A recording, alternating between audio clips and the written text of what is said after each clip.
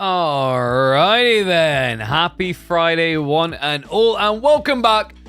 Hopefully, the week has taught you the importance of these moments, of these post-clarities after we crown a champion to start again. But before we start again, to also make sure that we figure out who is the second place loser. Well, second place loser in the logic of bronze is second place loser.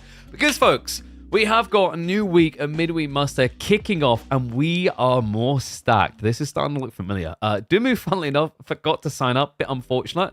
But in his place, we have padded it. We've got Lucifron back in the Midweek Masters. Anatan is going to be back in the Midweek Masters.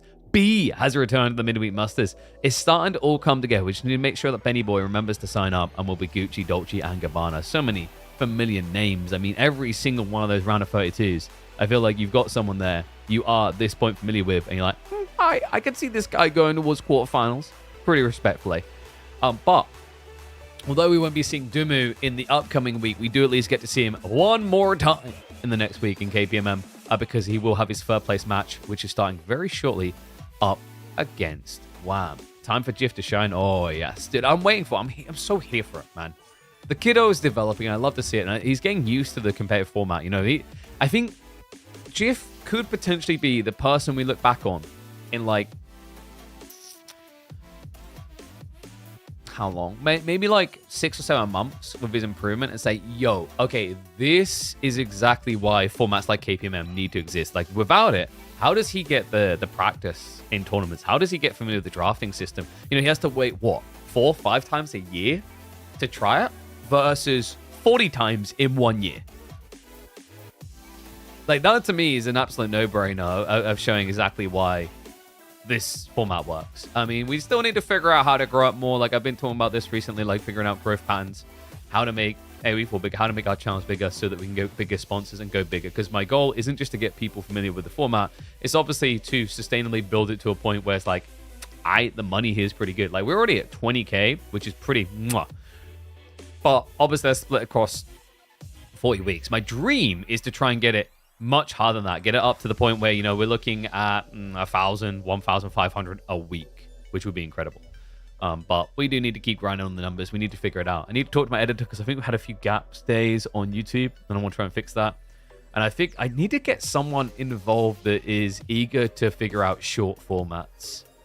Shorts is like the way to go next, right? I want to try and get that sorted out so we have short reels for YouTube, so that we have TikTok rolling. Because you never know when you're going to find the peoples. It's a little bit weird on TikTok because I haven't done any of that type of content. The live streams are a little bit... Some people come and go and they're like, it's cool to see them. But it's weird because I noticed when I streamed Battlefield, Battlefield will get 1,500, 2,000 views for the stream. Whereas AoE4 will get 200, 250. So it may just be the audience isn't there. But I would like to be able to find someone to explore it with to see if it's possible. Boo? What do you mean boo? Why are you booing? I'm giving you games. You don't want games? We're going to have games. You understand what games are? Maybe you understand what physical games are instead. Such as this physical game. You guys know? You haven't got long if you want to get your hands on this. If you want to early back, I believe they are into their final week. They are closing on €1 million raised for this. And remember, the quality of cards we've seen here is only the alpha. This is preprint, right? This is as crude as it gets, and yet still, so many of these cards, I love the Blast in particular, look sick. Remember, guys, exclamation point heroes if you want to check that out.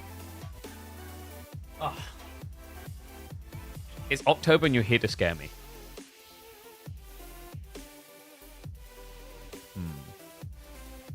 you could send me your English replays. That would probably scare me. You're ready to say harsh, but true. It's okay to admit it. You're like, bro, but also, yeah. Okay, so I think we just wait for Wham to wakey upsies. He should be here in a sec. Yeah, Wham is here. Fantastic. Guys, we're also getting the schedule rolling in. We've got a bunch of people scheduling their time. So I think later today, we potentially have Myriad. We might have Modo versus Tiger. We're going to probably have maybe some Anatan up against Hussain. We'll see how that one goes, and we schedule in. So really cool to see. Bit of a shame that Dumu forgot, man. I feel bad for him, but like someone in his stream was like, yo, can you just like maybe, I don't know, can you just add him in? I was like, no, I can't. Because the problem is if we add Dumu in, it shifts the entire bracket around and screws up everyone else's like seedings. So what would happen is like basically you'd have a situation where all these people that have already been organizing, and God knows sometimes it's hard enough to get people to organize. We were delayed last week on the schedule. Would then be delayed more. So I just couldn't do that. And I couldn't slot him in against one of the people that is already through to the round 16 because that would mean putting Dumu against either Vortex, Lucifron, or Louis, which is fair on nobody in that process at all. So yeah, it is what it is. Dumu will just have to sit on the sideline. But like it's a learning moment. It's just like, you know what, I think it's like the positive / negative reinforcements. Like if you get to do something and there's like a repercussion, you miss out on the fun of it for a week, it reminds you to do it next time. It was also like, I think I even said in the chat, my concern is like, even if I did find a way to allow for Dumu to slot in there, like what would then happen is like next week, someone else would just take the mic. They'd be like, oh, wow, KP just lets anyone sign up late. I'm going to sign up late. Hey, KP, can you add me in? And then it's like slippery slope type thing, right? And yes, B is back in playing, as is Anatan. Lucifron is also joined in. Yeah, we're pretty stacked, man. Like, what are we missing here, right? We're basically missing Marine Lord, and Dumu would be the main ones. Like, outside that, obviously, there's people like CSO, whatever. They don't really play as much. Even our old man Kilyadi has returned. Retirement over. NA all the way. No way. Oh, and Poppy Paw, of course. Poppy Paw is the other one we're missing. But we know we're never going to get Poppy Paw. Marine Lord is clearly too scared of his title being snatched away from him. It's understandable. I mean, it's the best of 7, so it counts, right? So, you know, in terms of people that, like, we might expect we don't get, Poppy Paw is, like, the main one, but it's because he's got a job now. It's understandable. I wish there was a way we could cater to him there, but it's just not possible. And I think he fully understands. He doesn't expect it of us either. 1 second.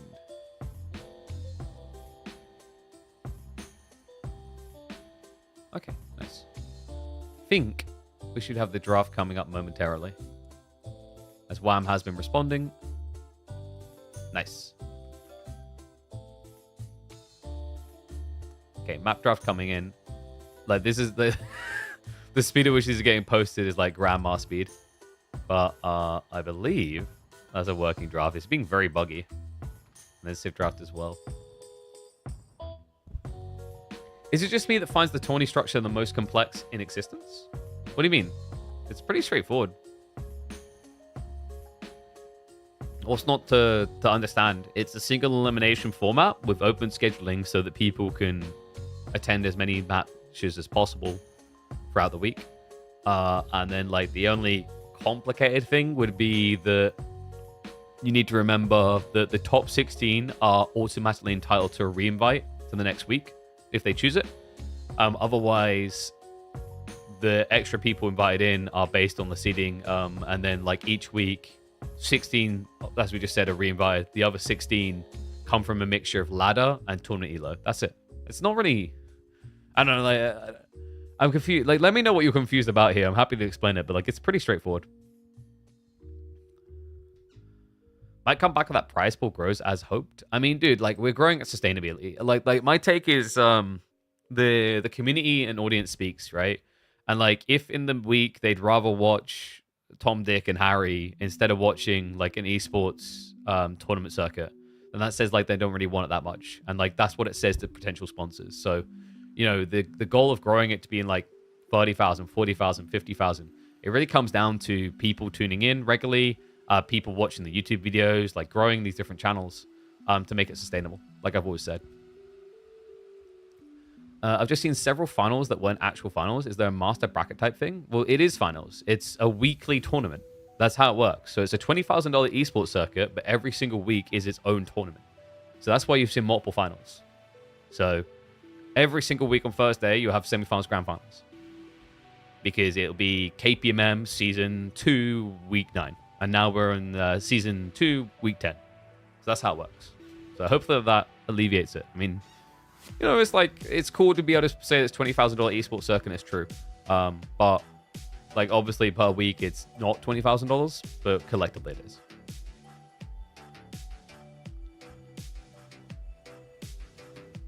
All right. Draft coming in. And Lancaster, China, both not allowed. Yeah, wait, what? Rus in Japan valued over China is kind of crazy. But then again, like map poll, I guess, like with the opening map in particular of Sixfold Crossing, I don't know if I'd say China's that useful. Because China thrives in maps that have good pro scout opportunities, and it's just not there. And no problem, DC. Yeah, so like remember, every single week, and this is why it's worth tuning in, because honestly, like the grand finals, especially yesterday's, man, it's proof of it. Like, we regularly deliver, like, what you get in S-tier tournament. The only thing I say that's a bit weird about yesterday's grand finals is obviously, like, individual games. Some of them were quite quick, but I think that's just the current meta. But, like, in terms of the quality of games we're seeing out of a lot of these players, you know, we have a lot of grand finals that go to 7 games full, which is pretty sick. And all featuring top players. Oh. I feel a bit gutted I didn't play Anno longer yesterday. Maybe we'll try and find some time today. I'll see how it goes. I think today is Olden Era. Maybe we'll revisit Anno. I don't know if we'll do like a weekend stream. I don't know about that. But like the thing for me with Anno is like yesterday I was just not feeling well. I feel a lot better today. I basically slept in really, really long to try and, you know, recuperate. Because I had like nausea, headaches, everything. I was not feeling good. It was a rough feeling. Which is a shame, because I actually was enjoying Anno. I played it a little bit off stream. I started a new campaign, not to ruin the one we were doing. I played it on the hardest difficulty. I'm kind of getting wrecked because I'm still on my starting island because I didn't manage my money quickly. But there's some really cool changes they've made to Anno with 117. Like, for example, there's values on production buildings that give certain perks. For example, increased income, happiness, or fire risk, whatever. So now there's this cool situation where it's like actually worth putting some of your production buildings inside your civilian areas. So that was really cool to see. So like once I figured that out, I was like going from in debt to making like, you know, negative income to making like 500-600 plus. Try Factorio? It's digital crack? I mean, like, calling digital crack's not like a sell point here, man. I'm a content creator too. I gotta have an arc of success. Battlefield 6 is like digital crack to me right now. If I go and play that, like no one's gonna watch. Pepe hand. Why are you trying to addict me? I wonder where in the rankings Beastie will fall if he returns. I don't know. And honestly, if he doesn't return, the scene will move on and gaps will be filled, right? It's reality. And for him personally, like I've said before, you know, if he doesn't figure out the issues he has, then it's not worth him returning, would be my opinion. But obviously it's up to him, because it's just not a healthy way to live. But yeah. Anyway, draft complete. I reckon game number 1 here is Dumu going to go for Knights Templar or Byzantines? Maybe Ibids. A lot of variants we're seeing in Sixfold Crossing. I'm not sure what the exact answer is of like the goated Civ yet, and that's good. I love that. Love that when we're still only everyone's figuring it out phase. It's really promising that way. Why is okay? AoE4 is being very weird there. Let me reattach it to the Age of Empires. Boom. Is that Heroes game self-contained or is it CCG? Well, remember what CCG stands for. Do you mean can you add decks to it? You can. So like it is technically a TCG, but like maybe CCG was the term that you're correct with. Like they told me that there's a different acronym for it, which is technically what it is. Because it's not like gathering Pokemon cards where you don't know what you're gonna get in the pack. You will buy Necropolis or you will buy Castle, and so on and so forth. So you know what you're gonna get in it, and then from there you can build your decks. You can also relate your decks. So for example, you can combo 2 factions together, so you can be Necropolis Rampart. which is pretty cool. I love they had that detail in there, because it's like, it's something we do in HOM anyway, unless you're like one of those extreme HOM purists. So it's already something that people love to do. And also it just gives a lot more hybridization of what you can do with your decks. I think up-and-comers on the scene, I feel like everybody who seems to be in S tier, or A tier. We talk about a few this week, right? Like, Mia Mike is always that one that you never know. Voldemort, of course, has been rising up the rankings. I think Mahodo's got to figure a few things out, but could go the distance. MSN, maybe, like, you know, the crop of tomorrow. And then, like, GIF is the one we were just talking about, where GIF, I think, has the potential. He just needs to find a way of tapping into it and getting a bit more familiar with the competitive formatting. But he's going the right way about it, learning all the other civs. But yeah, like, obviously there's known quantities in there besides that, as always.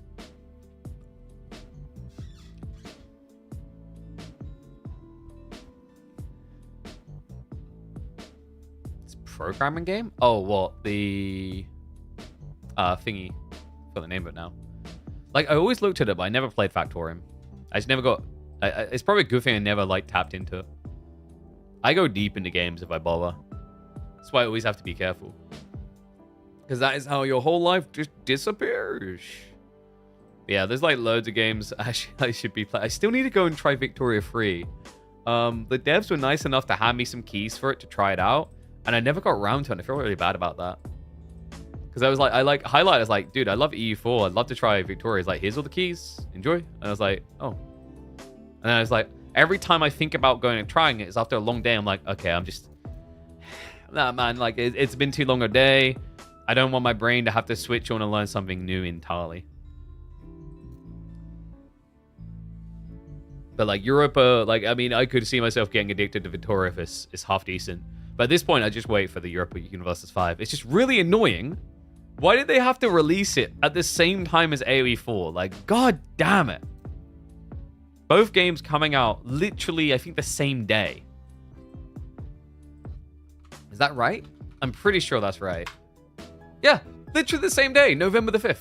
So I'm like, what do I do here?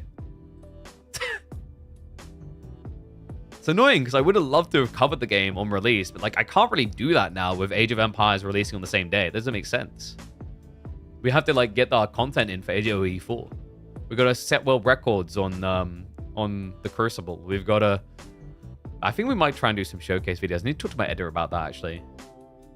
I need to bump him and make sure everything's right, because I feel like it's been a little bit calmer recently. And not a good way. So I want to try to ramp up that on the YouTube side. Maybe it's worth having like a second person like dedicated to editing the videos, and then letting him focus on the optimization around titling, thumbnails, etc. I don't know. Too many cooks in the kitchen, maybe. It's kind of tough. EU4 is intimidating? I don't think it's that intimidating. Then again, I tried to play EU3 before it and kind of got familiar with it. So like EU4 was a simplification in some ways, especially at release. It was easier to grip. But like CK3, I never got around to trying. CK2, it just didn't attach me. Hoi 4 I love though. Hoi 4 was great. But like Hoi 4 is, of all the ones that could be, you know, let's go play multiplayer and let's go deep, that is the one. That is the one that like has the stay. I'm hoping Europa Universalis actually does something about that and makes itself a lot more viable for multiplayer. Because while you can multiplayer, I've never felt like it's the focus point of it. Alright, the boys are ready.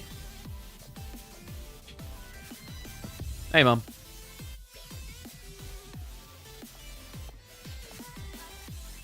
We've got KPMs week after week, Hussain. What do you mean? Alright, here we go, guys.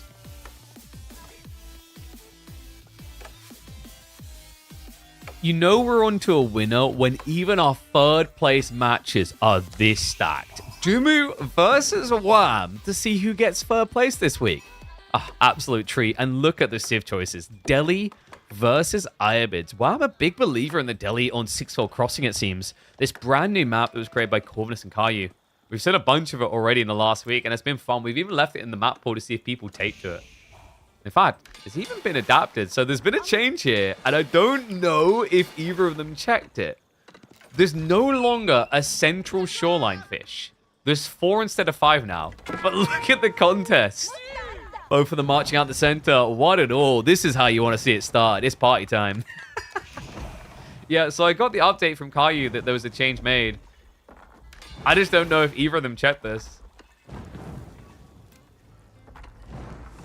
Because, like, the way that... I mean, Dumu must have known, right? He dropped the dock exactly where it would have been. But this is a little bit tricky now. Like, you can try to build fishing boats. You can't keep your villager around long here, though. For Dumu, the problem he's going to have is, like, over time, the scout and the villager could burn this down. Because, remember, the fishing boat that Wham's about to produce will have an attack. I feel like it's something a lot of us forgot with the Delhi, that they actually attack with boats. Because it's so silly when you say it like that. Yeah, very powerful play for them, actually.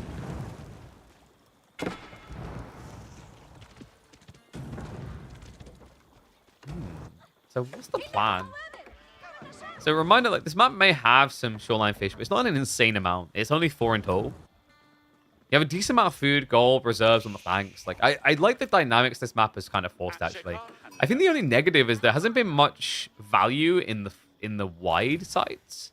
But that might just simply be because we haven't got deep enough in games. Like, maybe a point of interest or two here could change that. I just don't know which ones you do that wouldn't just encourage Dark Age in a maybe cheesy fashion. There's a lamb. He's going to keep poking the dock, but Dumu's already solved for that. I like this solution. Remember, it only costs him 75 wood to build a second dock. Like, every dock for Ibids and Abbasids is half price.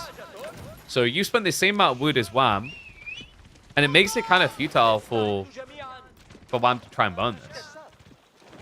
Yes, Dumu takes the east side fish, north side. He can take west side as well.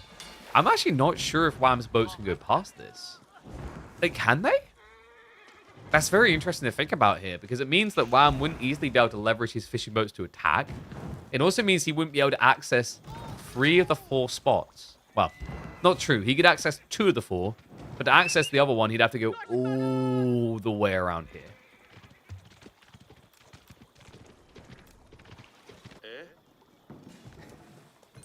Oh, wacky start. All right, let's speed this up a little bit. Oh, just remember, we didn't have predictions up, did we? Let's get predictions for game 1 underway.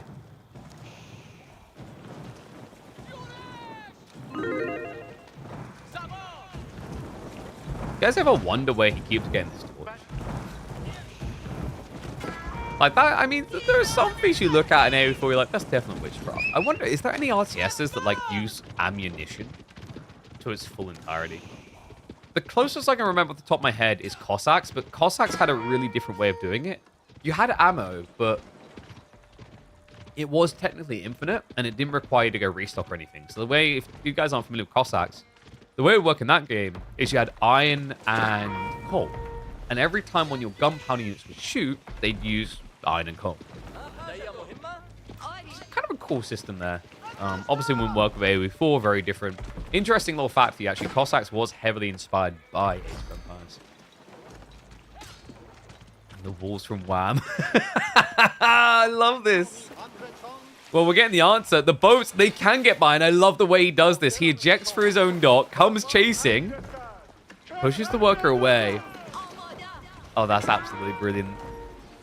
We just got a clown fiesta with the wolves here. Man, Wham has been cooking with this deli idea. That is fierce. And now, oh, wait, he blocks off the boat.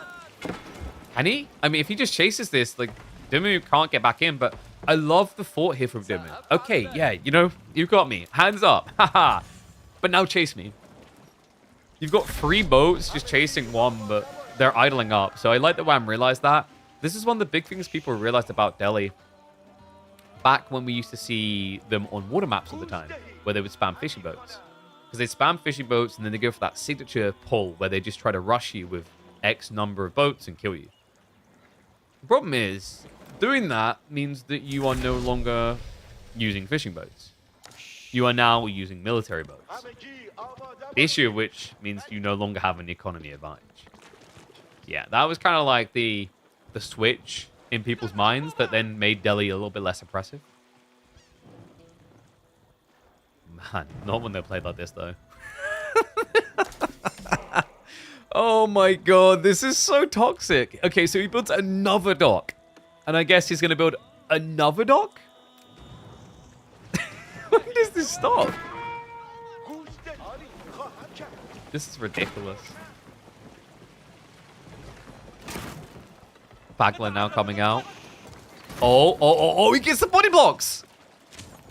Okay, that's sick. But wait, wham. He's just going to repair through it.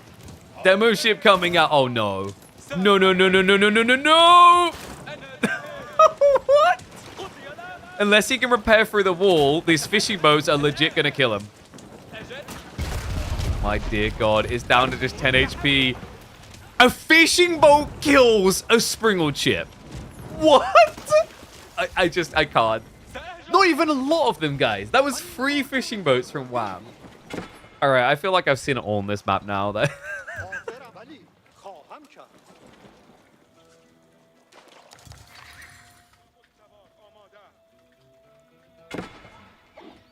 Unbelievable.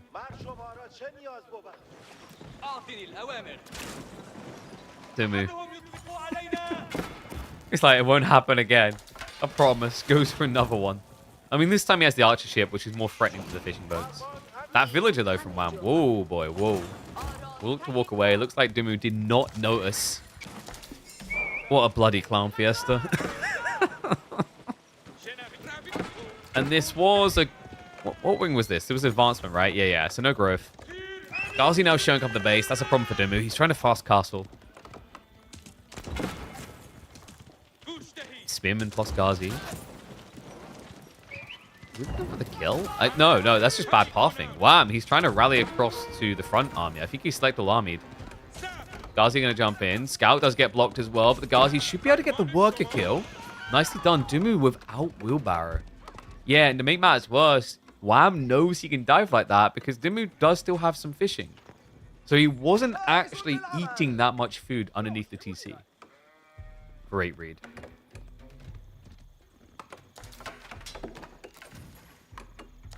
And this one's called Sixfold Crossing for anyone who wants to try it. We've been trying to convince the map creator to change the name to Hourglass. But he's attached to his previous map that he made called Hourglass that does not look like an hourglass at all. I tried to tell him this. He didn't work. Dock being burnt, though. Is there hope for Dumu? Because this looked grim, man. Like, the problem he's got right now is how do you age up? You have to build more military units. Your gold just keeps getting harassed. Great grab there, though. Wham. Careless with the Ghazi. Ends up losing one, but in response, look at the workers. 2 more going down here. Chiefs are going to come out. Wham tries to weave his way through, but will get denied. This just feels like a very slow death right now for Dumu, doesn't it? He's finally reinvesting the food. He's realizing this was just a little bit too greedy. It's crazy as well. Like, an outpost on this probably would have solved all his problems. He could have walled the backside, shoved the deer in, and then outposted the gold. And then Ghazi doesn't really work at small scale. And that would give him his bream room to tech up. Instead, now he's mobbing Spearmen.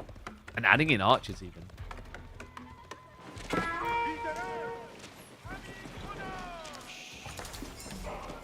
Sanctity now on the way. This has been the weird things about Delhi playing like this, remember? Their tech speeds suck. Because they may still go Dome of Faith, but obviously they played a longer Dark Age. And then, on top of that, their first Scholar isn't even in their base. The first Scholar comes out in the dock, remember?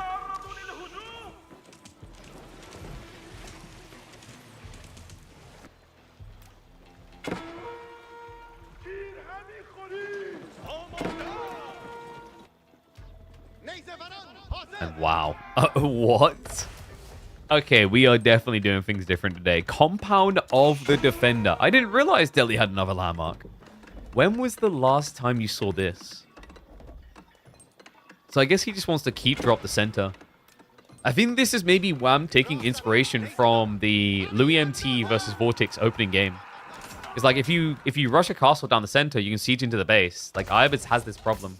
They can't snake a landmark elsewhere. They're all here. Stone walls? True. Of course. How could I forget? He can build stone wall towers. I don't think that's where we're going. I don't think I even like your thought process. I appreciate it. I acknowledge it. I acknowledge your thought process. There we go. I don't want to encourage you is the problem.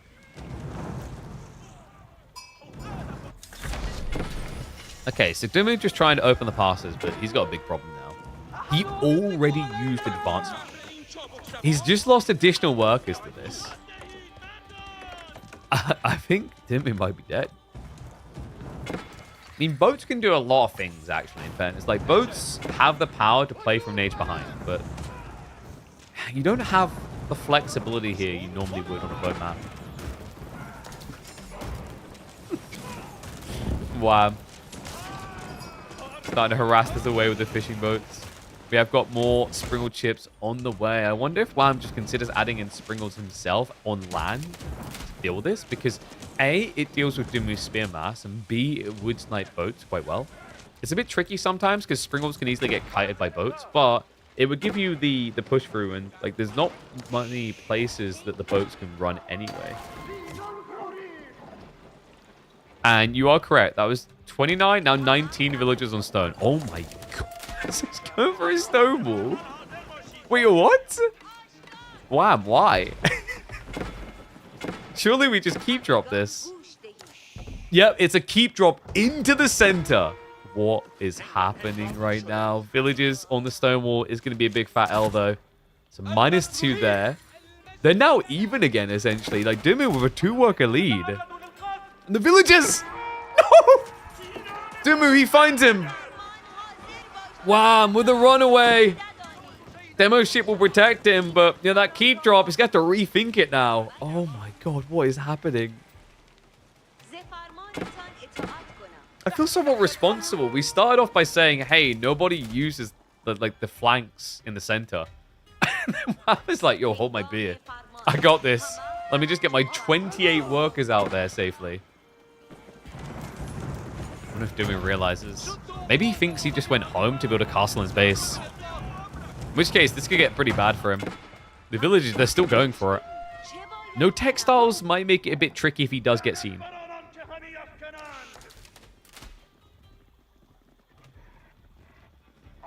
This might be the weirdest game of Sixfold I've had.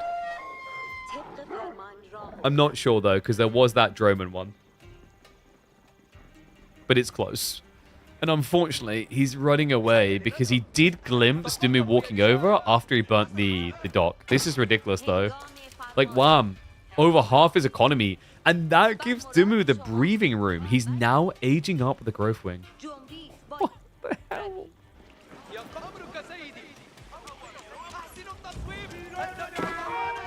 Dumu's like, okay, I guess he's not trying now. Relic on the way back. Villagers to start the build-up. And Dumu, if he just looks right now, if he gets like a little tingling, little spidey sense, that's all it's going to take. But it doesn't seem like he knows. Unbelievable. So wham, it took a century and a half, but we will indeed see the castle drop. Man, I don't even know if this game's going to be boats, about fishing boats beating bagglers anymore. It's developed into so much more than that. Burnfruit coming in on the outpost. Tech up to complete in a minute, but by then, Wham could end up with 4 of the 5 relics. Yeah, central one not really feasible with the boats guarding, but the one on the east side, you could definitely see happening. So Dumu's just got to kind of spread wide and guard well. Build Wi-Fi by castle and put relic in there? Nah. Because, like, if you get seats in the center, which is feasible, you don't want to have relics left out here to be given over, especially to Irobids, a Sith that loves them. He knew he could get back because Dumu was guarding center anyway.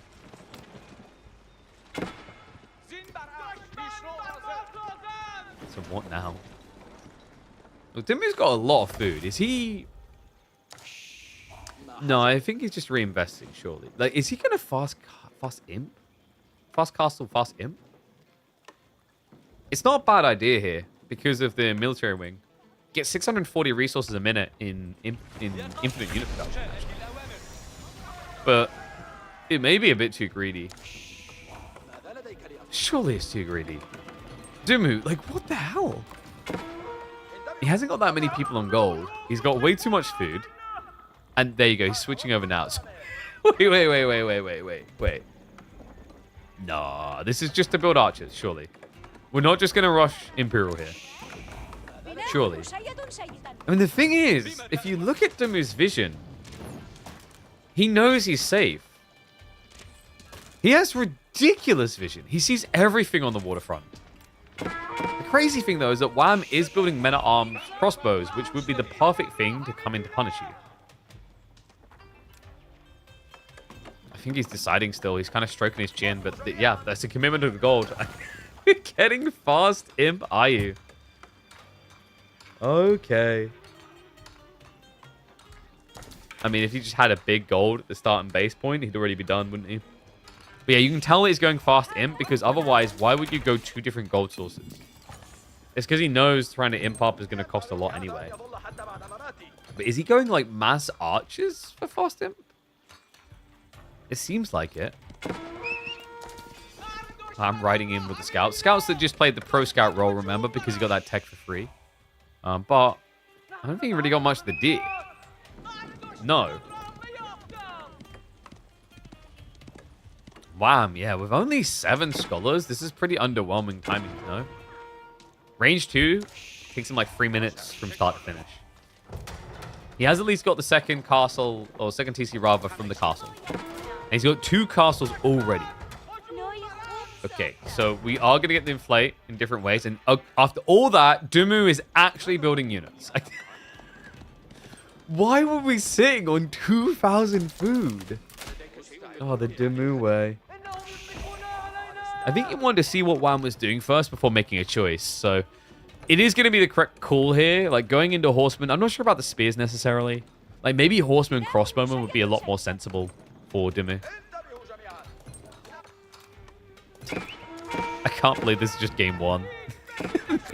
This is why I love new maps, though. I don't know. I think maybe some people will disagree and they prefer the perfection of like, wow, they know Dry Arabia so well. I prefer the anarchy of trying to figure out the puzzle. It's much more impressive to me to watch someone struggle to solve a complicated issue than for them to, by default, just do the resolution with no issue. You know, like I'm planning to start a climbing channel. And this has been like a big take for me, is I'm not a great climber. I'm okay, but not great. Nowhere near great. It's like, what's my fault there? I think a lot of people, like maybe I'm wrong about this again, they'll dig watching someone that's more relatable. Now, I've watched a lot of Magnus Smith, I love that guy, but watching him climb just makes you feel like you're irrelevant. And it's just another skill set, really, watching these players figure it out on the fly. It makes it so impressive. Wham, now going to be going for Imperial. Dumu, after he reinvested in the castle, after he was the first person who looked like he was going to go Imperial. This. I don't prefer Anarchy. I'm a CS2 player. Set map pool. Pros know what to expect. That's BS and you know it. You're from NA. Do I need to bring up Stewie 2K? Come on. The game that you just referenced contradicts it. The beauty in that is actually sourcing chaos amongst the order. When there's the expected play and you flip the script, you get an advantage. Because if people expect chaos, they prep for chaos. But when people don't know chaos is coming, that's when you bamboozle. What on earth is Wham doing? What is that? No, surely not. How's the Sultan just completed? In the meantime, Wham is trying to castle drop Dumu's berries. That should not work. Moving in towards the castle. Wham backs off. He's got 2,000 gold. He doesn't care. Got scouts watching the east side. I think he's maybe contemplating going over that way. Drop 1-2. But here we go. Goes in for the castle drop. I mean, surely, like, this is silly. You see him. He sees you, surely. Wham, just showing us how powerful the green camouflage is. Dumu doesn't know what's happening. Or does he? Horseman now coming through. The villages, the ships are going to get pulled. Wham. I mean, I guess we're just committing now. Surely not. Second horseman arriving. They're not actually dying that fast. This is getting weird, guys. This is getting really weird. Dumu, no. No, no, no, no, no, no. Okay, Wham cancels it. The final horseman wave was enough. What? I can't believe he committed that long. So, denial on the castle. But Wham did cancel it. He still has the stone. He still has 3 castles already. His economy is inflating at a crazy rate. The big challenge next is going to be farms. Yeah. And I mean, both of them have to worry about that challenge. Castle's going to drop on the west side. That's denial of central resource control. And Relic spawn and split in the end. I mean, it's a free tour. Plus Dumu having double Sacred Sight, so he's coming back well here. His army size substantially larger. The Horseman wave is smart to deal with the mammoths with the elephant plan. And he has the answers.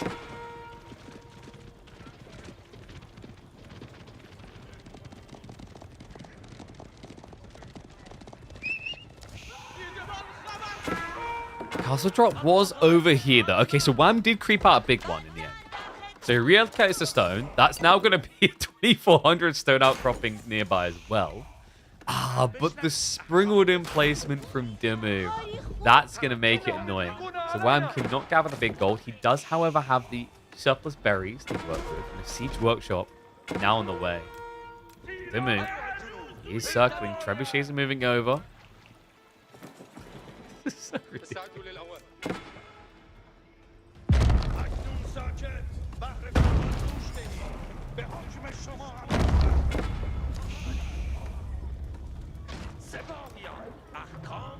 You think it's unfair to pros who put so much time in learning a particular map, all the complexity, then a week before tournament boom, new map.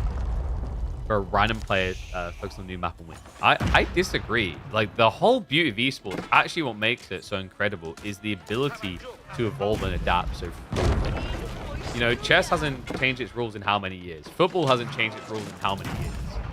Even Counter-Strike, like the example given earlier, has changed its rules or changed its maps in, you know, year to year, etc. So I don't know. I disagree with that notion. I think there's just as much skill in identifying and adapting. You know, it's and RTS in particular have always had this like iterator versus innovator. Was it iterator, innovator? The whole idea is people who find new things versus people who perfect existing things. It's 2 different skill sets, and if you don't balance out both, you actually get a completely mundane scene.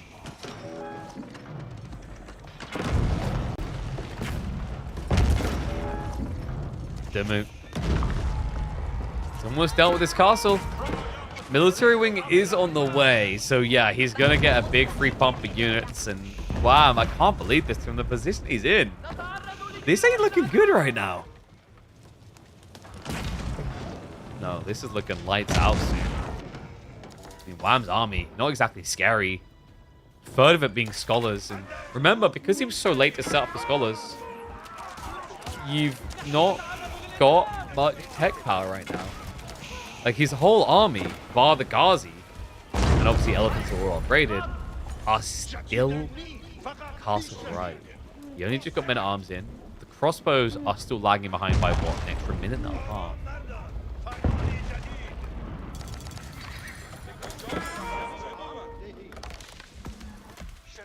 CS2 never rarely changes. I feel like it changes enough, though, and the players evolve enough. Like, the meta changes because of the players, to be fair. And then also, to like counteract the argument further, look at another bunch of very successful esports scenes. League of Legends, Dota 2. Perfect example. Metas are there to be evolved. It's one of the best.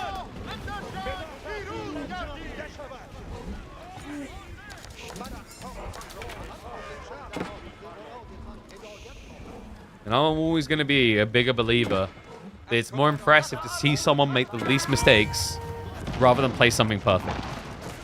The more challenges to overcome, i.e., it's like a different POV on how we look at things. Like, that's why I'm always a big fan of team esports, because a team esports is people trying to figure out and overcome failure points, versus like a 1v1 is where people are very much focused on being the best and, like, you know, everything's within their grasp. Different approach.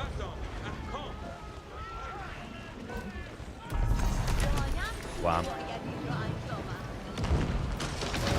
Oh, we've got Zebex? Not just 1, 2. He's scaling this now. Dumu with the big boy cannons. However, the decap has ruined his win condition. The clock has stopped. Is the sun about to set the Ibid Empire? Or is the fleet going to carry him through here? Dumu stop hunting reserves again. But wham, as time goes on, we know what's happening here. We've seen it over and over again. Elephants and how they scale. Tower elephant count getting up. The Sultan elephant count getting up. Is it high enough to put everything Dumu has mustered down? Right now, it seems like the cannons are actually providing a reasonable answer to the problem. He builds his own Zebex. He's like, oh wow, these cannons they're pretty good, but he can't get them out. Yeah, he's pop locked. He's losing the dock. So Dumu says, oh, no, hold on a second. This is my thing. All right, get your own idea. Oh, looks like we got attack pause.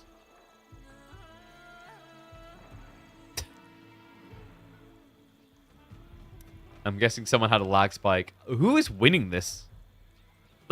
This is so hard to actually call right now. There's farm transitions now coming in. So Dumu, he's got, what, 20 farms? But I'm pretty sure Wham is deeper than that. Yeah, Wham at 25.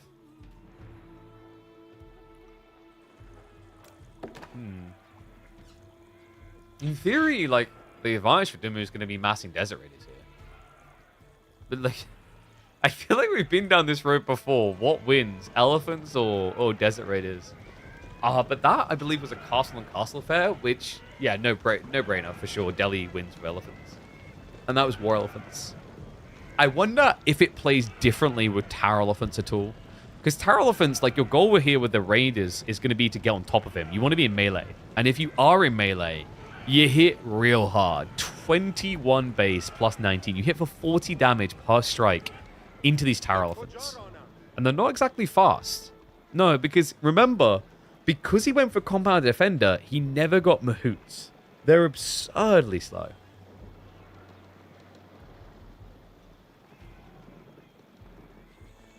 Whole capital ships are the best? Yes. If you go for King's College. If you don't, then no. Go for King's College, they get extra range, extra damage, extra health. It's a bit silly.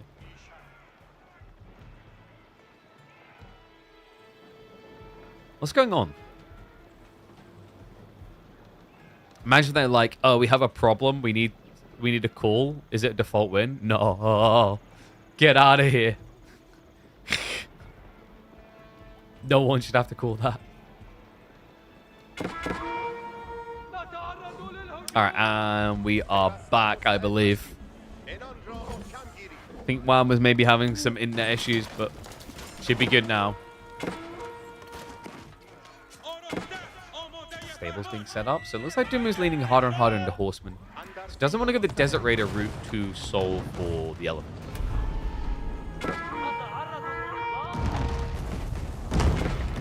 What kind of low elo replays we're looking for?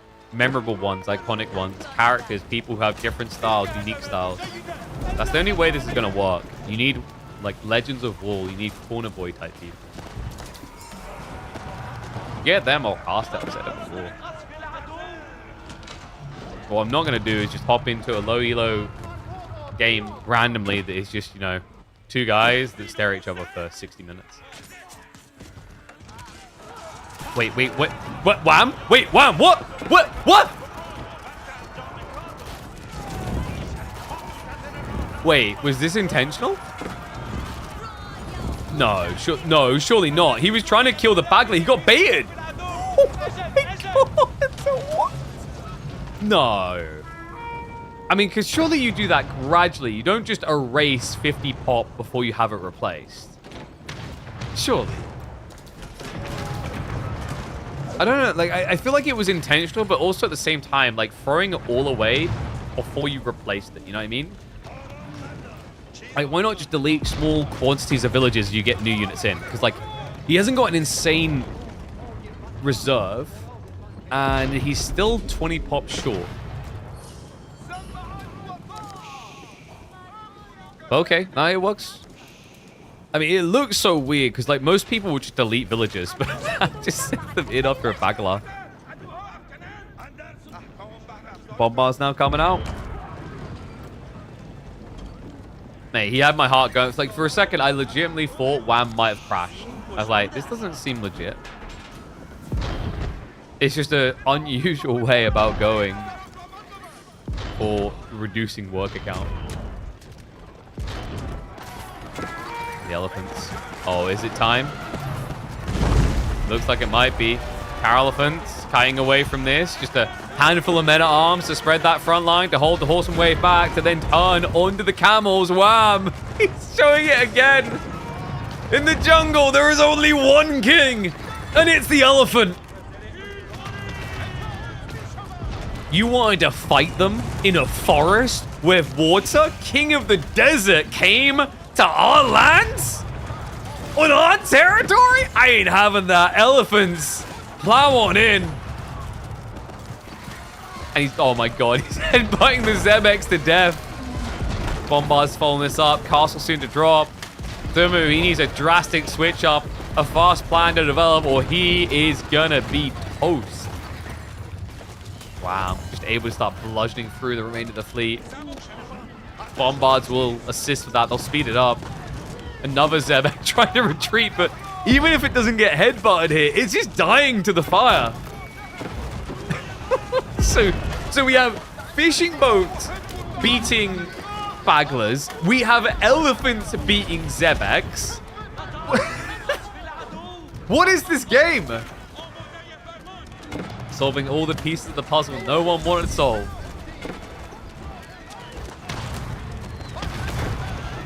Zebex, even with the siege damage, kind of irrelevant into the 900 HP. Yeah, please, hit me. That bar barely moved. Come on.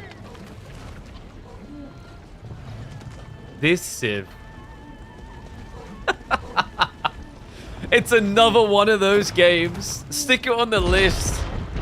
Make a Reddit thread about it. Mold a bit more about the Delhi dominance. If they get to this point, what stops them?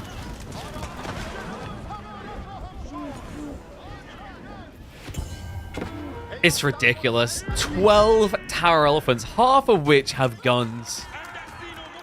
Horseman raids onto the flanks to catch the villagers. Dumu not even reacting anymore. He's going to hemorrhage a bunch himself.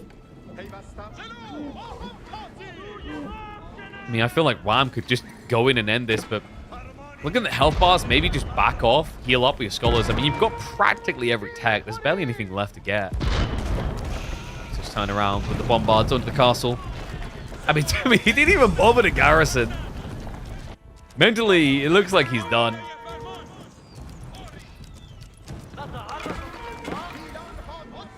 Guys, I'm telling you, when the elephants rise up and become our overlords in 2150, remember this moment. Like, we're training them. They're going to see this footage and be inspired by them. It's basically Planet of the Apes, the Elephant Edition.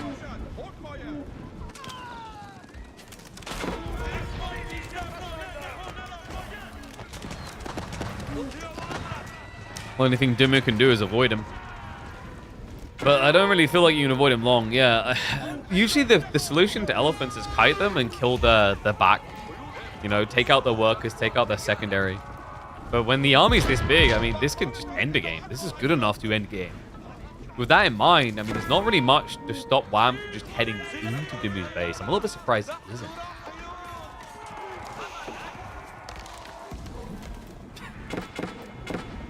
What's he doing? It's almost like he's on a spiteful mission to delete all castles. Like, you tried to take my keeps from me, Mr. Benjamin. I shall take them all from you. I mean, that's more. Actually, that's more of a dolphin slash whale than an elephant. I tried. All right, there you go, guys. Elephants are balanced. You found the proof. The army value as well. 26,000 to 13,000. talked about this, though. The Desert Raider wave. 17 bow damage isn't great against this, though. It's 14 ranged armor on Carol. So you need to get in melee. The only way you're going to beat him down.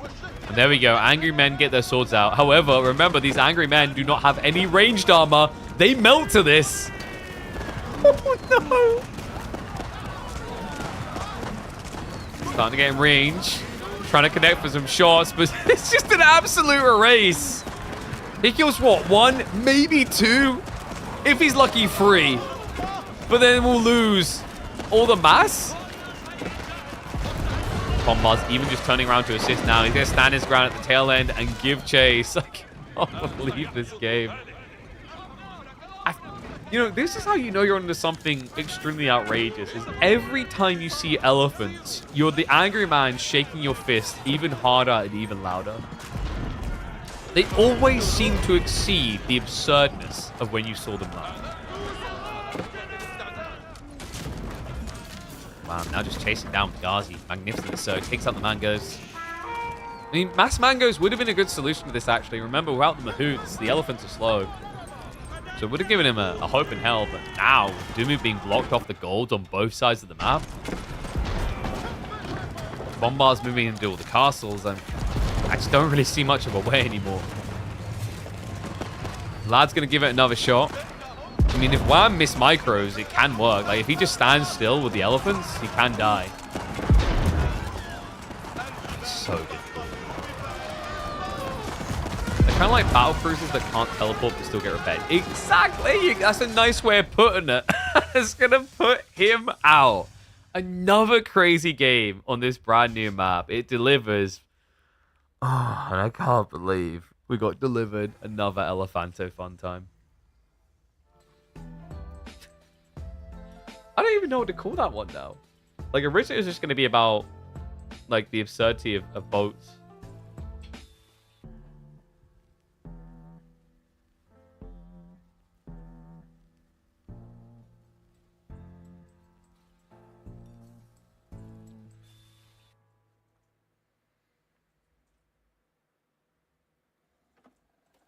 I just can't let you go. Lord knows that I've tried to. You said I was the only one. No one likes being lied to. You made this mess and left me with the pieces. What game? Now I wanna burn all the bridges between us. Oh, I was like, huh? This is the one.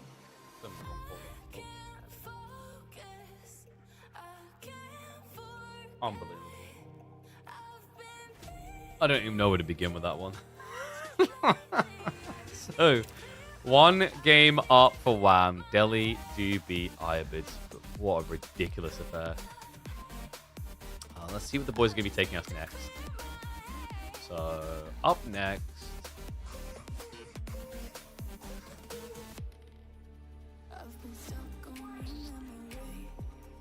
They're going Golden Heights. Okay. So Knights Templar versus what? Japan or HRE? That would be my guess, one of those two.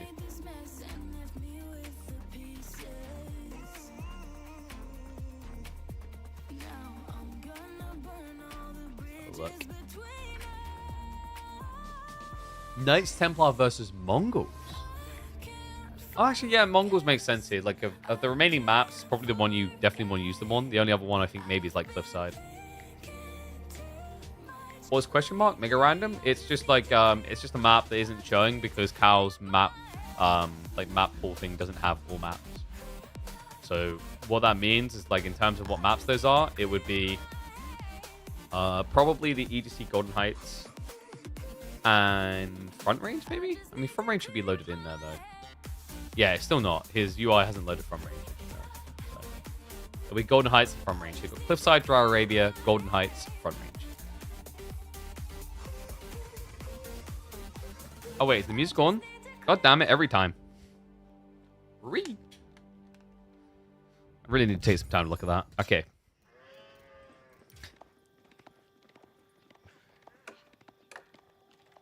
I can never tell if the pros loved or hated this map. I guess we'll find out after this one. Game number 2. We're in Golden Heights here for the third place decider between Wham and Dumu. And we're already delivering. The first game of this series, absolute fireworks. Perhaps we can get more of the same. Mongols versus Knights Templar on a map that features fishing. Mongols historically a very powerful civ here, but Knights Templar, the new kid on the block, the one that has got something to prove. Can they prove it here? Can they be the unbeatable force that they always have been on water maps? I mean, my thought here is if there's no sort of harassment to stop it, yes. Wham, he is gathering the wood up necessary. He's got 5 on the wood, 6-1 coming in, so this should be a Rax drop coming in momentarily. Let's have a look. Let's do the predictions. So game number 1, going to the Canadian. Possibly the most absurd game we've seen on that map so far. I imagine this time around there's going to be a lot of favorability towards Knights Templar, especially when they stop to do this. It is going to be a Rax first, not just a straight up dock drop. And it's going to be the right call because Wham himself is going to be Raxing. Yeah, of course. I mean, there's 2 possibilities here. He was either docking or Raxing. And I actually like Dumu's approach here in that he sent the worker out to check if his opponent was docking. When he knows he's not docking, he knows he's aggroing, so he has to build this. The reason that's really smart here is, like, especially with Knights Templar, they don't have to do the Walk of Shame. He could actually just hang around here with the Rax, chopping trees if necessary. That's a crazy advantage this civ has that no other one can brag. Yeah, Rax into straight up dock. Bam, the first double pump. This is going to be slow. Yeah, I think Dumu's fine with this. I mean, this is the crazy thing. Remember, while he gathers wood, he also gets a trickle of food. It makes it much easier to thread the needle into this Rax plus fishing play straight away. And it's interesting because you end up with surplus wood, but you're just going to put that to work into fishing anyway, while you gradually get the food in. There you go. Fishing boat queued up. And I imagine second spearman coming in a second. There you go. Just queued him. The Khan has no idea yet. Wow. Still fishing for a target. In fact, his spearmen aren't going across to the dock location. Wait. Wait, did Dumu trick him? No, he must have seen it, surely. Does he just assume the worker's going home? Or maybe it's about the gold? Oh, it's about the gold. Yeah, this is intentional. Gold and then wood. So instead of trying to deal with the fishing, that's a clever Clogs moment. Instead of trying to deal with the fishing, he's going to try to cut off the source of the fishing coming online. Right? So camp gold. Not dive wood, though. Wait, is he legit just going to wait for him to age up? So he's going to allow Dumu to have the benefits of fishing entirely. But because of the gold spawn, he's going to say no to letting you tech at all. I mean, I love this, but where's the worker is my only thought for Wham. If he does just outpost drop this, it's a disaster. This is rough as well. Unless he bulk spearmen and brings them home, he won't be able to contest gold whatsoever. It's a cool idea from Wham, but like, why no outpost? Maybe the issue with the outpost is it forces an overreaction that he doesn't want. Can you just send pilgrims to gold? No, because you need to get age 2 to do pilgrims. Yeah, for better or worse, you can't get gold through pilgrimages or marketplace until age 2. I have wondered for a long time if it would be an improvement to allow marketplaces in age 1. Definitely, like, there was some custom maps that needed it. For example, like Forest Nothing. Literally can't play it without it. Spearmen. I'm going to scare them off the wood line, but... I mean, the spears are here. Dumu has the number advantage right now. The tech up is coming through, and it is going to be a silver tree. Remember, this map is really good for trade because the trade posts locate between the 2 players' base. I mean, if Dumu just takes this fight with the villagers, he wins it outright. He could even body block off the spearmen. But he says whatever. He just goes back to chopping trees.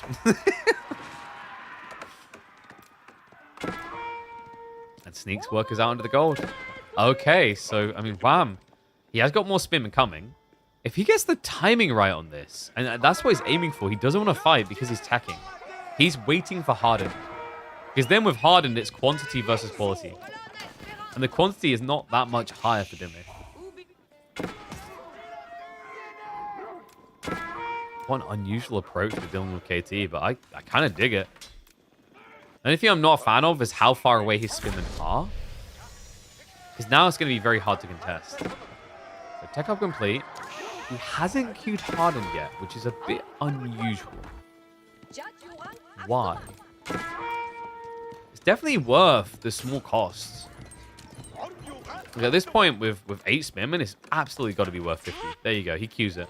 I think he just forgot, but that's quite the conundrum. Like, not queuing that straight away means prioritizing getting the archer range up, but could have done both, and it doesn't mean that Dumu now gets breathing room. Like, with no upgrade on those spearmen, it's not going to be a stopper for him. Dumu will get to feel Lich.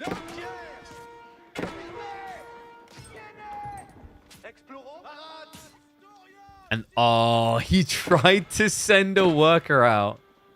Okay, but while he is pulling him away, hold on a second. He's creeping in. He will be seen for a fraction of a moment there. I don't know if Dumu actually saw that. He pulls back. Okay, so the worker cannot commit to the dock. That was close.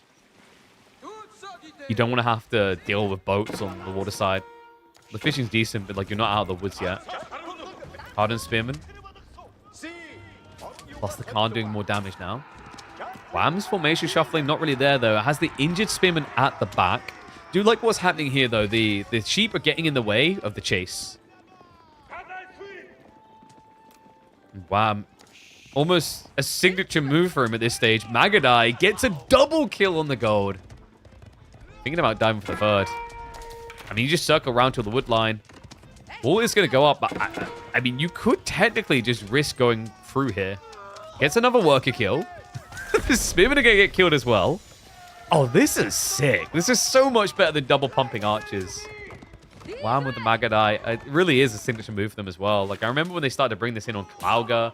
In the Pro Scouts meta, they were true believers in this as a solution as well to make Mongols good. Wham, on a mission to make Mongols great again. Risky move. Magadai into Knights Templar, mind you. You're talking about Civ. Is one of the best at pumping archers in the entire game.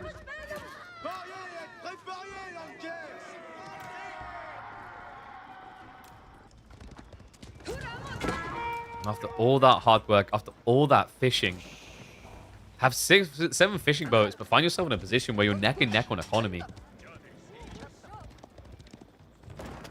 And remember, guys, this is Silver Tree, so it's not going to be neck and neck on economy for long, which is bad news for Ben, because trade is viable here. Desirable, even. I won't be surprised to see him queued up soon. But now it is going to be an opening of more aggression.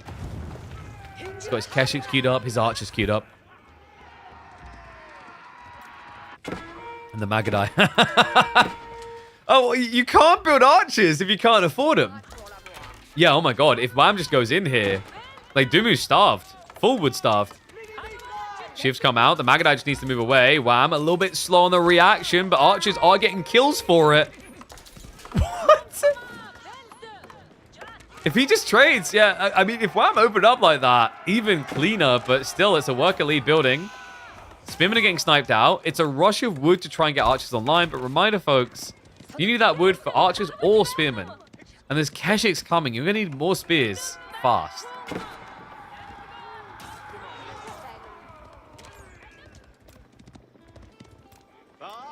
They said it wasn't doable. Knights Templar getting beat on a water map. Is it about to happen here? The way it's going to happen is crazy. Like, forfeiting the water entirely. Not your usual approach.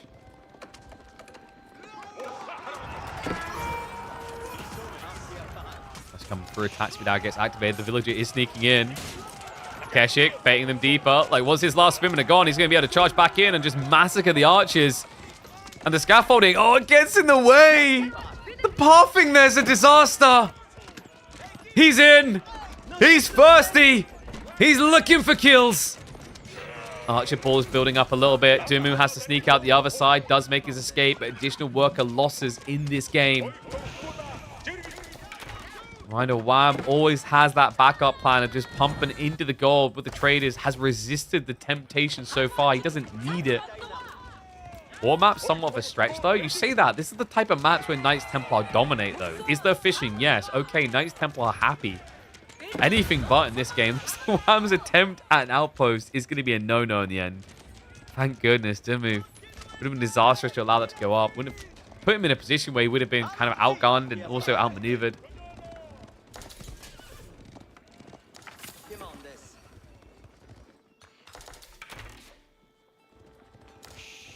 Oh, I'm sorry. It's more of a pond map, is it? Oh, I'm sorry. Is this like a little corner here for the water? Is it not big enough to fit your yacht in? I didn't realize we were trying to, like... I didn't realize we were measuring pond size here. Actually, technically, you'll find that is only large enough to be considered a local reservoir. Except for the fact that there's just water going off into God knows where. Archer's Keshiks. Ooh, good trade for Dumu. Follow-up's going to be better for Wham, though. Yes, the retreat does even them up. It's the Keshik factor.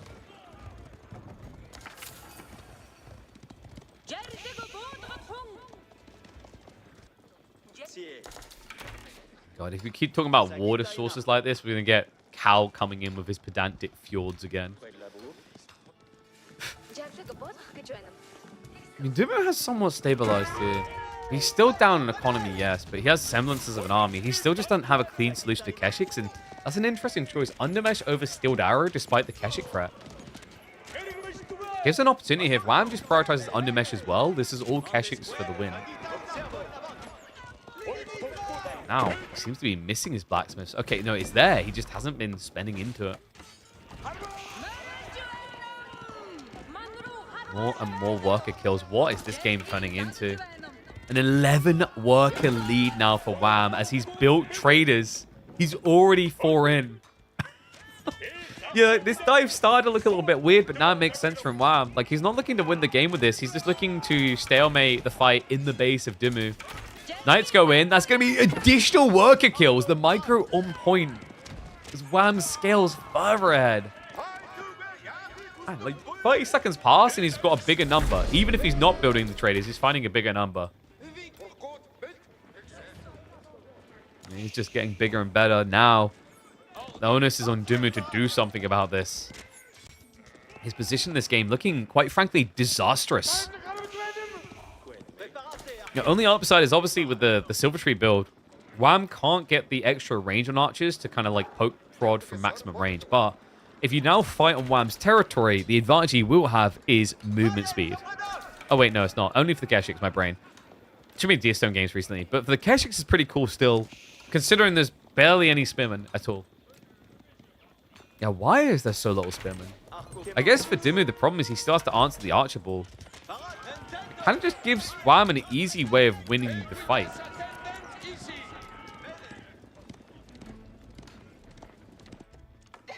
Second deer pack now. He's vacuuming through the limited food quickly.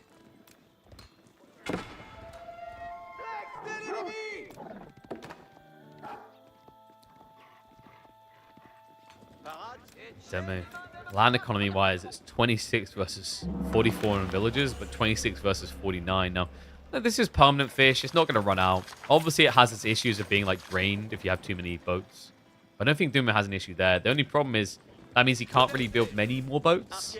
They can't solve for his grand issue anymore.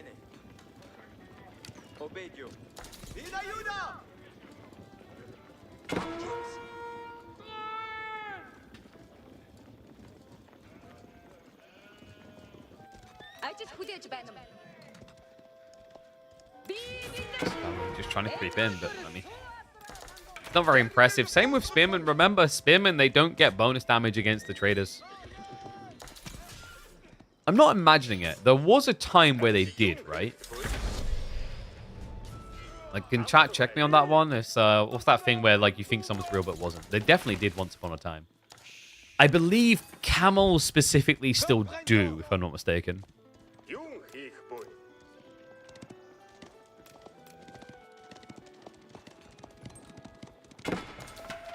Oh, Dumu, what now? Because when I said the onus is on you, I was not kidding. He's the one who has to do something about this. The trade is easily going to outscale fishing. And this snowball as well. Remember the way that Mongol trade works. You don't get to see it often these days, but it's the tiers, the tiering system. 5, 10, and then 15 to increase the amount of resources you're getting. You're getting different type of resources. He's about to crack tier 2 as well. And the charge comes in. The outpost not up. Dumu, he's not looking. He's busy on the outpost. Well, Wham gets busy in his base. 4, 5 workers going down. Nothing lost for Wham. Nothing truly gained for Dumu. The Chevalier are going to try to break through towards the trade site. There's already reactions there as well. Keshik plus the archers coming through. Wham. Looking like he's just going to be speed running this. I mean, say speed running, it wasn't easy. 30-minute plus game number 1. The matchup like this had to have him sweating as well. I love that we're finding players looking at this and going, okay, no. Nice Templar are not as broken as you think. There are solutions.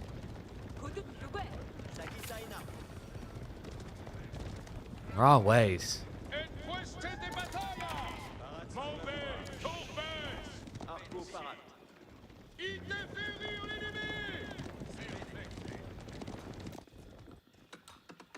Wow. Now to the 11 trader mark. This is another example of like how things are snowball. It's ironic actually because both sides have snowbally economies. So with the Templar, once you get one castle up, it just snowballs. Next castle, next castle, next castle. With traders, once you're at 7 or 8, it just it doubles in half the time, right? Triples in half the time. It's crazy just how quickly it accelerates.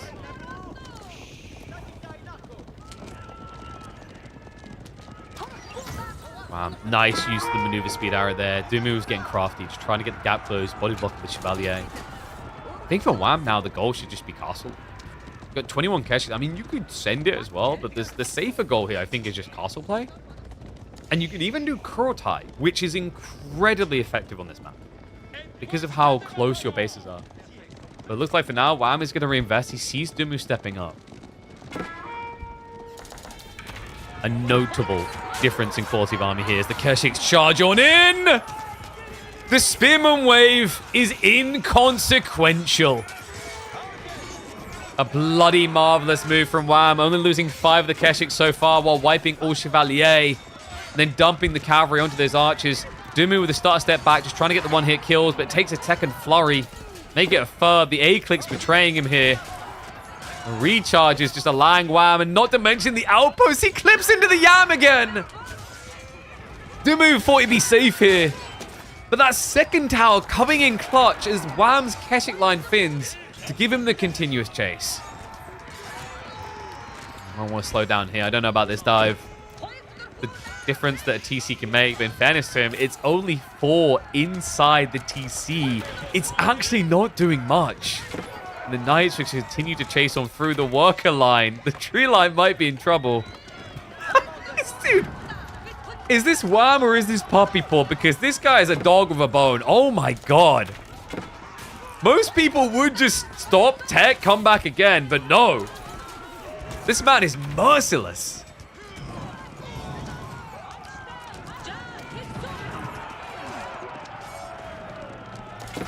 Archers.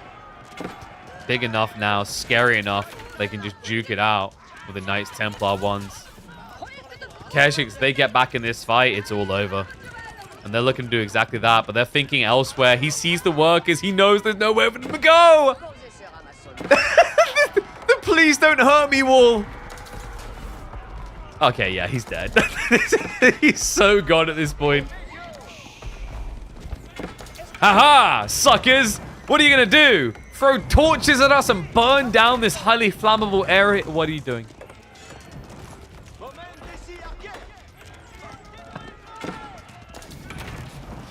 Oh, Benjamin.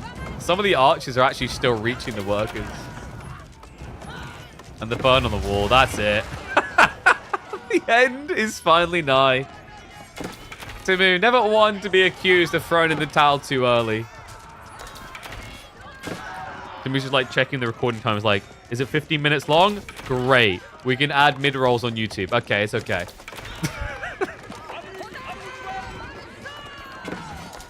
Letting Knights Templar fish is a ballsy opening. Yet somehow, Wham made it look irrelevant.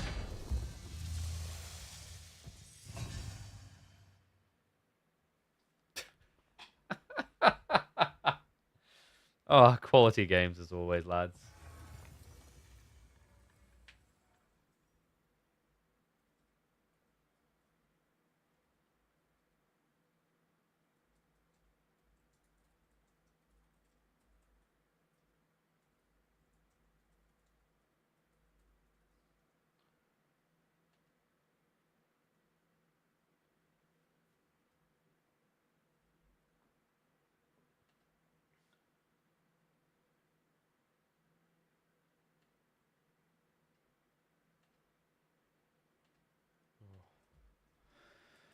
So, game number 2 to Mr. Whimsical. Left side win, left side win. Am I going to click right side win once today? Can Dumu actually muster himself back into this series? Is the big question mark looming. He's got a few maps left to do it. He's got Cliffside, he's got Dry Arabia. I think they picked Gorge as well, if I'm not mistaken. Was it Gorge? No, it wasn't Gorge. Front Range. They picked Front Range. So, where does he go next? Cliffside, Dry Arabia, or Front Range? Oh, did I mark H3 by accident? I did, yeah.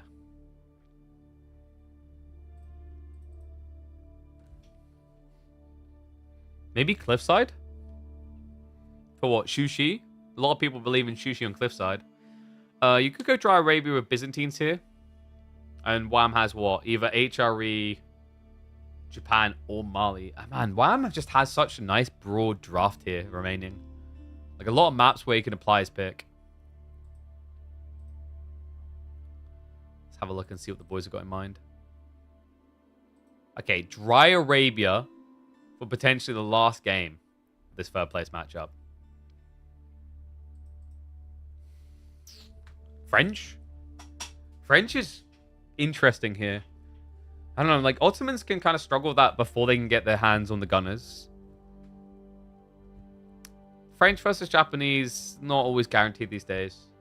But against Mali, I guess you can pressure. I think it makes them think twice about just spamming Sofa. Then again, not with what I've seen recently. It's going to be Byzantine Japanese. Yeah.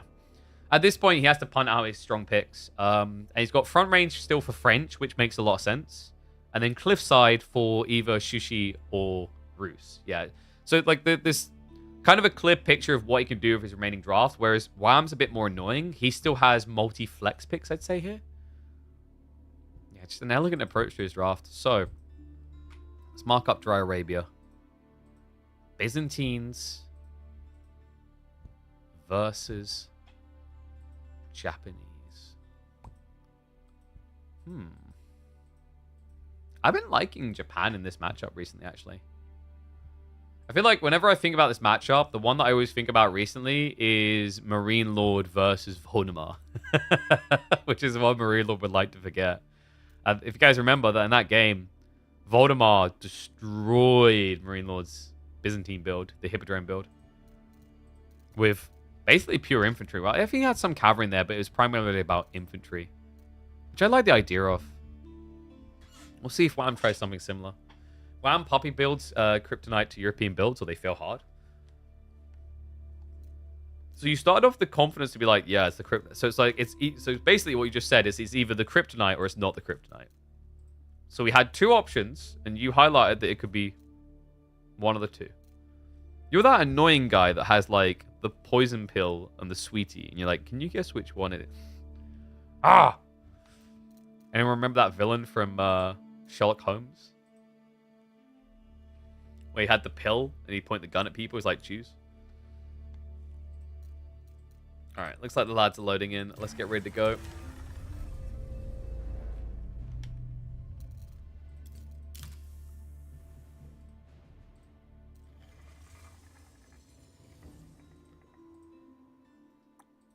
I'll get predictions up in a second.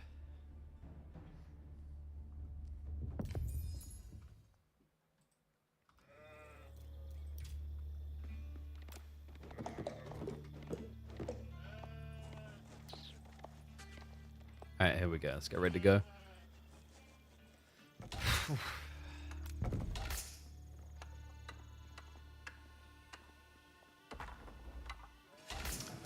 Well, as a Brit, I guess we still have the glory of the past centuries because the Canadians are putting us to shame today. Wham is leading. Dumu, now on his deathbed, trusts in the oil boys, all right? He's ready to slaver himself up, to shine that head bright, to see if he can come back against NA's champion. Wham with the Japanese up against Dumu's Byzantines for game number 3. We head into Dry Arabia for this best of 5 decider to see who will be third place for week number 9 of season 2 of KPML, our $20,000 esports circuit. It never feels bad to say that. It just feels better and better. This is going to be a cool matchup. I've started to believe a bit more and more in Japan as the weeks have gone on. I was just saying we had this incredible game between like Valdemar and Marine Lord a month and a half ago. They really kind of ironcladded it. It's like, hey, yes, you solved the cheesy rush to stop your Grand Winery, but Japan has answers too if they just play raw infantry. So let's see how WAM wants to try and approach this because we do not have a berry gathering opening. Dumu not interested in the Hippodrome here. He'll ignore the spear pressure. Probably because he doesn't believe that Japan's going to pull a villager necessarily. It is a pretty rough spawn to outpost rush, but also a good one. It's like it's a twister and a puller because it is berries and gold next to each other, but at the same time, you run into the issue of like you have to get around the back of this base to set up that tower. That can leave people quite often unsure and indecisive on the pull. But not WAM. Oh boy. It's coming. It's on the way.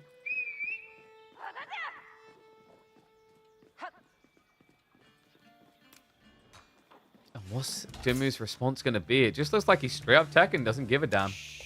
I mean, in fairness, when these outpost rushes come in, if you see it, you just pull the workers and burn it down. With Akratoy defense, it's very hard to stop you. Let's go for a little bit of fast forward, because I think we're just a few moments out from live. Just realized we're 50 seconds behind. So villager coming in, Wham. He's trying to hide the detail, but he already got seen by the TC in the Grand Winery. Yeah, I don't know. If he was trying to hide it, he would have went wider at the tree line. The worker's just going to move in. And... whoops! I don't know what you're talking about. There wasn't an outpost here. I didn't try that. Nope. Nope. Must be thinking of a different Wham. You probably are mistaking me for my brother. Yeah, Dumu just gets confirmation it's definitely still happening. So, Grand Winery complete. He hasn't pulled the workers, though. No. Samurai's also coming now. It's going to make it harder. Why isn't he pulling the workers? Actually, yeah, no, in fairness, that's quite crafty. Look at the location. This outpost actually doesn't do anything until it gets arrow slits. Well, rather, it doesn't stop the first 3 berries, but Dumu apparently ain't going to allow him that. No, he marches out, but the Samurai is a difference maker here. Bodyblocks come in. Akratoy gets activated. That's already going to be -1 for Dumu. He gets rid of the villager! 743 HP! That's a pixel difference! Oh my god, I need to hit up a bar after watching that bar. It's a cancellation. Wham! He at least got a worker kill to even it up a bit, but it doesn't really make up for it. No, because you idled your worker for a very long time walking across the map. Sure, Dumu lost one, but he lost one after having to walk for a few seconds to stab you. Good lord.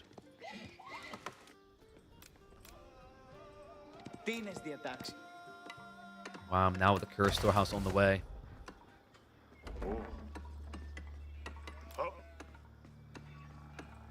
Even going out to the deer. I like that.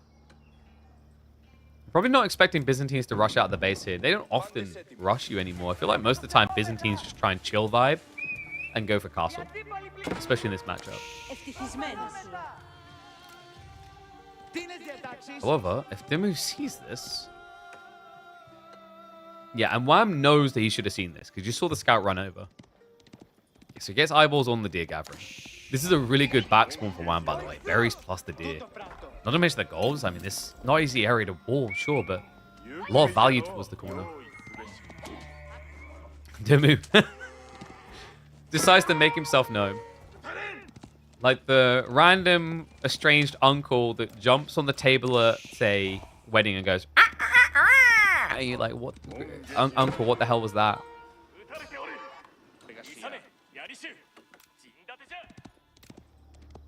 So it's going to make him a little bit less optimal, but that's not the end of the world, really. Because Japan's going to need to build more houses anyway, so you just plop them around. Like, you drop another one here between the two deer plus the berries, drop another one, like, here maybe, and you're always happy as Larry. Why is Larry always so happy? Is it happy as lamb? I think it's happy as lamb. There's also happy as Larry. I don't know where that one came from.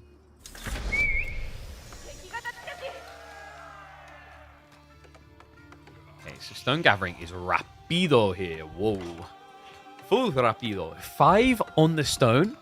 Not your huge, but guys. Is anyone else getting a feel? No, he wouldn't do it. Benjamin has stopped being a 2TC Byzantine boot, surely. We're not going to see that again. Right? I don't know, actually. But it's Ben, I'm never sure. He's the type of player that actually would. But there you go. It is going to be a reinvestment. He was holding a lot of wood initially. So it is going back into aggression. Yeah, I think these days, with how efficient scaling Byzantine systems are, you don't really need 2TC in a rush. It just feels better to get the systems up. It allows you to be more aggressive because the production times, it increases your eco anyway. You know, 26% might not sound like a lot compared to getting extra villages, but then you remember it scales really nicely in the mid-game, and on top of that, a second TC costs you a lot of idle time from your workers building it, and also costs you a lot of food from building villages out of it. Well, I'm just doing the standard. Crazy thing, actually, is Dumu's reaction to this. Yeah, he went archery range. He follows up Rax and the Merc House into Lombos. Oh, boy. Is this a complete misread? What was Dumu's thought process with this? I don't know if he can stop this. I mean, Wham has been very greedy with his placement. He left enough room for farms near the TC. So he wasn't expecting pressure. But the things coming, they're just standard archers. They're not Lombos. Scout does reveal it early, though. Difficult. Very difficult. If 3 archers come in here, it just encourages Wham to, like, pump more workers over. Just pull the ones from the gold, for example. And I mean, Dumu, he doesn't even go in for it. He loses the scout? I don't know what the idea was. I think Dumu just realized the timing was never going to be there, so... A little bit weird to forfeit the scout. That means Castle Age complete, and Dumu now just has to fall back for a similar objective. Systems have achieved level 5, so that was a quick ramp up. Just a great read by Wham. Understanding that it was going to be level 5 system, he didn't react to the play at all. And that's the way you do it, right? You don't try and aggro into this. If your opponent's going 5 systems, it means he's not going to have much military pump immediately. That's the trade-off, is like with the 5 system build, you're stronger around 9-10 minutes, but weaker before that. On average, if you're not, dealing with Dark Age shenanigans. So he misses the timing completely, and wow, now with Mounted Samurai on the way, I think Dumu's going to be in full hunker down mode here. 5 on the gold.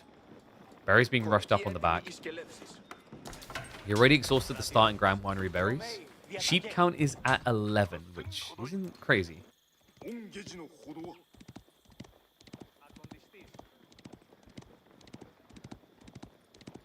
First knight is going to arrive. Remember, the Uma Bannerman auto upgrade. You can build them in Age 2 if you have got the Daimyo.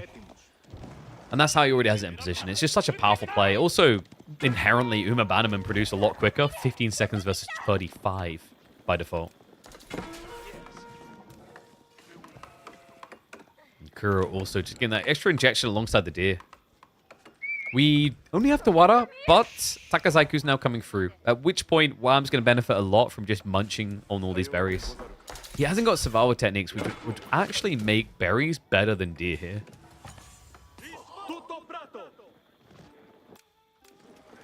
Yumi, a solid call from Wham. The problem with Yumi here for Dumu is Yumi, of course, is a quick answer to the Limitane. The other annoying part is like your Lombos, they're very good DPS units, but they have higher base damage. They're going to often overkill. Yeah, this has been the advice. That's why with Sim, for example, in the Mali and Japanese matchup, a lot of the time, we're actually watching Japanese players build Yumi into them, which sounds so silly into Javelins, but in actuality, the Javelins just waste a lot of their DPS because they're doing essentially double the damage they need to. Not a great trade.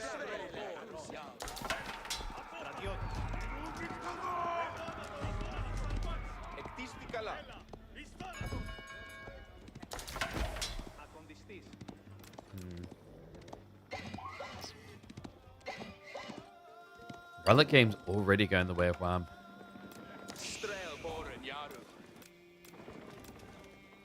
I mean, obviously he's the only one that can pick him up. But in terms of timings here, like, there's nothing to block him getting everything, really. This is the only relic I think that Dumu can guard. Japanese best berry save in the game with upgrades better than Abadeli. Yes, the exception is... There's two exceptions. I think Japan's first, if I remember correctly. I can't remember who first is, but second is Ottomans. Which is an interesting little piece of trivia, because most people don't realize that.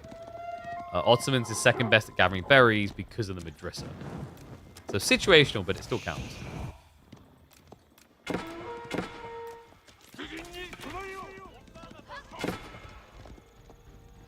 That's a double check. I think there's one better than Japan. I'll double check. It's really weird when you look at numbers, like, oh, yeah.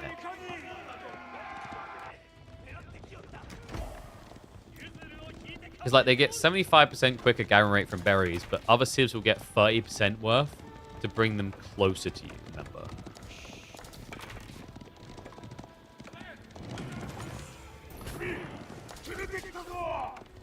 So then it's only a 45% differential. Golden Age for Abba closes by 15% as well. So Abba's not quicker. I'm getting a civ, I know I am. Better than Ottomans, it gives Madras gives 50%. Not true though, because Ottomans will get 80% in that case. Nice little chip raid. Damage has begun. Because remember, with the Madrasa, you do it 50% faster, but then you get your horticulture tax for an extra 10% per level. Meaning the Ottomans are 80% faster on berries. But Bastards, I think Bastards are slightly faster, because what did we say? We said the maths is like they save 30%. So they get 30%. Gold Age then gives another 15, so they're 45%. And they're 33% faster. Which puts them up at... We're at 45 there, so that puts them up at 78%. So technically, Abbasids is slightly quicker than Japan. Okay, so that makes Ottomans number one. Ottomans number one, then it's Abbasids, then Japan. But like less than 5% between them. Flash coming in. Oy, oy, oy, this is ugly. Dumu. Limitane looking irrelevant here. Mount Samurai going to jump past onto the longbows. I'm looking ready to run Ben out of town. But like, keep in mind the difference is with those numbers I gave you is like Japan is a lot more lean and efficient in hitting their quota, shall we say? Because like compared to Madrasa, they can inflate a lot more berry gathering. Compared to like Abbasids, they get the eco inflation quicker. Yeah. That longbow count ain't looking too pretty, and I don't think we're going to see an inflation in the eco count here for Dumu. It might be more of a deflation. Movement in onto the tree line. Akratoy came in clutch there to save one worker's life temporarily. They're going to be clubbed down of what, one? Actually, only just one. That's pretty good from Dumu. Problem is, such a wham move on Japan. 2 TC Japanese has been activated. Yeah, so he didn't want to Yorishiro drop the TC. He chose the farmhouses instead. That's an interesting choice, actually. And the farmhouse essentially pays off half of your upkeep on a TC per minute, while inflating your worker count much quicker.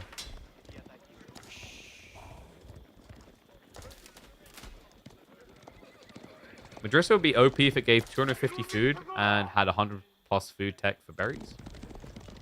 Didn't someone test this? I think you can do that with like an ally, but I think with Madrissa ones, it doesn't. You'd have to place the milligan again. I can't remember though. I know with Grand Winery, for example, if you're an ally to a Byzantine player and you're playing a Bassa's, Ibis, Delhi, or whatever, you can drop a mill on their berries and it will upgrade them.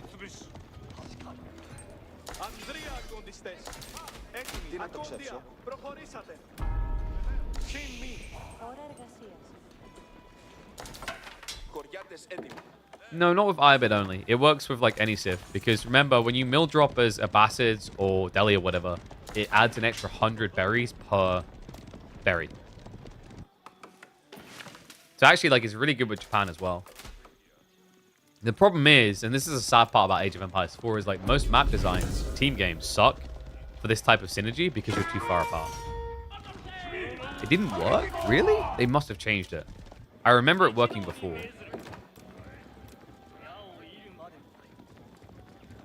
Like another fun one actually is Ottoman Byzantines, which is hilarious when you consider the history of each other. Is if you play Ottoman Byzantines together and you add in the Madrissa, a Byzantine player can come and eat your berries.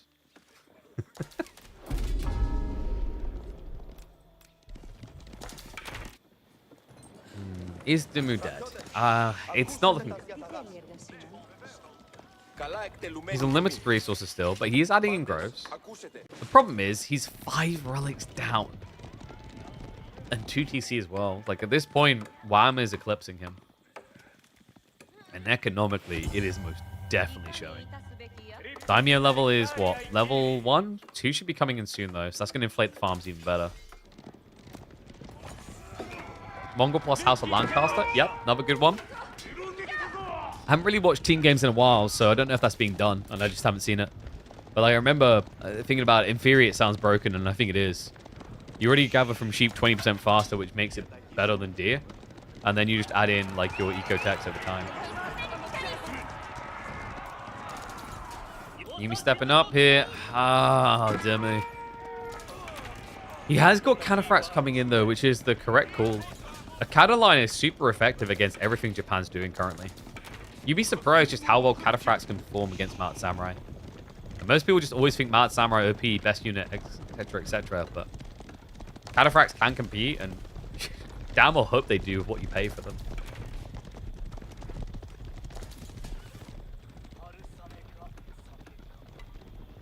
Cal Burger Rush was crazy. Oh, yeah, I remember that. Where the Malians was broken in team games. When we had that team tournament, that led to a nerf, you guys remember, where if Cal was gathered from by the non-owner player, the gathering rate is worse, right? It's like, I think, 30% or 40% worse.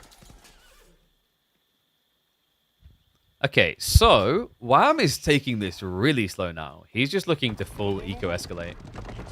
Mount Samurai are going to sneak in, so of course he's going to take a raid approach, but he's not trying to force the direct engagement. For Wham's gold, welcome to what happens when you have 5 relics. What do you want from this guy? Of course this is going to happen.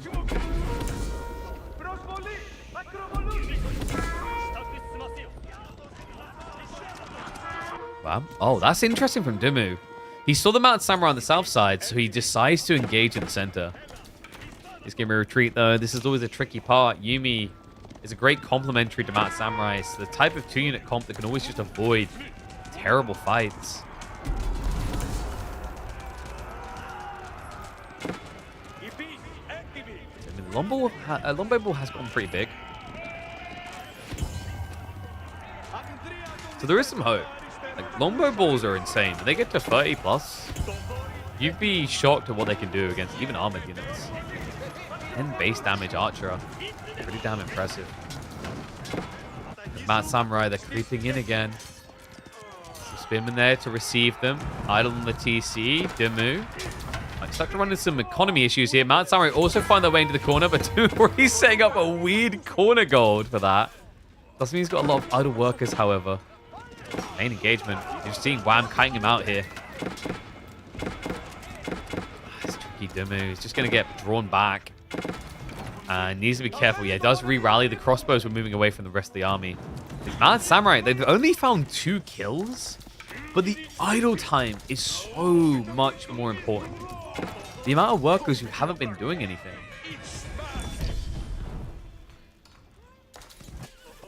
Continues to do nothing. Wow, I'm just in and out, in and out.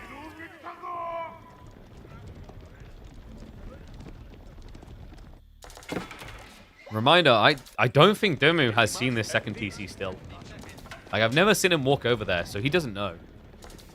Which is why he maybe isn't rushing this. He's like, okay, I've got time because, you know, yes, I lost some workers, but not a crazy amount. My systems are good enough to buff me up.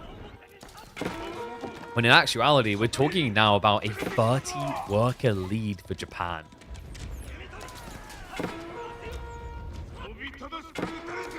Arigato indeed. Yumi? That's a great trade. That is a terrible trade for Dumu right now. Like, he left his Lombos behind as he retreated. Cataphracts are going to charge in now. The Yumi, they're just going to run past. He's already committed the trample. He's like, okay, yep, now you're out of position. Lol. Spearmen are coming across now, but there's just many mounted samurai from Wham. 25. Almost double the mounted samurai to spearmen. And reminder, spearmen aren't meant to win that 1-to-1. No, smush here. Looks like the Yumi did get sacked, though, by Wham. So Dumu actually had bloody impressive defense there. Yeah, Wham, it looked like the mounted samurai were going to get in, but no, they weren't able to break through. So despite the fact he's got all these mounted samurai, he wasn't able to bring them all to bear. Damn, I'm impressed. I'm actually really impressed by Dumu. We talked about the value of having like a 30 Lombo ball. But I think he just got insane value there. The Yumi, if I'm not mistaken, it looked like Wham was maybe attacking a lot of them into cataphracts, and then when he stopped doing that, he was overkilling archers. Which actually, ironically, gave Longbos better trades. God damn. Ben, with the Byzantines. Could this be the beginning of the miraculous comeback? I mean, I am impressed after that. But now it gets harder.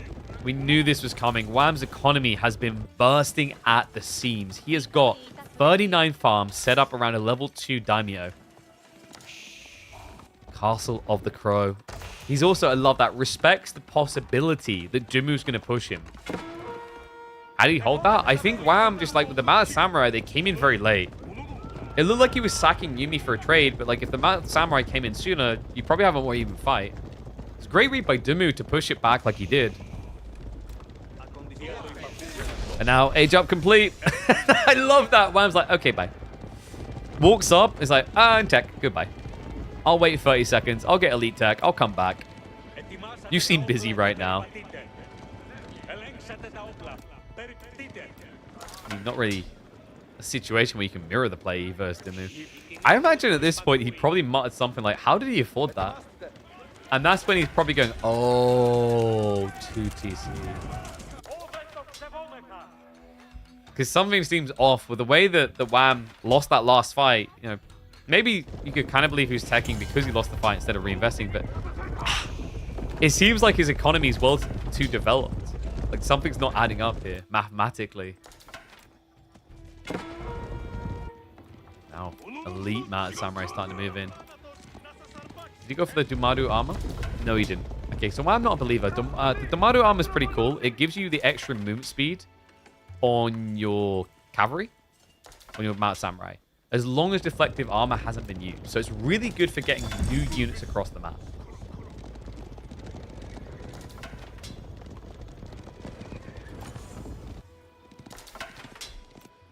Could Dumu get to the next stage? I mean, Wham's army is actually pretty small. He's... Oh, wow. He's going for a full switch. Mass Onabugeisha to come. Yeah, he stopped buying loads of food and gold for it. Shogunate level coming in. He's just milking this for all it's worth. Like, okay, no fear here.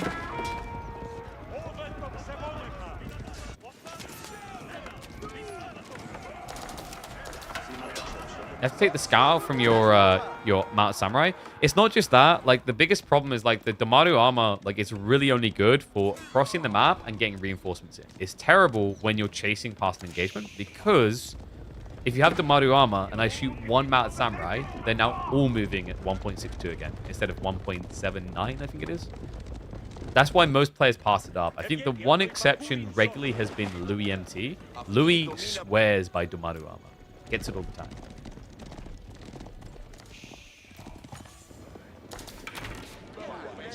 Yeah, its main value prop is, hey, I'm fighting on your side of the map, and my knights take ages to arrive. So it's a speed. It's basically a reinforcement upgrade is the way to think about it. Get your units there quicker. Biology coming in. The Geisha are going to be getting full Giga stacked. Elite upgrades on the way. Oda Tactics should be just behind this as well. And it's a lot of Raxus. What? I'm sorry, what? 19 Raxus? Oh my god.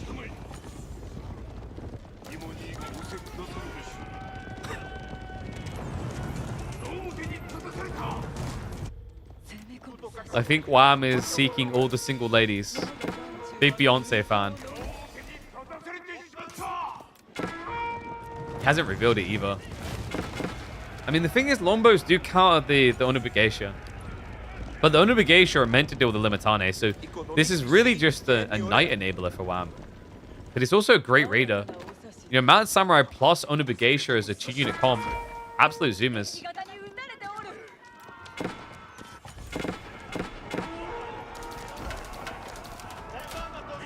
Let's bait the army out of position. Moves in on the north. The Geisha just got revealed. Biology has now kicked in, though. And the knights, they've been waiting here.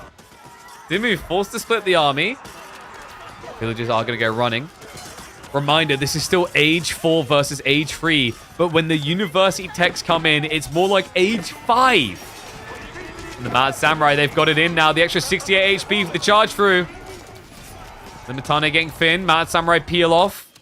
North side, the Geisha, they march into the farms. Good reaction so far by Dumu, but he's still hemorrhaging here. 61, 60 now, 170 Nico on the other side. Wham!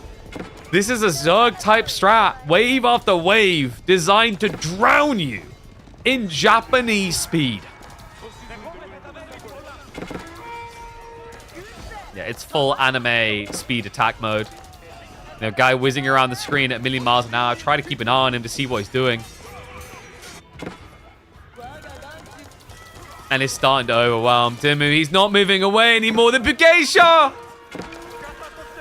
Slapping it down. That right there is game. He just realized. -10, more on the backside, and that is going to be all she wrote. A 3-0 victory for Wham. He will be your 3rd place victor here in the KPMM. A valiant effort by Dumu, but in the end, there was no stopping this Canadian beast. That was very well played. Don't know if that one was as uploadable.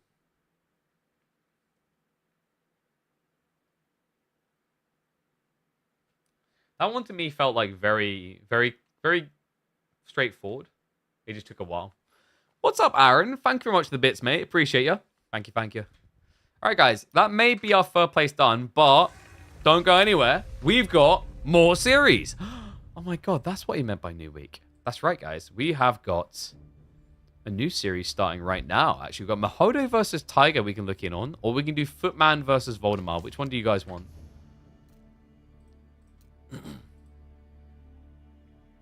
What's that object between my monitor and my keyboard? This thing here?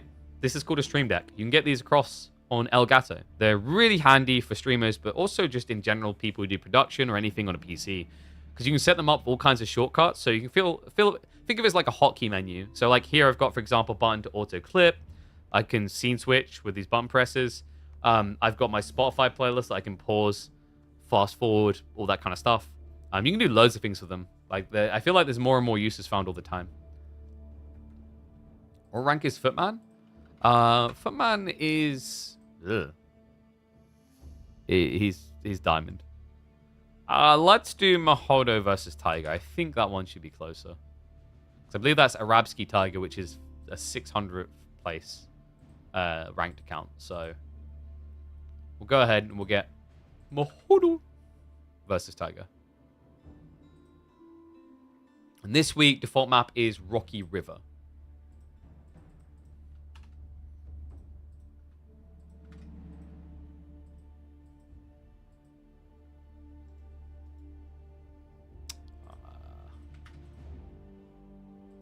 Why is the map draft not working?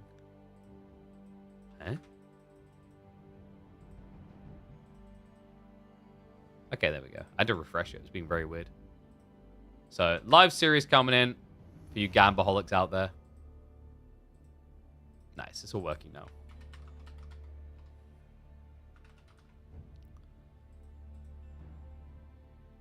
Yeah, we'll do Modo versus Tiger.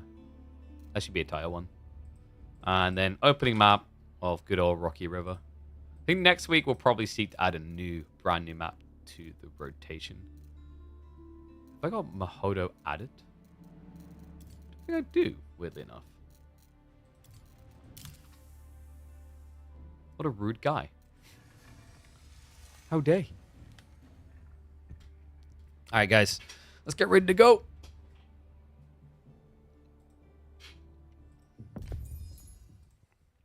Oh, nice. We've got 2.5 minutes. So, we'll cast a few series of this. So, we've got Modo versus Tiger. I believe we also... Mira's playing a lot later. We can do like Anno versus Hussain as well. And then if there's no others, like what we might do is we might actually check out Olden Era, the new Might and Magic game. Seems a lot of you were asking. Because I've looked a little bit at streams. I didn't want to ruin it for myself. It's like, I need to play this finally. I was tempted to continue the Anno playthrough, actually. I feel like we're getting to the good stuff. Like, I was actually going to do like a super hard difficulty Anno. Was one of my thoughts.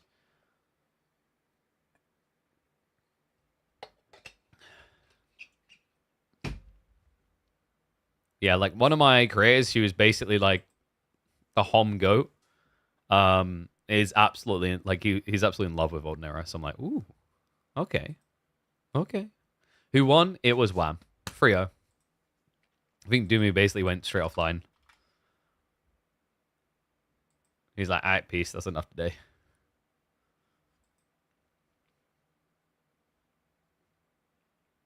Anyone know if Arc Raiders is good? I forgot. Dude, I feel like the marketing for it is like... I didn't even remember this game was coming out. Anyone else like that? Like where Arc Raiders like, huh? That game's released now? I don't know what their marketing was. It's weird as well because I'm pretty sure they paid influencers a crap ton of money to play the game. At least I saw some hashtag ads earlier. So they definitely paid very big streamers to come play their game. But like I remember I was like, huh? Oh, this is releasing. I totally forgot.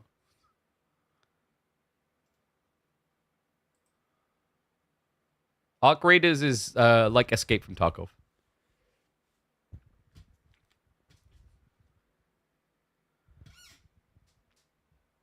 Bit meh. What other games are coming out? Some others I was having my eye on. I need to like do. I seriously need to get my. I need a YouTube editor like who's basically. I need someone who watches the streams so they know like to edit down long streams into like consumable content. Because like my guy who does the thumbnails and whatever, he's not sitting here watching these, right? Like I don't need to find someone that hits that mark of like they love watching the streams, they watch it no matter what. So I have someone to help just with editing down long videos into something. Because I'd love to start doing some other like uploads of varying content. Like checking out new strategy games, for example. Like there's a few coming out in the next week or two.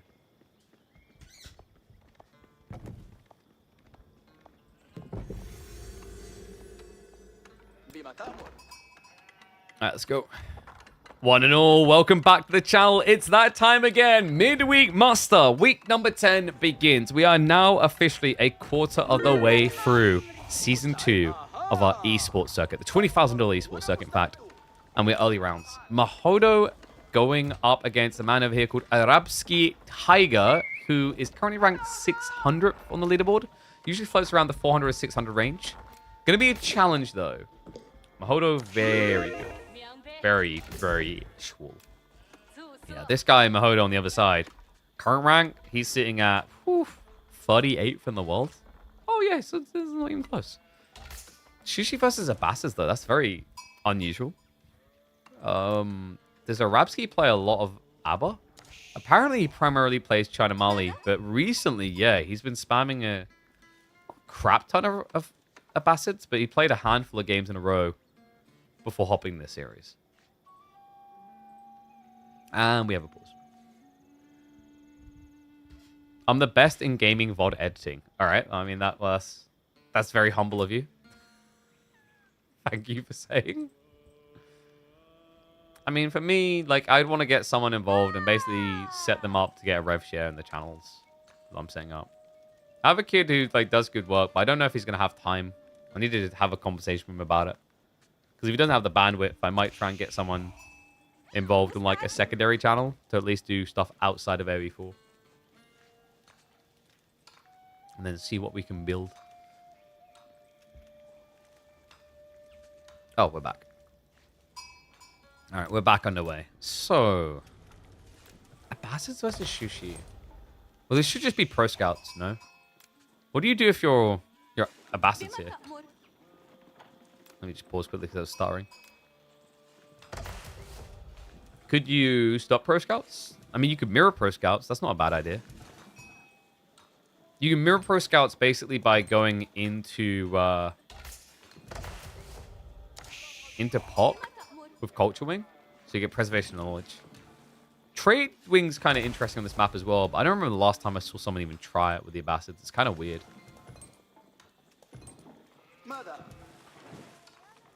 Is Helldivers 2 really imploding? Or did it just run the... Like, is it that it's imploding or it just ran the natural course? I think people don't understand how hard it is to have a consistent community around a game nowadays. Like, games have become seasonal. The people don't often stick to a game forever anymore. Like, you know, that's the thing that Battlefield's going to have a challenge with. Is like, after a month, who's still going to be playing? Hopefully, it proves me wrong. Like, actually, they have some cool plans. They're adding, like, a map per month or something.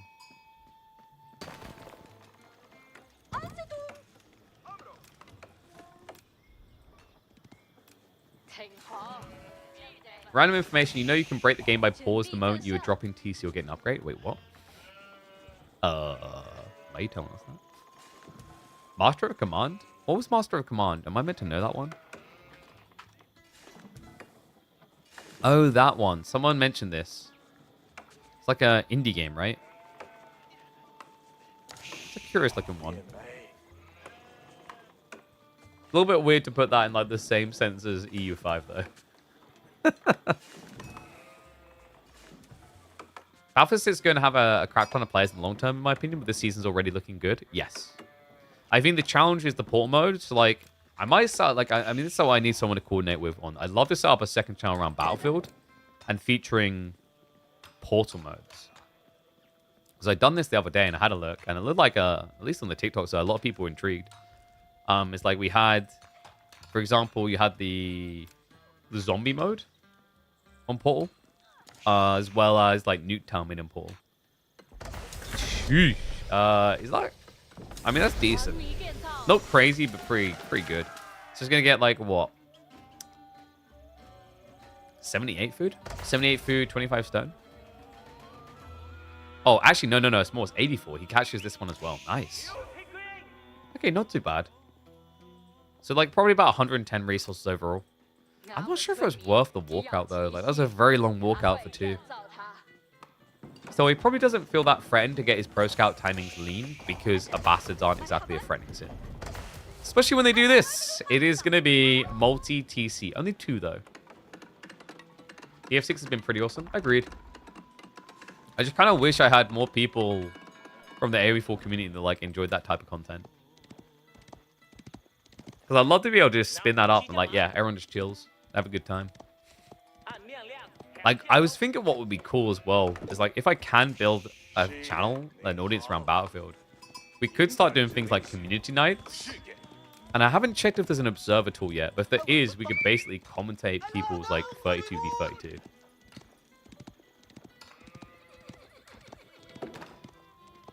Wouldn't that be cool?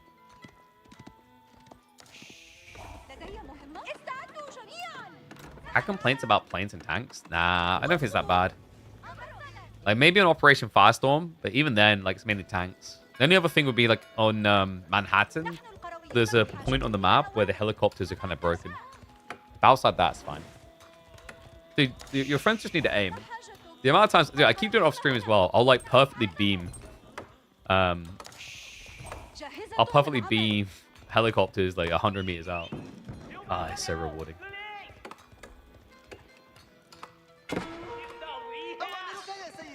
Okay, so Pro Scout's coming home. Rapsky knows about it, but... Is he going to try to stop it? I thought he tried to play semi-fast castle with 2TC, but it looks like he actually wants to try and stop Pro Scouts. Which is crazy. Shushi should easily get what they need home. And it's going to be archery range added in. That is a little bit surprising. Why archery range? We already have farms. Wait, is Tiger out of food? No, dude, like, you've got 23 sheep. What? Why are we adding in farms this early? Maybe he was planning to add more production and then realized he didn't need it. It's a bit unusual, though.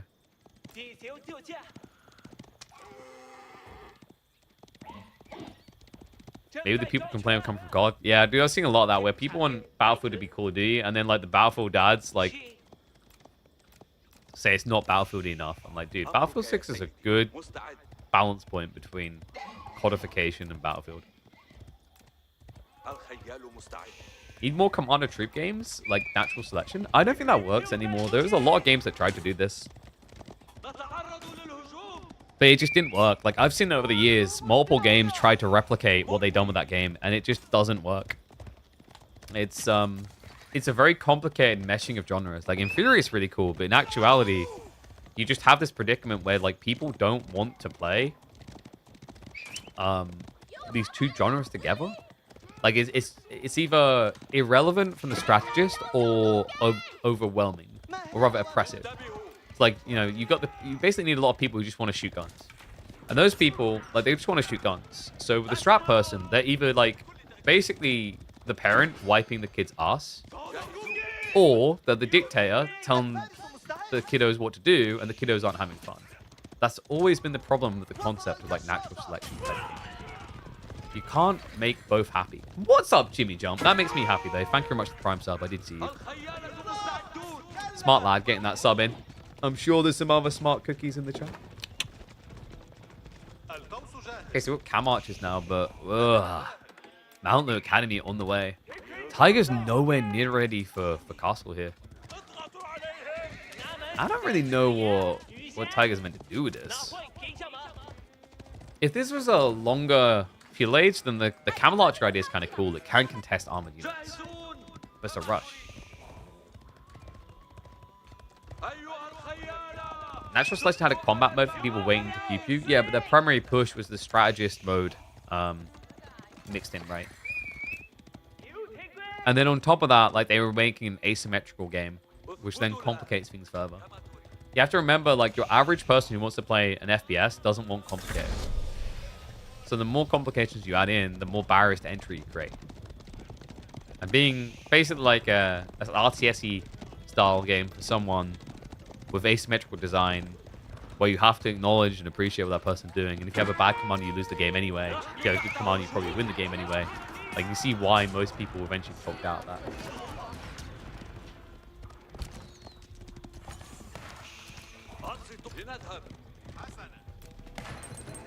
Alright, so harassment unsuccessful, really. I mean, Tiger, he got 1 kill, but with Lance is now coming. So Tiger just needs to get aged up fast. Stockpiling well. This should be military wing, which will give him camels to deal with the Lancers. I need a lot of spin in the meantime, though. I'd actually love to see him, there we go, add in more Raxes. Like, 1 or 2 Raxes, not enough. I'd rather see 3 or 4 here.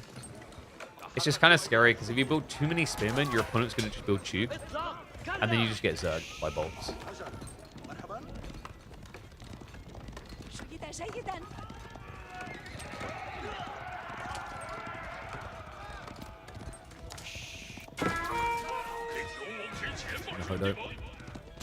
little bit of AFK in the brain moment, but we have got regional inspection on the way. Remember, this is going to ramp up production at a crazy pace.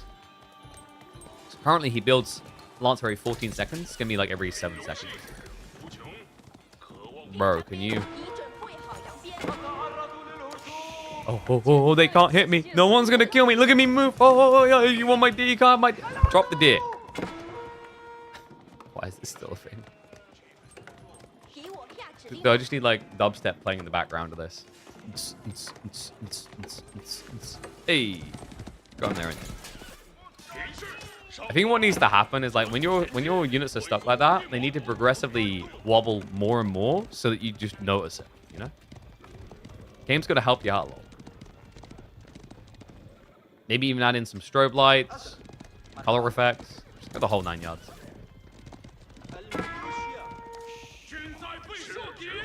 Onto this. Backstab rotation here. Tiger being kept in check for the moment, but it's because he's waiting the upgrade. 20 seconds away, but the spear spam is getting strong. So Modo needs to start thinking about a switch over. He did build this archery range, but he hasn't been using it.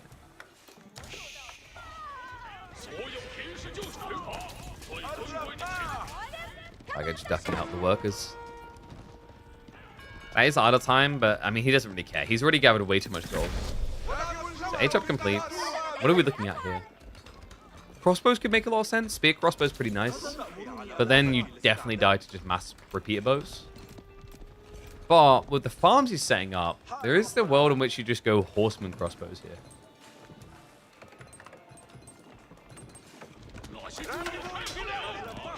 And there's the repeater bows we're expecting. Whoa, crossbow Gulam. Okay, so he's going to go Gulam spear crossbow, presumably. This is kind of like a more expensive version of what people do when they lift their men-at-arms in with spears to protect them from bows. But that's going to get pricey. Whereas Modo is just a lot more cut and dry and simple. He's already got the expensive component out of the way, just don't let them die. Now just start adding in a lot of juke.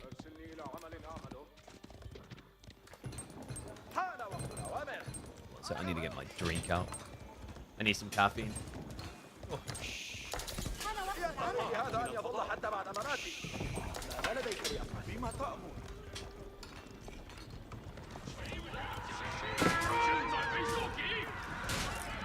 So much beer? Of course. It's Pro Scouts.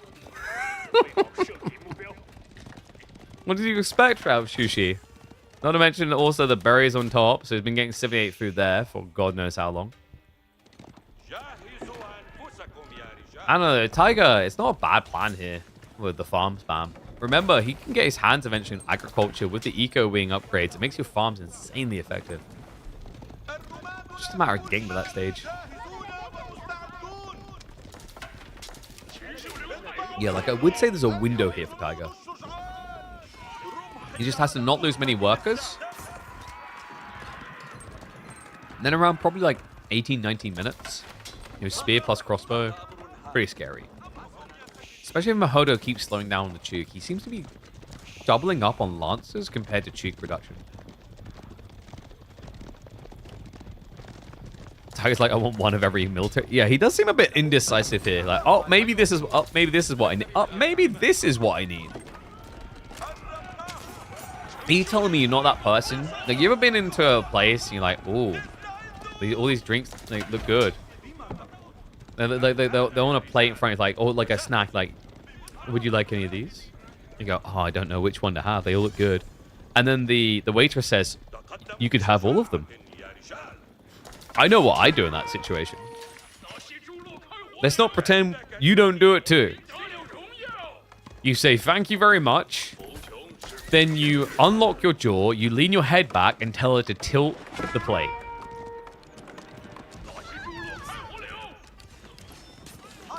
Villager raid coming in. No bloomery though, so Modo doesn't get 2-hit kills with the swords. Backside.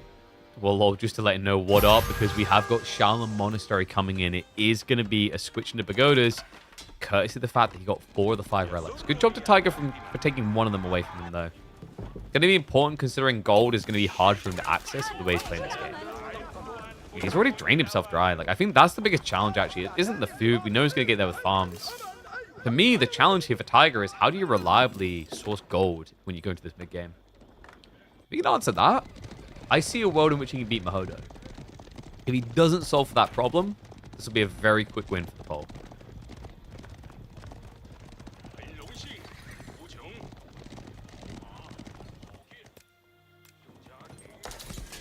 I don't even want to calculate the deer he's had on this game.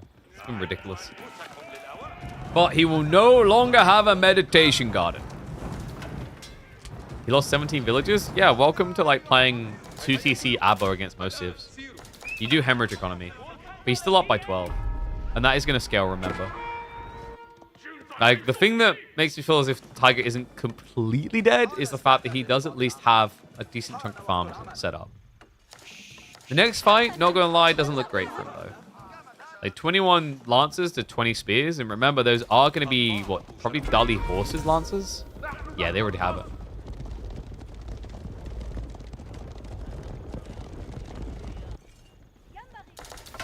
It's just building more Spears. Seriously, if Modo realized and just built 3 Springolds, this is all just dead.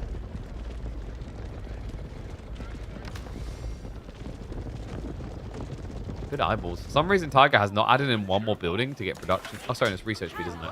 Yeah, that's not important. No one cares. Production is the game changer. For some reason, I got mixed up with Ibids for a second.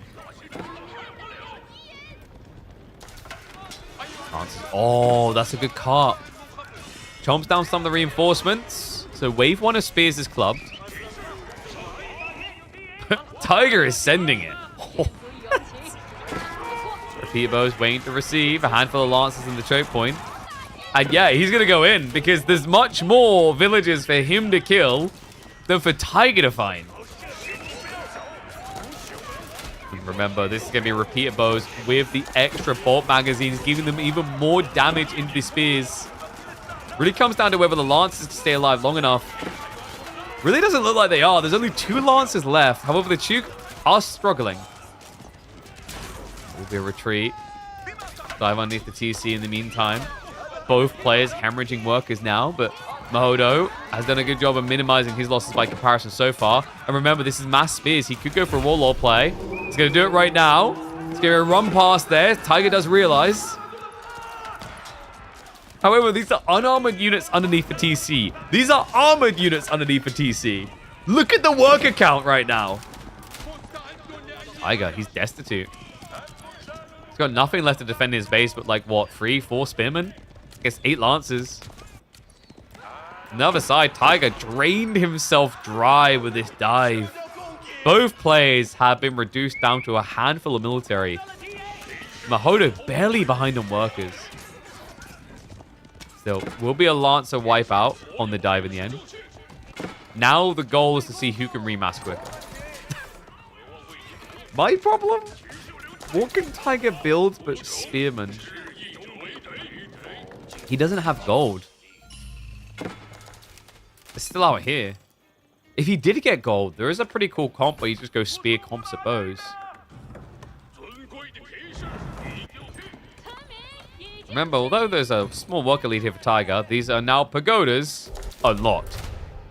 Yeah. How to put it politely? These are kind of bonkers. 250 resources is pretty good. Like 6 workers each.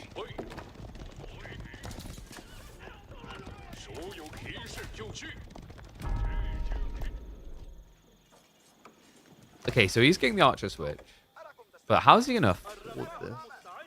It's not too bad. Just get comps to bows. But my concern is you also need to get Steeled Arrow. You also need to get Veterancy. And you have 80 gold a minute.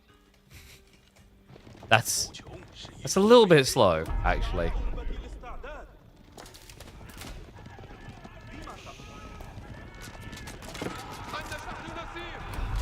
I so want Abba to win for once.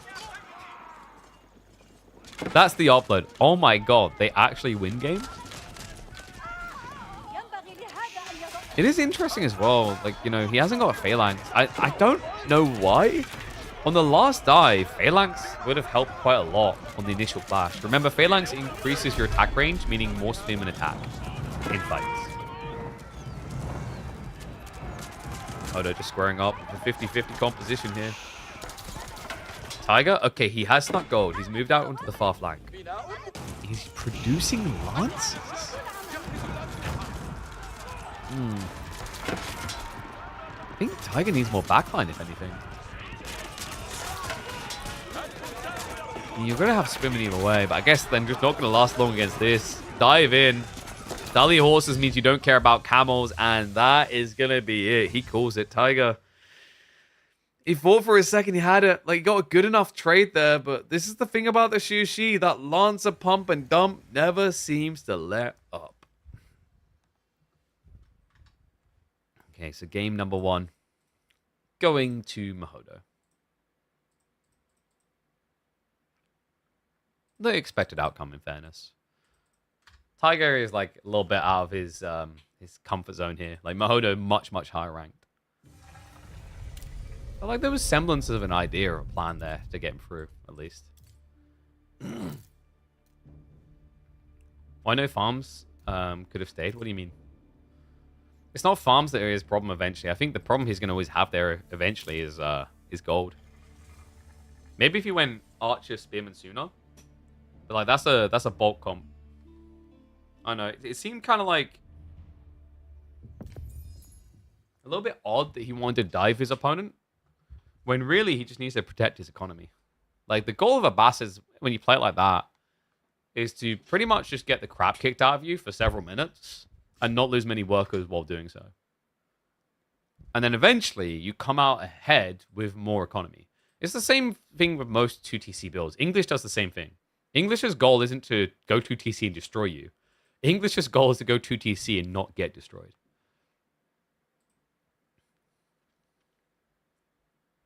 Shushi would have no food pretty soon.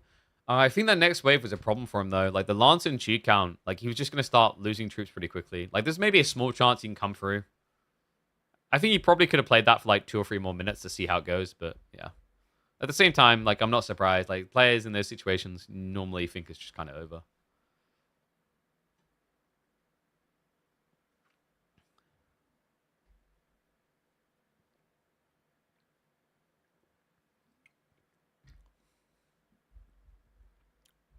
Dude, I love that. A creator I know, she has a link to an OnlyFans page. No, wait, hold on. No, don't go dirty on me. I know what you guys are thinking. She has a link to an OnlyFans page, but if you click it, it takes you through to a donation page for Blue Cross. And she was tweeting out about it today, and she's like, the best part is, it actually works. People donate. It's like, okay, golf clappers, man.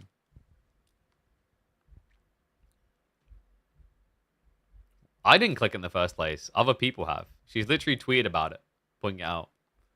Which kind of defeats the point. Now people know. The idea is to not let them know. I found it through... Dude, why have you always got to be dirty-minded? I'm a father of 2. I'm an angel of innocence. When have I ever even as much as made a sexual... Oh, Boulder Bay. The D comment. There's quite a lot. Oh. Also, Baxter, why are you coming at me like this? All right, you should be coming at Sass like this. When are you gonna beat him? What is my army of Pigeonites gonna rise up and crush these people aspiring to be pros?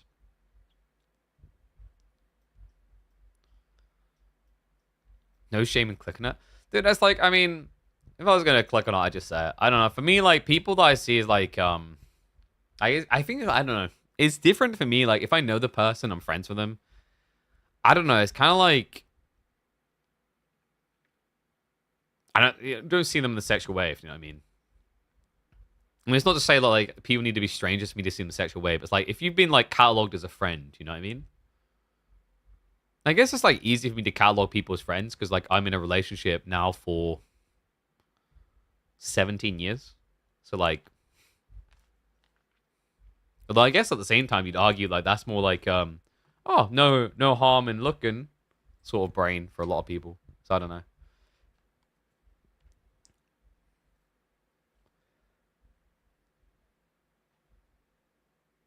Wait, we got some updates? on Battlefield. Oh, med bags have been changed. They instantly heal 30 HP and starts regen. They're adding a small med bag. Oh, they have it already. Oh, okay, got you. But it's really hard to unlock. Yeah, some of their progression challenges are really tough. Like, I remember, like, I play Assault on Battlefield, and I kind of hated it. Because, like... So I started, like, after I called Assault useless, I started playing it because they gave them the deploy beacon. But to get the deploy beacon, you have to do, like, a really stupid thing, which is get, like, 30 kills while being stimmed. But the stim doesn't do anything anymore, but increase your movement speed and decrease damage you take from explosions. Well, this is stupid, guys. In a game with a very fast TTK, you would then, on approach of seeing someone, have to inject yourself, which is bad. Sucks. Really bad. I got it done. But it's like, the problem was, in the beta, it was actually useful. In the beta, they allowed Assault Stim Pack to heal them. But people complained that it was OP.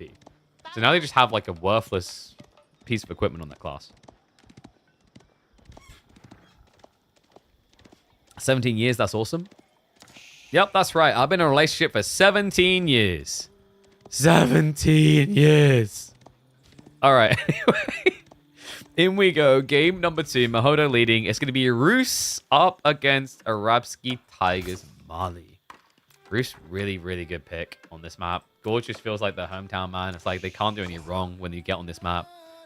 Curious to see what Tiger's going to try here. You know, it kind of feels like what we're seeing so far is standardized play.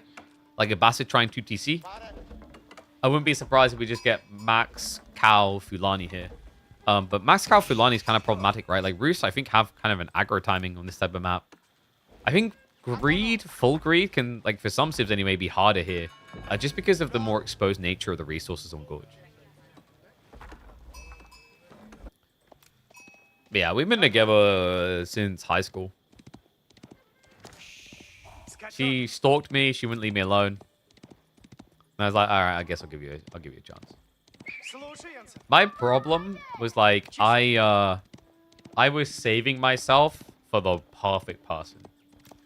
Like I wanted the first person I date to be the person that I spend my life with type thing. I was like, I don't know, that was my mentality. Like first person I'll kiss, that was it. Yeah, like the first one I'll kiss. I wanted to be the person that I'll spend my life with. So I got to get it right. And somehow I got it right. Yep. Skill. You know, like, all these people like, oh, wow, I wish I could be like #1 Age of Empires 4 player in the world. Oh, wow. You know, I wish I had 5 arms so I could do all the jobs at once. Oh, blah, blah, blah. Nah. I did. I got the special power right there. I got the final skill form, all right? Screw all this #1 stuff. Boom. I got it right with my #1 pick. First time. Modo. Oh, dear God. What happened on the scout rotation? That's disastrous. Something went really wrong here. Tiger should not have more sheep. He's got 16 sheep. Modo only has 10. So let me check. So scout rotation, he darted across. Oh, that's rough. His second scout, the timing on it coming out, Tiger had already cut him here. So Tiger took all the sheep from this side. That second scout was virtually pointless. He did nothing. That's unfortunate. Usually, Roos have a huge advantage because what you'll do is you'll just basically dart across. And if you don't intercept on this side, you can run across the other side instead. Because at that point, you can gamble. Like, you can easily gamble your opponent has gone to the other side of the map. So you want to mirror him. That way, you at least get, like, 2/3 of the sheep. But Modo didn't do that. It's like, for example, if you walk here first and you don't see the enemy scout, he's probably on the other side. So then what you can do is, like, you come across here. And then you go north or south, you take some sheep away, and then your other scout, your second one produced, goes back to that side, does the rest.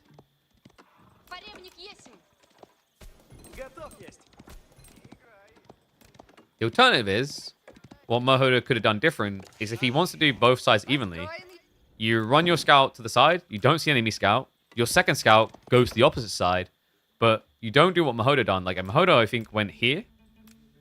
You go to the center. Because if you go to the center, then you're like coin flipping whether there's sheep here or here, depending on where your opponent was. Like you'll either meet him here, roughly, or you'll go past him and take his corner.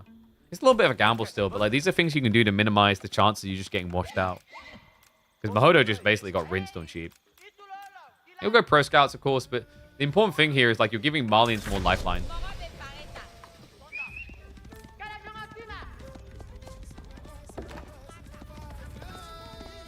How would I know I'm right when there's nothing to compare to? You can either spend your life ruminating and worrying about the what ifs and the unsures, or you can choose to commit to something. Happiness is an always moving goal. It's never enough. Like, you think you achieve happiness, and then you want more, and then you want more, and you want more. Like, that's the naivety of existence as humans. We're never content. So you have to find a way to be content with what you got, and that's how you know if it's right.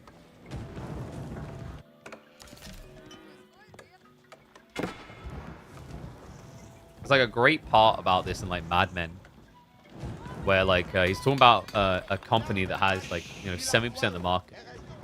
He's like, but you're never happy. You always want more. You always need more. You won't be happy until you're at 80%, 90%, 95%. Right? He's correct. It's human nature. Like, think about those people, like, they're top 10 on Twitch. Okay, but I'm not top 1. Oh, I'm top 1 now? Okay, how do I become, like, a traditional celebrity? How do I get a TV show? It's always something else. Do you think Mr. Beast is happy at, like, 10 billion valuation? No, he's going to go for 20. He's going to go for 30. But, like, there's some areas in life where, you can understand whether the person, whether the thing makes you happy.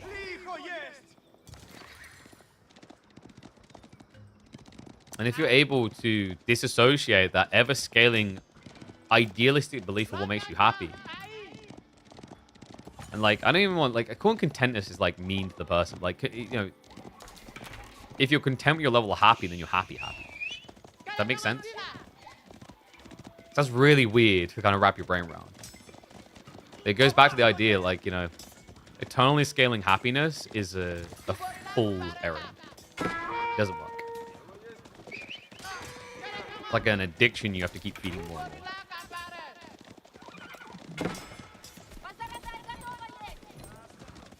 Like, another way of thinking about it is like, hey, oh, I don't know if this person's perfect for me. Let me, like, let me see if I can find a different person.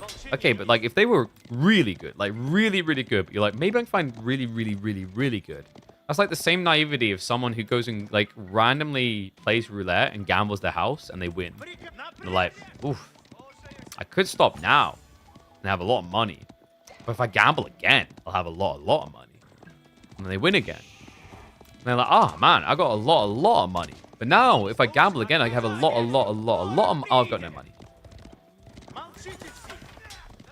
Like, there was a point where we were, like, maybe thinking of breaking up. And I remember my mom sat me down. It's like, look, if this is, like, what you want, that's fine. But realize, like, once it's... Like, if it's gone, that's it. It's like... I think one of the ideal ways of telling whether you're, like, you found the person, you're right for them, and you're happy with them, is instead of asking the question, what if there's someone better out there for me? Ask the question, what will it be like if I don't have that person? And that will give you a more conclusive answer.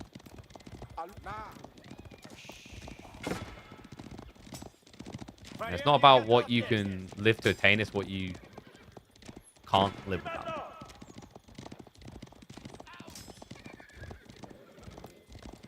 Alright, so how's this game been developing as we've been having this deep conversation about relationship? Dude, I'm starting to think I should just become a Just Chatting streamer. But this is like Just Chatting type moments, but it's cool to have these type of conversations. Maybe help people out realize. Like I said, I had it in that in my point in that life where I was like, is this the right person? Like I haven't been with anyone else. I've been there, and I'm sure other people will. It's like difficult to know for sure.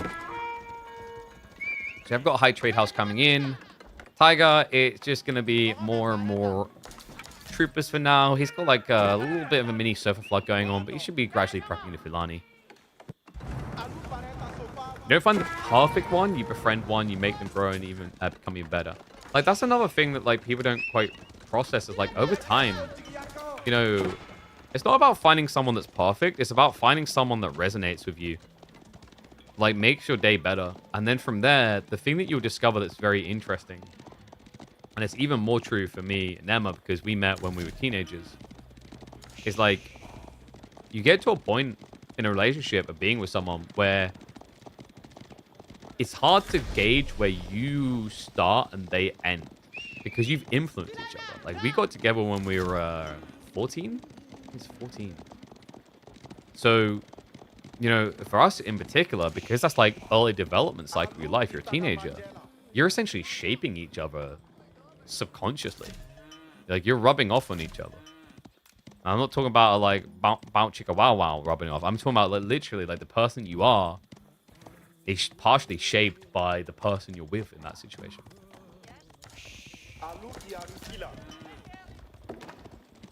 One was the science of success, the other the art of fulfillment. Different things. Exactly. But like, people mess those two up all the time. Your goal in a relationship isn't to win by getting the best. Your goal in a relationship is to win by being content, being fulfilled. A lot of people nowadays just muddy the two, and it's ugly. Like, you know, in their brain, they're like, well, my girlfriend's like an 8 out of 10. I think I could get a 9. Like, I rate myself at a 7. And I earn a good amount of money, which adds another 2 to my grade. Like, why are you even grading here? Why are you talking about how these just look? Talk deeper. Let's talk about what Tiger's doing here. So he's going to be going for a castle play. He hasn't really done much to block out Mahodo's tech timing here, though. High trade-offs came in, 102 gold.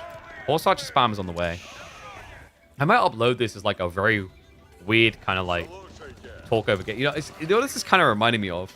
Like, maybe this should be a thing we do, like almost like the agony aunt segments in a newspaper. It kind of reminds me of Hutch used to do this kind of. Anyone used to watch Call of Duty Hutch? That's really old school. Like, we're talking Call of Duty 4 OG Modern Warfare 2. But like, he would basically have gameplay in the background, and he would just be talking over it about whatever. I don't know if that kind of stuff still pops with people, but I like it. And Woody Guy too. There's quite a few that done it. I think Hutch was one of the best at it. Just the random stories of his life and like the teaching moments. Met your wife at 16. We've been together since we're 20. Now we're 42. Married for 16. Boom. There you go, man. You found what you needed.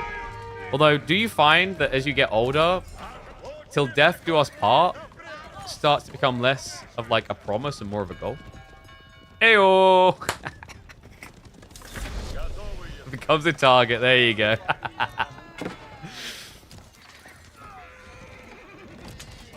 Trade in. Horse Archers. This is looking pretty good. Stripping Tiger back. Shivs are going to come out, so he will minimize the damage. But still, that's going to be 5 workers down. He hasn't got full Fulani, 75%. And at this point, Mahodo should be flooding for Warrior Monks. Still, like, Fulani at this capacity does at least balance out against what Mahodo has. Because remember, like, Mahodo, you know, pro scout play, it's paid off decently, but, like, he hasn't got everything.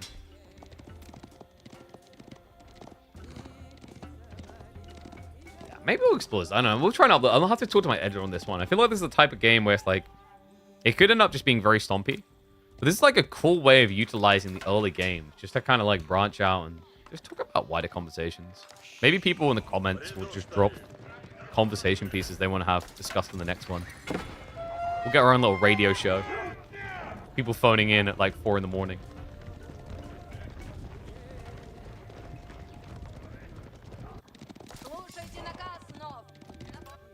Modo, should be able to retrieve the remaining here.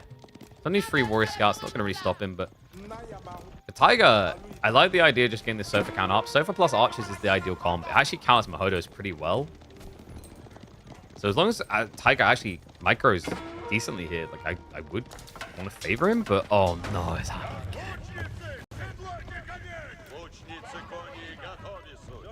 This is a thing, you know, that this is to completely analogy. Instead of these Horse Archers being like, we could dive the TC and kill 20 workers. Like, 5 is good, and 5 makes me happy in life, and he should be. He's up by 10. I remember I had this with one of my friends, where he would send, like, the girl he was with, he'd send me, like, a picture, like, what do you think? I'm like, what does that matter what I think? What do you think? And he's like, well, you know, like, I mean, she's not too bad. Maybe I could do better, though. And I'm like, well, step 1, Like I'm not asking you about like how she looks. I'm like, how is she as a person? Step 2, really gotta break this can open for you, buddy. You're fugly. Let's maybe not aim too high. Bird relic now coming through. This is like starting to just unravel for Tiger. I think Tiger is like a perfect example of a player like stuck at that point where like he knows how to execute build orders. He knows how to like do this early game, but then when you get to that mid game, that's when things become a little bit more chaotic, a little bit less certain. And that's where you like see a lot of these players get stuck at 600 ranking. You can watch countless hours of streams, but if you won't dabble yourself, you won't go get out of Silver League. Nah, that's true. Like you can watch. It can help you get there, but like yeah, like you're right in to complete the analogy for you. Like if you're constantly just like researching dating, then not dating, you're not gonna date. Like I do get concerned for people in today's society though. Like I hit the jackpot. I got it right straight away in high school, and also it was before the time of like online dating and all these stupid apps. Like back when I was a kid, if you think about it, like in 2008. If you said you were doing online dating, people pitied you. And they pitied you because they thought it was lame. Now people pity you, but they pity you because they feel like it's senseless and emotionless. You know what I mean? Because most of it is just like, let's meet up and bang. It's like, I wouldn't want to be in that position of like trying to figure out in this day and age. I mean, it's weird that I can like, I've given advice to people on how to try and solve it. Because like, from my experience, obviously different. But like, the biggest challenge a lot of people have is the empathetic nature of relationships is devoid in our current society. Like one of the best quotes I've ever heard of modern society is in a world where we've all never been more connected, we've never felt more alone.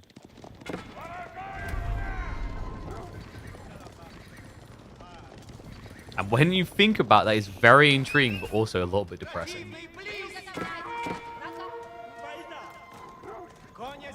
The weird thing is like certain environments that create a completely polar flip of that. For example, parasocial relationships with influencers.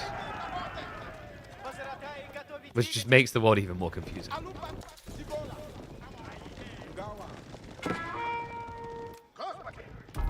Alright, who's winning this? Modo, he's adding in the knights now, actually. That's the solution to most of what Tiger has. You see how just Tiger able to compete? Like, this is the value of the cow. You know, like, the Tiger's perfect analogy of, like, the relationship. Instead of seeking the deer that might be better, he understood the cow. Okay, don't call your wife a cow. The cow was good enough. He was happy to live his life out with Bessie. Blessies from Bessie. Yeah, I like this though. I need to get more people just pumping in relationship questions. Oh no, actually I realized like this is where the freaky stuff's gonna come out. No, I won't shy away. I stream on a platform where just chatting is the most successful. I was ready for the freakiness the moment I started streaming. You'll remember the hot tub meta? Imagine how many guys are delusionally like, I should break up with my girlfriend. I think I can score Amaranth. Huh?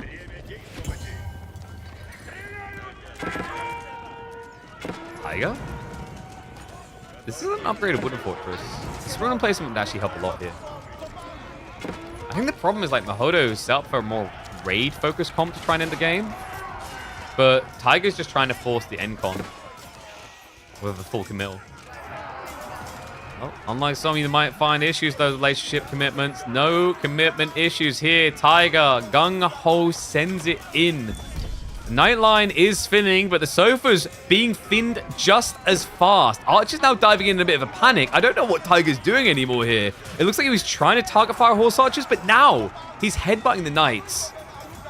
Sofa barely holding on by a thread at this stage.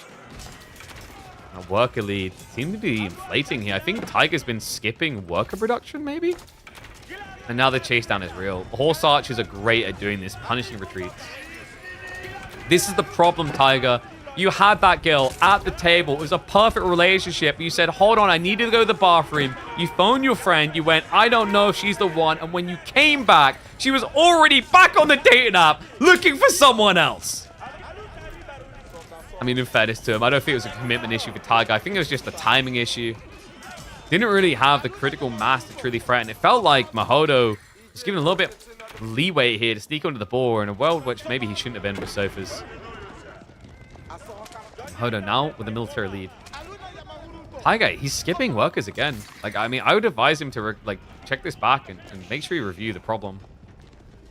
Because he should only be down by 10, but he's down by 12. Did he go textiles? No, he didn't go textiles either.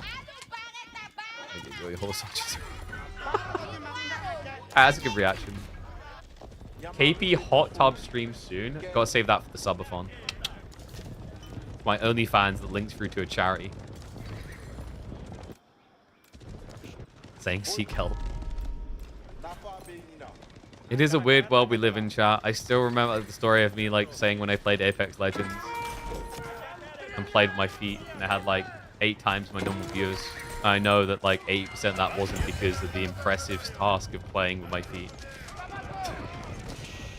It wasn't that I was playing an FPS with my feet, it's that the feet were the camera. Well, Legend was my main. I think I was playing Bangalore a lot for that challenge. Okay, so breakthrough again. Problem here for Tiger, he hasn't got the Constrict anymore. Handcuffs and chains have been put away. He's not really holding Modo back, and the raiding comp is going to be able to start moving in. Pathfinder was where it was at before they nerfed his grapple. This is post-nerf, so I was like, that's a good bang.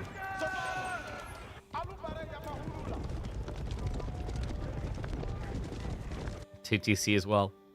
Look at that. Modo, the unfaithful partner. Well, sorry, the multi-wife partner. 2TC. Cheating on the main.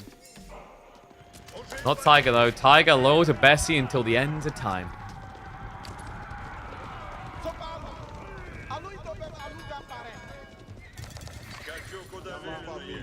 Now that I think about the analogies we've created, we've got Bessie, the cow, as the wife, and then sofas that she's sitting on, which is why she's gotten that big. There's a whole loophole of analogies to climb into. Yeah, this is too much damage now. Horse archers, get a few more before dying. But Modo is already up by 20. He's got 2 TC to scale past. It's just pretty much shield pill mode. Is the ball the old reliable? Nah, the ball's the side piece. The ball's the ball in the analogy relationship is the side piece you go to when you've had a few too many drinks. Because did you notice how Modo went out here without any protection at all? Well, no, not type of protection. No outpost or anything like that, all right? It's the type of thing you do when you're a few drinks in. You're you know what? Last time I got together with her, she did burn all my clothes and tried to blend my dog. But I feel like we clicked. And then you just go back for the boar again. With no protection.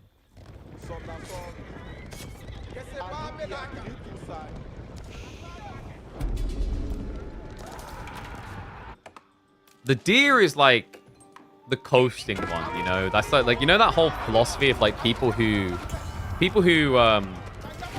swing up and people who swing down on the ranking. It's the deer is the safety gal. You're oh yeah, it'll always serve me well, but he's not gonna serve Tiger well at all. Well, things put in the blender. You can add a Sofa and an Archer to that list. Knights breaking through this time. Rapsky Tiger, we do salute you. 07's in the chat. It will not go any further than the round of 32.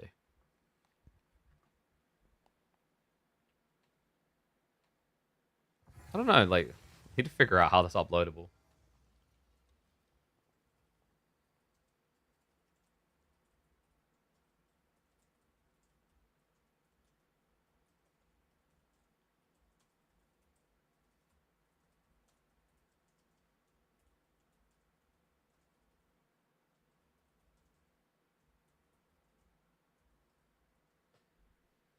It's very different to put on the channel. Might be cool. Well, I've been smoking today? Nothing. What's that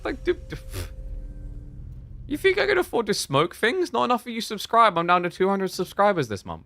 Where is everyone, actually? Did Twitch just, this is the other thing as well, actually, at the moment, is a streamer. Did Twitch just, kill us all with, the way they're Do you guys hear about this? So like Twitch has changed the ways that they detect viewers. So like this was done to scrub out bots, but technically it means that people that are lurkers are often not being calculated as viewers anymore. That's why like viewership across the board has been declining currently. It was a while ago though, yeah, but it's been getting like more aggressive. They've been ramping it up. Like I had a creator that I had my eyes on who was viewbotting, but he didn't get shut down for like a few months. What's up, Focus OG? Thank you very much, mate. Appreciate the sub. Welcome to Swarm. Like, the problem with that is, like, Twitch, it may be the right call long term, but because they basically skullduged the creator market for so long, they've put a lot of Twitch creators that are reliant on that income source in a really, really bad position now. The reason they've done that and how they've done that is because, let's say now, okay, yeah, now we know that all viewers that watch are genuine. That's great. Golf clappers. But that's not how the budgeting market works. That's not how the sponsor market works. They will take over a year to catch up to that trend if they do catch up to that. They've already come to a world in which they can associate a sponsorship worth 1 times CCV or 2 times CCV. Realistically, if you're purging all the bots and disgenuine viewers, now it should be 3 times your concurrent viewership or 4 times your concurrent viewership, like dollar per viewer. But they're not going to do that. They don't need to do that, and they're not forced to do that. And even if they did do that, it's going to take them over a year to catch up on that. So I wouldn't be surprised if you see a lot of people who are reliant heavily on their Twitch income just, like, disappear. Because they won't be able to, like, meet the bills, make ends meet. Alright. Let's grab another series. And maybe I should start becoming what I hate, actually. You know, one of those React streamers? I keep trying to resist it, but I feel like we have good takes on these type of things. Wasted content. They say this is fools, they count lurkers as before. What do you mean? What are you saying, that they do count lurkers? I don't think that's true, though. I think they're still not. It could be just like for AO4 directory, for example, it may just be the correlation of like people being bored right now because no patch, lol. But like I've noticed a downward trend in the directory in entirety for all like creators, really. Like I feel like mine's been declining by 100 plus. Dumu's been declining like by 100 plus, whatever. Oh, nice, guys. We got Vortex versus Modo now. Poggers. Pogs in chat. That's a good one. Yes.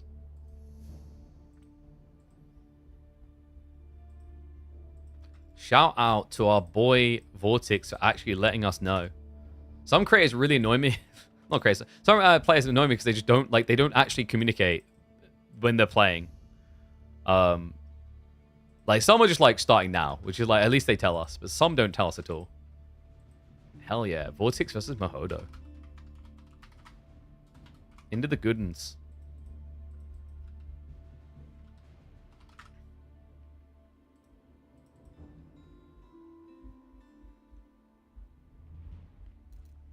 Did read that while you used to be able to lurk on multiple streams, you only get counted in like 2 now. I think they made it 4 or whatever. I don't know. This is like the thing. Yeah, try to support everyone you can. Like have multiple streams open is my advice. Because like you can basically get like plugins so you can have like 4 streams on one browser or whatever now, right? Yo, wait, focus already sub. Oh, is the hype train starting? Ending? I'm confused. Why did the hype train start after 3 minutes? That's weird. Dawn of War 4 is fast, so we get more views. Fingers crossed, man. I'm trying to talk to the devs now. I maybe have a loop in there. I'd love to be able to help them around the launch. Like, I'm a lifelong lover of Dawn of War. Like, the OG Dawn of Wars. Dawn of War 1 was good. Dawn of War 2 is like, Dawn of War 3. I mean, Dawn of War 3 just basically, like we need to just go into the great libraries and purge any reference to its existence. It was bad. Really bad. Okay, game 1, French versus Japanese. Like, really bad. Like, I remember I talked to one of the devs from it, and he said, even I haven't forgiven us for that. Twitch has also seemingly increased advertising, especially for non-subscribers. Yes, but they've done that while losing money because they can't attract good like sponsorships because of the controversy. Like Coca-Cola doesn't want to be on a site where someone's going to shock their freaking dog. You know, like. And what's up, Chalky Milk? Thank you very much, mate. For 6 months at tier 1, what a legend. Look at that. You got installed, you got prepped. Appreciate you, mate. All right, let's get ready to go.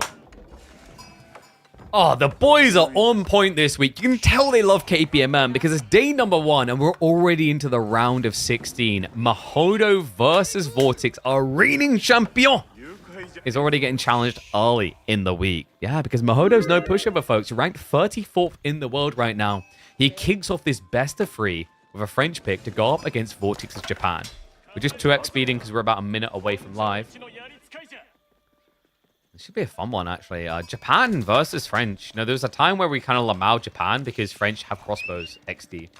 In more recent times, we've seen some ways they can unravel. In fact, if you guys remember, it was Vortex against Marine Lord. It was the only game he scored against the Frenchman. It was French versus Japanese, where he overwhelmed him with a mass spear strat. So who knows? Maybe we'll get a repeat of that. First spears are going to be arriving. Modo already gobbling the gold. Like all the way through. Wait, what was this for? Was that enough just for the knight and that's what he wanted? He doesn't even have wheelbarrow. Yeesh. Maybe KP can get an AI caster the games? Oh no. So I was talking about this before. Like if there was a way to get like a channel that AI watches like certain matchups as they happen, it would be kind of intriguing. I don't know if many people would care for it though. Are these spears great for French? Yes. It's great because you know French want to build knights anyway, so you can test them. And it also denies them building knights because they now have the gold problem. So what it forces is French to open archers instead of scaling knights and pro scouts. That's a big negative for French. It's a great start for Vortex. Modo's at least going to have a lot of food to work with. 17 sheep, mirrored by Vortex with 17 sheep though. Yeah, perfectly split down the line, I believe. There's still more sheep for Vortex in the north side, so a win and another win.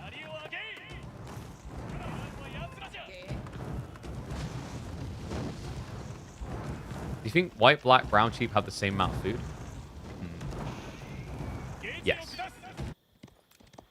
But wait, like what decides whether a sheep is like brown, white, or black anyway? Like, is there actually a scientific reason behind the coloration difference? Because like underneath they're all the same color, right? It's just the wool that's different. I've never thought about that before. Probably like hair color? Yeah, probably. Because like all sheep are more or less the same pigmentation, if I'm not mistaken. Am I right about that? Actually, no. There are like there's black sheep, aren't there? Like I'm pretty sure I've seen ones with like black heads before. Unless I'm imagining it. Yeah, no, there are. Yeah, because you get the ones that are like they got like the black face and then the white wool. There's quite a lot of different variations. You know what always impresses me? Those purple sheep, those pink sheep.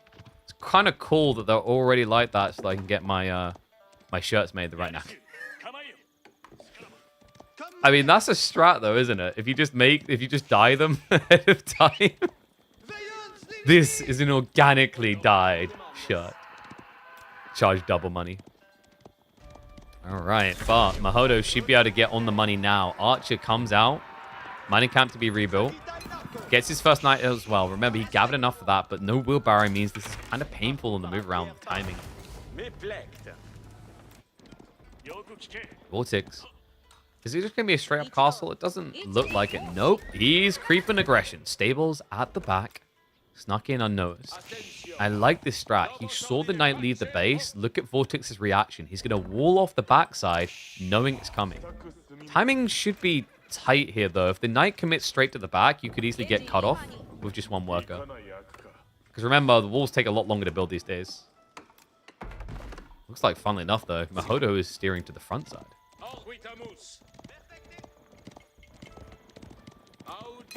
Yeah, but how many different colors of wool can you get out of a sheep?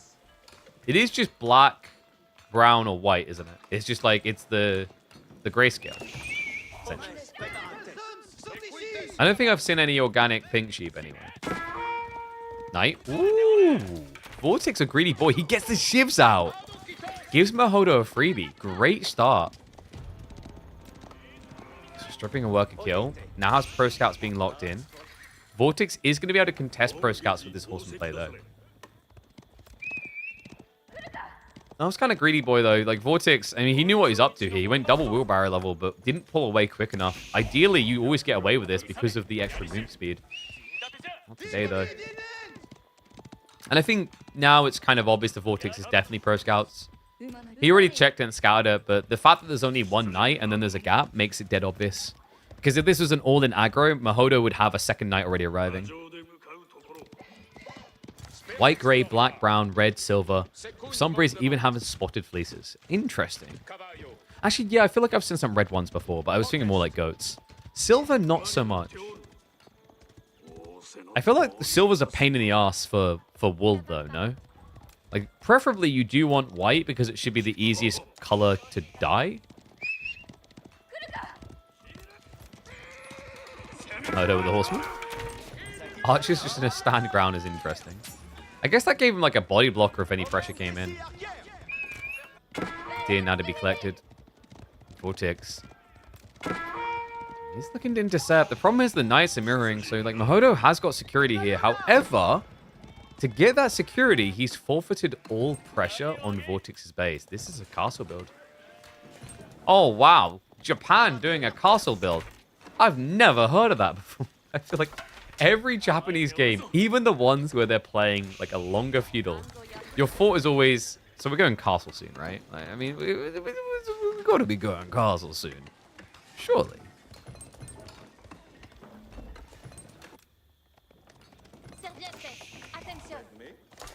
Will the Crucible be co-op? Probably not. Doesn't look like it. I already gave my feedback to devs that they need to make a co-op. That's how you win. But I highly doubt it because, like, with the way that you develop those type of tools, it'd be very hard to, like, loop back and fix that in, like, a few months or whatever. My hopes is that modding is enabled further and modders can do more and then they can fix the mistake made and make Crucible co-op. That's my hopes, but, like, I've been hoping that modders get more tools for years now, and they don't. If anything, it feels like every patch their life gets harder. Flown gate, now on the way. Yeah, pretty straightforward build here. And Modo, I mean, he's scaled quite a lot of archers, not as many knights as you'd normally like to see. What?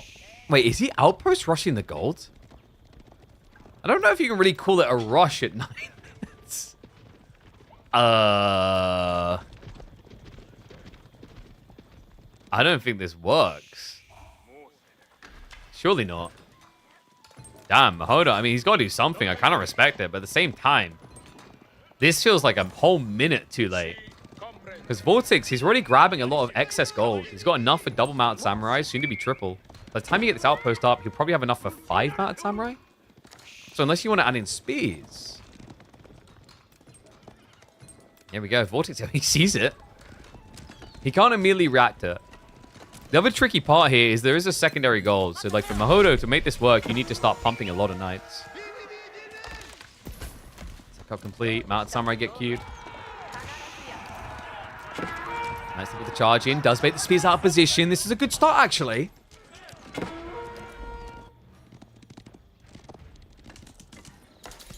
Post will be able to go up.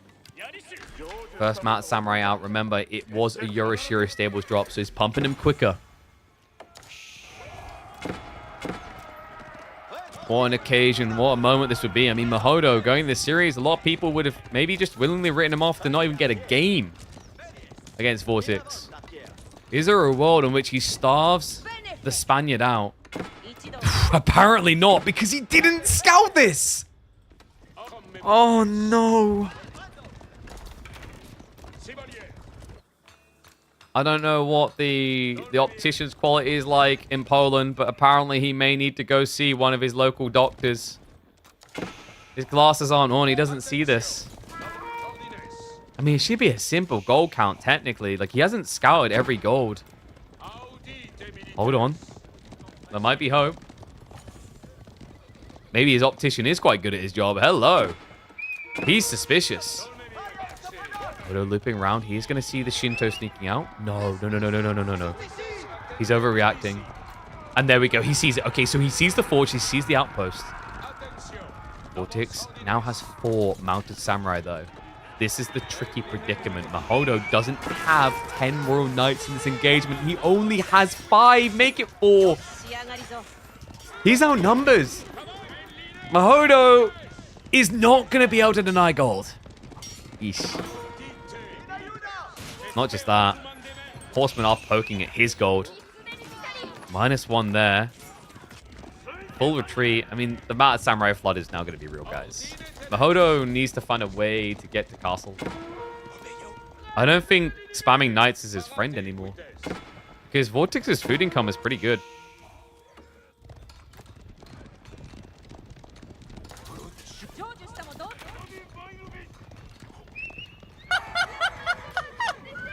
What's up, Artesian? Thank you very much for the Prime sub, mate. Appreciate you. Good lad. Nice. Now you got to promise all the next ones for me. Mounted Samurai all in on this fight. The Knights from Modo. He's trying to out-micro the Maestro. But Vortex ain't having any of it. No, he peels back, brings in fresh Knights. He'll get the return charge to break away from the main Knight line. Modo quick to pull away. That was crafty. Vortex just got away from additional Knights to overwhelm a smaller quantity. And the delay! Triple Scout goes down. Modo at least denies them. But that now hurts his ability to get more food home. That's all the Scouts. I mean, cool idea by Modo, but still a rough position to find himself in. And smooth moves from Vortex.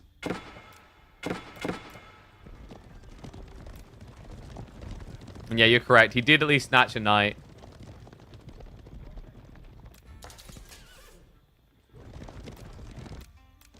Damn. Ah. What does Modo do with this? This is like true backup against the wall type feeling now. His Vortex has knight lead. So unless you tech up, you have no way of directly contesting. Even then, like the deflective arm makes it very difficult. Okay, so he goes spears. If that gets seen though, Vortex can easily add in Yumi. And now it's going to be Onimusha. So I've seen Onimusha against Feudal Knights, and it's actually crazy how quickly they melt for you. Because remember, like, when you get these melee clashes, like, the value of Onimusha, it's similar to Jean herself. Like, oh, injured unit, tap. Oh, injured unit, tap. Ironically, you actually have the kind of damage burst that you get out of Jean anyway with Onimusha. When you think about it. Like, mathematically. Because they hit for, what, 19? Actually, no, I guess it's high. What is it? Is it 40 for Jean? Considering it's only 4 ranged armor, that's still 15-ish damage usually going through. This dive, though. Modo. Oh, no. It's going to be dive on dive. They enter each other's bases. What? This meta has gotten crazy. Have you guys noticed this? It's always dive trades. Both sides heavy cav, both sides going in, both sides looking for kills. Vortex still looming, though. He refuses to leave. He beats down the defenders. Scares the workers away. Only a 4 worker difference in a game where Vortex still an age ahead with relics coming home. And what is that spawn? What? Oh my god. Where's the Shushi pick? That might be the most absurd spawn for berries I've seen in a long time. Because it's off to the edge. It's like so subtle you wouldn't even think about it. And whoopsie, apparently hit insert at some point.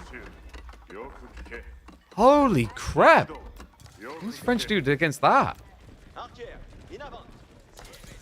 Would the landmark fit? I think so, because it would have the gap here. So it would just about snugly fit, and it would get probably the stone outcropping plus 3 berry batches. And the gold. Oh my god, yeah, this would be like, this is the dream.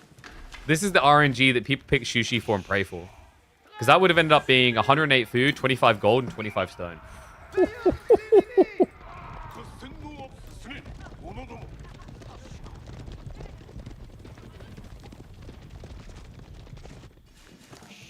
Modo's still playing Age 2. At this point, he hasn't got any real upside to try and play ahead.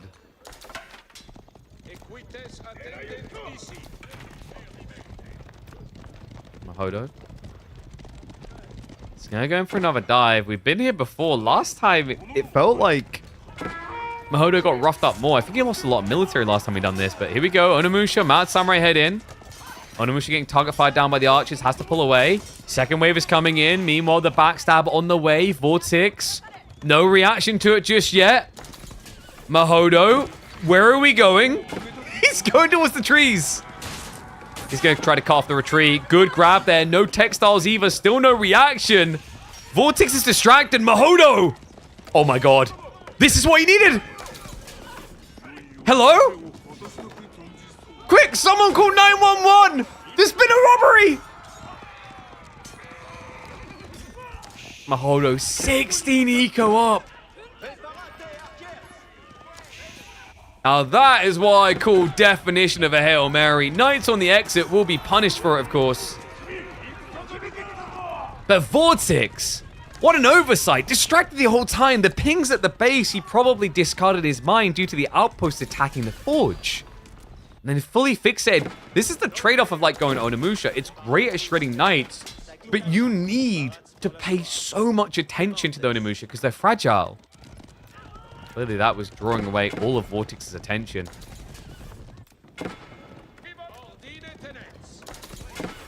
Modo, now with the ball play. Is this the moment? Is it time? I think he has to survive an assault first, and he understands. That was a great dive for him. Over time, he will build an advantage, sure, but Vortex now has another punch to give. It's 17 Mad Samurai. Not to mention the Yoroshiro drop TC means over time, Vortex can pad the losses.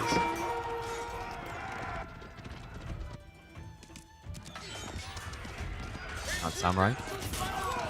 Just clobbering away at this. Onimusha going for that coup de grace. Just that finishing touch. But the backstab's coming through to wipe them out faster. The archers, however, have been reached. Vortex. He may have been caught off guard on the woods, but he will not be outdone in the main engagement. Yeah, Modo, that's it. I mean, it was a valiant effort. A sick dive, but I think it's becoming clear he's been stuck in age behind too long. He lost a lot of health on his knights those type of dives, whereas Vortex has just been scaling MS to rebellious quantities.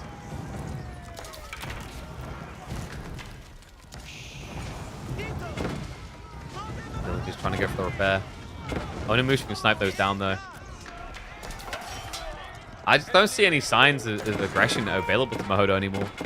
He's also kind of struggling for food, no? He's moved out onto berries in the corner, and that's curtains closed. Sick raid by Modo, but not enough to deter him. Vortex knows his timings too well. He understands the fabric of the mid game, and when there's an opportunity to send it down mid. Not getting car today? Wait, did they like phone you and say, haha, nah, joke, you can't have it? Wrecked? Really? Rip. This game felt like how Marine Lord and Lucy Grand Finals last game was supposed to go. Yeah. I don't know, man. Like, I'm finding the current meta really enjoyable of like these full send-its on both sides. It's a really different dynamic, but I actually respect it. It's enjoyable. You know, instead of people like floundering around like fish, panicking about losing economy, they're just always fixated on how they killed the other person, which is cool to see.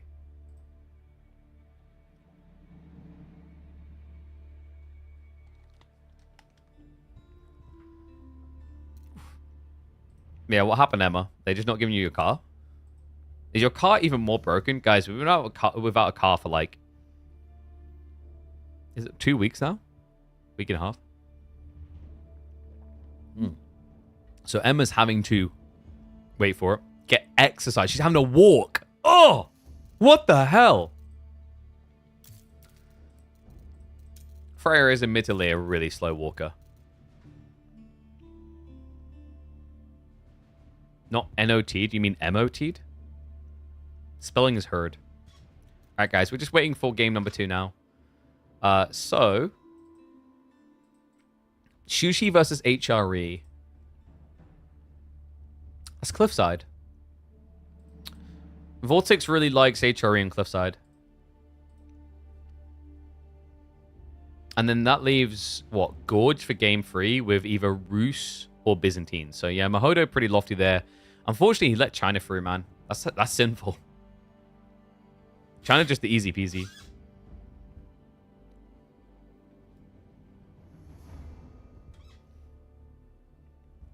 Lucy did 0 spears in... Oh, in that game? Yeah. I'm trying to remember it now. It's like a city area. Yeah, we live in a city. Like, Ipswich is...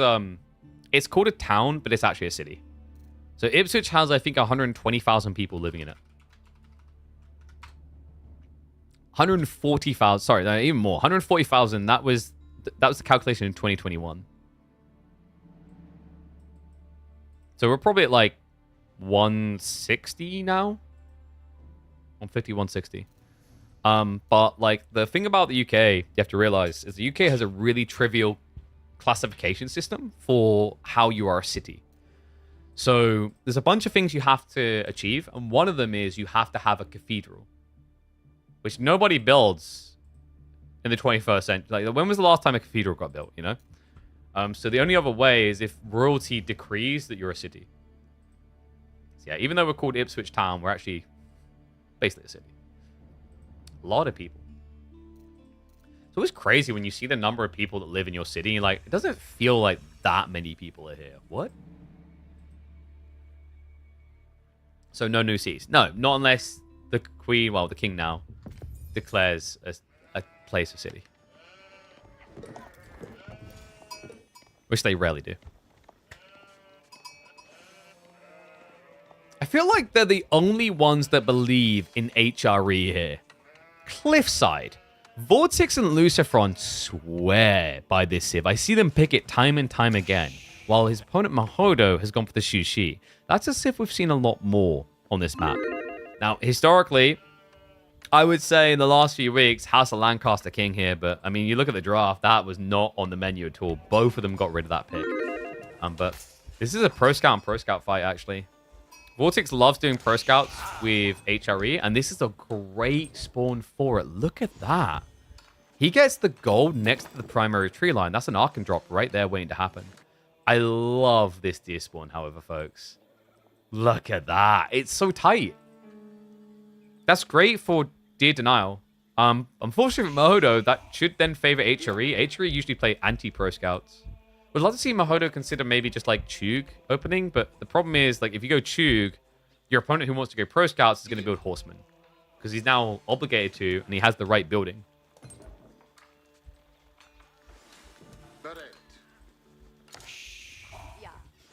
You've heard of the Ipswich Town Football Club?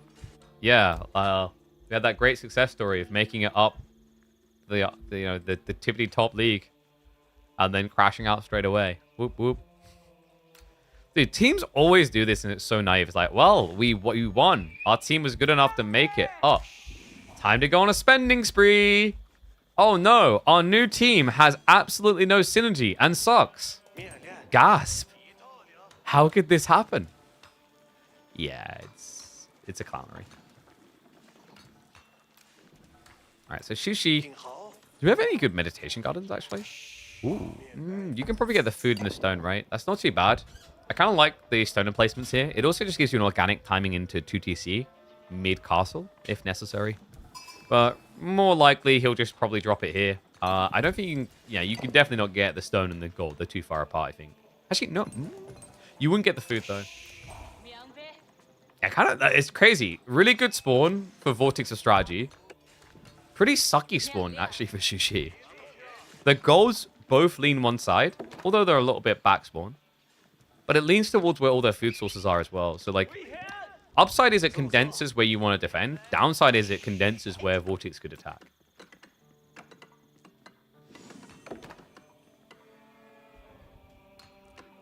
Brought a new car, a Mazda CX-5. That sounds expensive. And you're only tier 1 subscription? Nah. A 2025 card. How much did you pay for that?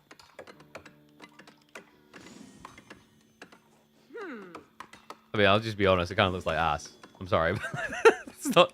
Actually, oh, no. I got a different one. Okay, dude, yeah. Ooh, right. 45k for the top. Okay, yeah. cute looking car. I can't afford that. Welcome to my life. Ah, you know what? That's like the dream. Getting to the size where you can just say, here, mum. Here's a Mazda CX-5 2025. And just not care. Rob a few banks? True. GTA has taught me well. So, like, the key to robbing a bank that I learned from GTA is when you enter the bank, you just need to, like, stand still for 2 minutes because you're loading. And then you get in the bank, and they just give you the money. And then you exit the bank. But remember, when you exit the bank, you got to stand still for 2 more minutes. So the good news is the cops won't be coming for those 2 minutes. I got this. All right, gold being gathered up. Definitely confirmed pro scouts now. Vortex usually likes to do it this way, where you prime the pro scouts first and then add in the production afterwards. Of course, for Modo, it's going to be the other way around. So stables already being dropped. He'll try and do both at the same time, which, I mean, you usually have the leniency to do that. Would be beneficial to tax drop off. And yeah, there you go. Grabs the extra little bit of gold. And probably a good time to start pumping those scouts. I wonder, is it going to be racks beginning? No, Vortex straight up just stables. Sometimes it's nice to do racks beginning here just to try and deny the first scouts, but I think it makes sense why Vortex is going straight into the stables. We talked about how tight these deer spawns are. If you open spears, your opponent can actually open Chug and hug the cliff sides quite nicely. Holy crap, I got a bunch of, like, car people in my chat. So I am terrible when it comes to car knowledge. I can tell you what my dream car is. I'm like a classic, like, street racer boy. I'm like Skyline Nissan GTR, like 08 model, maybe 2011 model. Whew. I know, it's a sexy car. DeLorean.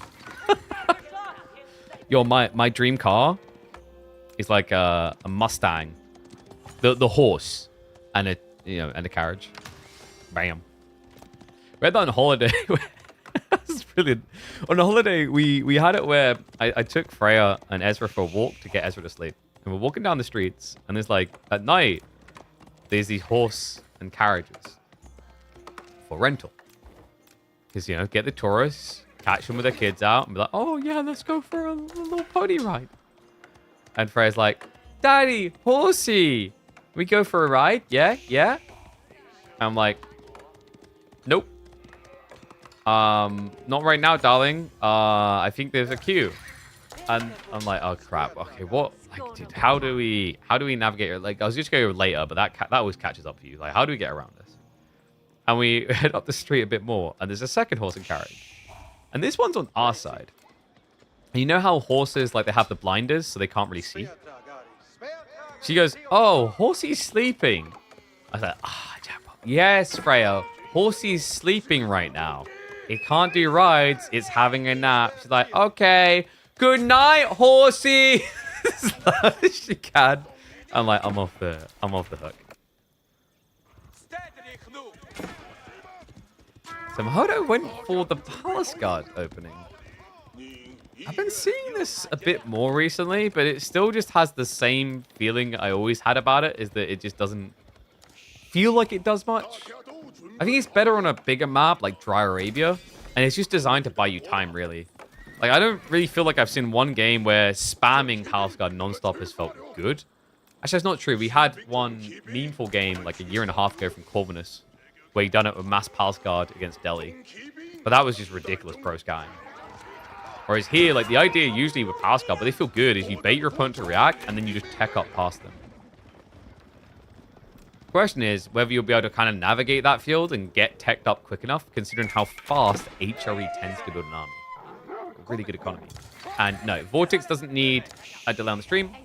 So the rules are that there only needs to be a delay on Grand Finals, basically. That's our primary focus. So if someone's in Grand Finals, they have to have the delay.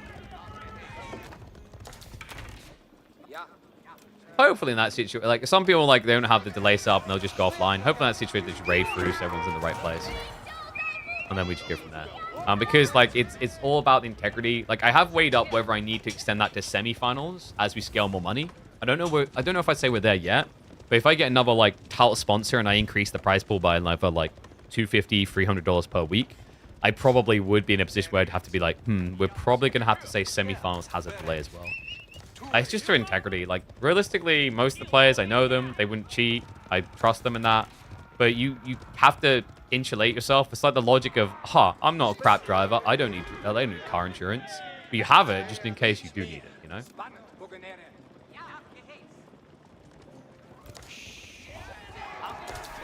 Okay, who's winning this? Vortex has good skill. Modo with the switch into Horseman's pretty nice here. Vortex a limited counter spearman and may find himself a little bit caught out, but that's the beauty of the marching drills. Allows you to get out of a jam. In the meantime, the Horseman jumping in on top of the deer. Modo does get the Seek Shelter off. So one of the villagers might make it two. No, what the? It's full! Look, if you're the last one in on a full garrison, at least yell loud enough so everyone else knows. -3 workers there. Oh, so often people get screwed over by this. The way Seek Shelter works, if it's not full, they all go over to it, and then they have to tap it before they acknowledge that it's full. And yeah, Vortex would have red and blue because he's got like team colors whatever set. We can't do that. We've highlighted before why we can't do that. If I press it to activate it now, do you see what the contradiction is here? The orange outlines, the orange tag, and the mini-map that's still orange, it confuses the crap out of people. What I'm thinking of bringing in 2026 is color enforcement, though.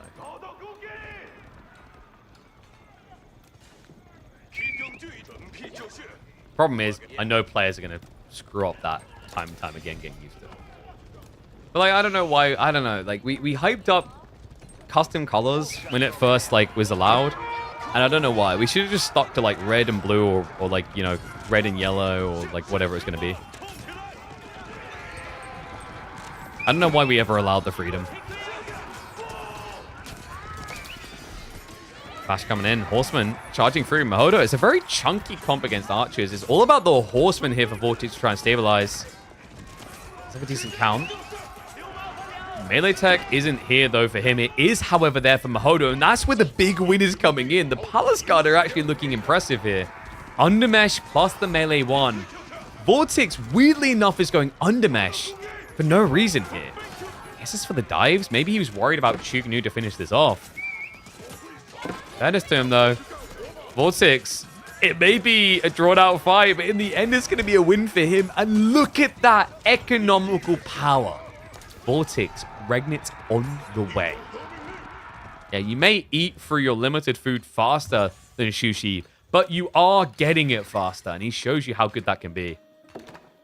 Army value favoring him, destroyed value favoring him. Tech about to be favoring him. Modo about to be left holding a big bag of excrement in the form of feudal palace guard.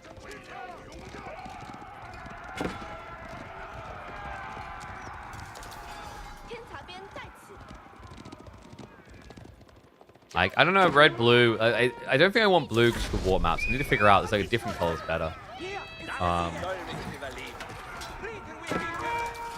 to remember, what colors did Red Bull use? There's a specific color, like, palette. Was it red and yellow? I can't remember. That sounds kind of familiar, like similar though. Dive coming through. Modo needs kills fast. So far, he's achieved 0 worker kills. There we go. Connects to the first one.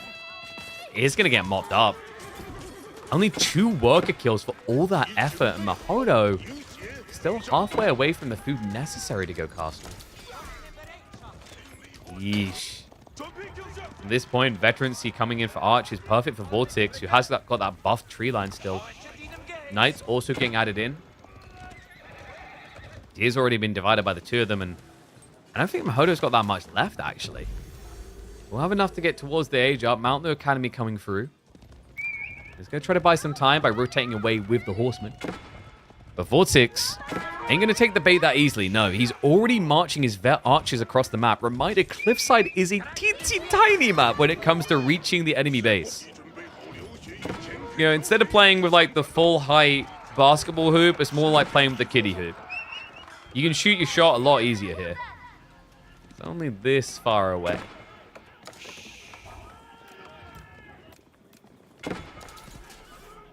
Vortex. Once he hits that tech up. Ooh, Oh, he's diving for it. And this outpost is greedily late from Modo. Villages, I mean, you can't get this up. He's pulling more across now, but that's just going to be full denial. Extra eco going down. Modo in desperation mode. All of his gold is on the west side. It's recommitment. Should give him enough workers to get it up in the end, but just look at the damage done. 4, 3 left. After all that. 33% worker advantage now for Vortex. That is the type of strike that ends a game. Modo, he may have just tacked up, but look at the state of his gold. His palace card just got swept. He doesn't have lances. He's got way too much food. He's got nothing. All Vortex has to do is keep just A-clicking into here, making monkey noises. That's how you beat this now.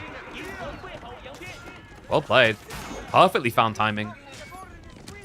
Great defense as well. I think like Vortex, that's really like what's leveled up for him in recent times, his ability to defend, not just attack.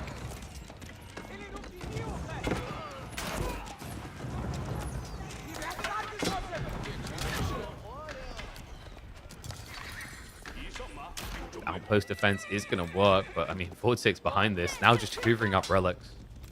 Yeah, this looks pretty dumb. I mean, Modo doesn't have any real upside here. He's behind on military, drastically behind on economy. The Pro Scouts play has now been drained. That's the last of the deer he's on to berries. Meanwhile, Vortex is already onto farms, and Shushi do not do farm transitions well. Vortex, instead of trying to headbutt a wall, though, he's going for the fast-in build.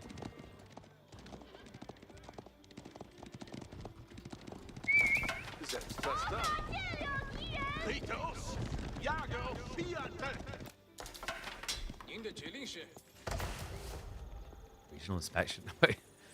I mean, we're running out of food and we want to pump units quicker. Oof. In fairness to him, like, it is a little bit greedy what Vortex is doing. I think he could just as easily double down on an attack and end the game. Yeah, like, he's attacking with very little food himself.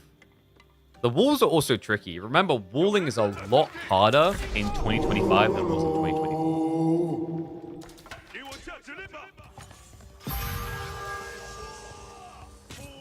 I love the... Oh, I'm probably dead. Let me just drop this now. Like, it makes a difference. So at least a nice 1 relic, but this is still 4 relic ringnets. We're chill, baby boo. Cruise them to the next stage. Right in the back.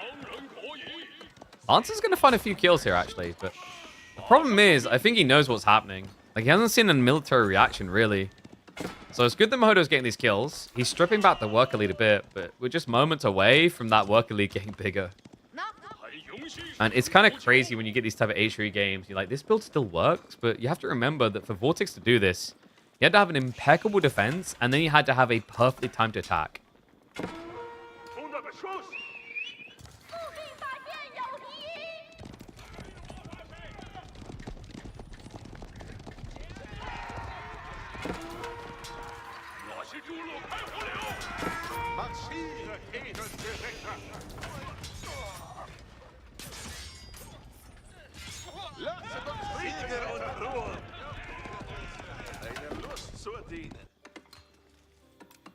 Alright, guys. I know how Modo wins this. I've seen Shushi do this before. You're all like, GG, Jova, Devastation.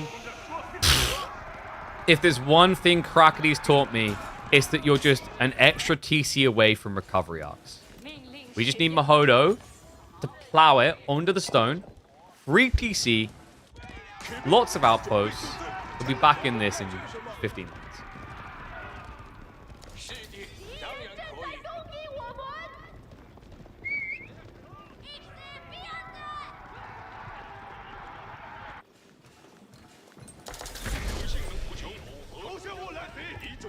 Need food for that? He's got food.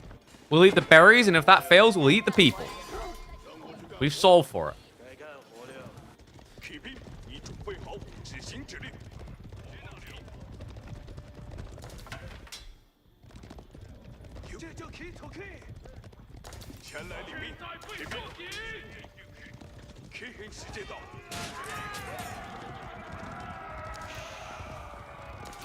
I mean, if he raids the farms now, like that food issue does also apply to Vortex.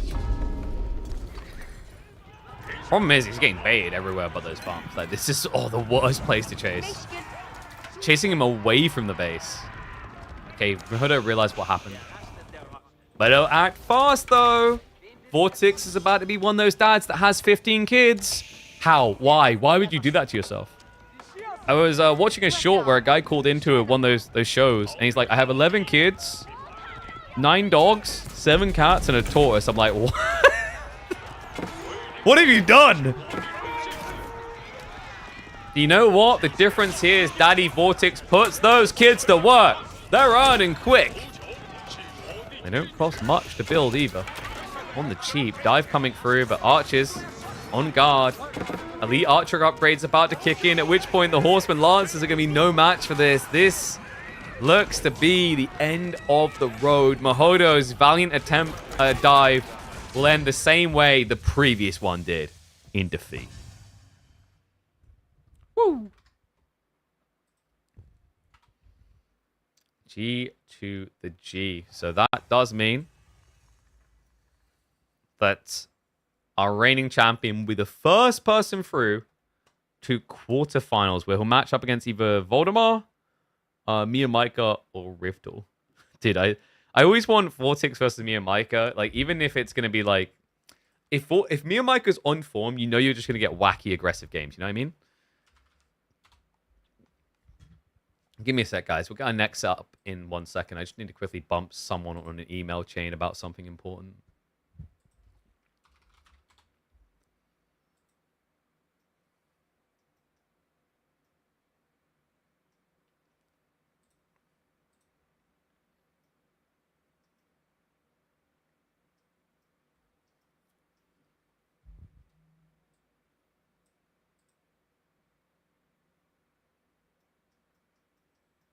Where is it?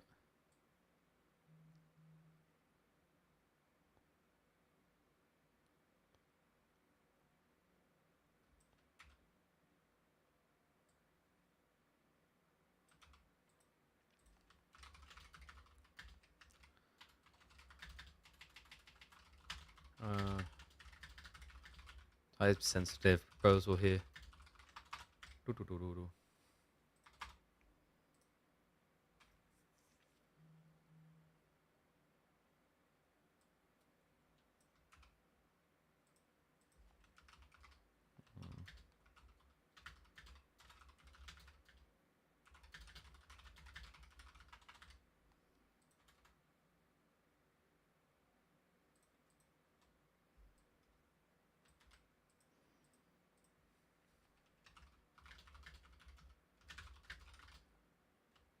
Let me know what rate he would need this. Alright. Hope that gets a response ASAP. Dude, I've had like a crazy proposal come in to like fly a content creator halfway across the world. And they want to fly him next week. And I'm like... And it's not like just like, oh yeah, turn up this event that's one location. It's like a multifaceted go here, go there, go every bloody where. So I'm like, alright, well, I'll ping him across real quick and we'll see if we can make that work. You know what the best feeling is when you're negotiating deals? When they go, name your rate. And it's like, but they're saying it like, not like, haha, tell us your rate so we can lowball. They're like, honestly, like, we just really need this. Rocket the number, whatever it's gonna be. My tail starts wagging. I start salivating. I smell the success. All right, anyway, guys, let's get ready for more series. GG's to Modo on his valiant attempt. It's going to be a 2-0. That's cool. It's not for me, but it's for one of my creators. Did I do something to my hair? Nope. My hair's just my hair. Why? What's wrong with it? It's probably just because I'm not wearing a headset right now. Lucy will stop him. Vortex Kryptonite. Ah ha ha. Funny thing about that. They are on opposite sides of the bracket. So, like, what, B, Anatan are probably front runners to stop Vortex. Otherwise, we have the potential for a Lucifer Vortex day.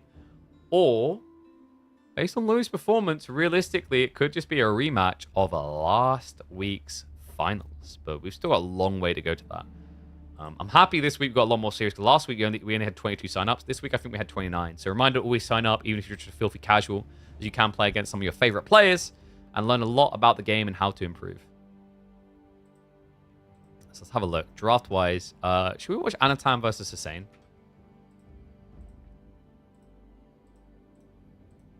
We always love checking in on our resident modder and map maker. Good old Hussain, don't we? BO5, right? No, these are BO3s.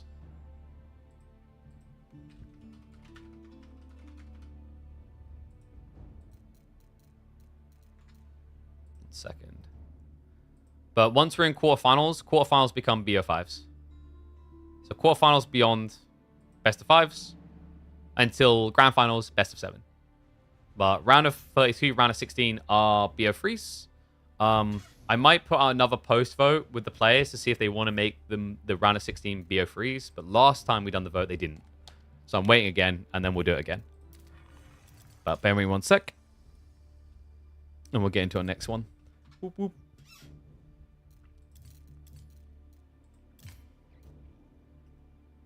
English versus Knights Templar for game 1. Say what? You have Belly Plat 1. I have 0% chance of not embarrassed. Who cares? Dude, just play. Yo, what's this 0-3? Like, you always screw it up with your comments about other things. Not enough. Dude, now it's time.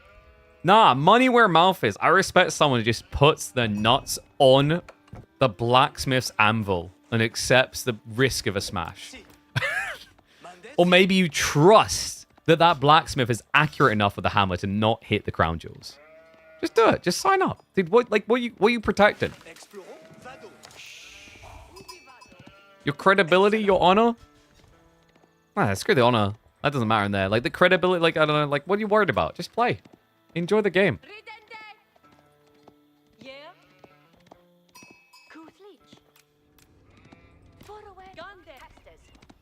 Alright, so let me flip this around. Hussain with Knights Templar and Rocky River is interesting. There is shoreline on this, but there's not much per pond. It's only 2. It's not like wacky good.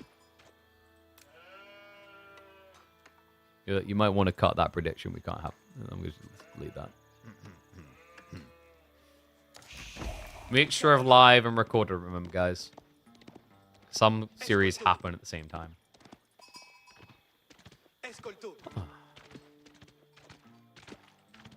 I wonder what... Is Anna just going to do this... Wait. Oh. Yo. Wait. I have not seen that in a long time. It's been a hot second. You guys remember this? The Vortex build. Guys featured in multiple series? Come on. So greedy. You guys remember the Vortex build? He first developed this on, I believe it's Altai. So the idea is that you build the mill closer, and then you branch farms around the edges. Then normally you build the farms out another tile, don't you? Remember correctly? The idea is that if you do it that way, you get 1, 2, 3, 4, 5, 6, 7, 8, 9 farms instead of 8. But he's done it a bit different. So he'll still get like 1, 2, 3, 4, 5, 6, 7. That's Louis build. Vortex was the first person to do this in like year 1. That you would branch your farms around the edge of your TC. Because the idea is meant to be that it's more efficient for drop-off because you're closer to the TC. So while you get 1 less farm, what you're getting by doing this type of build is a quicker drop-off. Because you see what's happening here? Like the workers, they're hanging on the close side of the farms and then dropping off at the TCs quicker. So if you don't want to go wheelbarrow, this is meant to be quite nice. And technically a bit more efficient. Whereas if he built in the corners, you're seeing it over here. Like, look, dude, look at that walk distance. It's so much further. It's crazy how good it is. Because the other thing that's interesting, if you guys ever noticed this about farms, when you look really closely, watch the repro rate, like the reproduction of like crops behind them. You see what's happening? Like the rate at which they come back in, at this stage in the game, it's meant to be harder to clear more than half of the farm tiles within it. Because they should reproduce at like that kind of pacing. See, no one comes in. And then after that, this back one here should come in. So what should end up happening is in age 1 and age 2, really, he shouldn't be touching these farm pieces and these ones. It's a little bit different. Like, it's tighter now. It used to be even more efficient on saving walk distance because, if you guys remember, they actually buffed the Dark Age gathering speed by 5%. So even with that, like, you see, it just, like, boom. So he's just going to do this little circle here. Whereas these guys tend to kind of push a little bit further south, so they're further away. Yeah, same happening here. Like, loop-de-loo, loop-de-loo. Now, once you get to the stage, like, you're in Castle Age, you're going to eat through this whole thing to go around again. But that's, like, a different problem. Like, at that stage, you have Wheelbarrow, don't you? So, Abbey of Kings coming in. Is Anno doing a fast castle build? Could be. It's got 22 sheep. He definitely has enough for it. And Hospitalet on the other side. So Hussain going for the free wheelbarrow.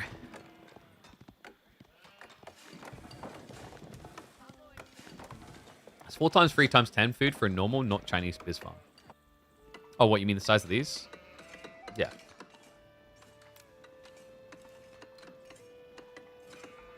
Also saves villagers from pot shots. That's true. But, like, that's not really why you do this in the Dark Age. Not against Knights Templar as well. Yeah.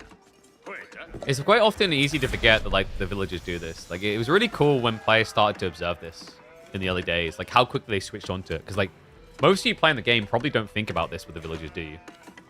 It's not like me shaming you. It's just realistically, it's such a weird, nitty detail. You're like, oh, villagers, they're on this tile. And in your mind, you just convince yourself the villagers are essentially center of this tile, on average. Which is fair, but, like, the problem is the average only matters if they clear everything. If they don't clear everything, you can steer the average point of reference in one direction or another based on the drop-off. It's like, instead of his average being center bound on the tile, his average here, for example, is actually, like, here. So it's halfway towards the corner that's close enough to the drop-off. Same here. Instead of his central point being here, his central point is, like, more on average here. And it is going to be fast castle, guys. Yeah, so probably 2TC here. There's no reason to build a white tower. And this is kind of refreshing. And we haven't seen this build in a while. It's always been the 2TC Abbey of Kings. And then just get white tower, lol. But, not to be outshone, Hussain also goes 2TC with Knights Templar. Wait, no, Hussain, stop. 2 is chill, but 3? I don't like this. The only other possibility is a fortress drop, but a fortress drop pre-10 minutes suggests that Hussain is drunk, and I know he's Muslim, so that's not possible.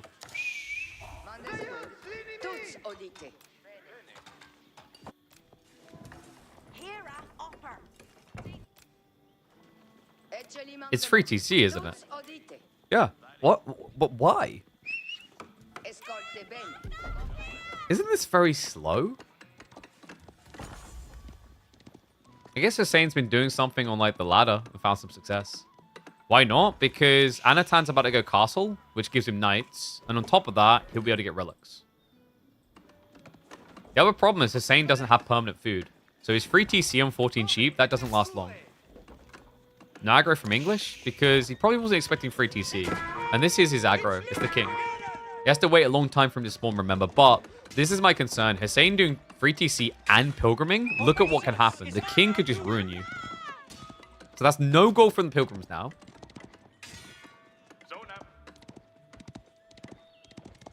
I'm Hussain, it's not just going to stop here. Anatan about to age up. Wait. Is he King's Palacing? Wait. Surely that's... No. Is he going for a white tower drop? He is. Oh my god, we're getting a white tower drop. And damn it, I'm annoyed. I just realized I didn't hit the record button. Oh. Well, this might be a quick game, but it's annoying. It would have been a good game to record. Because of the cool farming efficiency discussion. And so he's walking his way across. Hussain does see it. Hussain, who has a grand total of no buildings to attack with. Oh, no. He's white tower rushing him without wheelbarrow. I just want you guys to just soak that in. Yeah, and this is the other tricky thing. Like, against the melee civ, you could probably scout block this for a little bit, but not against English villagers with short bows. A spearman's also not going to solve the problem. Gee, I'm starting to feel like maybe Hussain should have built that fortress after all, because he only has one landmark.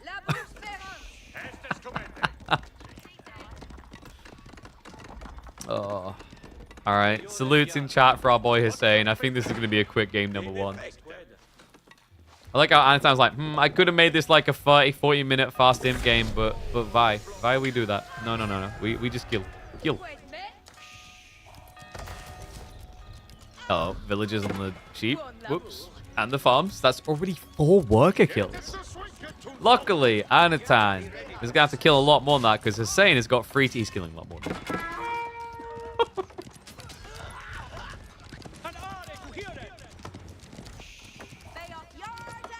Rams or trebuchets better? This close, you could legit do rams. Because if you ram here, like, your opponent can't actually kill. I legit want him to do rams. I think he'll do trebs, because that's what most people do. But, like, rams is sick because of how close the white tower is.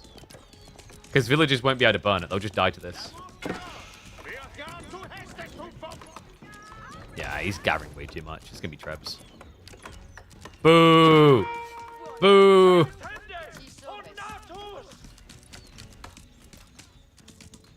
You know, you don't even need to build siege if you think about it, guys. Hussain is just, you know... How many attacks is it per minute? 0.5. So you're going to do 6 attacks every second. Oh, I have to do calculations on this. Someone quickly do the maths of how many seconds away he is from dying. You should take, like, let's say 8,000 divided by 6.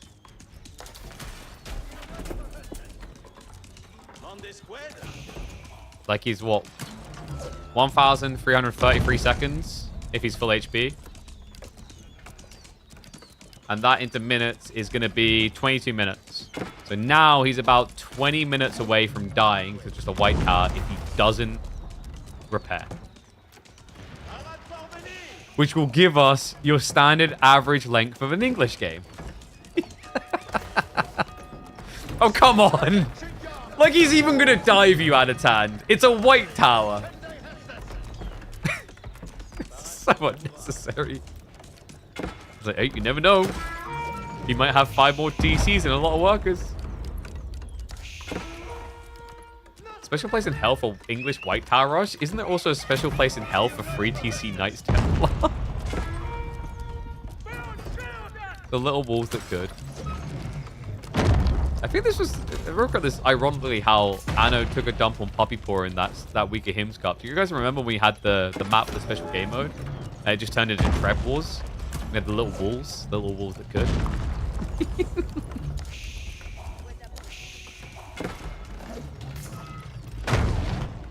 Hussain needs a keep? No. We commit to the plan. The plan is Republic of Genoa, then die and blame the Italians.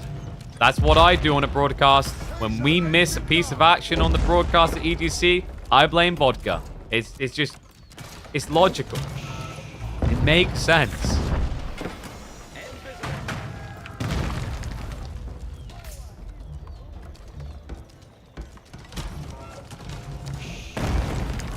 You know what you do now? You rush Imperial Age as Venetian, so then you can definitely blame the Italians. I think he's rushing Imperial Age. Alrighty then. Who the heck goes free TC? Hussain does. Hussain, the insane man. Don't doubt this man. This man makes the game modes that you toil and take joy over. All right? Respect and artista work here, folks. We all love Hussain. We cherish Hussain. He's even working on new mods for us as I speak. It's impressive. That would also explain why he's losing so easily. Multitasking, baby. Even in gold. Why are you slandering Hussain? You know he's probably higher ranked than you. Okay, he's actually plat this season. Oof. In fairness, he's only played 10 games. Season before that, he was Conk. Conk 1. He's usually diamond, high diamond, low Conk. Here we go, guys. It's a race. Can he get the fortress up? What? Do it. Do it for the glory. No, Anatan. No. No. Get away. Stop it. Out of here. Shoo! Shoo! Shoo! My Anatan swatter hasn't worked. Sorry, Hussain.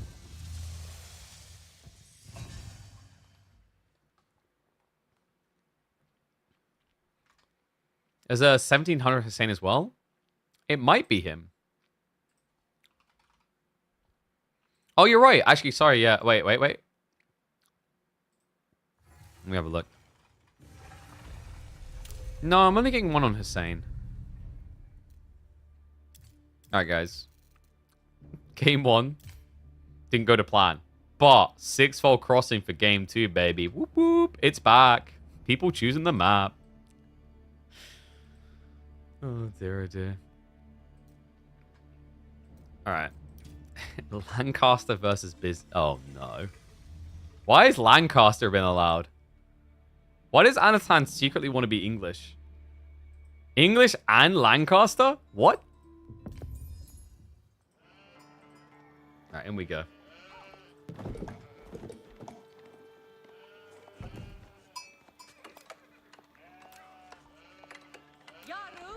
F's in chat, dude. It's kind of feeling like that. Oh, no. No.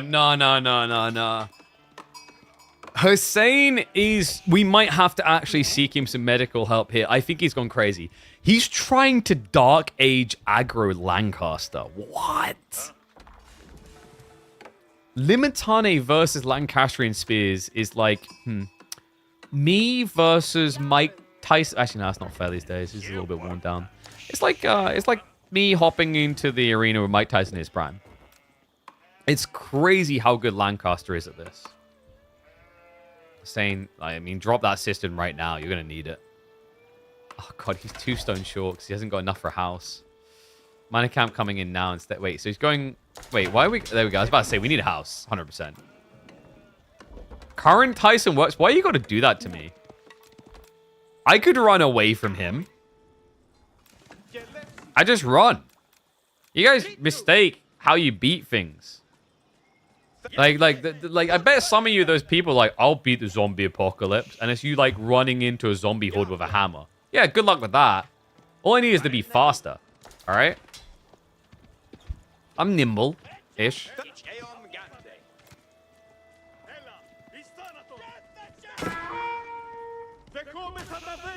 Yeah, so this already looks right.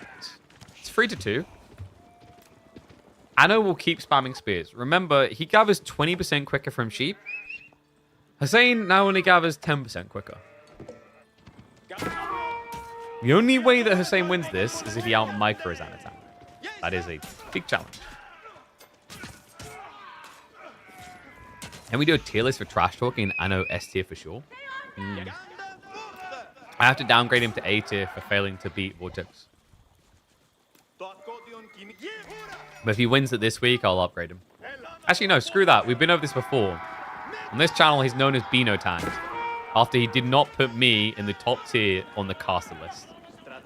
And his excuse, do you guys remember what his excuse was? Anatan's excuse was that he doesn't rate play-by-play casters that highly. Then what did he do with Drongo? Someone was brown-nosing, hoping they'd feature on a Drongo YouTube video, weren't they? I'm on to you, Anatan.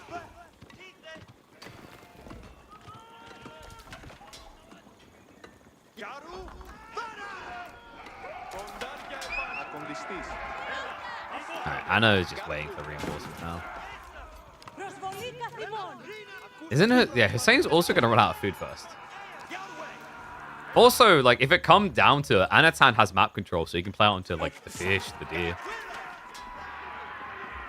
You don't have a count for games won by Anatan? No, we done that for Voldemar, didn't we? And Core. It's Voldemar and Core. Anytime, it's always the people that come in and lay some smack. If they throw shade, they get it.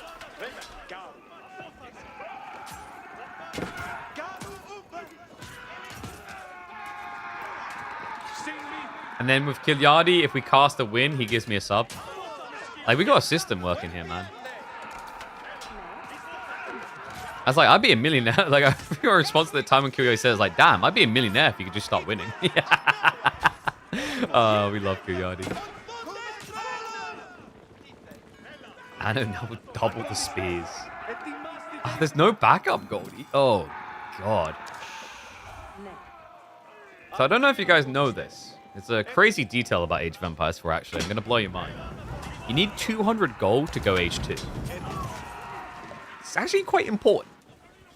That's a good little snipe there, though. I like that from Hussain. Showing some muxy.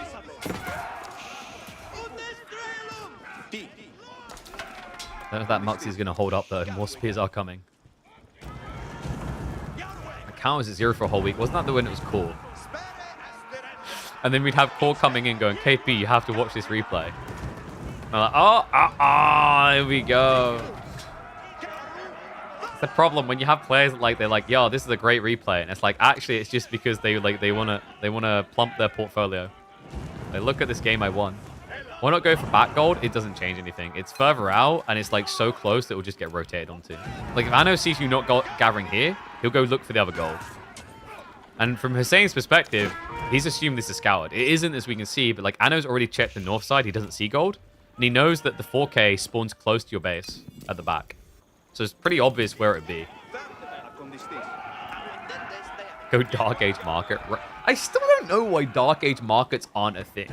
It strikes me as like encouraging very cheesy gameplay in a negative way. I don't know. Maybe it would make Dark Age really pointless though. But it does like seem silly thinking back in hindsight to the Outpost Rush days. All right, Hussain has manned up. He's adding more spears.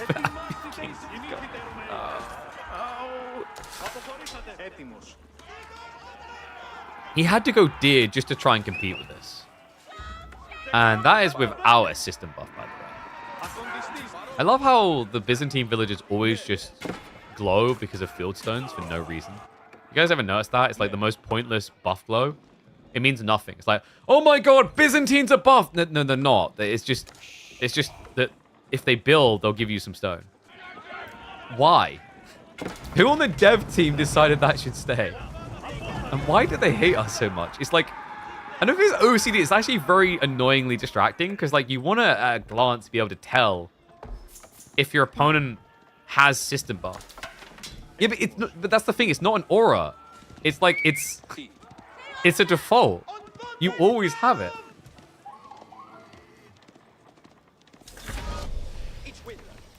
That's like going, oh, you know, all lancers and horsemen of Shushi to glow because they have Dali horses. Actually, it'd probably help, but like, you know, you get the point. And then there's other ones like, why do French knights not glow when they get their charge buff? I feel like there's a lot of these things that could probably be retuned.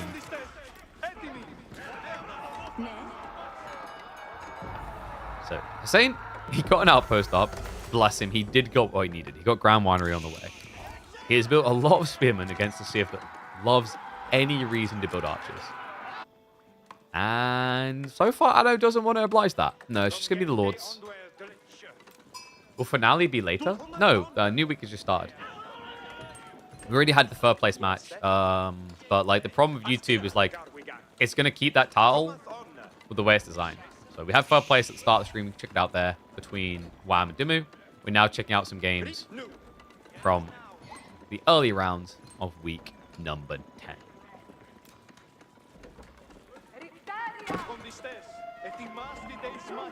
Oh, actually, we do need yeah, let me get third place match out of the Twitch title though. I just realized you're on Twitch. Get 72 back from building a wonder, and branching guards get a buff from being near. Well, I know about the buff. Interesting is 72 stone back.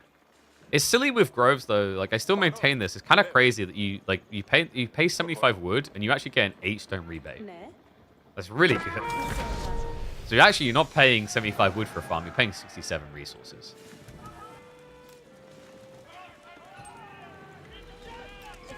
All right, tech up complete, and he's sending it. Yo, my boy Hussain! He just used Presidium. He's taking 5% less damage, guys. A whole 5%. It's also very hard to kill these guys because they have 5% more health. Presidium. I feel like every time I've seen Presidium lose, used rather, it loses some on the game because later on they forget to toggle it back. Like right now, he's now producing Limitane, but he's still got it on Presidium, so he's missing out on 20% production buff. It's like minimal here, but I've seen games where it's like tier 5 and someone leaves it on Presidium for 10 minutes. It's pretty painful.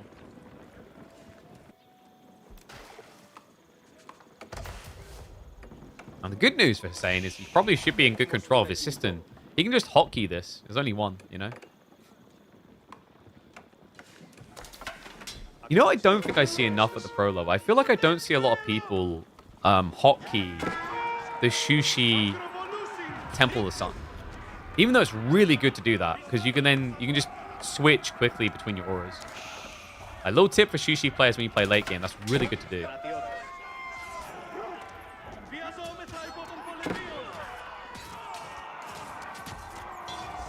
Flash coming in, that's going to be it. The Lords. Tu Stronka, Anatan, to Chadley. He will be going through to the next round where he will face off against Corvinus or Bitcoin. Wait, BitCousin. Bitcoin. Whoa, Bitcoin's coming for us all. GG to the boys. And props to Hussain, actually. Like, let's check the Midweek Master. I'm curious on this. Yeah, so guys, you want to, like, fun little fact? You'd think it's just, like, pros that sign up regularly, but check this. You guys see that? Down here in 18th place, like in 18 signups, rather. Hussain. Here's another crazy one for you, though. If you look at, like, the most signed up, you'd think it's just all pros. But just a few down, Red Darksider. What a legend, man. Red Darksider, I mean, he always goes out in a round of 32, I believe. But he's a grinder, man. 33. He's played the same amount as Wham. I respect that. Same with Riftle, 32. I love these people. Like, they're not pro level, but, like, they, you know, they do it for a mixture of the fun and the improvement of it. They get involved, which is cool to see. And Avaki with a lot, Lemonos with a lot. That's always awesome. Shout out to all the boys. All right. Bitcoin. Hey, it's close enough, you know. BitCousin. Whoops. All right. Let's see what we got next.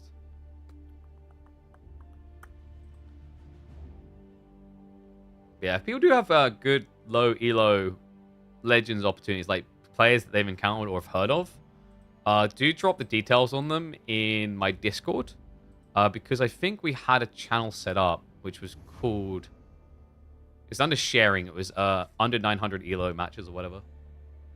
I want to find some of those type of replays to see if we can make it work in. Like I feel like every year or so I try and do a bit of low elo legends to see if it pops off.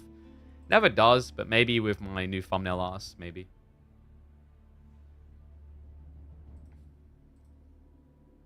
Bitcoin versus Ethereum. Whoa. That sounds like a naming style for a hidden cup. Just get like a Web3 sponsor and get all the crypto names. Okay, so we've done Vortex versus Modo. Voldemar versus Footman is an option. Or we can do some high-level games. Is the other thing.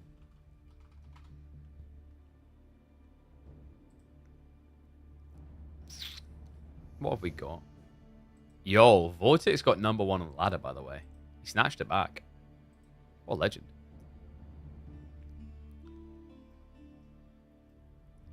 Dude, the guy is on a win streak. What? That's freaking wild. His win streak is like 25 long, I think? 25 long. Sheesh. Man's unstoppable.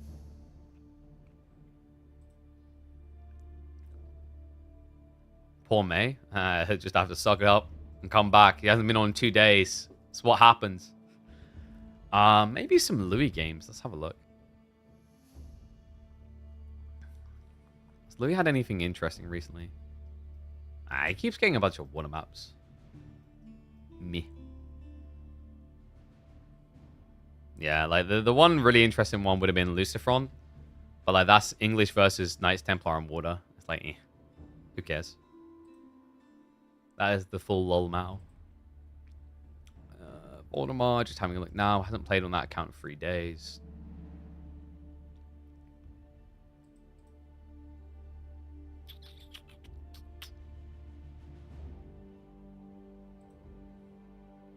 Give me a sec, guys. Just checking to see. Like, I don't know. I feel like there's less interesting ladder play these days. I think maybe like a lot of the people are burnt out just waiting for the DLC, maybe. Numidon, possibly?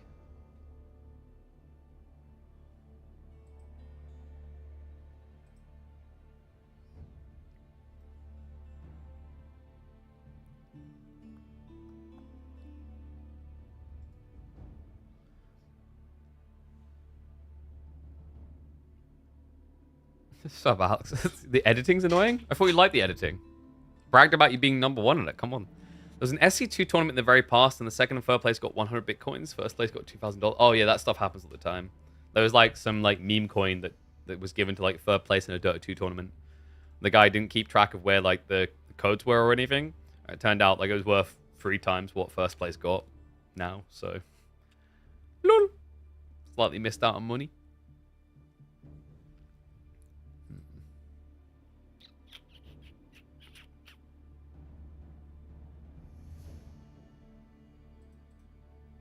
Oh wait, was there? Dude, LUMT pulls too many games per day. Holy crap! I was like, oh, Dumu versus Louis, and I was like, whoa, no, we can't watch that. It's too far in the past.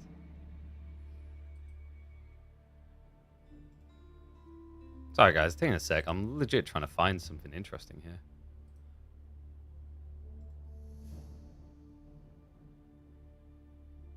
Recon's, of course, AFK at the moment because he's prepping for Age of Mythology. Didn't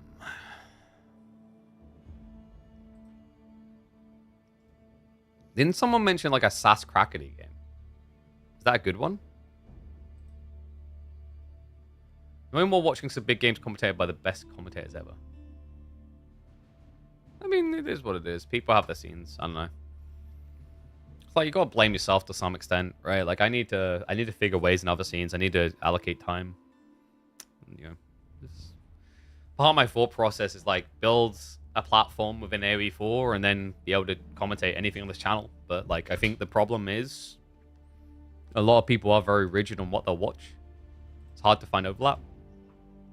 Like we had it with Anno, right? Like we're one of a very few channels that had early access.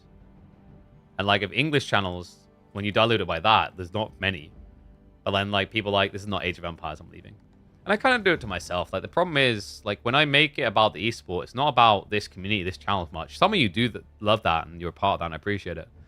Like for a lot of people, this is just a drift through point to watch the top players play and then go.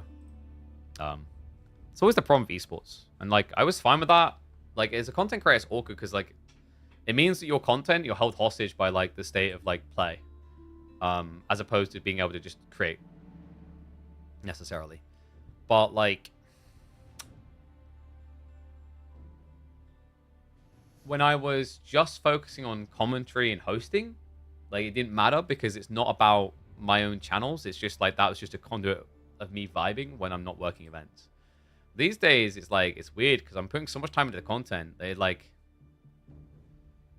It becomes kind of a problem. Then it's a case of like you need to figure out how to grow your channel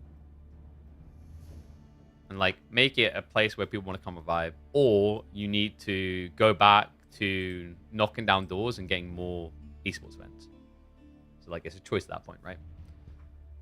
The annoying part is like the way that you source sponsors, you're really punished for actually being explorational on Twitch anyway, unless you're already a variety streamer.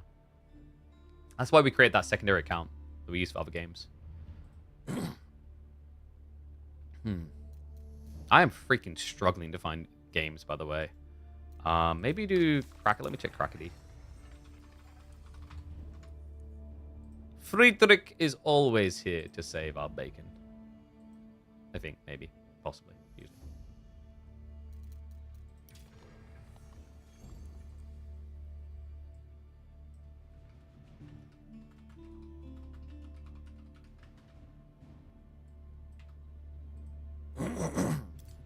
Oh, no. He's private. What's he done to me? What's he done to me? Piece of shit.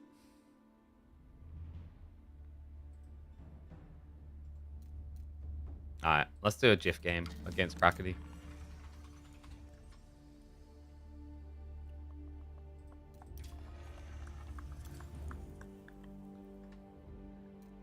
Cracky versus Sass looks watchable. Is that a good one? Someone mentioned it the other day, but they didn't say why. I don't know if they were memeing or what. Let's have a look. Okay, search is being weird. When I put Sass in, I get a lot of results that aren't Sass anymore. If I put the underscore in, I also, like... Have they updated the search system somehow? They have. Before it returned the exact names, now it like does wider sourcing. That's unusual. That also makes it really difficult to find certain people. Like really, really difficult. Let me see if I can find him on my friends list where I have way too many friends. Oops. He's not in real life. Yeah, I'm trying to find him now. Where is he? I thought I had him, but I guess not. Huh? I sworn I had him added. Oh, I do. It's just there's an offline friends tab.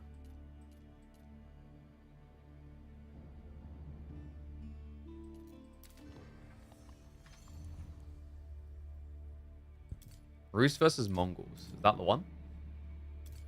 I remember I had a Mongols in it, but I can't remember what the other one was. It's Atri versus Lancaster, Rocky River. Mongols versus English? Was that the one?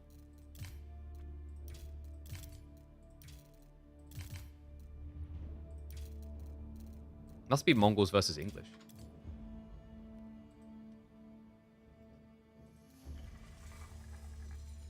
Alright, let's go.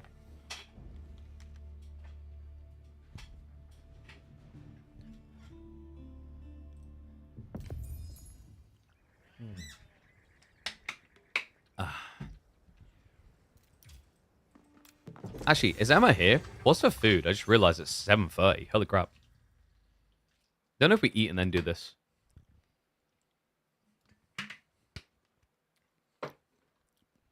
Emma, what's for food?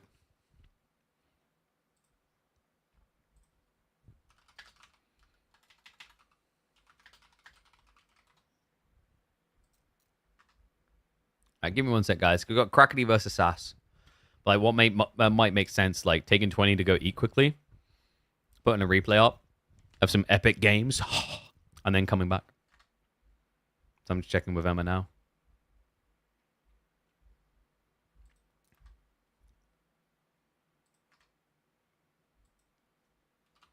I just realized I didn't get to say goodnight to Freya. She goes to bed at 7, so she went to bed like 26 minutes ago. I thought she would have came out and be like, night, daddy. No, apparently, like, I am so irrelevant, so out of her mind. I see how it is.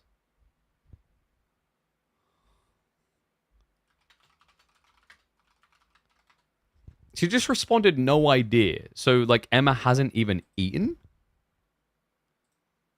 That's not true. She's eaten. She's just eaten without me. This happened yesterday. I came in, she's like, I don't know. We had chicken nuggets and chips. Had bacon, egg, and chips. There you go. Okay. Guess I'll starve then. Anyway. In we go. I'm being blocked out of food. I'm not allowed to eat until I finish casting. And I just clicked on an English game. Help.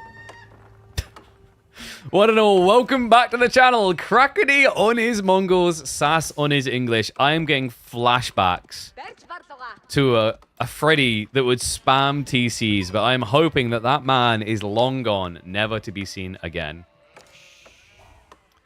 Oh, I see. Apparently the plan was to get me McDonald's after Emma got her car, but she's not getting a car today, so I just get to starve. Thanks. Charming. Alright, so Sass with English, Cracky with Mongols. How do you want to play this?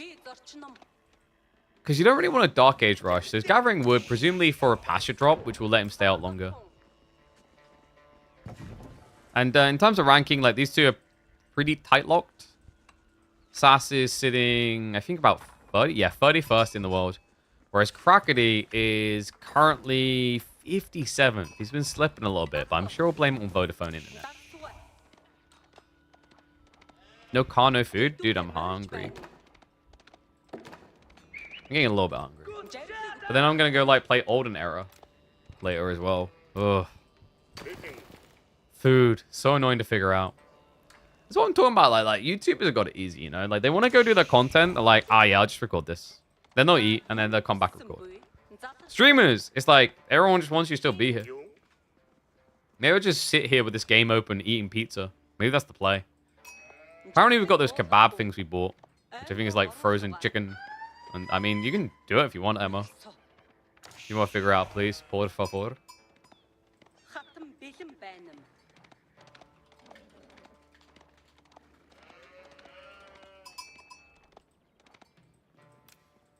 So, Sass, are we going to be getting aggression? I doubt it. It's Abbey of Kings, right? Of course. Wow. Every single English player ever. So, Abbey of Kings shenanigans coming in. Cracky with the pasture opening.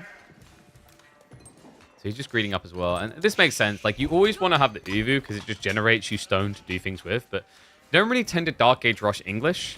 If you guys have ever tried to Dark Age Rush English, you know exactly why you don't Dark Age Rush English. Unless you're at, like, bronze level, in which case... Carry on. Anything could work there, buddy. But, you know, high levels of play, it's bad. You just get sniped. Because short bows on the villagers just deny you every time. It's just not worth it. Like, at worst, you'll slow them down gathering gold, but you'll never stop them.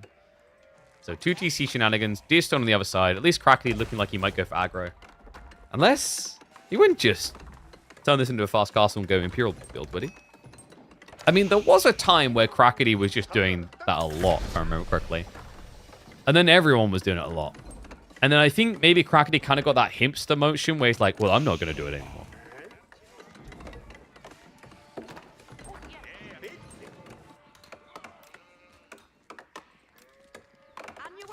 You know what we should get from Cracky? We need him to build a TC and then move that TC next to the English TC to deny their TC.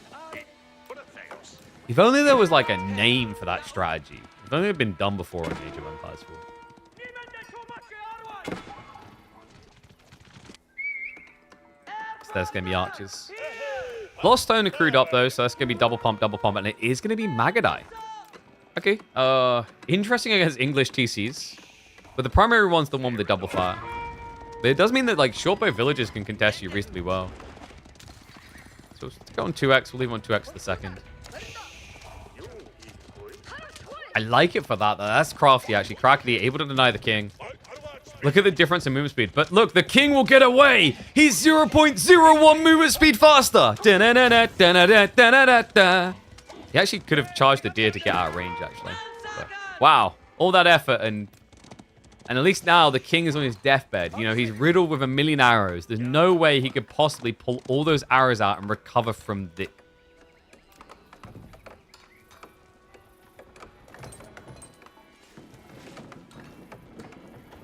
How? Proof that English technology was very advanced. Something, Isaac Newton, Apple, arrows, don't know. Yeah, Magadai at least get him away, but ultimately didn't get the damage done. Now Sass with the TC placement, I mean, this is nicely hunkered down. You know, enough to cover the gold, protects the backline tree line, bridges the gap between the two TCs. The only weak point is going to be the back here, which is what like Cracky could try to sneak in on. Is that the backstabs could come through here. Because you can just basically falcon punt over the tree line and then shoot with the Magadai. And we do have the Khan Hunter to enable that. Counter Hall instead of Abbey of Kings, it can work. There's been a few players that have done it in the past. It's really nice for just kind of counter pressure onto your opponent's side, but like it doesn't really make sense against Mongols as much. Like Mongols could just open Keshik straight up. And then you're stuck in a position where you want to build longbow spears to defend.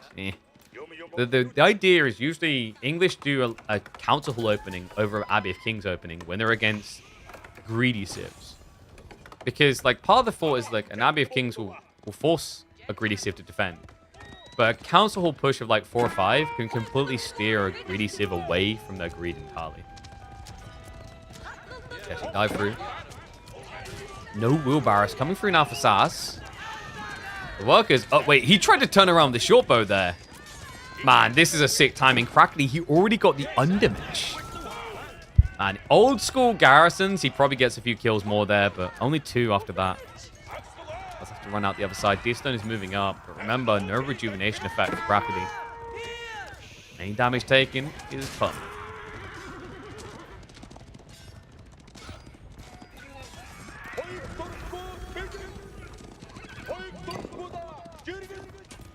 Keshik should just be able to actually win these fights. It's actually quite nice when horsemen come to you like this. Because you can melee to sustain. Stone.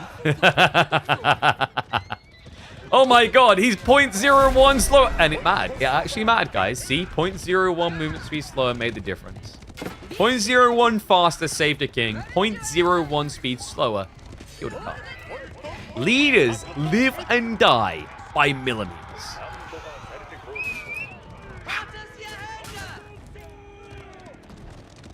Why make Magadai against longbows? Because your opponent shouldn't really be building longbows. Like, there's no way that an English player can afford to go 2 TC and then open longbows. It's way too expensive. It just gives you a window. And you see he didn't continue it, right? He stopped doing the Magadai entirely. It's just Keshiks and now Castle. Yeah, Sass doesn't really have a good villager lead either. 9 workers up when your opponent's teching. Step readout's going to offset some of that value you've built. I mean, we're definitely going step readout because Cracky, I think Cracky likes winning. Kurotai with Keshiks rather is pretty... Oof. That's my technical definition. It's not good. The problem with going Keshiks plus Kurotai is you can never fight with them.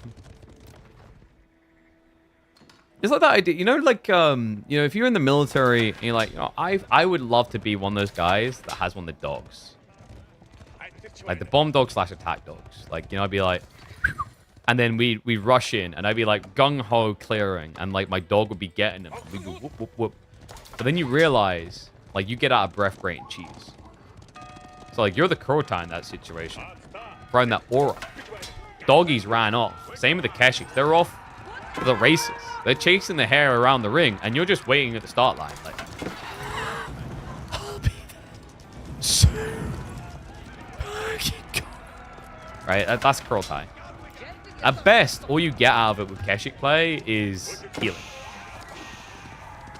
So, much better in those situations to have step readout. Also gives you the backup plan of just going fast in, which I think we're getting here. Sass still age 2. That is going to encourage mid-arms, though. Okay, so Magadai is kind of griefing the Keshiks. It's giving a bit of catch-up here.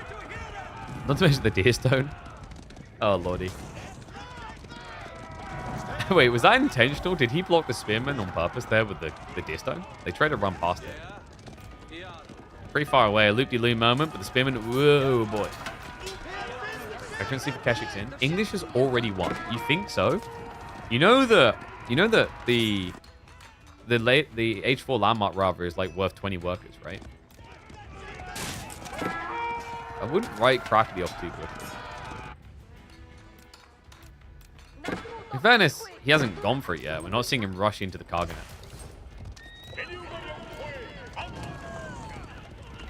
The men-at-arms will fare really well against what Sass currently has. I think Cracky's just a little bit worried. Like, spear spam with farms behind this could just dive you as you age up and you just get nothing. Because, like, a lot of the potential rolls you can get from Karganet gets countered by just spears. Horse archers, knights, Magadai, warrior monks, nested peas, wee pals. I know, tragic. Like, it's actually very weird that spears counter most of it. And yeah, oh, Cracky, no. You've been ID'd by Twitch chat, sir. Ew, ew. Allah. We've got a girl boy. What are you doing, man? Do you not want 50% more gold? Cracky's like, I can't. I know what inflation does to great economies. It could kill us, KP. I can't have my people have that much gold. Have you ever played a Europa Universalis 4 game and played as the Malians? It's not pretty.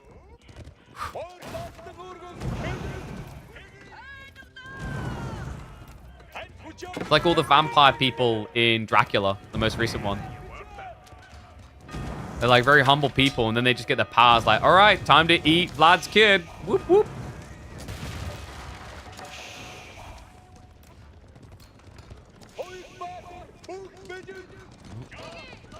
Might not be getting a lot of gold, but mounting a lot of pressure here. Ranged armor 2 is in. Sass is still H2. Clubbing begins. Men-at-Arms don't have melee armor.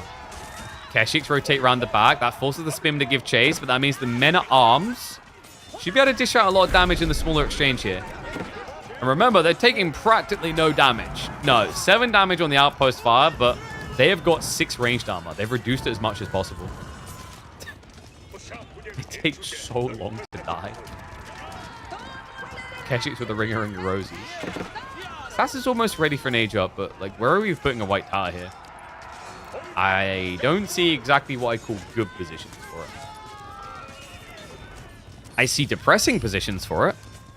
Because you're either placing it in front of this Mongol army that's trying to kill you right now, or you're placing it here. Maybe in the tree line? Oh my god, Sass, his army's just evaporating. The Keshiks, it's just... He's like, if I could just touch them. I know. Many lonely men have said that about other human contact. Minimum range charge, Cracky trying to put his best Vortex face on. God, like, you know, you cast Vortex once and now you think you can emulate him, Cracky. Ooh. This has been a lot of idle time, actually. Sass has to reinvest in extra spears. In fairness, though, Cracky got rained. Yeah, he's kept the villager count in check.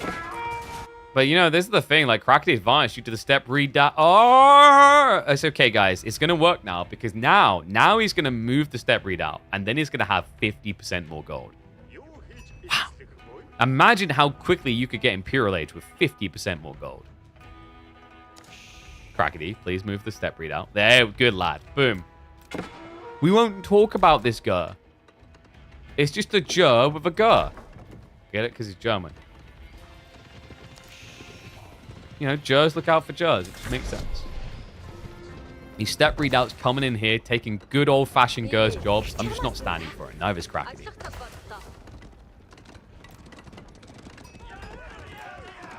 Right, now that Cracky's done playing for handicap. Has he been selling the gold for food? I think he has. Marketplace? No marketplace. Okay, so no, he hasn't been selling it across. Pasture's coming in. The deer stone is gone. And that is not a depressing white tower. That is a flexy white tower. Look at that. Sass, looking to come out on the map big and strong, but this gets scouted. A handful of men-at-arms could shut it down. Luckily for him, Cracky has lost all appetite for war. It turns out all of his people dying in a dive does that to you, you know?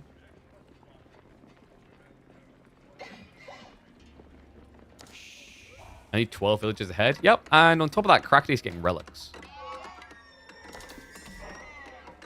Still, this is a lot of gains. Sass, he'll have the deer, he'll have the gold. I mean, the deer's not really important, though. You already have quite a lot of farms. This is mainly just about gold. He's got 34 farms. Yes, Sass has 2 TCs. I mean, if he wanted, he could have 3 TCs, really. Cracky's army is pretty underwhelming now after that.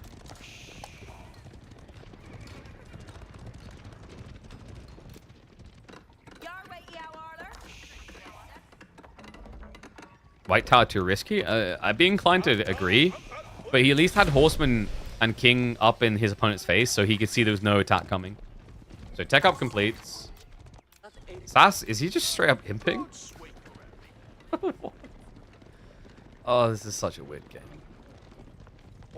He might legit just go Imperial. And then everyone's like, his base isn't guarded. Doesn't matter now. Now you just drop a Berkshire.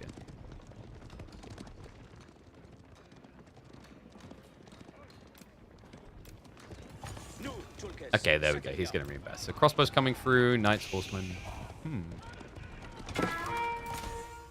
I think Cracky's going in now, though. So Magadai to raid and force a reaction. We'll cut away with them. He has got the maneuver speed arrow to try and get away from these horsemen. Does activate it. Horsemen that, by the way, have not been upgraded yet. These men at arms, they've even got melee armor and damage now. Oh boy. Sass will be scared away. Magadai is a bigger problem for him, actually. With the men at arms, he can at least offset it by microing away the injured and healing them. But ranged units can do a much better job of sniping away injured targets. Is there a way to get Deer Stones back? He could always ask Sass nicely.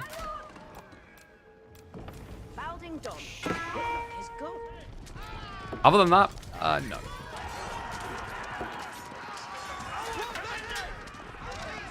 Cracky almost ready for Imperial, but it is now a 20 worker lead.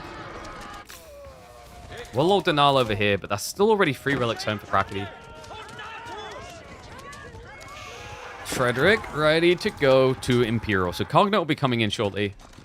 He should already have the blacksmiths. You won't prep Military Academy just yet. You'll trigger the tech up and then Military Academy afterwards.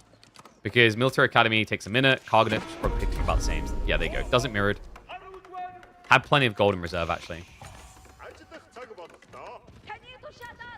Okay, so that's going to put them about neck and neck on economy, actually. But obviously Sass is going to keep scaling. And if he triggers Imperial as well, he gets a huge injection on his farms via the gold gem.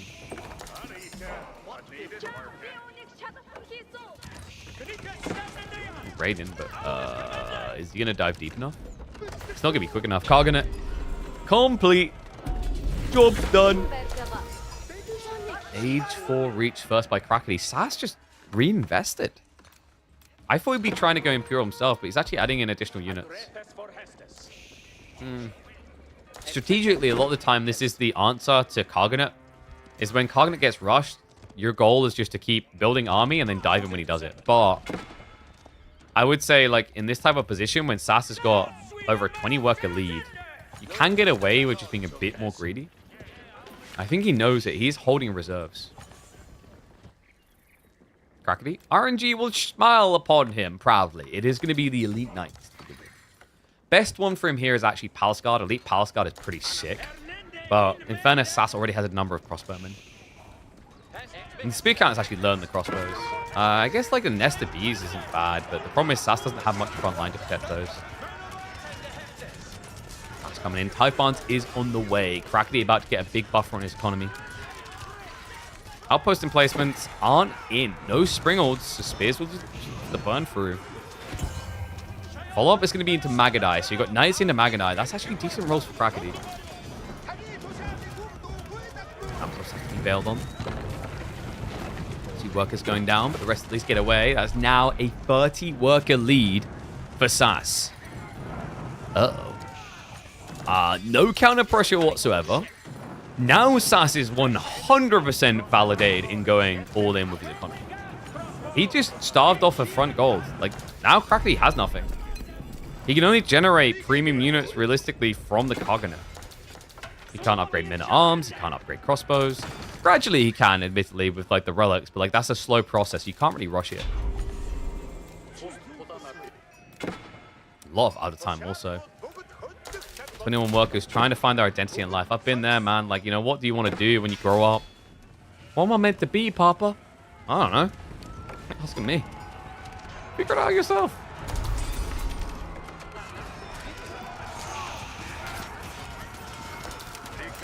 Elite Knights now in. Big clash for them. They have got the poleaxe upgrade automatically, so they fare a bit better, but props to them. We already have the aura coming through. Yeah, it's clipping over from the edge here. Sick fight location for Sass. I think Cracky thought maybe he was contesting away from it. The Nest of Bees, it's in. The Magadai also starting to get the snipe down. Very difficult to reach on this Nesta Beast quick enough. He's going to try for the dive, but only a few men-at-arms make it through. A villager behind this, 2 of them to repair. He clubs down the backline of crossbowmen. Remember, these Nesta Beasts, they have the additional barrels. Super effective, a 2-hit kill. It's a big dampener on the timing here. Warlord to defend against the further dive. That's going to force him away. Cracky down by over 30 workers still, but he will get a stay of execution. Sass has to reset. Whew. Oh no. Okay, no, it's good. He's got Nesta Beast follow-up. Double Nesta Beast is dirty here, actually. Sass needs an answer to that ASAP. 2 Nesta Bees, as we just saw there, solves crossbowman. It's gonna be the 4 to rack spam. Yo, alright, Sass is just looking to send it. Still no interest in teching. Does have a timer ticking. Sacred sites have been locked. Problem is, a Huiwi Bao is kind of useful here, actually. No cap. What's the problem? What's the threat? Sass is an age behind, so he's disadvantaged. But his upside is the attack speed buffer. If you take these outposts away, he no longer has that buff. And a Huiwi Bao with 18 tile range is pretty damn good at that. Yeah, this is like a very ballsy base to attempt. I don't know if he saw the Huiwi Bao. Probably just didn't expect it.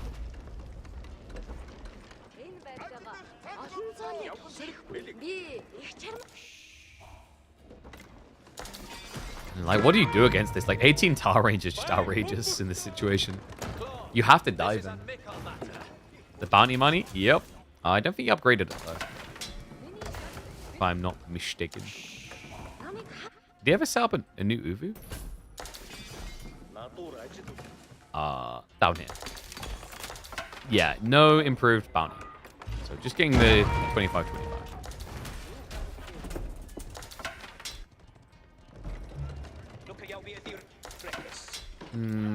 Is this quick enough? In Sass, I don't think you can play containment here. Trip Sacred Site doesn't feel safe. So he's building for an attack time, but I mean, Cracky is benefiting a lot from this. And before, when you think about the early game like being doubled up or tripled up, now it's just a case of a 1.5x military advantage. The Sass. Army value, I think, is lying. I don't know if that's calculating the Mongol army correctly. I guess it is. It's spearman crossbowman mainly. Spears. Wait, did he cancel the upgrade or lose the racks? Cracky, what? Wait, what? Why did we cancel spearman upgrade? That's kind of important, no? Hardened spears here into veteran horsemen. Not the cleanest kill. No. It's enough to scare him away, though. Sass actually dive. He's like, this Huiwi needs to go. But the Nesta Bees. The crossbows, they can't fight. No, so it's just men-at-arms versus the whole army. That's a problem because Nesta Bees can actually also kill the MAA. Armor-clad don't mean squat against Siege. Oh my god, and Cracky now with a military lead.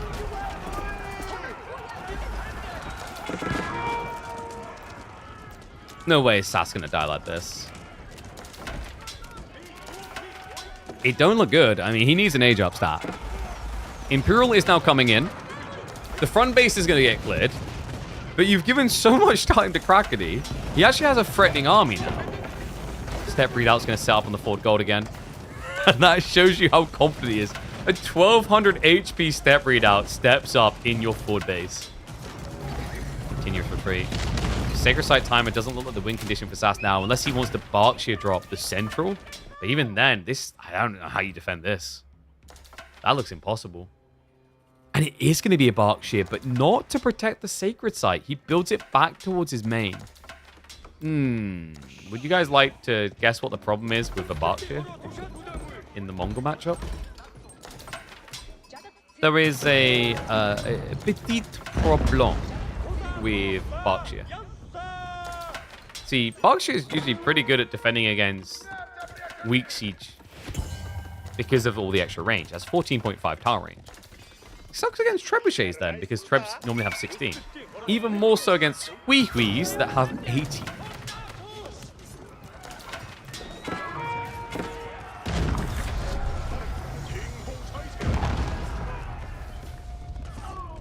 Bit of back poke raid here. Sass maybe just trying to slow Cracky down to keep him in the base, but after hearing the age up, Cracky knows it's go time. Look at his military. Look at his overall population. He's almost capped. This is the push point. Think of the Khaganate a lot like Ottomans. If you're at 200 pop, you're basically missing out on resources. Just start killing. Start fighting. Don't worry, folks. He'll fight in the buildings. Are you kidding me? He's got a full Wee coming. Like, why even deploy them at this point against an outpost? Just keep moving. Oh, he's getting rid of the wall. Yeah, screw this wall in particular. I wouldn't want Sass to use it to backstab me when I run past the gold. Wait. Okay, Mars 6 friends, yeah. My brain thought it was something else for a second. Sass must spam. Must spam, you say. Men-at-arms. The only problem there is, like, if your opponent's getting lucky on Nesta Bees, like, it can actually solve the Men-at-arms. 51 spearmen now from Cracky. He still doesn't have elite for them. Sass, in the meantime, has elite horsemen.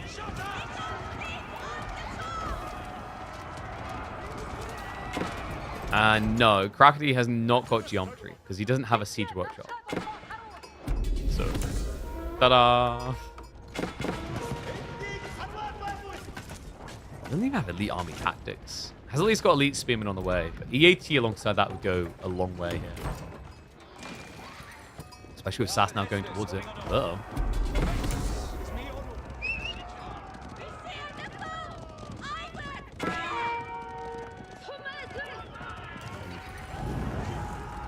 I don't know about this one horse. The horsemen were thinking about it, but like the Yam is just going to keep you out. He makes the right choice. He ducks out.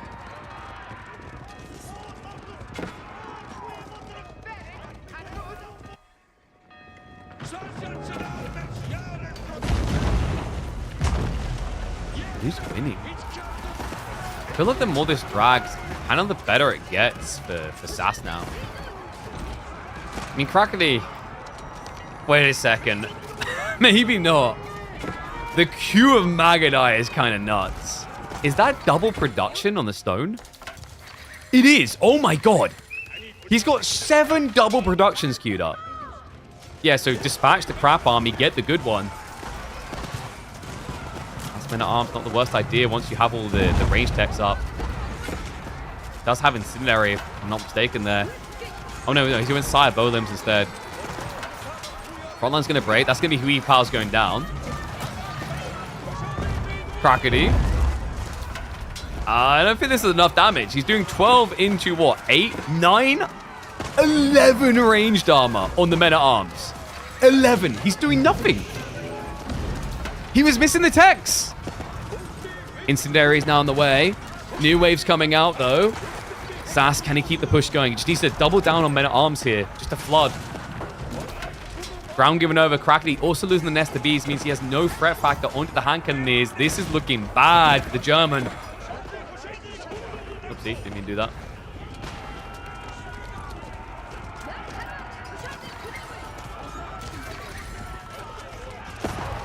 I think Sass has got him. Bit of a weird game, actually, with the way it's played out. I mean, it got what we were expecting, which was Khaganate versus English Imperial. 30 Magadai now is kind of threatening. I don't like that Sass has slowed down a bit here because it's giving Cracky the wiggle room for these big techs. His mistake was fighting before or being forced to. But now, with the Silk Bowstrings, boom, extra time range coming in on the boys. And it's 4.25. If he adds in the Khan Hunter, like, he'll be able to outrange the hand cannoneers. Then consider the damage now. He's already at 13. Incendiary is the game changer against these chunky Men-at-Arms. About to kick in 16 damage now versus the 11 armor. It starts to hurt. The peppering is real, actually. Spin the spam coming through as well. Magadai growing in numbers. Horsemen go for the side stab here. They're going to catch the workers and chase them back in. This is kind of wild, actually. In a weird way, horsemen are somewhat less effective against Magadai than men-at-arms. The armor difference, they only have 8 armor compared to the 11. Don't ask me why, for some reason, men-at-arms have more ranged armor in Imperial. They do. And you see the effect. Like, the horsemen just melt quicker than the men-at-arms do. The research, Sass just has so much resource in reserve. This is a battle between quality and just flood. If Cracky can get up to like 50, 60 Magadai, Sass is in real big trouble. If he can't, Sass should just roll over him. What concerns me is Cracky is holding fairly sturdy at around like 30 Magadai right now. And the back queue does look good. The only risk he's going to have here is gold as time goes on. Like remassing Magadai when they cost 60 gold each on relic gold only is bad. So he needs to find something more. And the gold is hard to come by. Sass has already blocked out his 8k. In fact, he's been munching this down. I believe a lot of that was Cracky, but he got forced home with that horseman raid. So even if he reclaims it now, there won't be much left. These guys. And there it is, guys. He has the Khan Hunter. So almost 6 tower range. Reminder, hand cannoneers only have 4. You can kite and kill. Like, Sass actually has nothing that kills Magadai right now. What? Is this the ultimate counter to English late game? I mean, if they had longbows, no. And there you go, Sass. Yeah, he just identified it. He's queued it up, but he's got a long way to wait for the upgrades. Veterancy on the way, volley on the way. He doesn't have incendiary either, so if Cracky just starts to play tempo now. He's coming to the side. Hankiners, however, are getting in range with the increased attack speed. To dive deeper, trying to cut off reinforcements. The wall coming up from Sass, not going to be quick enough. It's arrived by Cracky. Is he going hunting for the farms? Looks like it. Only wave number 1 is going to be restocking Magadai for the defense. Horsemen run headfirst into Palace Guard spears. Archie is going to protect that side. Problem now is getting entry. Like, you only have 3 or 4 torches maximum here. It's going to take a long time to burn through a wall, even with incendiary. Wait. Oh, no. Oh, no. No, no, no, no, no. Don't you dare. Don't you dare. Sass, that's the farm's open. Okay, he's got 10,000 food. This should not matter. If he just doesn't panic and overreact to it, he can death push.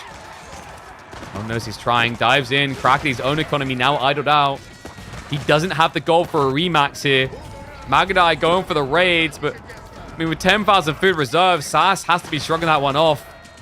He looks like he's here to stay. Nest of Bees does spawn out, only gets 1 flurry out before dying. Workers are stuck, idled.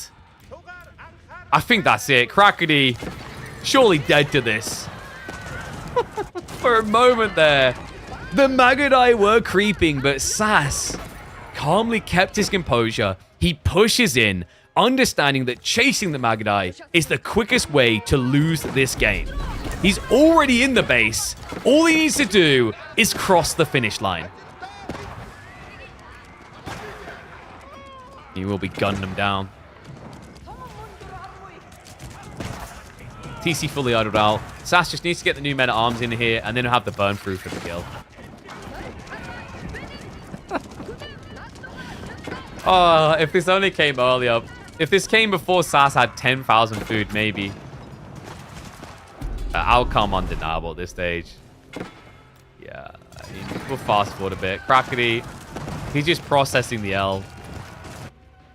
He can't afford more Magadai. Doesn't have the gold to do it. GG gets gold. English late game does come out at the end, but I gotta give it to him. For a second there, when the Magadai broke through, I imagine there was a little bit of sweat dripping down Sassy's face. Alrighty. So.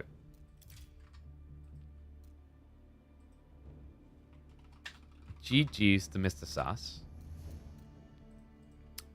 What else have we got that we cast?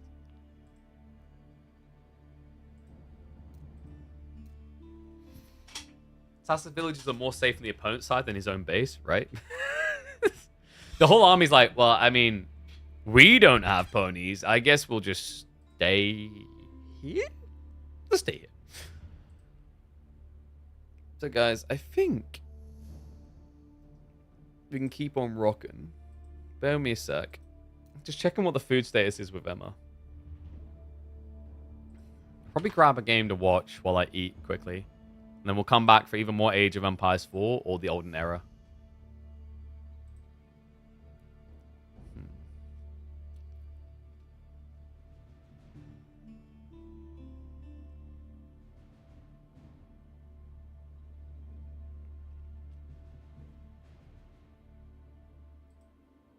Oh, I hear Emma thumping. Oh. Nice. Thanks. Alright. These are the ready-made gyros. So these were frozen. Which means they're probably really bad. But we'll find out. What's verdict, chat? Does it look good? Good or bad?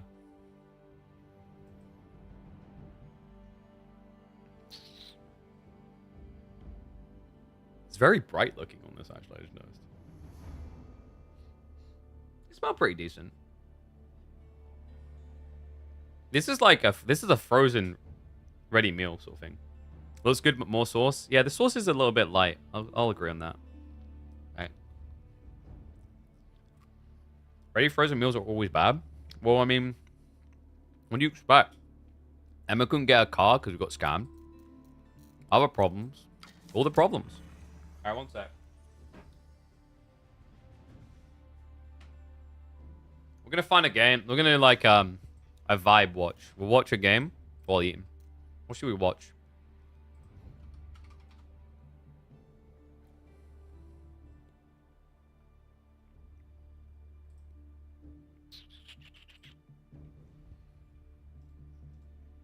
Give me a sec. Let's even grab a game from the ladder.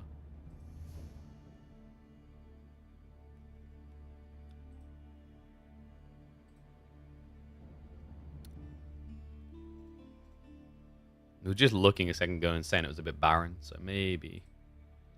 Bon appetit. Thank you, thank you. Let it cool down a second. And then we can check in on... Has Wham had any interesting matchups? Yeah.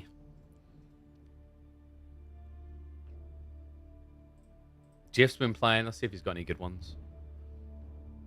Jiff versus Matisse. Yo. I haven't seen Matisse in a while. Is Matisse back grinding? If so, kind of cool.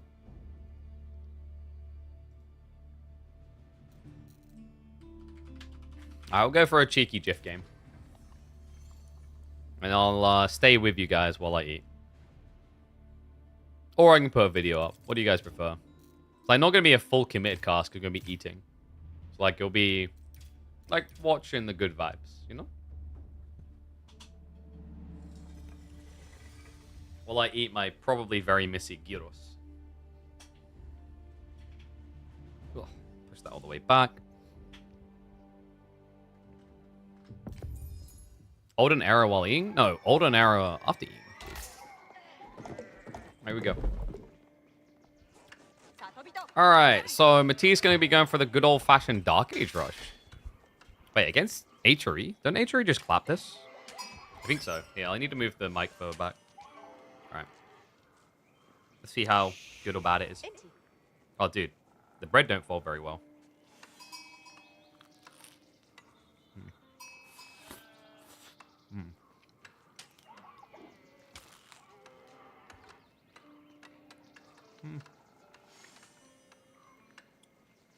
Not too bad.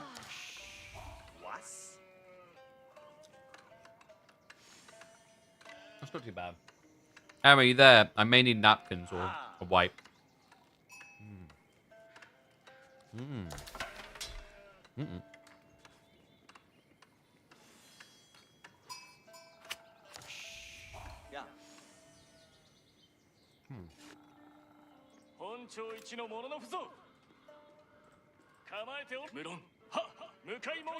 Alright, so. What's Matisse's objective with this? Is it just to block a fast castle? Because we're playing on Hill and Dale. And like, historically, Hatery really likes fast castle here. It is going to be a deer opening, so like Matisse actually might find some value out of this.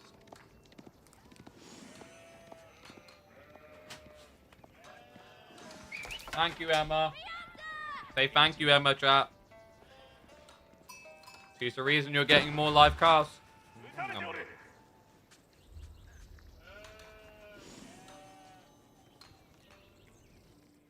I think you stop at 3, right? This is not an outpost rush. Oh, it is. But he doesn't have confirmation of anything yet. There's a little bit of a gamble, actually. Like, if you guess wrong, there isn't like a good outpost. But I mean, he can idle the wood. I guess he's just going to try to block wood.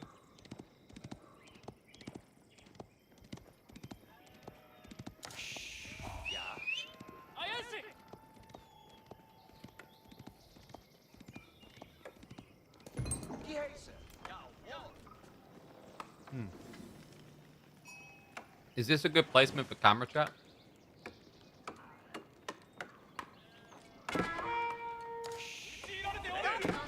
And yeah, you can just heal. But by healing, you're essentially losing out on buffing your villagers. There's a trade-off.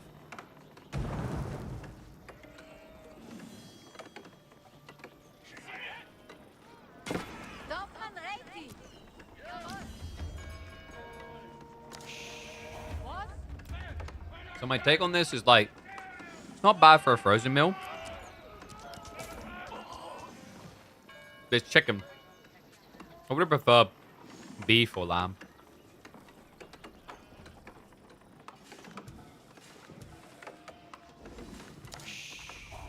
Damn.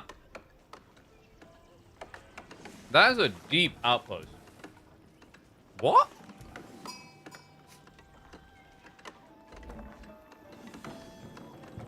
How is he allowed to place one that deep? Good lord. I mean, I thought Jiff might just try and actually rush him down with the villagers, but like, wheelbarrowless, Lamau. Okay, so good outpost. Jiff didn't get enough for a ram play here. So he'll eventually have to, what, burn this down full? Probably be like a villager pull, because your damage upgrades when you age up anyway.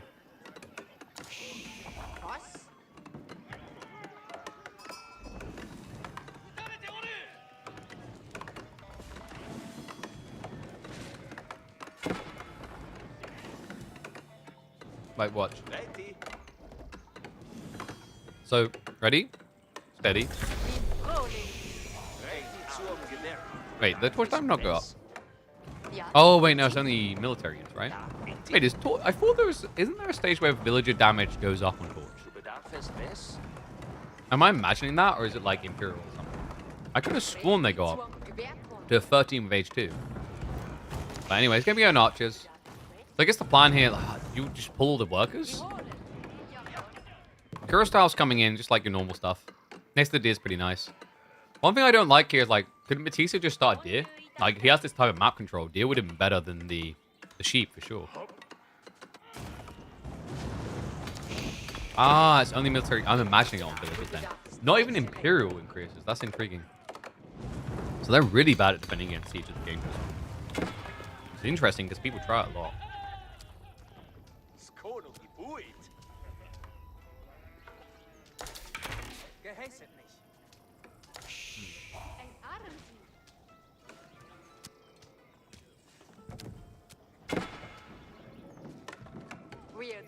That explains why, like, a Bassid mass TC strat sucks so bad. Like, unironically, if their damage scale, they'd be pretty good.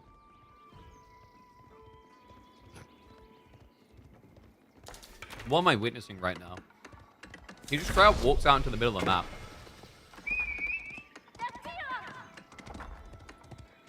And Matisse doesn't see it. What?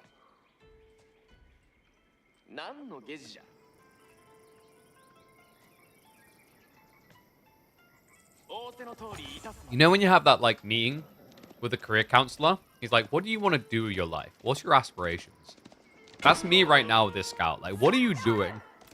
What is your existence? Spartans, what is your profession?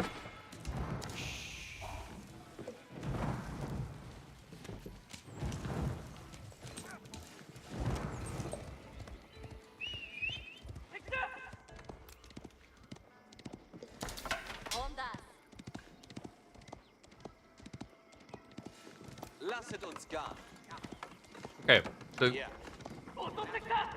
somehow we went from I will Dark Age rush you to haha, nice plan, mate. How well defended is your base? That response I'm not crazy about. Your opponent's already showing horseman archers, so basically everything that counters Yumi. Why is Matisse building Yumi? Was he expecting spears?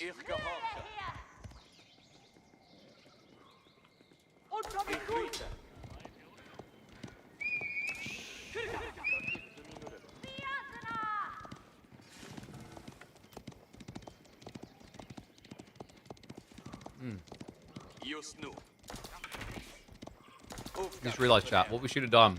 We should have just, like, watched a video of me commentating a game and then playing my commentary. A react video. What should you play in the situation? Full Horseman?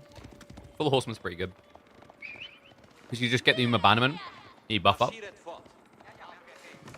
But I don't think he didn't get enough stone, did he? Nah, dude, this is, like, really bad. And also, if you can't get gold, then you can't get Steeled Arrow, you just lose. Like, if Jiff just gets Undermesh now, he's unkillable. And there you go, Horseman coming now. So he sneaks at the back. So I guess he's baiting him. But, like, did you bait him or yourself? You built double archery range to build archers.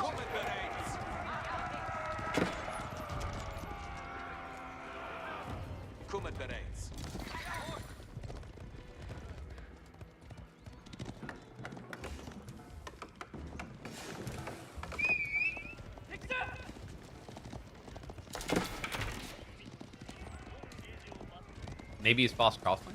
With what gold? You can't get gold. Like, any strat you have to defend this, as Matisse, you're not having gold. At all. Like, HRE is really good at tempo in feudal like this. If Jiff, there we go, just get Steeled Arrow. He can even kill Horseman now.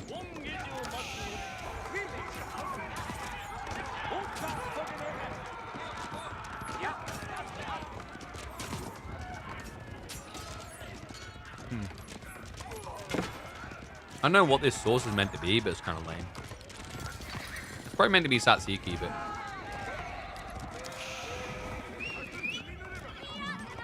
not very Satsiki.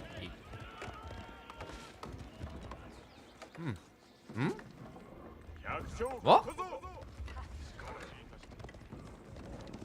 Matisse isn't using farms at all. So he has no buffed income at all. Well, not buffed income, but like... long term. I don't know, man. This is kind of like a weird game. I guess Matisse is like warming up or something.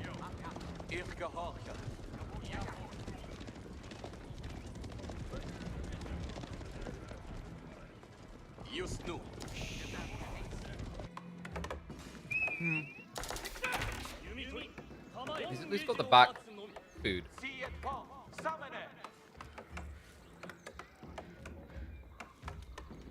What's up, far man? Where'd the kickers out? I don't know. Not enough Gamba in this game. Not even the chips. Kind of sad. This is like, I don't know. The first Gyro was good because I was really hungry. Second one, I'm like, eh.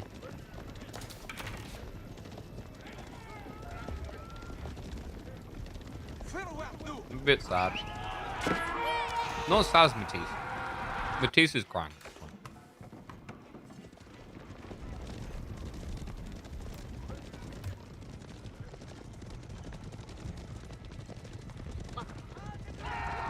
Like, you guys remember that scene of Tom Hanks in the gangster movie? Where he has to come back and kill the guy that's like his father to him because the guy's son was a dumbass. Right now, Matisse, he's feeling the pain that Tom Hanks was in that moment without actually having the power play in that moment. Bit weird that Jiff backed off this much, though. He's kind of giving Matisse room to get the techs he needs.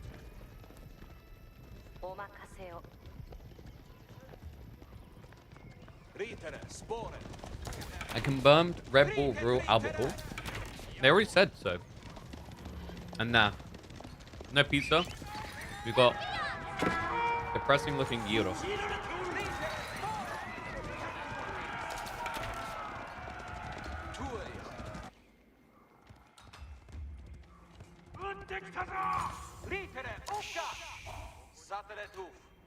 Oh, me confirmed.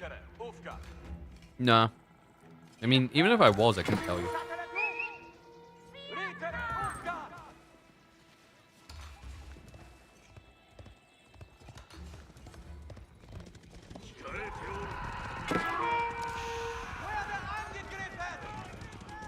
But like, it would be pretty weird if I wasn't there. Not from an ego trip standpoint. But like, if the AoE for casters, who else are you going to get that isn't closer? I literally live in the UK. So we'll see.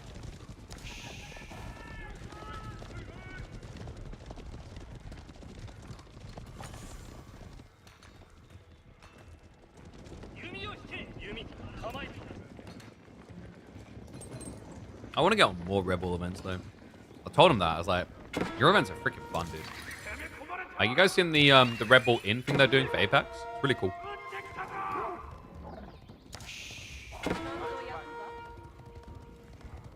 So like,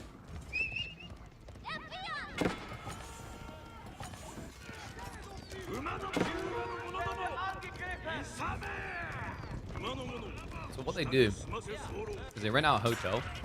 They put the teams in every room, and as they get eliminated, they turn the lights off in each hotel room.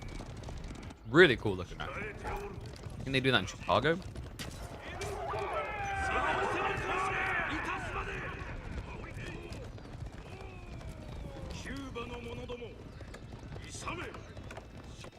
I don't like how Shift slowed down here.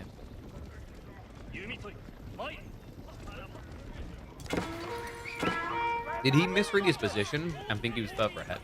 Like, he was far ahead. But like, when you let up, you let Matisse get his decks. You're letting him get the units to count you. I think it's because Majif didn't want to give the spearman. So like, the horsemen scared him. Now the workers. Ay, ay, ay. Like, what's been happening here? No wheelbarrow? Bro, you're 14 minutes into the game. You've been playing gold on the front side. Jif, why are we doing this to ourselves? More workers, and oh my god, that's just self-griefing the ball. There's no room here either. All right, I hands up. I thought Matisse was like, you know, full choker collar on, asking for the tap out word, but like this, I don't know, man. This just took a swing. Jif is getting ready to tech though, and he does have farm set up. Matisse is also finally using his farm. That's crazy. You just come back?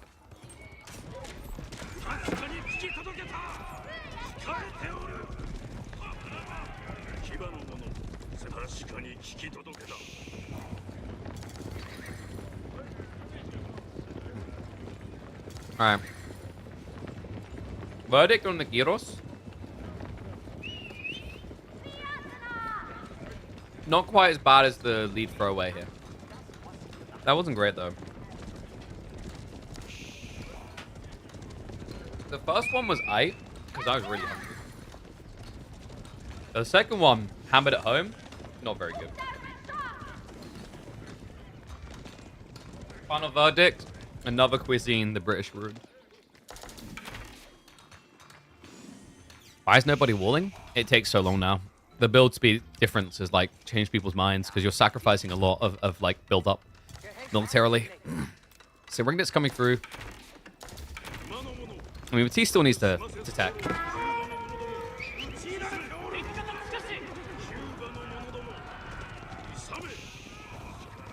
But he's not far off of it, really. I don't know, man. Matisse is in this. Crucial that he doesn't wait too long to tech, though, because, like, you need to play blocker to relics. Be wild if you want there as a caster? Eh. In my career, I've had wilder things. The number one lesson I can give to, like, casters, I mean, one, just don't bother. Because of COVID, like, post-COVID, casting is oversaturated in most fields anyway. But, like, the real takeaway best way to approach things in life, not just casters in general, really. Hope for everything, expect nothing. That's how you stop yourself from being entitled, and that's how you take joy in things you do get. Like in this game, Matisse shouldn't have expected to win, but now he's like, okay, there's a chance. And now he's ecstatic because there's a chance. I guess it's different for pro players. You have to believe you can win. How's that tower still up? Dude, this is like the Eye of Sauron tower. You can't take it out until the third age. Third film. Okay, Relic's being picked up at least by Jiff. I don't know, Matisse, like the way he slipped back into this. Like his early game base management looked like it was going to kill him. Whew.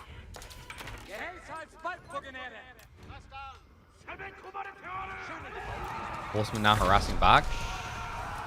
Ranged armor 1 there. Veterancy for Horseman coming from for Jiff. His army's pretty out of position right now. His ponies are responding, so like he'll be able to guard here. Mount Samurai is going to be his biggest concern on the way. Matisse actively upgrading the Horseman also. Really, number one goal, stop 3 relics from coming home. If you can get 3-2 split here with HRE, as Matisse, like gaining favorability by just 1 relic, you're really happy. It looks like we're going to get a big contest over here, but boys, it's happened again. We are technologically disadvantaged. But don't worry, KP. We move really fast. Look at me, Naruto run. Wait a second. German efficiency. They wear Adidas, baby. 1.38 movement speed, able to keep up with the Yumi. But even more efficient, apparently, is letting your horsemen eat them while you eat the Japanese horsemen. No. Oh, the timing on that veterancy is so rough. And those ones are glitched out. They're already dead. Nice. Veterancy for horsemen, most definitely not worth. It's like when you thought you actually bought some, like, you know, authentic Adidases, and then it turned out that they were, like, scuffed fake ones. I mean, first of all, who does that? Like, who fakes Adidases? Like, go for the more expensive shoes. Why are you doing this to me? Like, Stan Smiths, they're not that much. Faking them now? Anyway, Matisse got to be feeling scammed. I mean, he's good elsewhere, though. Look at the work account. He's losing the fights, but he's winning the eco game. Problem is he really? He will over time the Eurosure drop now, but for now, like, just think Arkan. His farms are super effective. You know, he has Arkham, plus he has the fertilization. You're practically on par with the level 2 Daimyo, which Matisse doesn't even have. Oh my god. It's happening. Sauron's tower is crumbling. He sees nothing. Don't forget to kill his goblins inside. All it takes is 1 goblin to find that ring to return him to power. You know what's ironic? Like, if anyone has Eye of Sauron towers, it's actually HRE. Look at their vision.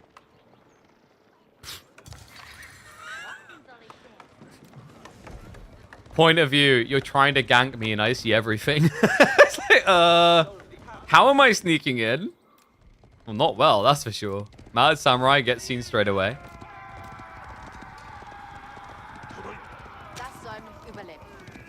So we're just gonna peel back. Matisse has got a lot of Mountain Samurai now. But Jiff getting into the cross moment, and that is not a pretty look. Tell me you are desperate for gold without saying it. Tell me you're trying to forge the 1 ring without saying it. Yeah, these archers are kind of useless, by the way. They do 2 damage against Mountain Samurai. It's not good. Like, actually, weirdly enough, like, Jiff, he's chosen crossbows, but he could just do spears. He's got good food income. His gold's maybe a little bit more limited. Like, spears solves the problem. Like, yes, your opponent can build Yumi, but you've got 40 archers. It's very hard for him to build Yumi right now. But he's just straight up imping. Oh no, I'm falling behind on workers. If only there was a landmark that could solve all of my economical issues as if they were never issues to begin with. Here's the thing about H3 players. I appreciate how they are always looking for a positive flip. You know, oh no, you hear issue. I hear problem that you solve.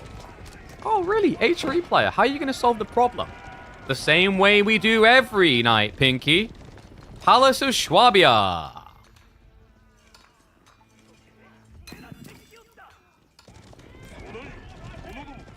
You always think the builder's dead. But then all it takes is queuing into one game of Hill and Dale, and it's back again.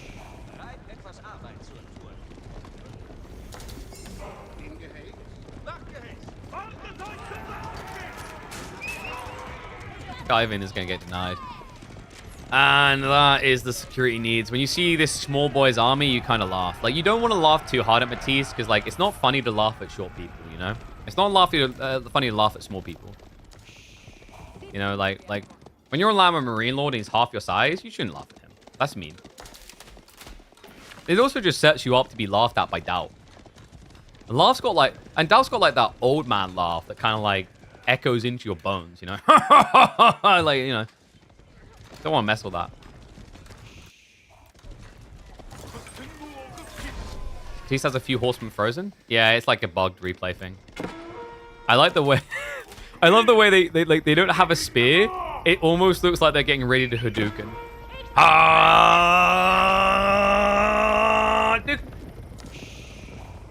More like a Hadouken moment. Okay, so Jiff, he's got the Love Hotel online. If you zoom in hard enough and listen close enough, you can actually hear the beds creaking. Every room is working overtime. 1 million people being born a year.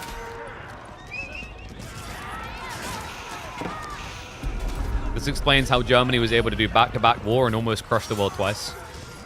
It was all the Love Hotel. And it's a cute idea, man, but there's still 10 Yumi, chill. Matisse, for a second it looks like it's breaking in, but there's not really much left. 6-man samurai. Yeah, this is a race and then a race across map. Boom! Cannons, baby. It's full Tom Cruise mode. That's how you deal with the last of the samurai. Guns. Oh. Yeah, bit of a rough one, man. I mean, I'm surprised Matisse survived that long, really. That game looked like it was toast at the start of Feudal. So I was impressed that he was actually able to weasel his way back in a bit. My hands are kind of greasy. I'm quickly going to wash them. Be right back 1 sec, chat. BRB.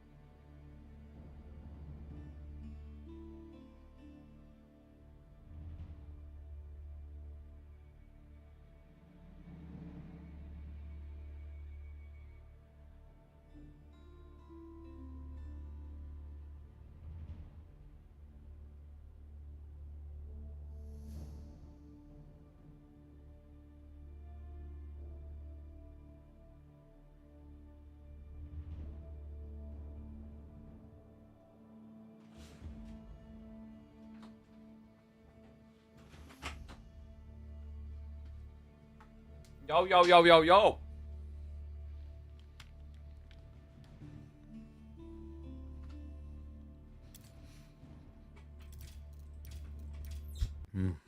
I mean, like one of those Fox cream biscuits.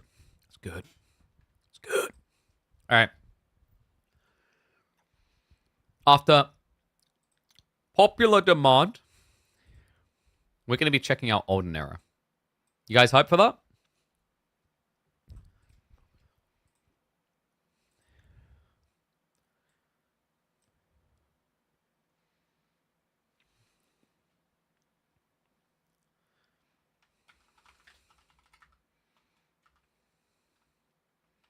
Is it better than Hom Free? All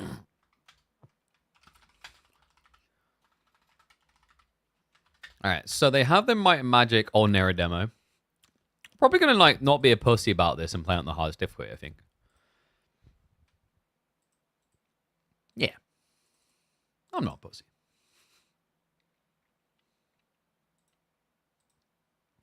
All right, let's have a look.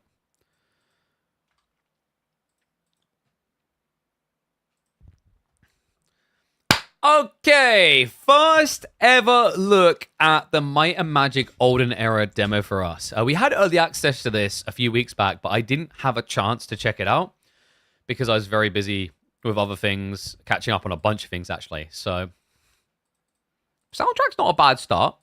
Let's actually switch over and see how it goes. I'm just going to turn down the music a little bit. Obviously, we want everything as high as possible. Not TAA. What are you, like, you insane? Maximum FPS, all of it, baby. Let's go. Honestly, though, this is apparently the one. If there was ever going to be one, this is apparently the one that's smashing it. That could be what we've waited for this whole time. Do we really need the tutorial? Have they changed much about the game? Is TOT that important, chat? I'm guessing it's just more or less the same as Might and Magic 3. I'm hoping it's more or less, like, just with some improvements, some alterations. I mean, Philip Candelas, he's playing it right now. Do I need it? Probably not. Should we just blind fire into this?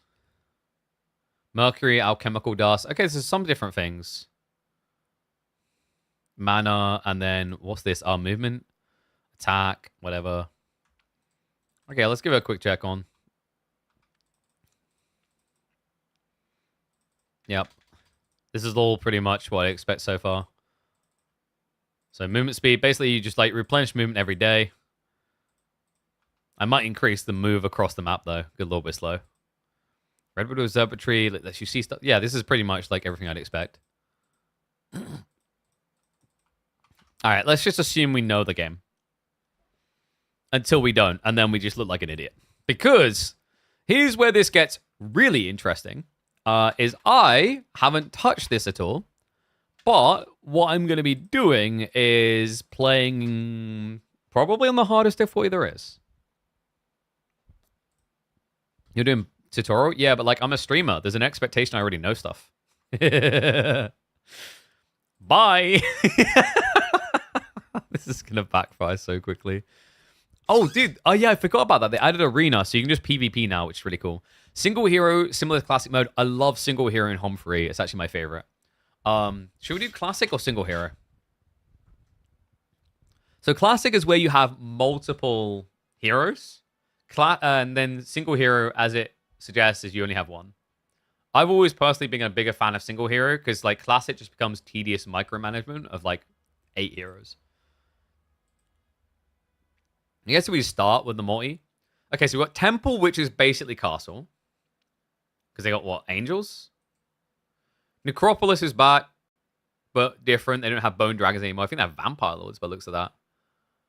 We've got Dungeon. The Troglodytes look funky, man. But they don't have Harpies anymore? And they get Hydras and Dragons. And then Schism. Oh, dude, this is brand spanking new. Look at these guys. These guys are completely different. Should we play the Fish People? We should play the Fish People, right? Like, historically, I'm a Rampart Castle main. But I think we have to play the fish people because they look completely new. All right. So Nihil gives movement speed plus 2.5%. Okay, so she's basically Logi. Logistics is historically really, really strong in Hom to the point that like it gets banned in competitive. Damage with spells. Tactical phase has +1 hex to the radius and can see the position of neutral armies. Cultist growth in your cities increases. I don't know if that's going to be good. Summon avatar deals pure damage. That sounds like it could be handy, but I don't know what the avatars are. I'm starting to think I should have done the tutorial. Oops. Dude, we're going to be like lazily simple. Movement speed OP. And then, yeah, so we get logistics. Basic Abyssal Communion. After each battle victory, the hero increased the communion level by 1. At the start of each day, your communion level is halved. Each level increased the number of friendly schism units by 5% until the end of battle. Oh, so you go into battle with units and it inflates. Is that right? That sounds like what's happening there. Oh, one sec, I just realized we should probably like restart the TikTok stream.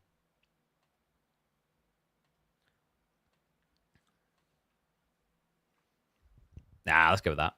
Oh wait, no, dude, we done pussy difficulty. We don't want pussy difficulty. We want be a man difficulty.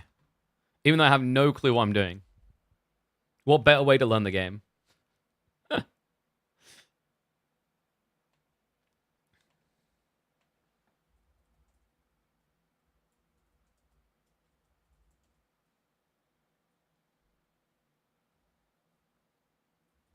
I don't think Olden Era even shows up on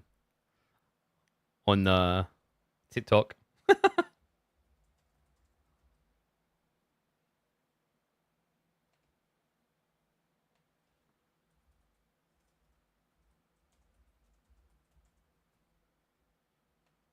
Alright, let's quickly do this.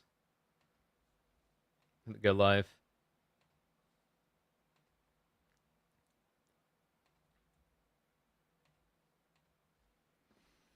Pod game? Oh, we're gonna find out. Oh, we're gonna find out. Oh, we're gonna find out. Oh, no. We're gonna find out. Oh, no. We're gonna find out. Oh, no. We're gonna find out. Oh, no. We're gonna find out. Dude, TikTok always does that. Like, we're gonna make loud noise. I don't want loud noise. Okay, so quick start. It's a classic. Fair and square. Schism. This. Let's do apocalyptic. 200%.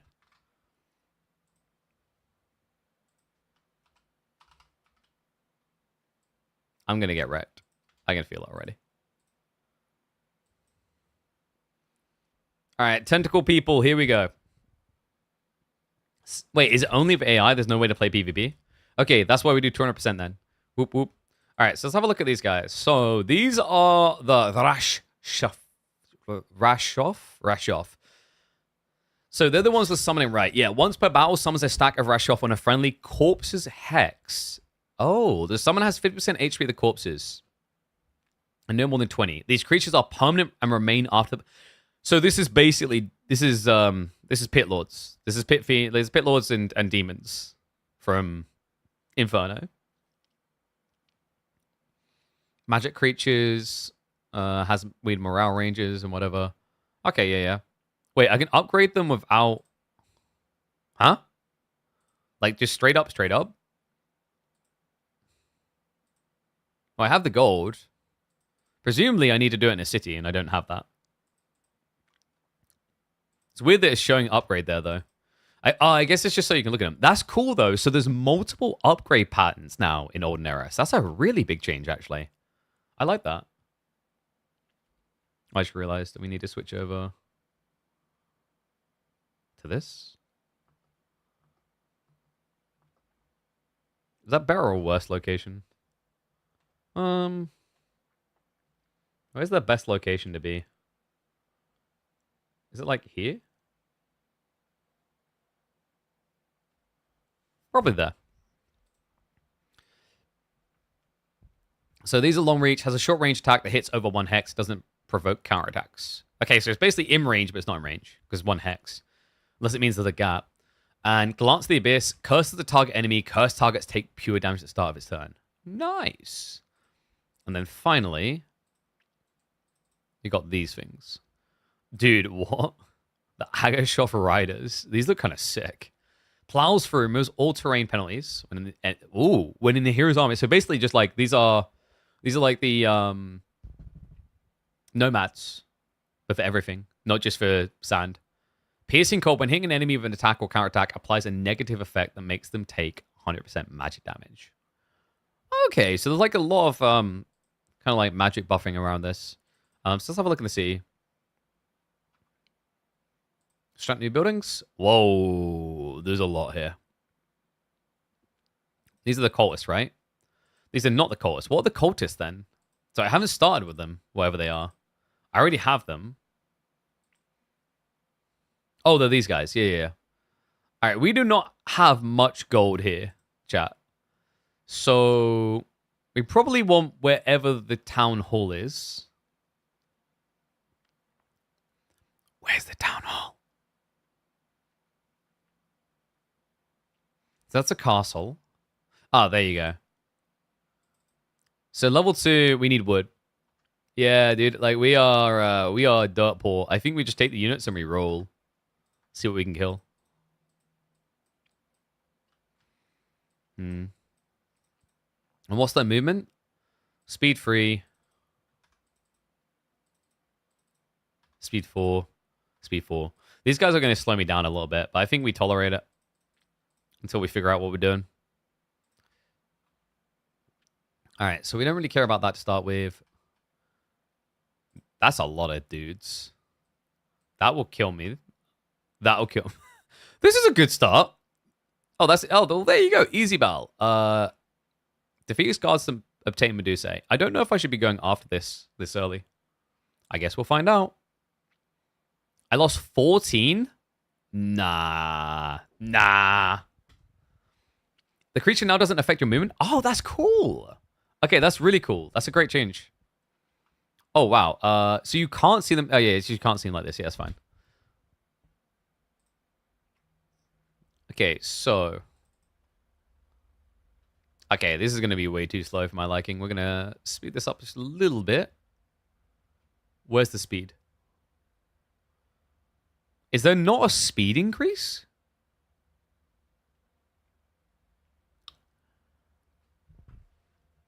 So there's no plus speed. Oh, just escape. Got you. All right.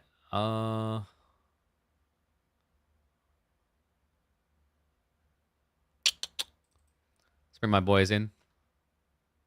Options, additional, second tab, this speed. Oh, yeah, there. Ah, I see you right here. There we go.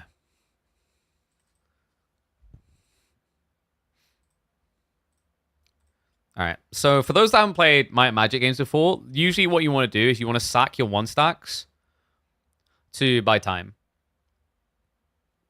I actually brought these two guys too close, I just realized. Yeah, that's freebies I shouldn't have given over. So what you want to do, you want to wait. And then you want to attack with these guys. And now you get a free attack, basically. Like this. We're going to get clapped now, though, because I screwed up. But, oops. Yeah, so now wait again. Sack on these guys. Do that. Clop them. Oh, I forgot it's a new turn, isn't it? Yep. Oops. So how does this work? Do I help? No, I don't help my own guys. That's good then. Nice. Oh, we never used this. I'm an idiot. Oh, yeah. It's only got one. Whoops. Use your abilities like hero attack. Oh, you're right. Oh, you just have them randomly? Oh, damn. That's big. All right. We could have been cleaner about this then. That's still better than Aura Resolve, though. Yeah, dude. That's a lot less than Aura Resolve. Yeah, the UI is a bit funky on that. Oh, that's cool, though. Thank you. I don't know if we can... No, dude. We're not doing that. I guess we go over here. Experience or gold? Dude, I kind of need gold real bad. Experience. Advanced Abyssal Communion. Oh, this is the thing that, like, increased number of friend execution for combat. I want more movement speed, though. Oh, that's interesting. So there's like subcategories of perks. So terrain penalty reduction, neutral global maps cost less. Nah. Every day, the hero saves up 50 unused for the next day. But we don't have terrain penalty issues because we've got the dude in our army. So like careful planning is probably better. Oh, turn off spell usage and auto battles? Oh, are they really that bad for it? Oof. Have a look afterwards. I want more money. And that's me out of moves. So, can we upgrade? No, because we didn't find wood. Because I suck. Did we play one hero classic? We played classic, didn't we? But we definitely can't afford a hero right now. So, we'll end turn.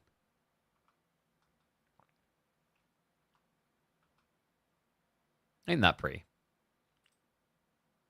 I'm pretty sure I lose to these guys. Normal battle, but it's archers.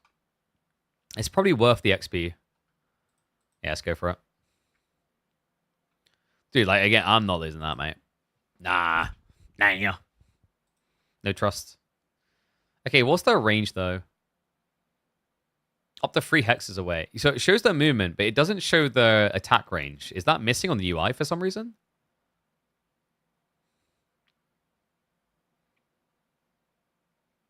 Outlined, highlight, no. Is there no way to see their range? That's weird. Well, I guess I'm seeing their range right now, but like their movement as well. So they have free movement and they have free range. So do it, and then they do it. So I'm safe like here.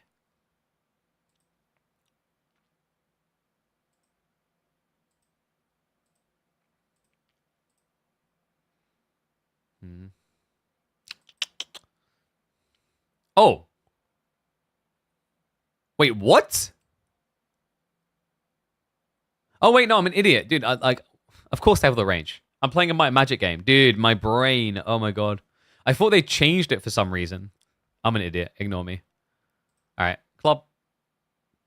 I forgot. So for those, like, yeah, to explain it to people, like, maybe who don't know my magic for this, they can shoot anywhere, but if you're within, like, 3 tiles, is what the Kiddish Theorem is, he'll do full pure damage. I think it's usually less than 3 tiles from what I remember. But this one's on 3 tiles. All right, so we just want to bum rush this guy. I mean, this won't matter because, like, they're going to get an attack in here anyway, unless I... Boom, baby! And I forgot to use this, didn't I? Yep. It wasn't ready last time, I don't think. Slap him up. I haven't looked at my spells, but I don't think I think I'm a warrior, so I don't have spells. Oh, crap. I didn't mean to skip. No. It's fine.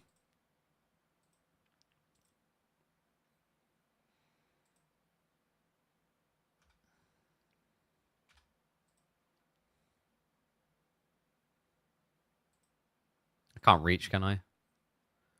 Nope.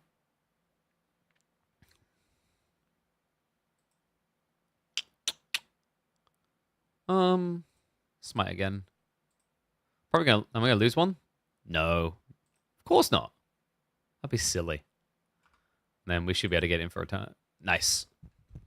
Okay, so didn't lose one of my cowboys. Actually, I did, didn't I? I lost it to the spookers at the beginning. That's still a better outcome again, though. Aura Resolve sucks. Do I get more Logi? Did they actually make leadership good now? Friendly creatures' chance to take an additional turn increases. Enemy morale reduce. When it triggers negative morale, gets bonus morale. I don't know if I'd say like morale leadership's that good. Might just be better to get expert Logi. Oh wait, dude, from Logi you can get a back to town ability, so you can get town portal with Logi. Okay, that's a no-brainer. Yeah, look at that. I got it straight away. Hell yeah, that's good. That's 100% the way to go. If you pick 5 from the same subclass, you get really strong. Interesting.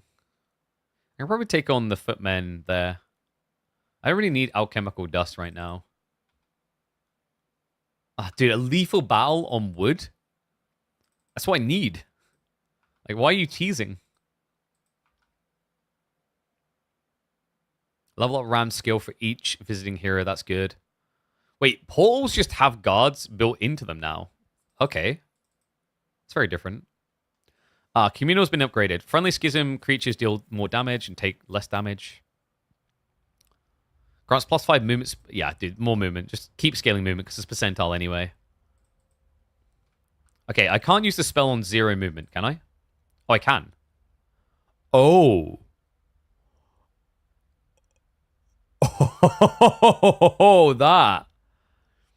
That is strong. What? Goodness. I don't know about that. That seems a bit too good. So do we want to use the limited wood to increase our gold income, or should we be going for more Ashigoth Riders, is what I'm wondering. A good marketplace, but like one marketplace to trade is bad. Mage's Guild might be a good idea, because did that use mana? That used mana, I'm pretty sure. Yeah, it used half my mana. I'm guessing you regen 1 mana per day as well. Like old competitive. Let's just get more gold. Alright, so I don't need to move army out. That's such a game changer. Like old homes, for those who haven't played, you shift your army out into a town and leave only your fastest unit there. Because it gives you movement speed based on your fastest movement speed. I like that they got rid of that, because it's like, if we're being totally honest, it was kind of a tedious detail, really. Once again, remember, we always split 1 stack so they can tank shots. I'm not really crazy about the starting unit. The starting range unit, rather. These guys' range unit seems... Oh, I've got multiple cities. I didn't even notice. I'm a bit of an idiot. Whoops. Oh, so dude, I screwed up. I should have went a little bit further north and then I could have TP'd in. Oops. I did not notice that. That's a big deal. Having the second city lets you get a lot more army, so I really screwed up. What's this down here? You can recruit cultists per week. Lethal battle, I'll get clapped. Guess we take the ore, and we're just going to be running north again, which is really inefficient. That looks like a big guard, because it is. Yeah, we ain't dealing with that. And did my mana increase? Yes, you get 2 mana back. Okay, that's a little bit better. All right, we're just going to stay on the path, because if you're on the path, remember, you move a lot quicker. Let's get more experience. We're going to just XP farm. Basic tactics, so you can rearrange your units. Friendly creatures gain +3 attack for each adjacent enemy. That's kind of interesting. Tactics might be good. Focus charge each time your enemy uses a spell. I don't know. Oh, that's my like spell that I throw out. When enemy waits, you gain initiative. That's cool. So tactics is like good for punishing people who don't use, like, don't play forward. Whenever a friendly creature kills an enemy with a counterattack, their counterattacks are refreshed. Ooh. Probably not good for my current combo. Nightshade spells. So this is like necromancy, I guess. Let's keep it simple. We don't need heresy around these parts. All right, so we get the extra movement speed for a little bit more movement. Goblin Cash. And then we should just teleport. Yes. There we go. So now I can get a bigger army because I'm in position. Great library for +2 knowledge. That would give me more mana. The problem is I really need a Mage's Guild, which needs wood, and I don't have any. Wolves doesn't matter. It's not worth 5k gold for that. I don't think anyway. Let's just go ahead and buy army. And then we'll... Boop. So now I'm really low on mana. I'm going to have to stay out a few turns. But with double base army, I should be able to. So this guy, what does he do? Lore points. Oh. I probably should have played the tutorial. So you get money per day, hero, XP gains. I mean, this would have been nice earlier. Provides a one-time bonus. That might be worth it because I'm struggling to find wood. Or we go army. Attack and defense increased by 1 when they battle in native terrain. Nah. 250 gold's nice. I think we do this. XP plus that. So you get lore from, like, what? Fighting is kind of like attached XP. What's this? Is this the research spells? Did they yoink the... Oh, dude, did they yoink from... Oh, no, it's all kinds of random things. What is this? You just unlock these when you have mage guilds? This kind of reminds me of Age of Wonder. It reminds me a lot of Age of Wonder, actually. Yeah, I definitely should have played the tutorial. But I kind of like this explorational thing. It's probably making some people who are, like, optimized his mold like crazy, but... Got defense. Attack or defense for 1,000 gold is good, but I can't beat that thing in the way. Black Tower, I imagine the guard's going to be like a dragon or something. I'm going to get clapped. This is apparently impossible. I'll take your word for it. Small resources. Lethal. I really need to go back and beat the impossible for wood. It's kind of crazy that your sawmill is being guarded by impossible units. Like, what?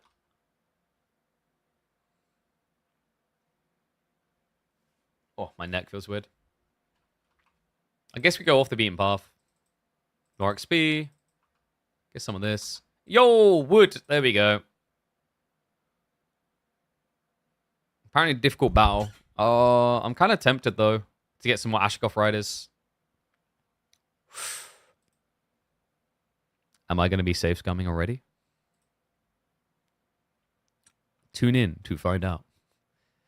All right. We're going to play this like strategically like you normally actually would, which is this, guys. You want to basically camp all your peoples in. Like normally you want to basically hug in as much as possible.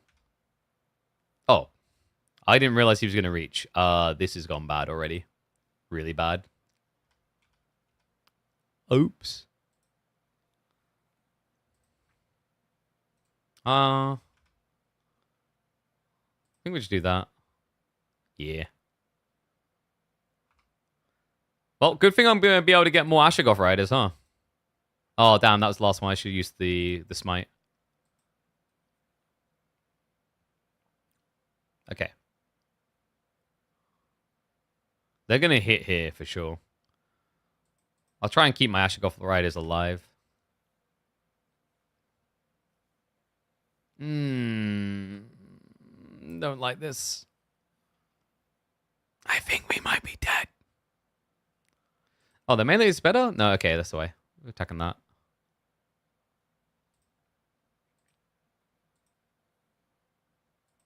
I think we survived this, but it's like really bad. There won't be much left of us. Not my range, boys. No.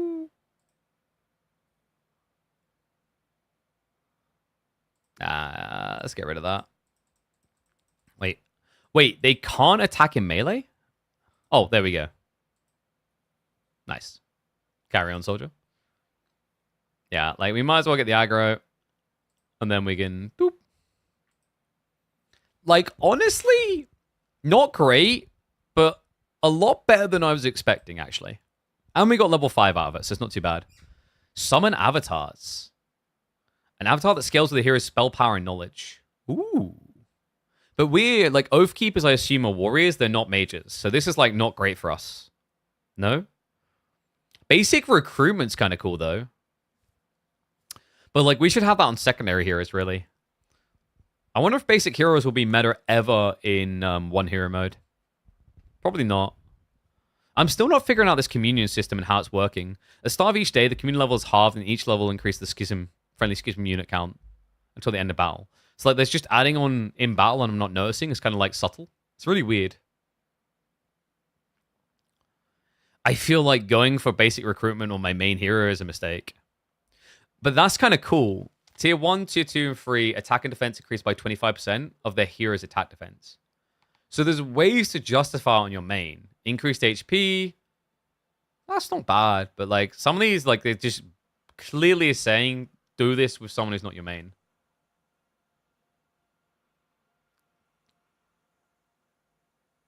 Go basic?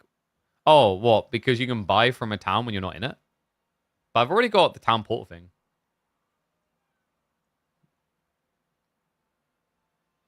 Whatever. It beats the summoning, to be honest.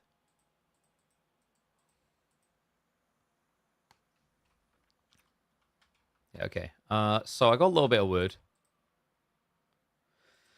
Usually I want to build marketplaces, but I can't double marketplace. I'm going to need a way of getting wood soon. Oh, that's kind of cool. We get another 1,000 gold down here in the bank. Maybe Banksworth? We want to get some upgrades here. Do we want cultists? I probably want a mage's guild, actually.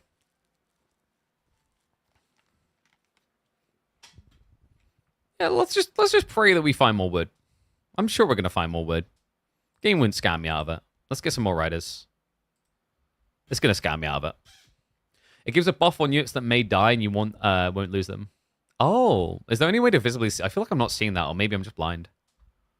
So I just feel like I haven't been noticing that.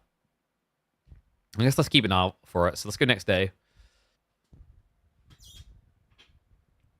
A blue number on the unit. Got you. Oh, so it doesn't add extra units in, it just pads the amount. Is that what you mean? You have 30. Wait, was I on 24 before?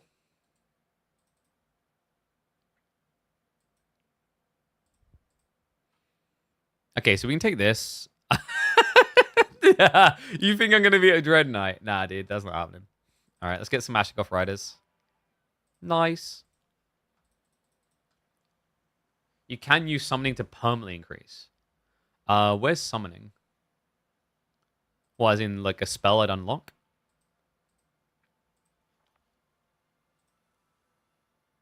Oh, you mean on these guys? Oh, yeah, the summoner, right. But like that's based on like corpse of units lost, right?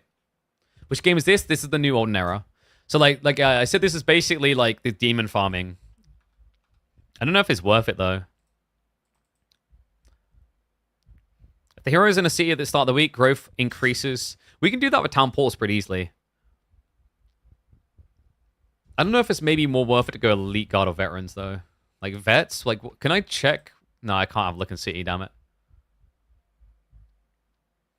I don't even know what my vets are. Elite guards, I feel like after that loss I took, I should be scaling my early comp. That'll pad me really nicely. That's a difficult battle. I guess we just kill these guys to the XP anyway. Destroy them. 26. Nah. Now look. Okay, I'm looking. What am I looking for?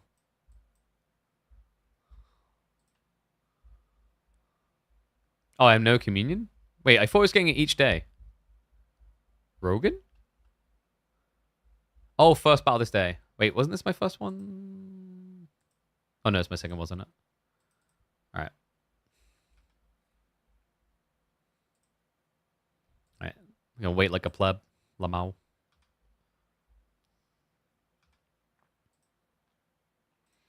So you only get your spell points when you like actually attack and whatever, right? Yeah. Okay, it has like no movement, which is good. And it has to be a corpse to use this ability, doesn't it?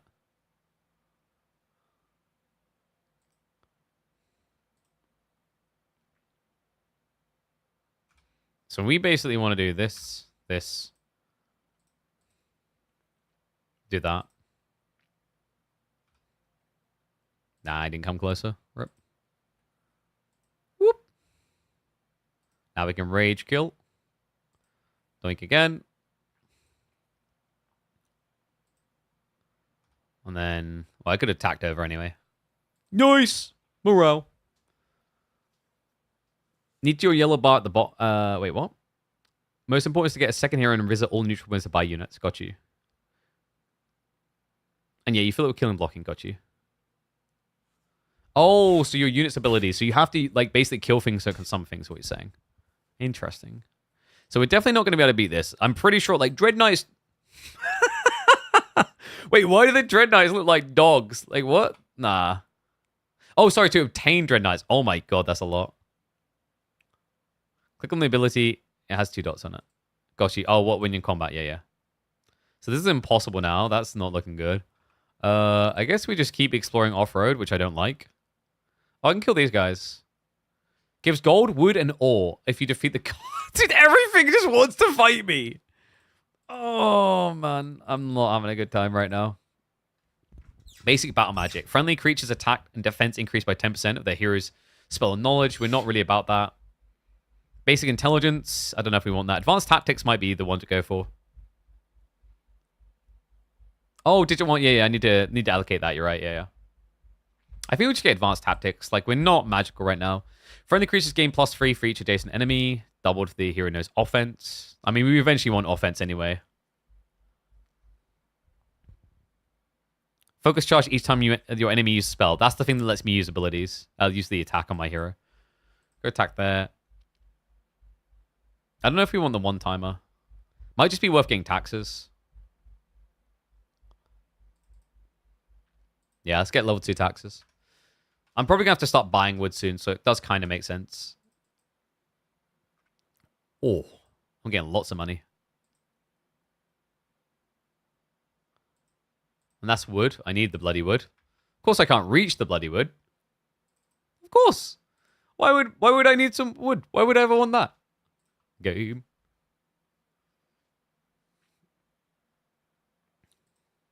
Alright. Wait, we did hit... I'm pretty sure we hit wait. Oh, we have to pull out a C first. There's a lot of neutral bones to get units quick. Got you. I mean, that's like always been the way to a certain extent. It's like choose a power stack, scale that power stack in HOM. So I could easily beat these guys to some XP, but I don't even know if it's worth it. Like versus, I am looping around towards home. Yeah, so we're getting where we need to go. That's a difficult battle, of course. Are you liking it? Very early, so I haven't made a full opinion yet. It's like, I've definitely screwed up on like my opening play. There's some inefficient things for sure. But like, it's good to get to grips with it. There's definitely some new systems, and I actually like that. I prefer they didn't just copy and paste HOM free, even though some people would obsess that that's the way to go. I think that's kind of lame. It's like, at that point, I'll just play HOM free. You need a differentiator for sure. Once you buy a buildings, it stacks. Yeah, like in HOM free. In HOM free, you would get extra on your dwellings by having more. I remember.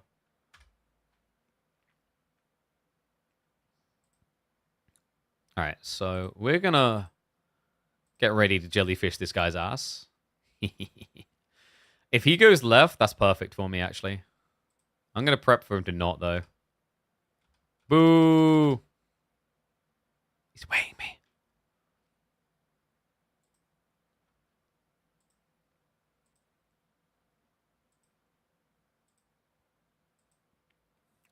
Actually screwed up because he can get through now. Oops. Like that. Oops. My jellyfish.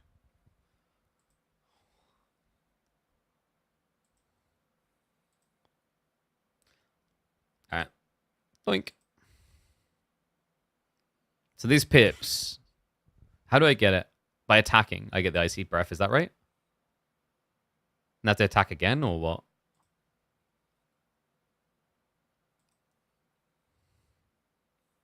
Okay. That wasn't too bad, actually. They don't use abilities. What? They don't use my little magical attack thing, you mean? Like, does that stuff stockpile across battles? I thought that was just within the battle. No, as expected, we're not going to be able to do that. Dude, like, all these things are, like, very hard to beat, actually. Need the bar on the bottom to fill. Got you. And when it fills up, I can use my creature's abilities. Enemy spells cost +1 for the level of the hero's communion. Let's go communion increase per battle win. And then I'm pretty much in position to enter the city, but like I'm gonna be a bit inefficient hanging around here, I think. Like these are all not winnable. I could just go back and do this battle.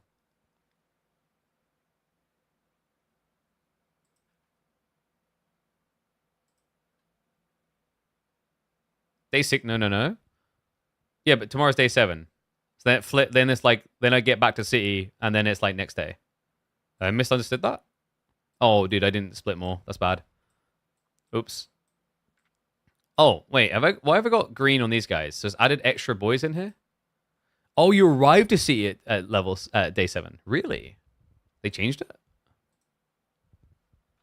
Okay, so these guys, are they ranged? No, they're just long reach. Okay, that's fine then.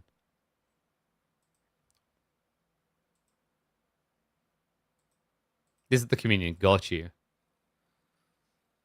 Maybe I didn't start with the right civ to figure stuff out. Nice. Ouch. Nice. Arrive at day 7 and buy at day 1. I don't have a Majors Guild yet, so the fresh thing wouldn't matter. I wouldn't be able to refresh that. It's like, my mind is like, it's better to get the XP, then turn like this. Oh, we've got to spend again. I got to remember this. I mean, I haven't missed out on anything this time. It's like, yeah, so next day, so like, I'm going to go back like this. I still have a lot of movement left, though, actually, so like, we can buy some stuff now, though, which is good. I still don't have much wood, though, dude. That's the biggest problem. I think we Ashagoth, and then we upgrade Cultist next. But like, dude, I won't get the other ones upgraded is the problem. I think I stables this turn. Well, you stables this turn because you can Ashagoth upgrade next time anyway. You know, I don't mind some assistance. Obviously, we want to figure some things out ourselves, but like, systems I don't understand, of course. Oh, you're fine, dude. You're fine. That's impossible still. I could normally battle these boys. I've got movement left, so it's worth doing.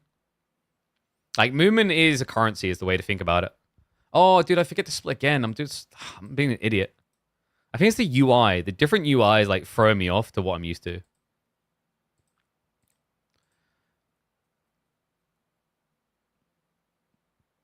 All right. Let's let the troggies come into us. Oh! They just have that by default? So, that hurt. Oops. That's going to hurt real bad, actually. Yeesh. Let me club these guys down anyway. These guys don't have a thing for moving further, do they? Where they do more. So if I fill these pips up, I can get the Icy Breath, basically.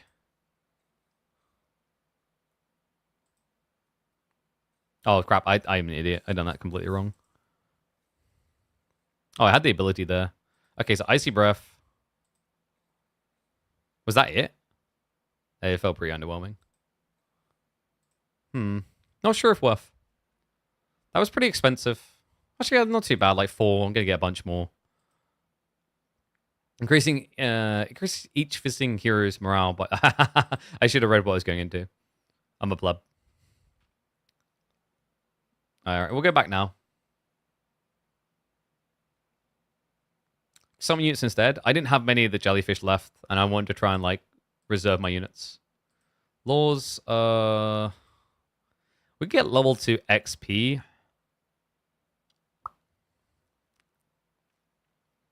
Yeah, actually, like, I've been trying to avoid it, but I think I should just get the wood because I'm struggling on resources anyway. So we're already built here. Concubi? Maybe worth checking out the Concubi. That'll be my tier 4 unit. Yeah, let's get Concubi. And then I should still have the resources for the upgrade in the other place. Ah, Concubi's an archer. Okay. Intriguing.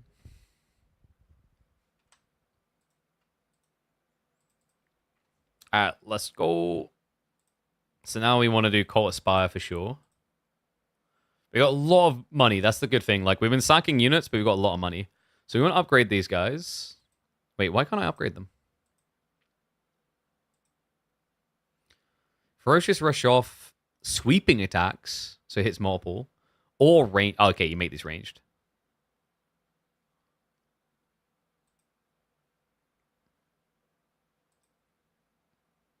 Oh, what I should upgrade the humans, you think? Wait, which one was that? Oh, sorry. No, yeah, you're right. I'm an idiot. Yeah, I remember. I don't know why. I keep, like, thinking of that as the tier 1 building. You're right, though. For some reason, this is, like, tier 2. That's tier 1. But in the UI, that's, like, very confusing. That should be the other way around, no? Because this is tier 2. Where do you get the jellyfish? I don't even see anything related to them.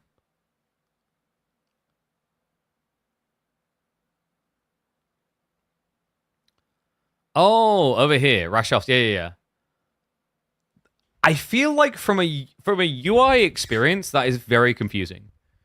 Like, you would... So like, Westerners would read top left to right, top left, mid left, right, bot left, right. Even if you went by, like, Middle Eastern standards of, like, right to left, like, this still doesn't fit. Because, like, you've got tier 3 here.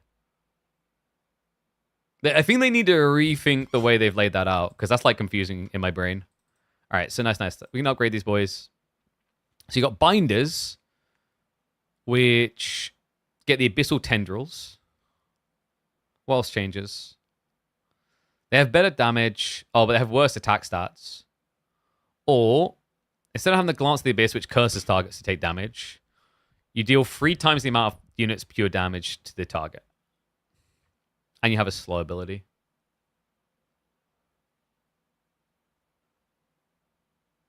Just upgrade. What? It doesn't matter? They just like basically the same? I feel like this one looks better. Bit more variance on damage, but like attack defense is higher, so you'll lose less of them. Speed's better. Let's just go for Tari.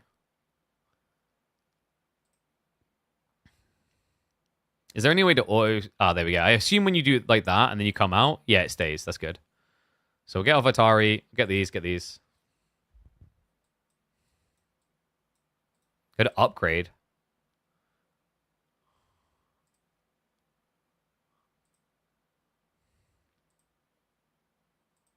Okay. Oh, you can just switch them on the go? What? That's kind of cool. I'll stick with Atari, though. It's like, it's better stats, but your damage metric is like statistically lower. Yeah, you can flip on the go. Can you do that out anywhere? Yeah, anywhere. That's kind of cool. Like, you can config differently for a situation. That's interesting, actually, because that gives, like, an attacker's advantage in PvP, which I like, because usually defender's advantage is, like, a really big thing in Hom. They just sit in their base, and they're ready to go, sort of thing. That's cool. Okay. Maybe we... Depths of Mind might be good to restore mana. I kind of like the 10% scaling at this stage. Let's go for that. So this is now difficult instead of impossible. I don't know if I want to go for that still, though. I kind of... It's Rash Off and Cultist. Difficult, and then the Concubi. That's easy now. Normal. I don't think I can beat the dogs to get the Dread Knight still, though. That's doable, but difficult on the Minotaurs. I just don't know if Medusae are worth it.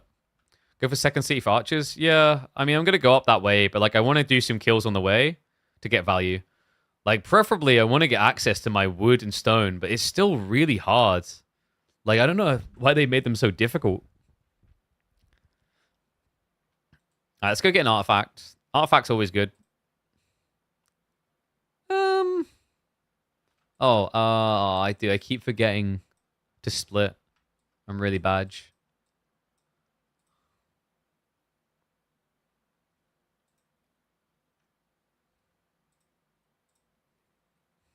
Ouch. Didn't kill, though. Might kill now.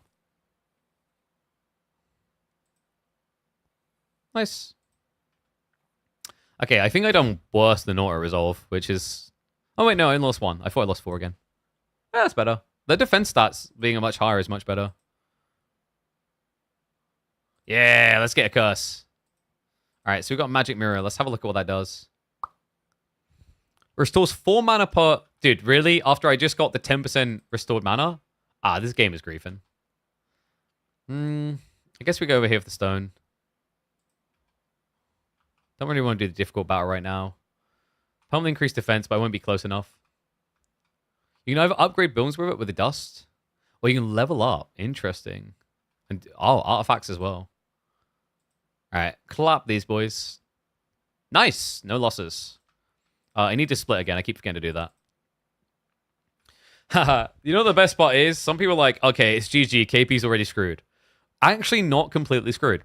Probably still screwed when the enemy shows up, but for now, relatively alive. We take that as a win. All right, so construct some buildings. I have not got enough wood, man. I might just buy a marketplace at this rate. AI comes with 300 plus units. Dude, don't. Shh. Shh. We're Zen like. Noon, look at your hero. Oh, this... Yeah, but like, it's a difficult battle. I don't know. I might just go get the reinforcements to make it easy. Because like, I need to start scaling raw. I guess I could just beat them. I'm going to get Frozen Homeland, even though I feel kind of bad about it. Just controlling the map. What does that do?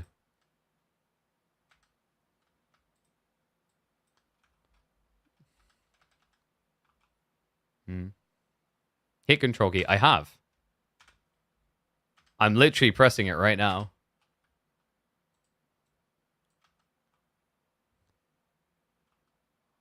Oh, okay, there you go. Oh, that's kind of handy. I feel like they pop out enough for me that I can see everything, though. Oh, I need to revisit that. There we go. Apparently it got clapped. Uh-oh.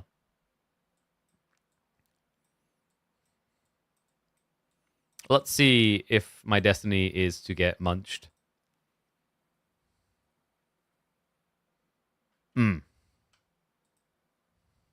This might be a problem.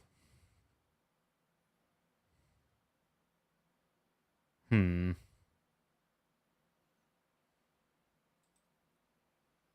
we start over. Quite possibly. I mean, it said difficult. I needed wood. Why did I have to make wood so hard to come by? Like, bro. Oh, no. Okay. Sluggishness. I think we just go like that. These guys can resurrect when those dudes go down. But if I get them too close, they can't.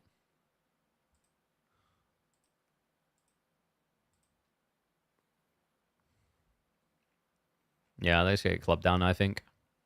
I mean, I live, but it's not going to be pretty.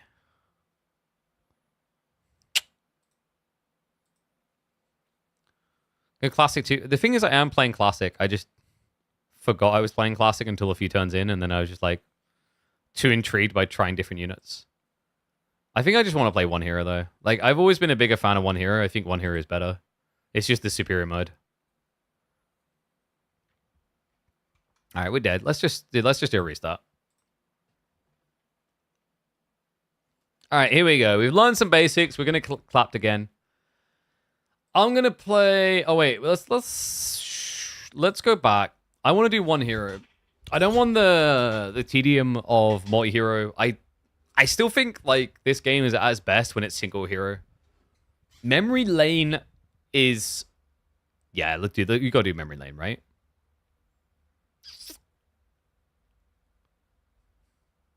Memory lane's the classic.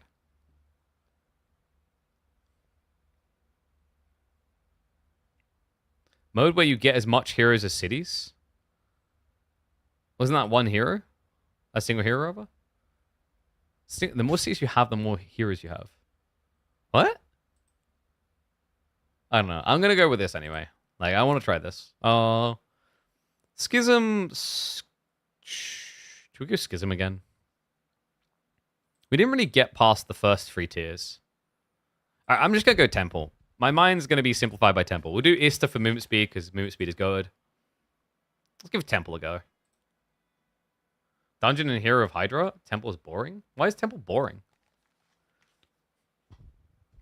Dude, they get angels. Angels. And griffins. I wonder if they made griffins actually kind of good. Griffins were always kind of weird. They were good, but like in a weird good. Alright, so we'll get our militia boys. And off we go. So, second time playing Olden Era. First time we just got clapped and was like, nah, this is kind of bad. We're playing on maximum difficulty, which is probably going to be a mistake. Hold on, though. This is already better because it's let me actually have resources. Good. And a cheeky bit of gold. All right, this is... Dude, this is already so much better than the last game. Each time a friendly stack dies or remaining gets an HP increase, nah, I'd rather just move movement. Penalty, move speed penalty reduction is a pretty good idea for off-roading. Okay, nice. We actually have resources to do things, which is cool. But we don't have enough gold. I think I just marketplace the time being. I'll probably need it down the line. Win with highest difficulty? Yep. I mean, what better way to learn than getting the crap kicked out of you, you know? Alright. Oh, we did already cap that, didn't we? Griffins? Yes. Please. I need to find gold fast, though, now because of that. Otherwise, I won't be able to buy anything at this rate.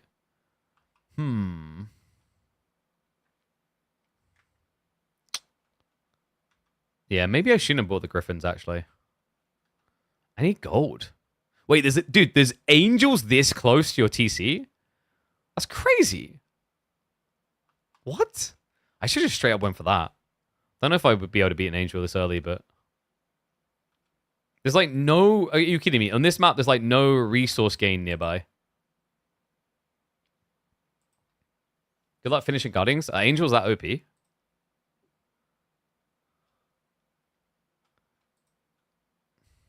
Nah, it's fine. We beat angels. What are they going to do? Angel us? I shouldn't have brought the thingy that far forward. No angels guarding angels? Wait, what? That sounds like heresy. Pretty sure that's illegal. Like, how does that ever make sense?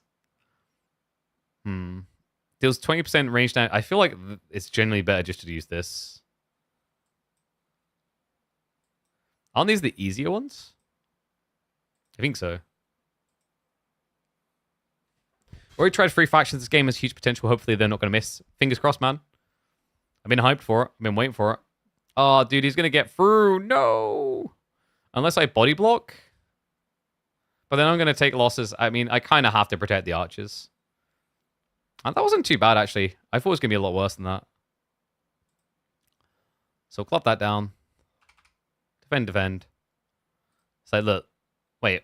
Yeah, that was not worth it for 20% increase. With scale, sure, but... And that thing holds across combat. So if I save that, I'd have it next tier, right? That was decent, though. That wasn't too bad.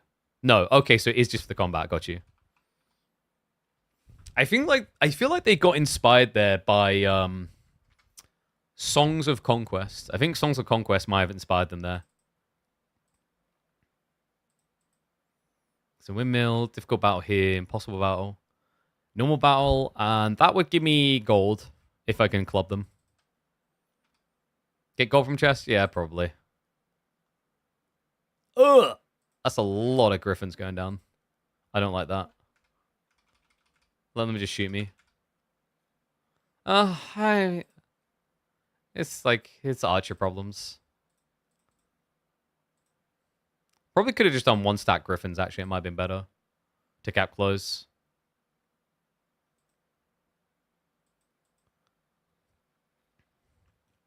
I'm still not cap closing there.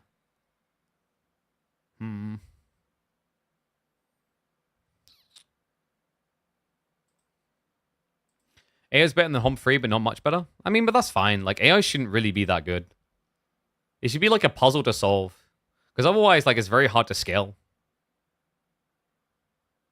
So yeah, I'm fine with that. Oh, they attack first. Interesting. Oh.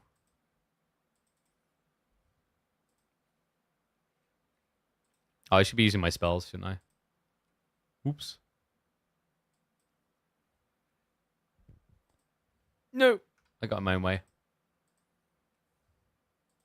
Hopefully they attack the one swordsman and let me in. Nope. Of course they did. Oops. Okay, nice. I don't think I want Advanced Ascension still. I just don't rate it. Actually, like, Advanced Ascension is probably good for early tempo because of the way that you can lose 1 unit stack of 1, and then you get huge HP buff. You think Avatar? But, like, I'm not a spellcaster, so I'm not going to scale spell power and knowledge at all, really. My Ascension has triggered the stacks fully restore the HP. Well, let's have a look at Avatar. We'll see. Nope. Nope, nope, nope. I need gold. Yeah, I should have taken gold from the chest, really. Didn't really like Avatar. We'll have a look at it. I haven't checked it before. Dude, I'm like...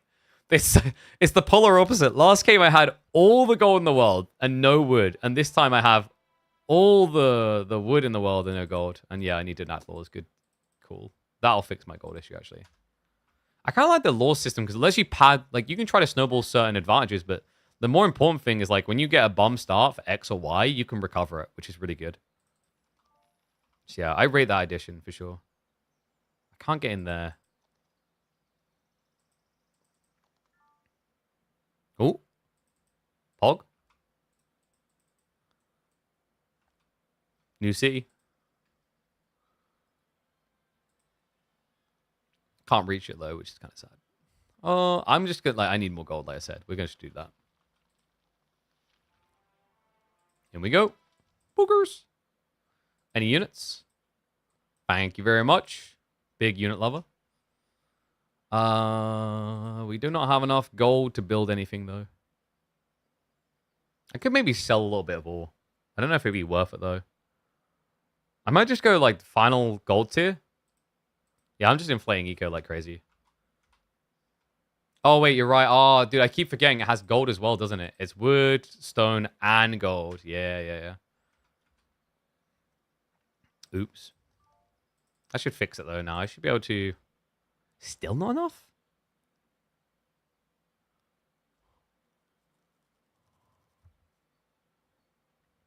Nah, 2750.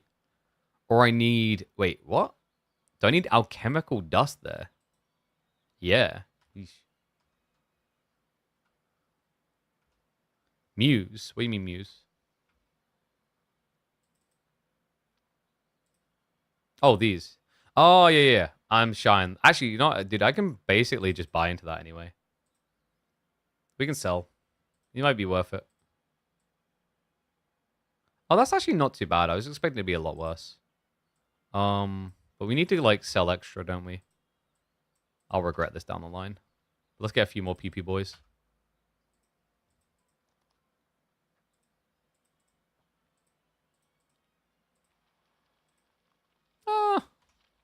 That's not too bad. I could just sell a little bit extra. When am I going to need gems anyway?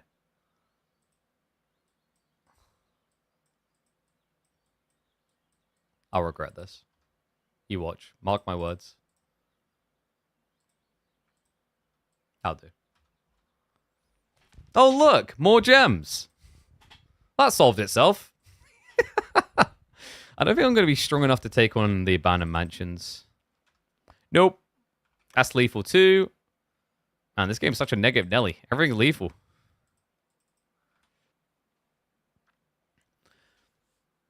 According to your time, I've played each part of Hom since first, tons of hours, and this part is the worst for me. Even 446 was better. Really? Town roster, I feel like the town roster, my experience with it so far is like it's kind of like overlapping some previous breeds and mutations.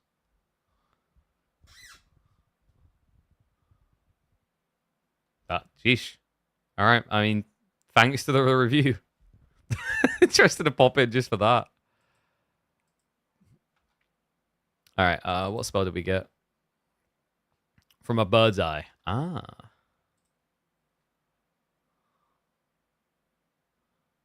Borders of all areas. Oh, so you can see where your biomes end.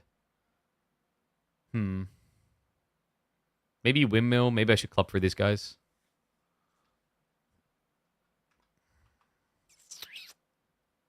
Yeah, anyway, yeah.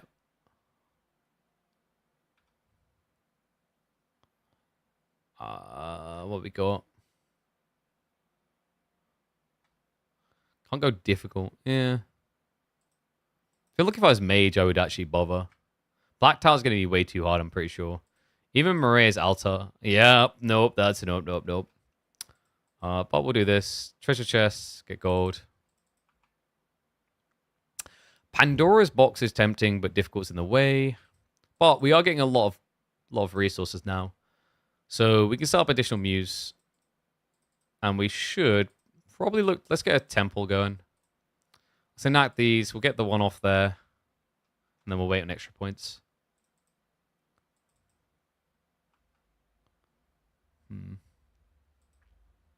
Definitely can't do the thingy. I just want to get some XP and then get my Loggy teleport skill, and then I'm happy. Because I'll just return base and then I'll be buffed up for end of week. Nope. Oh, you're right. I missed the campfire. Ah, that's so wasteful.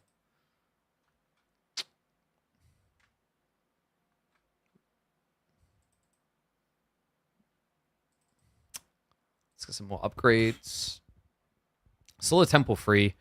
I mean, dude, it will give me a lot of lore points, actually. That might be worth it. You think bank over more lore points? Like, well, actually, in fairness, I haven't got much wood. It might be worth getting the Griffin Rookery, actually. I guess we'll bank here, and then in this one, maybe Griffin Rookery. Or a safer Muse. Might just say for Muse, but I haven't seen any alchemical. Yeah, we'll get Griffin. Oh, actually, yeah, you're right. I could have banked both. Actually, no, like, it would have been tight. Swordsman growth increase in their defense might be good. I think we just go archers, though, for sure. More pew pew. Always more pew pew. Let's see what's around us. Yeah, so good thing I didn't go up there. Full dead ends. This area is kind of horrible. Difficult. Normal. We can do normal. A little bit more wood there as well. Next day is next week. I need enough XP. I need to basically luck out on getting Loggy for a teleport back. So a little bit orange Jesus on whether this is going to work. 1k XP on the stone. Oh, yeah, you're right. Yeah, landing. I should probably buy one wood.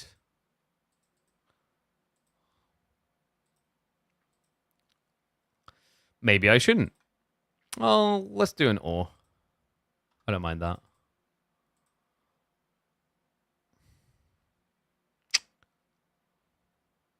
Just get an extra bank. I've got a feeling I might not get home. One extra bank. One extra point. I need Major's Guilds to start doing the eye. So we'll grab the wood. Grab the XP. Dude, can you level up logistics, please? Oh. This game hates me. Basic Battlecraft. When a creature waits in battle, they gain extra attack. Interesting. That might be useful. Gain Overwatch when they choose to wait in battle, while Overwatching they counter attack when an enemy moves in the melee range. Focus charges friendly creatures prepare for a preemptive attack. When they skip, allows them to counter attack before the enemy's attack. That's kind of cool. Do I go for Ascension? No. I think Ascension for one stackers is kind of intriguing. I think that's useless. And what game is this? This is Olden Era. It is the new Might and Magic coming up for release early next year. But this is the demo. Maybe Advanced Ascension.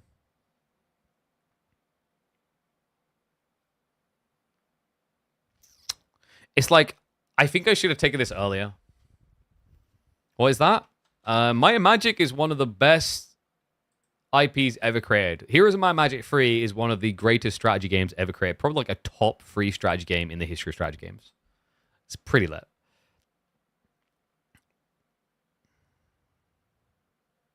Let's try Battlecraft. New skills. Whoop, whoop.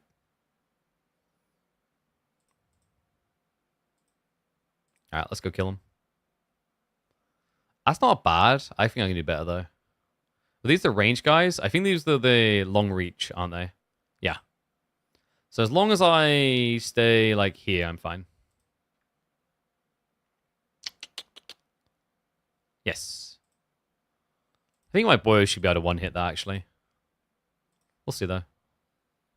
Oops, I screwed up there. My brain, I was like, as long as I stay one away, and then I walked in range. Brain switched off. Maybe not so good there. I think I'm going to try to shelter these guys.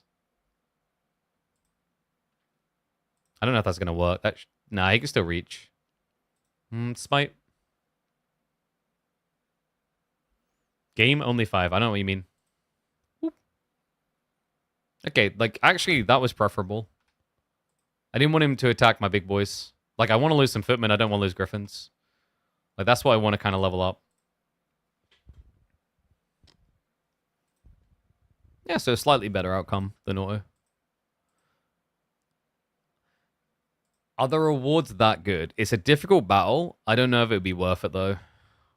XP-wise, I don't... Where's my XP bar? Does it tell you your XP bar anywhere? Morale improvements might be nice here. We're already next week, so growth doesn't matter.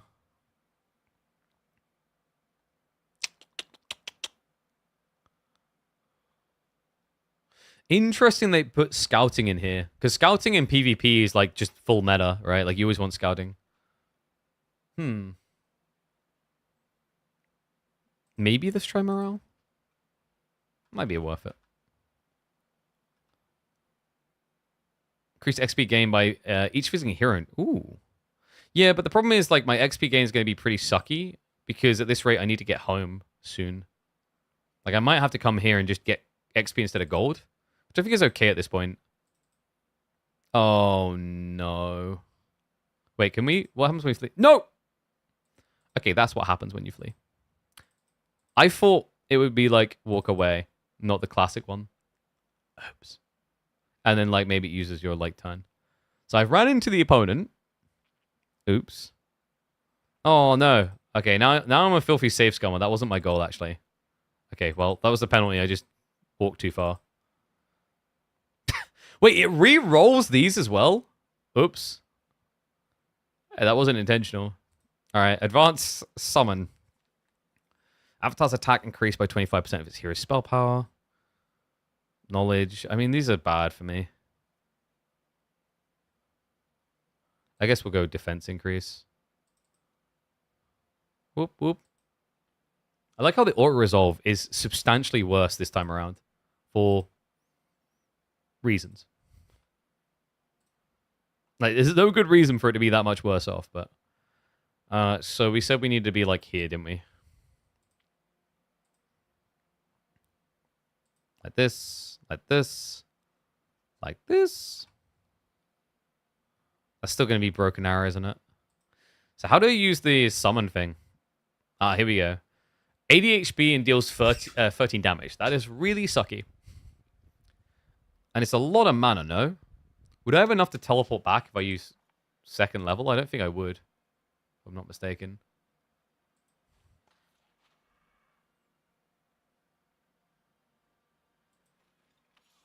Okay, now what we want to do is hug this guy.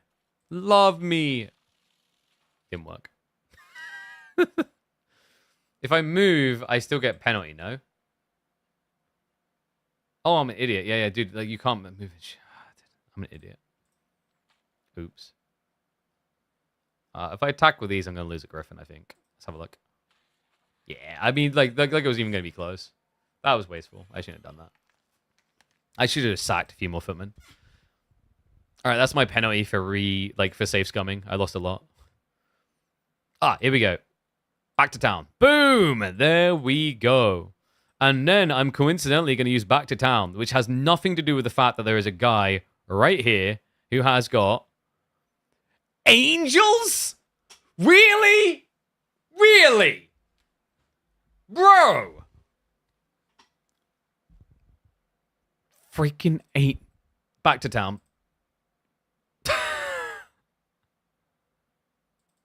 Why can't I use it? What?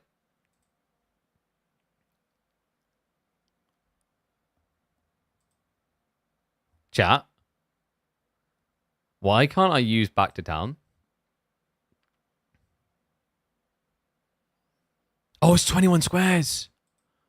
Oh, hey, buddy. It's good to see you. I'm out of here. I can't actually move now. It's weird because it's like acting as if you can cast it even though you can't cast it. Okay, that's definitely a bug. Run! No. Guys, I might be dead. It's a small problem. My body might cease to exist. Okay, we get gems here. Artifacts. I like how I'm acting as if I'm still going to be alive next time. You never know. All right, crazier things have happened. Maybe we survive. Spent a day learning. Oh, that's kind of interesting. I think we just wait. There's nothing more I want to build right now.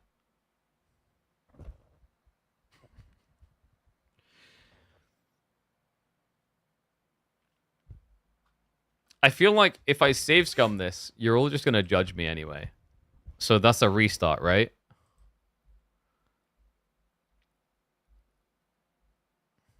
I think this also is like a blocker unit missing. Oh, what, in the desert path? You're right. Yeah, there's nothing there. Like, traditionally there should be. We'll go down swinging! We're going down fast! Really fast. Why does he have ranged? What? Who said that was necessary?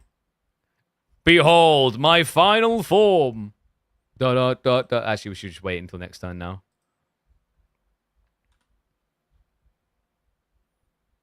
Wait. Did he just attack twice in one turn? He already attacked once. Why did he attack again? Well, chat, I'm very dead. High morale, really? Oh, no, he has... These have retaliation, no? Yeah, counterattacks twice per... Okay, well... But up. What's important is that the birds die. Behold, my final form. Dun dun dun dun dun. I'm so dead. What's important, though, is that it was close.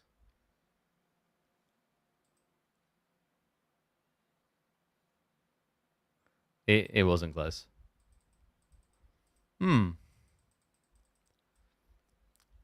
J'ai petit problème. He hasn't even got that much attack. I just got raw numbered. Alright, chat. Like, I'm gonna be a pussy here. Do we go 150%?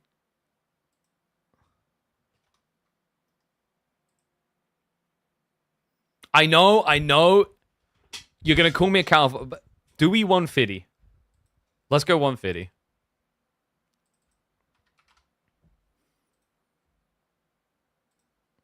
Like, really, I should go even lower to get used to it, but... Let's do Harmony. We'll do Temp again. I'm fine with that. 125? Should we start 125? Let's start one... Okay, I know. It's less impressive. Not this hero? You don't think so? I think movement speed is, like, always strong in this. Yeah, we lost because of bug spawn. In fairness, we shouldn't even be in there because of the bug spawn. Dude, speed is always good. What are you on about? What are you talking about, Willis? Morale increase. Spell cap for each global. XP increase. You could just kind of snowball. Light Weavers increase. Oh, so these are like the replacement for monks, huh? Masterful Healing Water. Nah. Lame. Gold. Good old classic. Increase it just one thing. What, you mean 150%? Hey, what are you on about? What? Oh, that's what you mean. Yeah. I mean, like, Crossbone is a classic one. It's like, you play like, forget name, Valk.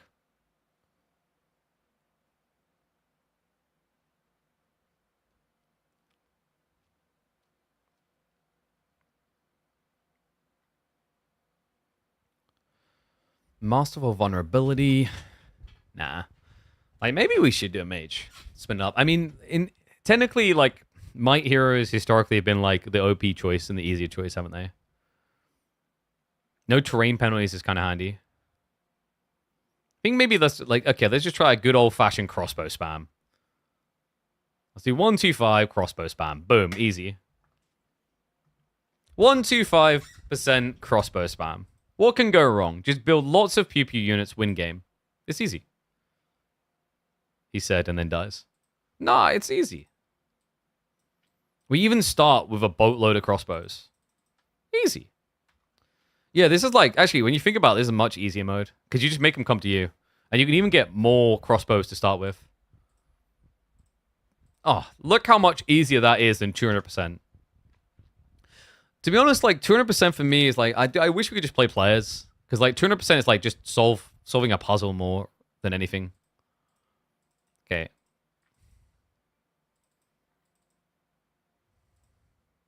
Probably didn't need the gold here. Probably could have went XP.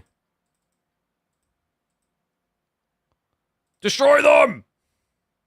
Easy. Get some luck. That's a lethal. That's difficult. That's difficult, really? I feel like I could beat the crap out of them. With 41 archers, I should be able to destroy them. I believe in myself. All right? Like, life is a confidence game, okay? As long as you believe. Those are archers too? Oh, you're right. They're the upgraded ones, aren't they? That's annoying. If it was melee, I would just do it. After all that speech about life is confidence. Alright, we're not going back. I don't like cycling back here. We need to move forward.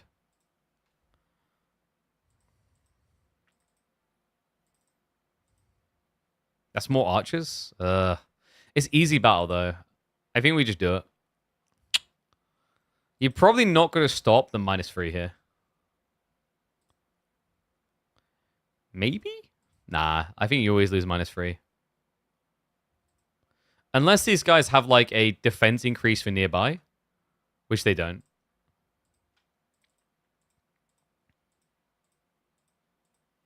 Yeah, so... Okay, that's like -2. That's a little bit better.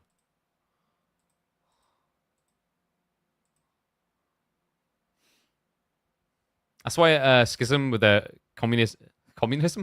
Schism with communism.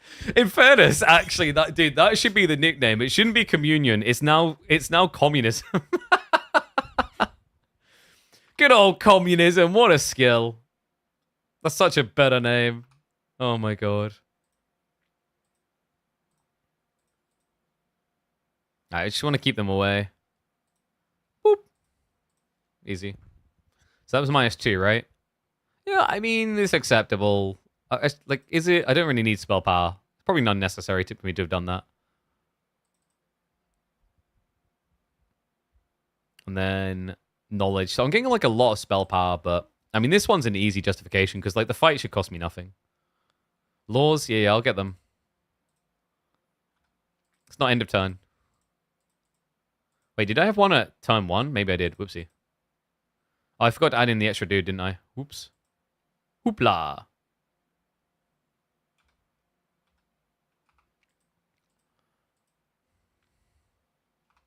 Doop. Doop.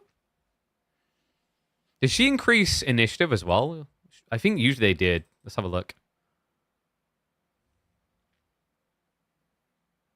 Can you see her speciality? Where's her speciality? Because her speciality is archer, no? Oh, there you go. Yeah, they get increased initiative. That's why they were attacking first. That's really good. I got so much resource this time around. Okay, 125 may end up being too easy, but we'll see. I mean, we probably want to just upgrade Mew straight up. But first of all, we'll get this. This Olden Era is really good. I don't mind it. It's different. It's going to take some getting used to, but it seems interesting so far. Oh, nice. Town gates. Here to pick and learn one of 3 primal spells, but I'm not being 50 to 99 griffins for it. We can go after these guys, though. I haven't opened a Pandora's box yet. I don't mind that result. Rearrange might be good. So friendly creatures gain free defense. Offense isn't... Wait, did they change the offense now? They did. So it's not just melee, it's range as well. Okay, that's a game changer. I think offense is the way. I think recruitment. Oh, what, for the global recruitment thing? But offense, man. I mean, offense will be better, like, 2nd, 3rd, or 4th, because then it's, like, percentile scaling, so your army will be bigger.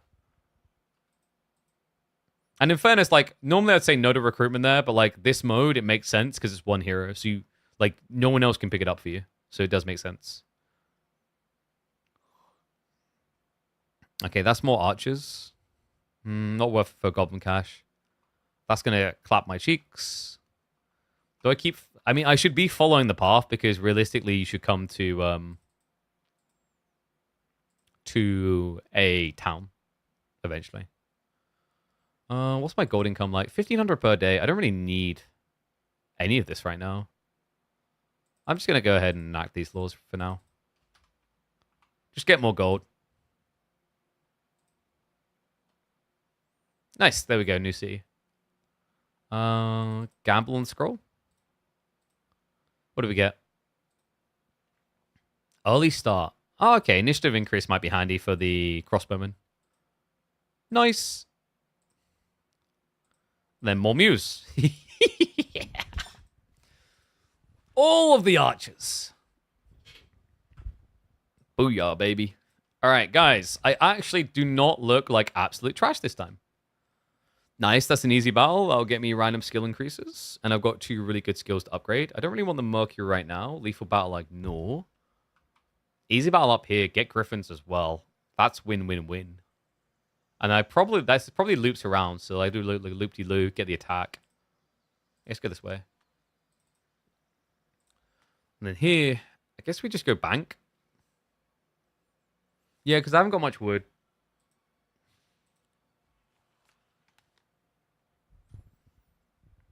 And that should then pad my economy really nicely. And then I'll get the wood next turn.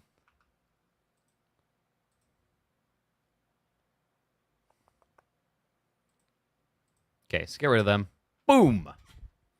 Dude, how are you losing 4 units? What a rookie. Who would lose 4 units?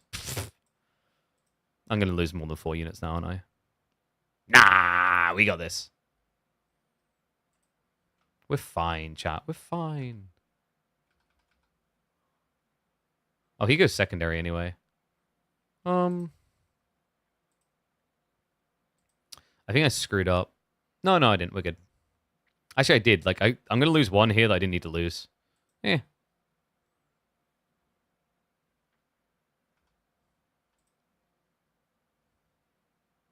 No, he can't get close enough anyway. Lamau. Imagine being this short. Well, obviously he's gonna... Oh, dude, you can bait him like this, though. Oh, no. Oh, dude. He's too good. Okay, the AI a little bit smarter, actually. Oh, yeah, I had the ability. I don't think it would have killed... Yeah, actually, probably would have fine, but yeah. I gotta remember that. Dude, that ability is so hard to remember. I don't need more stone, damn it. I need wood. Swordsman, maybe? Okay, this has, like, changed my mind a little. I don't like this, because I'm going to be doubling back. I think I just sacked the Swordsman growth, because, like, +1 Swordsman is pretty sucky. That's not very good. Definitely get some more gold for now. Wood is good. Daylight magic. Oh, no, dude, I right-clicked it, not left. Bro! Oh, wait, is Swordsman... Yeah, there's these guys. That's what I want. Okay, I wanted to right-click to see if it would give me more insights. It turns out that just select it. But so now I've got probably a skill I don't want or need. Thanks, game. Okay. Griffin Rookeries, probably. Now that I've got some neutrals, that'll inflate me. Neos? You mean Muse? I'm going to upgrade those anyway. I've already got Muse. Okay, we want... Actually, we could probably wait a turn on the Enact Law. Maybe we get one of these instead. Actually, it doesn't matter. It's just growths. I might as well enact this now, then. I should have enough time if I go for this to get to, like, the growth on crossbowmen.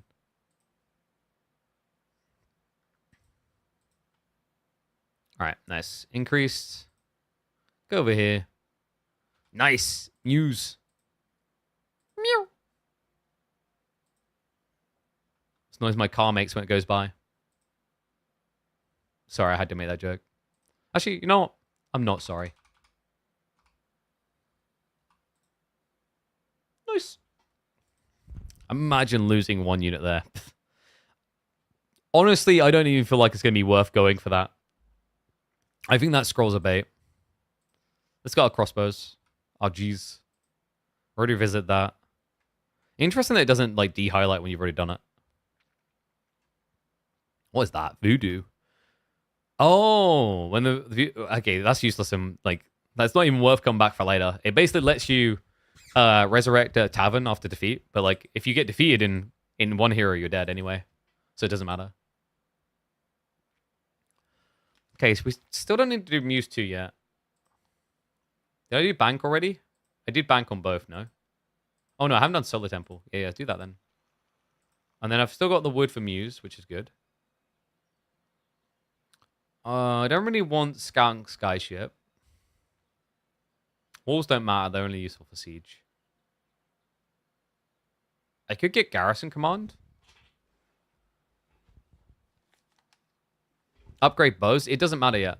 Because, like, I'm going to do that at the end of the week anyway. So, like, if there's anything more optimal per day, then I do that. Because, like, upgrading bows doesn't change anything about now.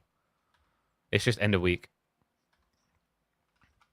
And we'll probably do this one, and we just probably won't go back for the other one straight away. So, yeah, I'll just do it in this one next turn. Actually, I got more wood there. Nice. Okay. So now I'm going to Muse plus something else. Oh, you're right. It's pre-con. My brain. Lol. Yeah, this is going a lot better. I think I just need a breathing space of, like, slightly lower difficulty to get my grips. Because, like, starting with no money when you don't know what to do with it is, like, weird. Laws, I'm saving up. I'm saving up for crossbows. So next turn I should get level 3 laws, and then I'll get crossbow growth.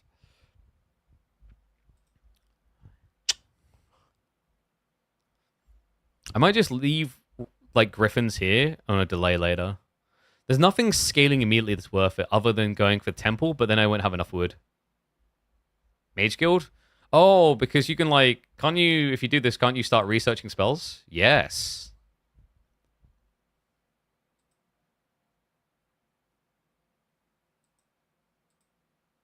Think you need for higher buildings? Probably for the chapel, no? Yeah, for the chapel. So we can get chapel next turn. We should have enough money for that. So that's good. All right. Clap some cheeks. Why can't I? Hello? That's a bit weird. Upgrading spells is better in later stage. Alchemist powder important for tier 2 units. Got you. Makes sense.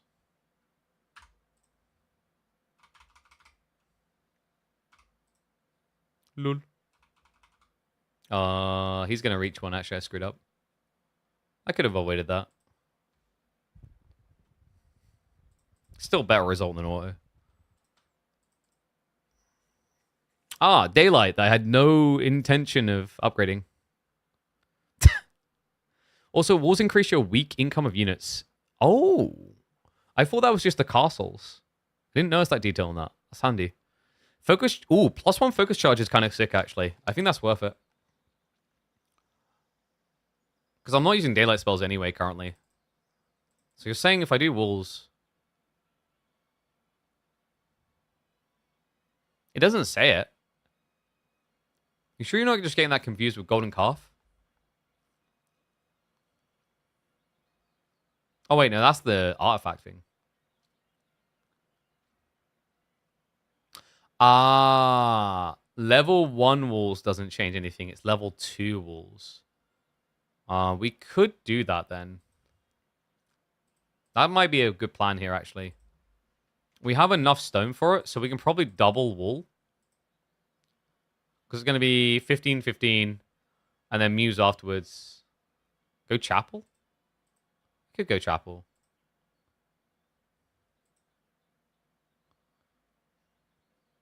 Bank here, Chapel there. But I'm not getting walls in that situation. Like, 50% increase is a lot on this, no? It's per week. How many am I going to get? What does it say? Where does it tell you how many you're getting per week? Huh? Oh, down here. 16. So I'd be getting the extra 8. That's pretty big.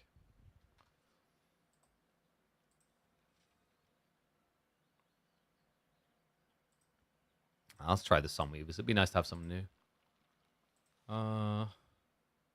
Bank, because I have got Sawmill, so I get +2. And I got loads of laws.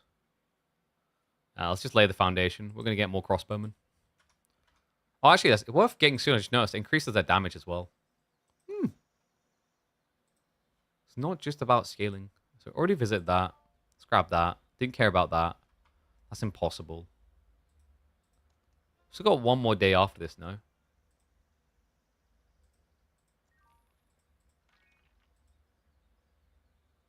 Common resource. Interesting. Maybe worth going down here. Grabbing that. Killing those. Coming back in. Yeah, let's do that. So one more day. That's pretty handy, actually. Random Nightshade. I don't have much movement, though, so I think I head back towards town after this. Offense might be worth it now. We're approaching 100 archers, so like 15% damage increase is quite nice. Creature abilities increase. Friendly creatures range and long reach attacks 15%. I like archery there. You think Primal? I don't even know what I got in Primal. Dude, I've already got Daylight Magic and I haven't even got Magic yet. No, I'm not. Dude, I'm not a spellcaster. I'm a knight. You just want those people that thinks everyone is Gandalf?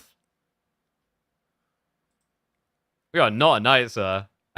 We're not. Wait, no, dude. We're not a magician.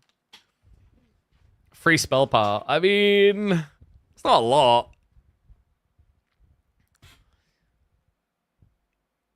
I think that might have been some of Daylight they done that. Actually, no, it wasn't. I really like offense here. This scales nicely. 125%, you pussy. Anatan, what the fuck? Dude, are you really going to smack talk me when you, Like, what was the last KPMM result? Remind me again. What happened there, big man? What happened there, big man? Oh, you necro 200%. So you do, like, historically in the history of Humphrey, the easiest, or Hom in general, the easiest freaking faction. Well done.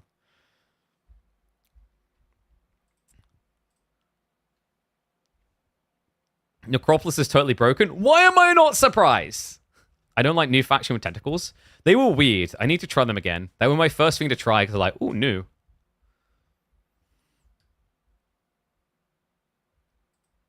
I'm going to try some offense. Let's upgrade our offense. Nice. There we go. That came out perfectly. Archery is what I wanted. Die, stupid troglodyte.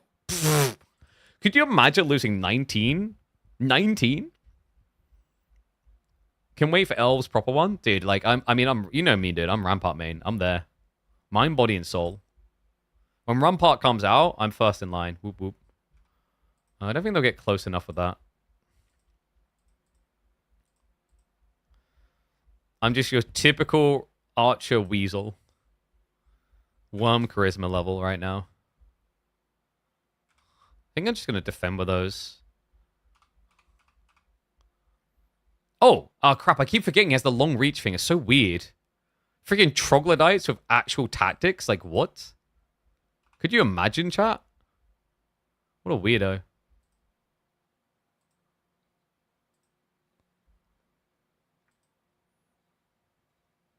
Ouch. Dude, you didn't die from that? Bratan, we must talk. Oh, dude, I scrubbed on my formation there. That's pretty bad. That's fine, though. I'll just sack one. Lamau, you can't even kill one? That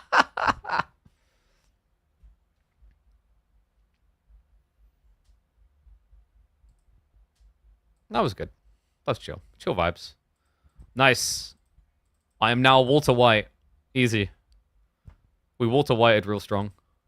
And then now it's going to tick up next turn, and we're going to have a cajillion units to get. Oh mein Gott, it's going to be so good. So I only need 5 wood. We can probably grab something else here. Maybe Garrison Command. Upgrade my boys. And then on top of my boys, with my boys. It's not enough to have just your boys. You got to have more boys on top of the boys. Like, actually, I'm straight up going to ride across now to pick up. Maybe 1 or 2 battles on the way. It might be worth only musing here. And instead... but you'd have to double something here, right? But, like, I could just save all the upgrades on the right side one. I'm kind of tempted to do that. Just to, like, upgrade here, and then take semi-easy fights on the way, and then, like, stack all my upgrades here for efficiency. It's like, for example, do Muse here. Because I won't be able to upgrade both of them, like, both their cities anyway for Muse, because, like, it uses way too much Magician Cocaine. The alchemical dust.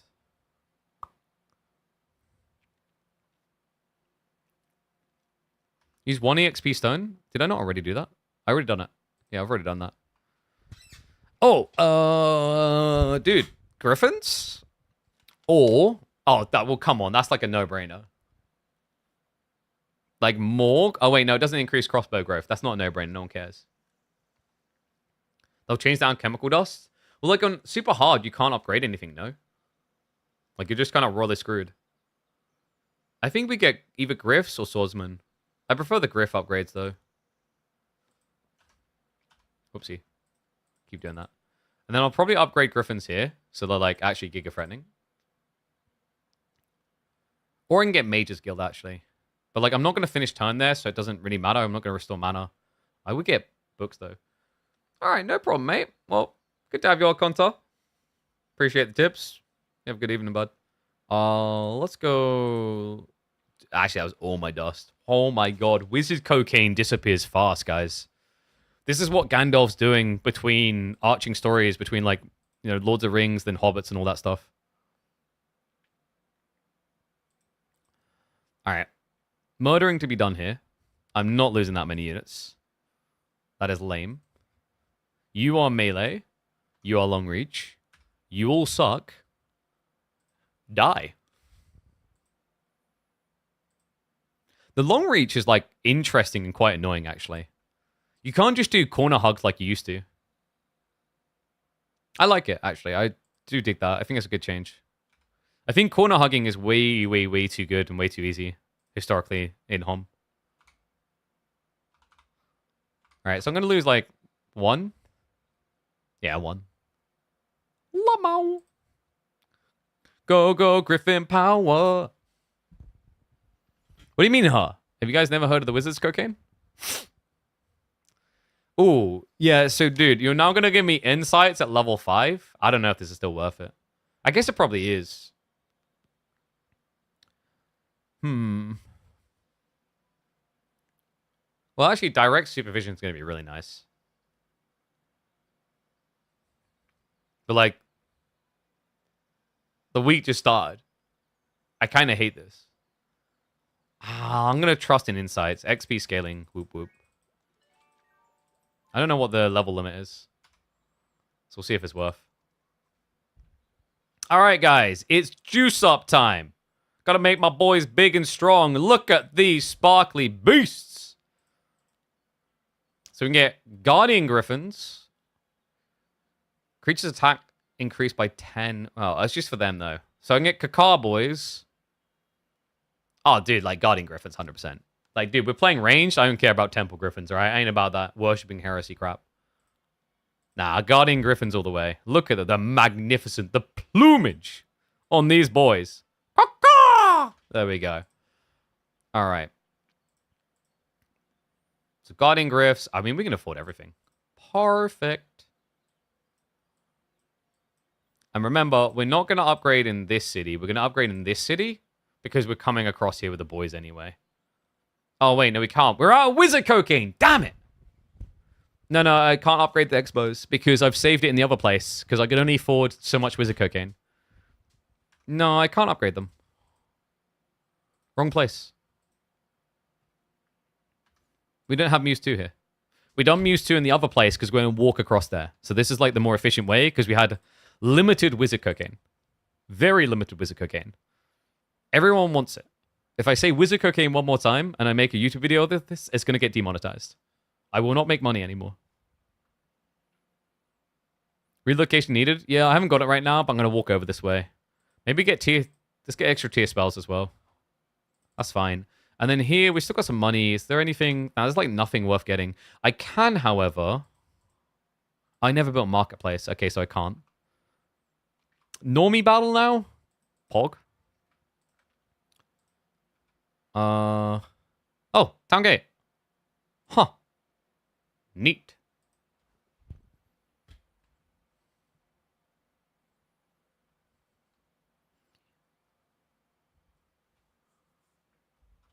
And yeah, I know about the relocation. We tried it in game 1. I saw it as straight away. I was like, oh yeah, no, this is the way. Okay, so those guys are gonna move fast. They are like the bigger threat, no? I don't really care about these guys as much, but I can wipe most of the stack, so it's a threat removed. And then initiative-wise, these guys move... They're 7 initiative anyway, so they're really fast. These guys are 7 as well. But they take advantage, so I'm going to want to use initiative to make sure my archers get first strike next turn. All right, see you, buddy. Good to meet you. And I just done that wrong. And I'm an idiot. My brain.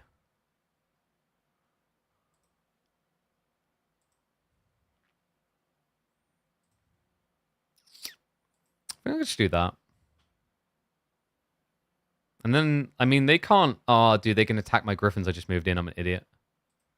Oops. I could just initiative again. Like, what, these guys? That will make them fast enough. Nice. Nice. Very good.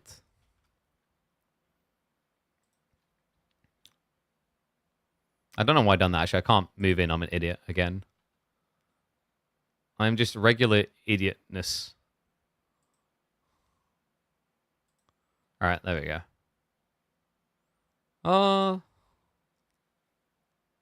Not sure about that. Oh. Mixed feelings. I think that was okay, though. That was acceptable. We didn't lose much of our power stack. When a creature waits in battle, they gain extra... I don't really want the basic battlecraft. Expert Daylight. Is Daylight good? Dude, I haven't even got Daylight. Screw it. 10 movement points. Is that a lot? Oh, I got 200. That's not bad. And we should have Loggy, so that should be double. I still don't know why Humphreys community calls it Logger when it would be Loggy. I guess that sounds like Loogie. I had this debate with Lexia before. It's like, Loggy? What is that? Yeah, let's go across. Upgrade my boys! There we go. Look at these majestic, magnificent men. Okay, so double shot, I'm guessing? Yep, double shot. Or sharpshooter. I think sharpshooter wins there. Like, you're 5 damage doing half or doing pure. And, like, most things aren't gap closing too quickly.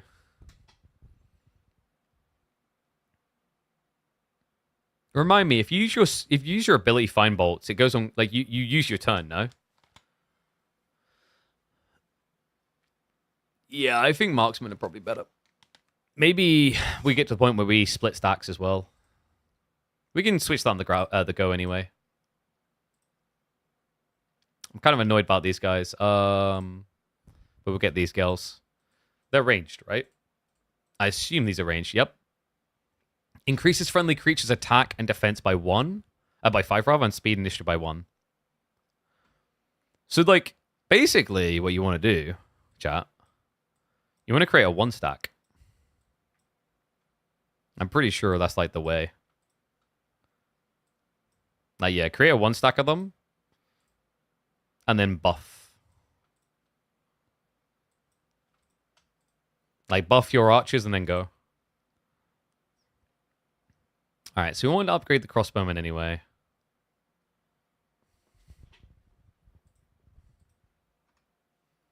We're pretty strong. Yeah, maybe 125 was too easy. You watch, I'm still going to get rolled. XD. We need wood. Go back over here. Pandora's box, maybe. Crossbow increase. Oh, dust. Nice. Wizard's Cocaine! Which Heroes is this? 5? This is Olden Era. It's the new one that's coming up on release. It's not out yet. This is just the demo. Fun fact, I was meant to have, like, super early access to this, but, like, we were very busy, so we never were able to get around to it. Yeah, I'll come back and upgrade those guys, because I think I'm going to go here and then go back anyway. I might go do the Black Tower, actually.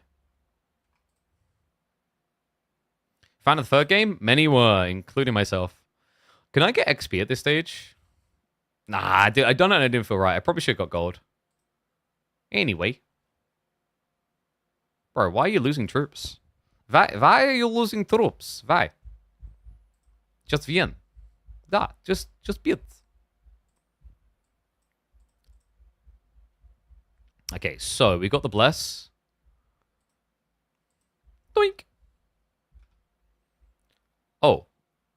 I didn't pay attention. They move far. Whoa.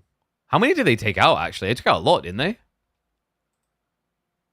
Good lord. They're long reach, so I need to be careful of them. Oh, no, I don't. Lol. Okay, I only lost 8. I wasn't expecting that, though. I didn't notice they had that much movement. Holy crap.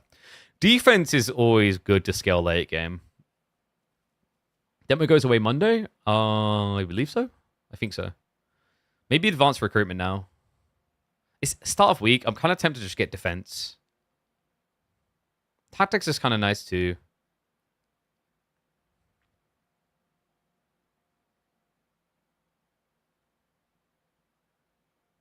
Nah, let's go advanced recruitment. Oh, that's useful. Attack increase for my bow boys. Yeah. We're all about the early tiers right now with this build. Sure. Buy me some booze. Really? I want some units out of the Pandora's box. That was kind of underwhelming. Can I get these guys to join me? Are those... Yeah, those are like my guys. So there's... Do they have the... Is the join thing in this game? And it's based on like certain variables. Like if your army is full of the same faction, there's a higher chance, right? So I think they... Like, I think I got a chance to recruit those guys.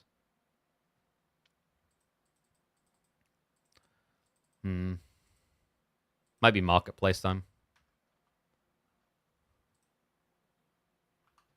Please. No. I don't think they're going to be worth the XP for the marksman shots they're going to give. Oh, also, why am I waiting? I just remembered I'm using marksman. I'm a freaking idiot again. Dude, it's because like, they don't look like the sharpshooters. But marksmen, remember, have the perfect shot. Enemy creatures' abilities deal minus 25%. Sure. I'm here. I might as well take the freebies. Oh, and this will give me the spells, won't it? My spiels. And I could go pick up here. I missed this last time, actually. Whoops. So I'm kind of not going away from this area like I want to, which is bad. Ooh. I mean, if I'm not using mana. Eesh. Leave me alone. Like, bro, please.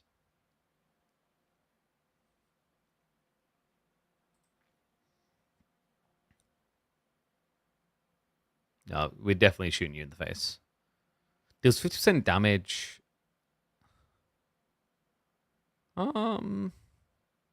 Wait, so you only do half your damage? Nah, I'd rather just stockpile. Shoot you in the face. Shoot you in the face. Tricky. Can't move how I want to. It's only lost 1 round, so I guess I'll buff you guys. Get rid of 1 of the stacks. Of course, you're waiting. Coward. Ween. Where's slow, guys? We need slow. Classic. Wonder if this is worth it. Don't think I was that close before. So yeah, probably worth. Yeah, I screwed up on positioning again. Ah, that's annoying. I can't. There we go. Beam their asses. Well, he's going to get in all my archers either way, which is really freaking annoying, actually. So I just want to hemorrhage as much damage that he's going to deal to me as possible. Yeah, because that was coming. Can't believe I lost 3 griffins to that, though. Tier 3 arcane spells. Oh, do we want arcane magic? I feel like I've just got magic issues right now. Basic scouting. Ooh. Pretty late for it.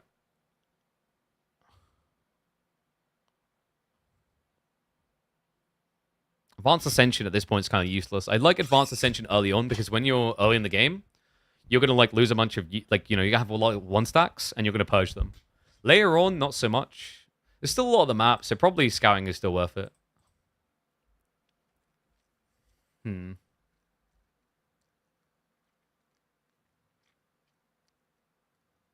Earth's Rage for Siege, I guess.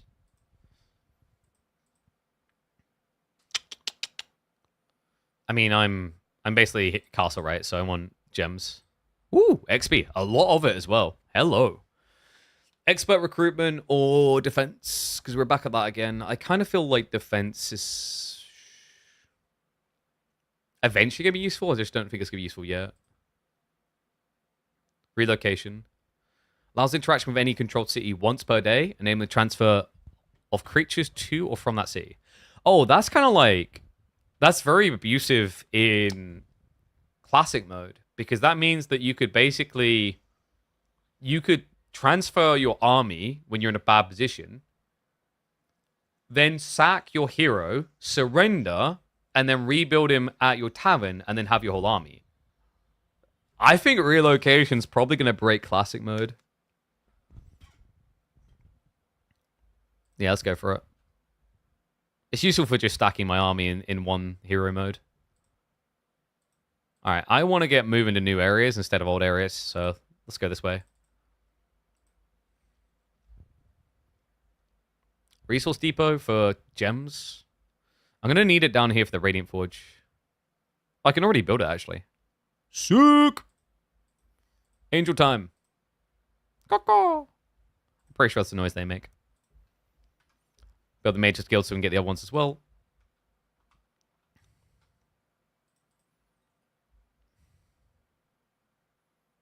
Alright, this is all easy. Let's destroy him. Lol. I was like, I'm pretty sure I just insta-killed them. Destroy them. Nah, dude.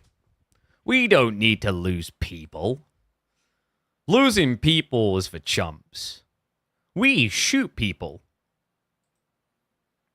Need to be careful about how I phrase that. Yeah.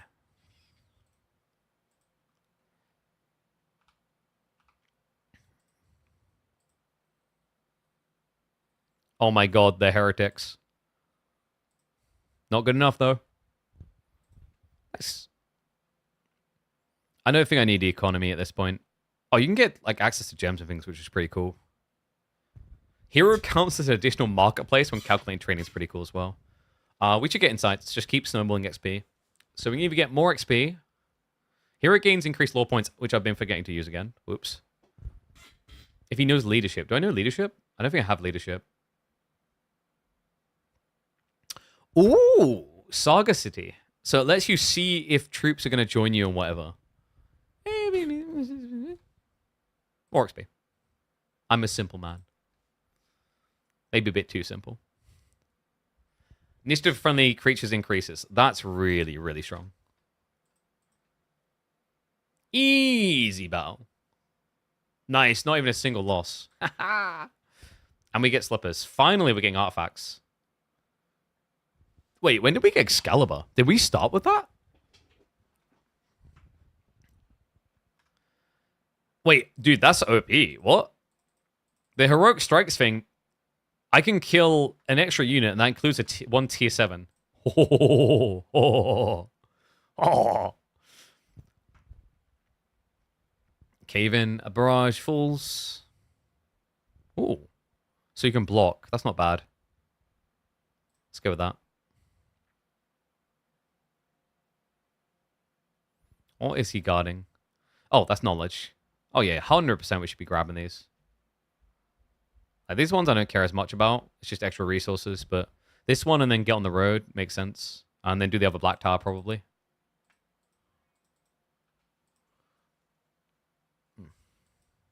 Nice. And that last little bit of movement had a lot of juice to it. All right, so what's Hippodrome? Oh, that's how I get cavalry. Oh, don't want cavalry. I don't want more angels. I feel like I want more angels. I think I can do both though. What do I need for the other, for Radiant? Oh, I don't need wood. I do need a lot of money though, and I don't have that money yet. Little mafioso guy is about to come around and break my legs. We could get more lore points. Let's get the cavalry. 1 gem per day. How much are the good sirs? Only 1. I'm okay on gems. Oh, wait, no, I'm not. I'm not getting any per day. Yeah, let's do that. It pads me.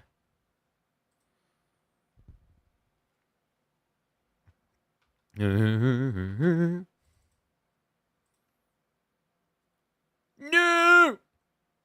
It's because it's a black dragon. Oh. He's going to start right side, right? I mean, it doesn't matter. He's just going to club me no matter what. Yeah.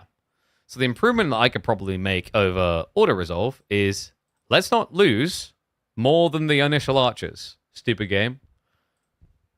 Like, why am I losing griffins as well?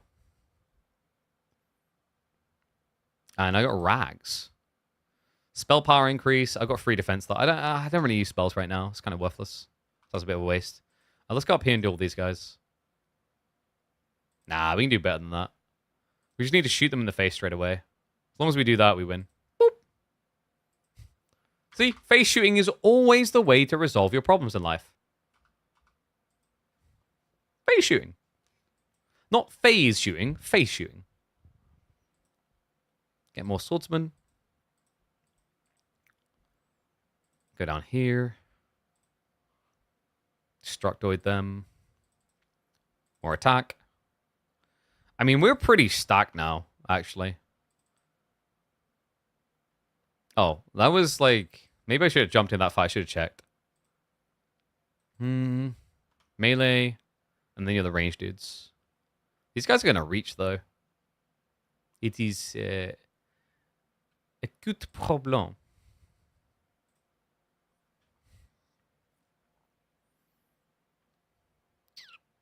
All adjacent empty hexes are filled with rock obstacles. That's pretty handy, actually. I don't have much mana, but that's really good. Or you just sleep. Cave-in does the same, though. But it hurts them. Nice movement options, Lamau.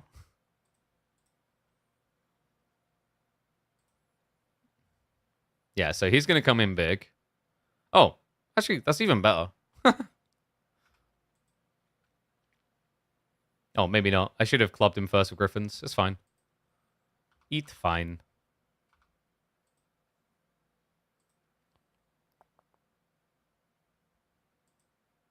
I think I lost 3. Oh, 1. Okay. I wasn't paying full attention. Expert offense makes a lot of sense here. Just scaling our damage. We're basically a glass cannon build. Goal is we kill them before they kill us. Do we have Nightshade magic? We do not. That would have been handy. Friendly creatures ignore 10% of target's defense when dealing normal attacks. That'll be handy. Like, when we're going up against heavily armored units, I'll be very thankful for that. Alright, so go back to here. We'll do the towers. I don't really need to go back to base now, remember, because I can up... Like, I can just buy. But I think I want to do towers and end in city for free, full rejuvenation. Because I have no mana. I'm no mana. We should do some walls upgrades, actually. Why is it asking me confirm construction? Wait, like, it won't let me. What?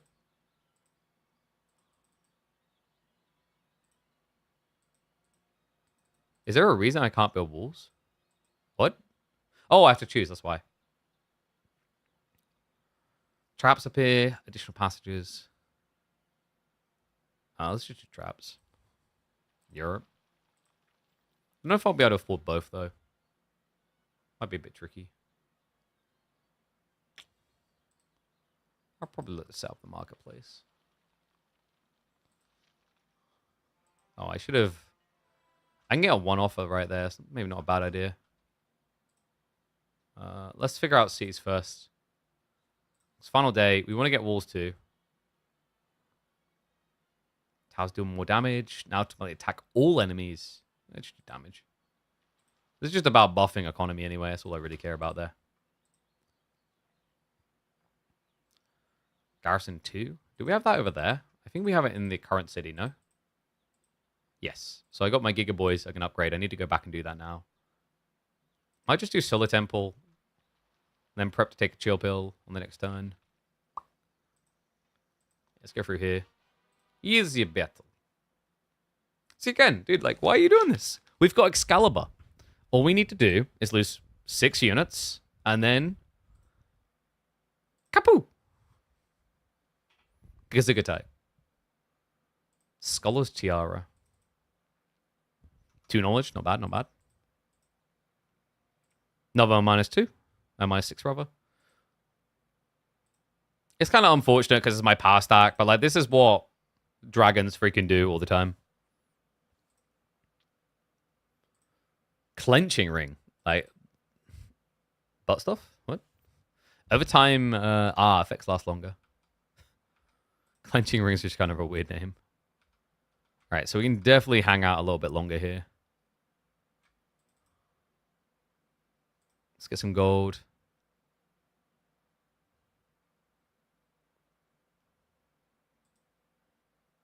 Am I mathing that right? Oh, I'll bring me down to 83. So I don't think I can do both.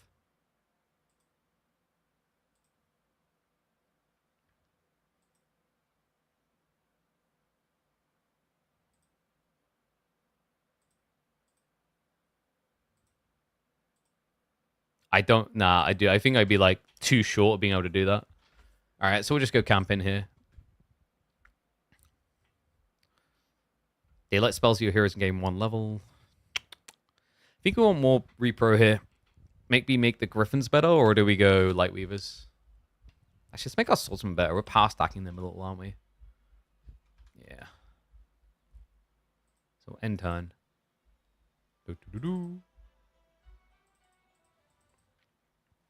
Alright, what haven't I upgraded here? Need to upgrade my boys. My swole boys. And the extra boys that we got over here. There we go. Now, do we get the one offer? 5,000 gold's not bad. I think well, I can just buy on the go, so it's not as much of a rush as it normally is when you come into a city. Angels should be pretty giga stacked useful though. So these guys have a ranged attack now, which is crazy. That seems really good. Oh, Inquisitors, I didn't even notice these guys. Just a badass with a flail. Hits everyone. These guys can have the more damage over distance, right? Yes. I think we get... Do we just get marksman now? Mm-hmm. We don't have Guardian Griffins here. Let's leave city. Because we can just... How do we pick up on the go? Because we have the recruitment thing. So now we can just buy on the go, but how do we do that?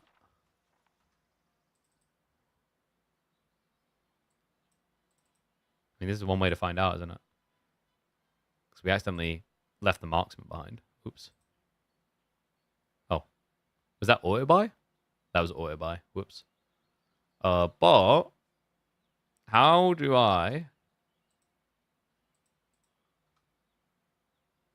get them onto you?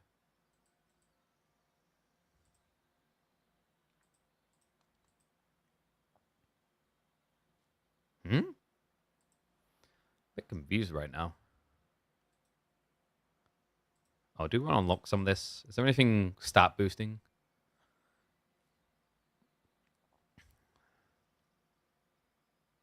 %10 damage to basic attacks. That could be handy. Let's go ahead and get that. Oh, and then we got tier 2 over here. Damn, tier 5? Shadow fly. Ooh. So fly. Aight. And that's useful as well. Reinforcement, so you can interact with the neutral dwellings. That's pretty cool. Okay. Like time yourself out? Why? Alright, well. Bye. Boop. Got him.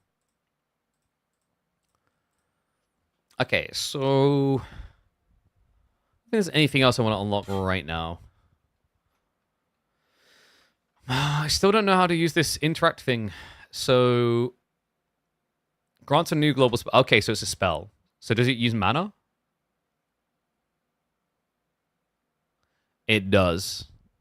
Gotcha. I didn't pay attention to that. Creates a portal until the end of the day, allowing any hero to travel through it. Entry is from any free adjacent, and exits to any free space within 6. Ah, that's kind of cool. And there's Shadow Flight. Yeah, I've got quite a few spells then. All right. I'm going to have to go pick these up, aren't I? I thought it was like free. I guess it being free would be OP though. Should we maybe sell a bet stone? Get a few more units while we're here.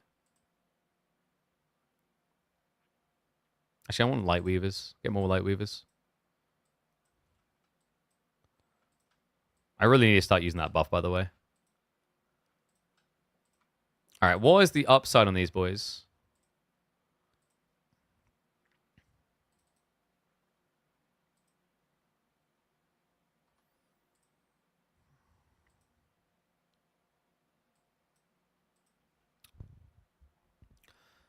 So guard captains are just quicker. In every other way, they're worse. They do strike twice, though. Okay, so that's pretty good, actually.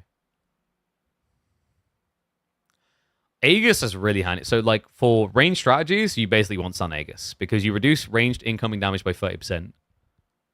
That's really good. Yeah, so we are definitely using Sun Aegises.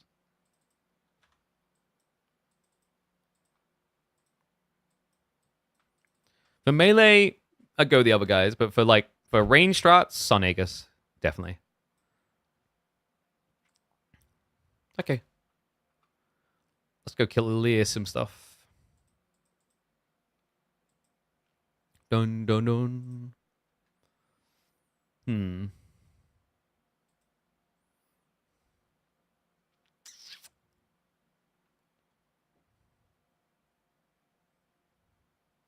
You could just back away from this entirely. Let's go with this. Dude, I should have placed it a bit different. I don't know if that was worth.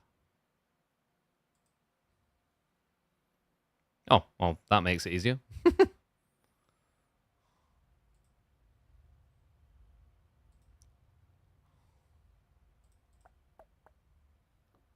Dun, dun, dun, dun, dun, dun, dun, dun. Wait, you can wait on high morale? I would have thought they removed that. Oh, I screwed up. This guy's going to attack and be a big problem. Unless you have like a giga attack. There we go. Yeah, that's better. Caca! Easy clap, Dushka. Nothing lost. Quiet Eye of the Dragon. 1 attack and defense. Nice. Wait. Do they have Power of the Dragon Father? Wait. PDF is back? Hold up. How do you like it so far, KP?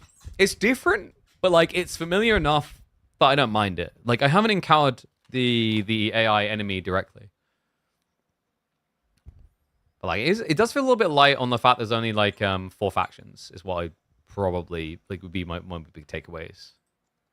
I don't know if it's worth coming up here with limited movement. But I can start teleporting now, actually. Second Gate of Light. Yeah. I like the change that... Oh, wait. There we go. I like that change, by the way, where they've changed it now so that other people can use your portal. So it's not just like portal side is insanely advantaged. That's, I think, a positive change. All right, snipe. I think the sharpshooters are OP, by the way. Oh, dude, I screwed up. I didn't pay attention. These guys are ranged. Whoops. -3 for no reason. Weirdly entertaining, was really skeptical. Yeah, like, it's different. I think if you come into this wanting to be purely exactly what Humphrey is, you're going to be upset. And the problem is, I think some people set that expectation in their mind because they were like, yeah, this is just a Hom clone. Like a Humphrey clone. So, like, if you have that perception that it's just going to be a ripoff entirely, and then thus, as a result, it's going to be a worse version, then you're going to have a bad time. It feels different enough, and I like that. I like that they've actually tried to make it different from the OG. You should always try and do that. Like, because I was saying earlier, what's the point? What's the point in creating a replica? Like, if you're just going to create a replica, why would I ever play yours over the original? It doesn't make sense. All right. Next done. Well, I was hoping you were going to join me, you asshole, but okay, I guess I'll take that. Advanced scouting? I might just set up defense now. Let's go defense. $10,000.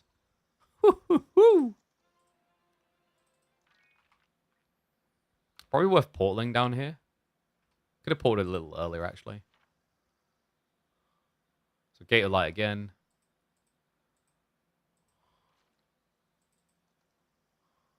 Wait, was that not it? It's a bit weird. Nice. Is to beat them? Easy. Nice. Got loads of money now. Filthy, stinking rich. The only thing is the graphics, you need some time to actually start to like it. Yeah, like, I think for me, there's a lot of things I'm just inherently missing on the map. Some seem obvious, and other things seem annoyingly subtle. But, like, yeah, it's reassociating these things with, like, the classic, which was always going to be a problem. But that's fine. Stacking crossbows. Dude, someone's like, don't play Loggy. It's crap. And I'm like, I don't think it's crap, but okay. Like, you know what? We're going to moan about it. We're going to do something different. Are Inquisitors any good? I feel like they better be for this weird path you have to take to get to them. They cost 75 dust. They're your second best units. They should. I think I just save up dust for Radiant Forge, though. Like Mark II. Here we still need, what? Mage Guild 2? Yeah. So let's do that now so we can get more angles. Always important to get more angles, guys. Right angles, left angles, all the angles. I guess we can Treasury as well. Do I like the Dust Edition? I think it's kind of annoying. It kind of feels like it pigeonholes you into directions. Like, early days of using it, but, like, I'm not crazily on board with it right now. I think it might need rethinking a bit. I get what they're trying to go for, where, like, it dedicates you into arcs and choices a bit more, but, like, I don't think it achieves what they were envisioning, in my opinion.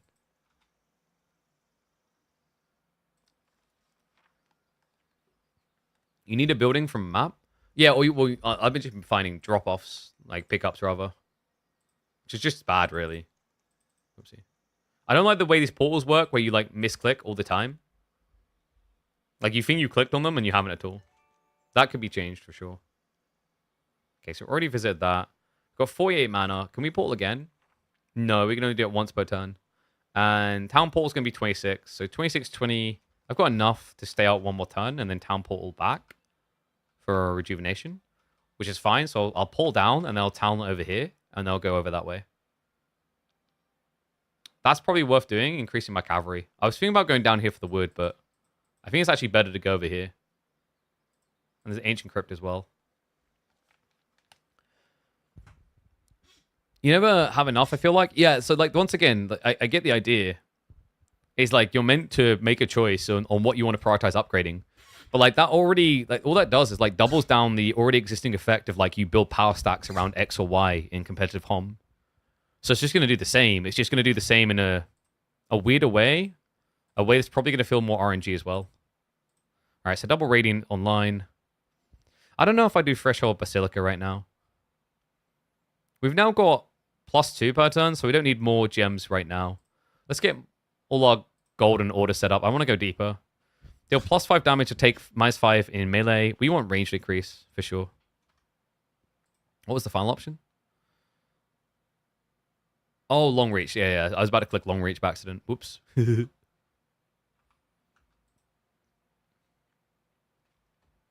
Disbanding items? How do you do that? Is there a building for it? Yeah, like, you need the dust to upgrade items as well, which, like, it's very expensive now that I think about it. And there's not... What was this building you're talking about? Is there a building in here for me to get stuff? To get that stuff? I don't see it. It's like, what? You have to do the artifact merchant to then get the dust, I'm guessing, is the idea? Bag bottom right. Ah, I see. So if I do this... That's not a lot. 10? That's not a lot. Alright, anyway, let's go down here. I'm pretty good on gold now. I kind of want to just XP boost a bit. Not sure if it's worth it, though. Ooh. This might be dicey because I'm stacked ranged. Let's see. Oh, and that's bad. I thought I stacked them together. I hadn't. Oops.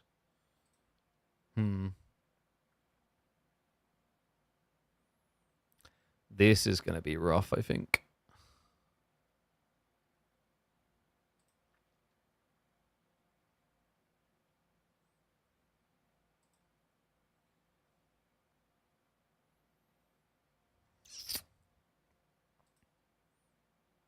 Wait, what? It's worse. Well, it gives increased damage. I just don't think it's worth it. That's worth it, though. I'm trusting you, Foot... Oh, you suck. I was like, I'm believing in you, Footman. You've got this. Nah. That's so bad. Oh, is there anything to help here? Actually, I've got a lot of mana. Yeah, because I have good mana regen. I forgot about that per turn. So I could... I think you just sleep these guys, no? Oh, I can't use on them. I don't think I got enough, a high enough tier of Nightshade.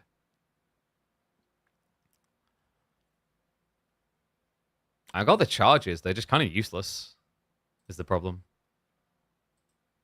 Anything on page number 2? Ah, Cave-In! Dude, I love Cave-In. It's so freaking useful. Because that should have been a oof situation. We turn it into an easy situation. Tee hee hee. Alright, so these ones need to move for sure. These ones can wait. Oh, wait. I moved wrong. I'm an idiot.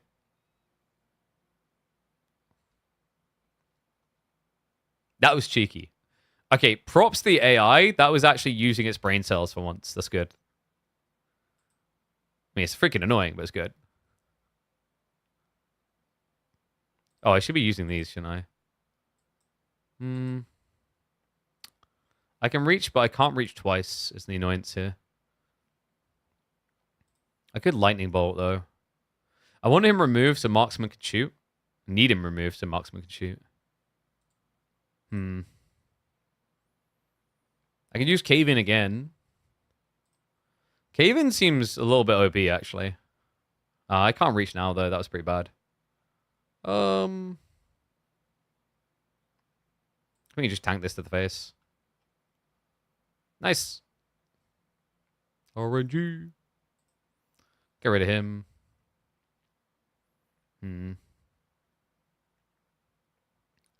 This is gonna hurt, I think. I can retreat here, though. Morale! RNG! RNG! RNG! Trust in the RNG. Bathe in the RNG. Believe in the RNG. Oh, nice. That's even better. Yeah, please, attack them. Lamau.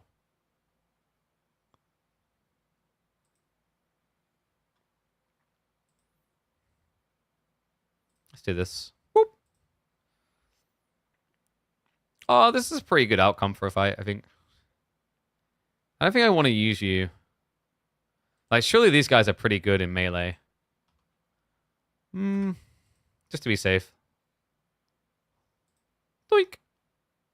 They are very bad in melee. Oops. Well, I guess we bolt you. It's gonna hurt a little bit. Oh, dude, this is even better. They just keep attacking my tank. That's like the best outcome. Basic in. Do we get some better spells? Are the spells worth at higher level? Is what I'm wondering. If I press X, can I come back and level in a second? I kind of want to check the higher level spells to see if they're worth it. That would persuade me to go that way.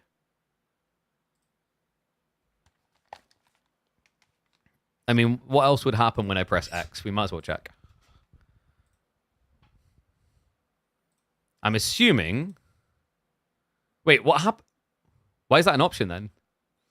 Wait, so you just refuse to level up? I'm confused. Why is that a thing? What? Nah, that can't be a thing. That's clowning. That has to be clowning. How do I get my level now? Ah, there we go. Let's go in.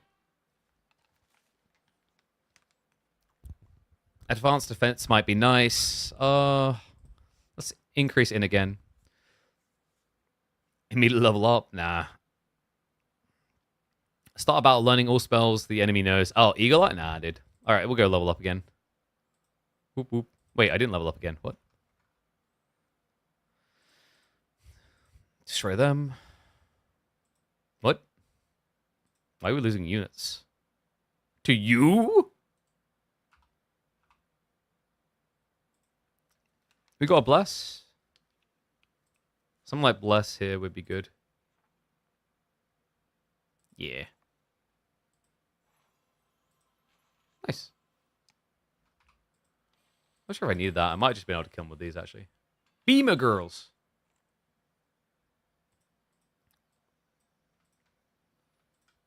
Okay. Beat the cavalry. Again, why are you doing this to yourself? Just let him come to daddy. It's easy. Alright, nice. I got the order right. So you want to have the one stack first so you can then buff these guys. This guy's going to be too fast, though. I think we just, like, block like this. Ah, dude, I left it open. I didn't count the hexes. Is there, like, an outline option for the hexes? Kind of like what you have in Home Free. I'd like that if I could emphasize them more. So my stupid brain doesn't do stupid things. Okay, I've got enough regen. I don't think I need to go back yet. I should regen quite a lot here. Got lots of stone again. Might get Hippodrome over here. Might as well get the upgrade here.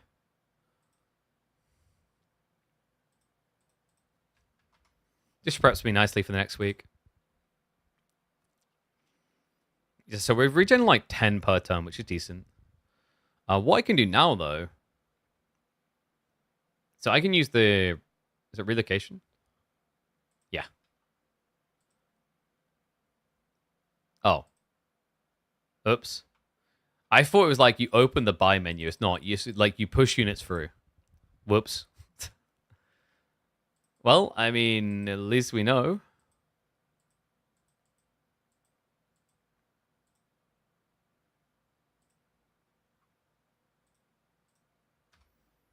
We should be fine to do this, though. We'll do it one more time. Oh, you can only do it one time per day. Arrgh. No.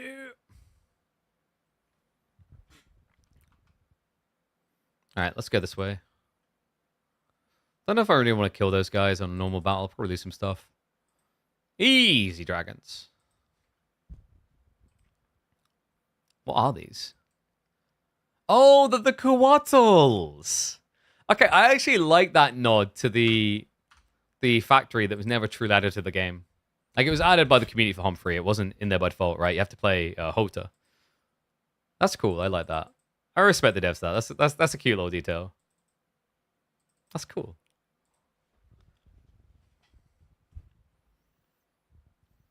Two gems per day. Not really needed. There's not much more I need here. That's critical. I could just start prepping for my Inquisitors. It's probably nice to have all unit types available for when we get to the war. More range increase. I need to do some stuff to unlock anyway here. Daylight spells. That includes Blessing, no? Let's go with that.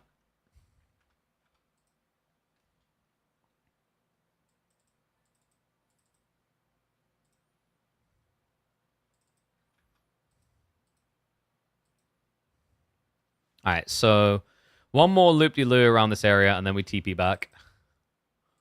We get upgraded and whatnot.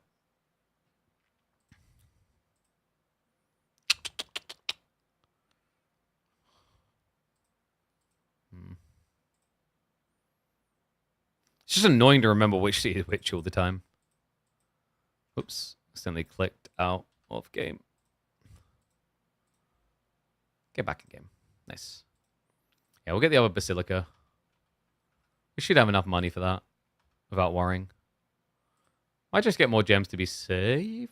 I should really need it though, but I've done it anyway. I don't think there's anything here I want. Oh, because I forgot to upgrade walls. I could do that still though. No, I wouldn't be able to. I wouldn't have enough ore. Unless I find some and there's none nearby. Alright, whatever. It is what it is.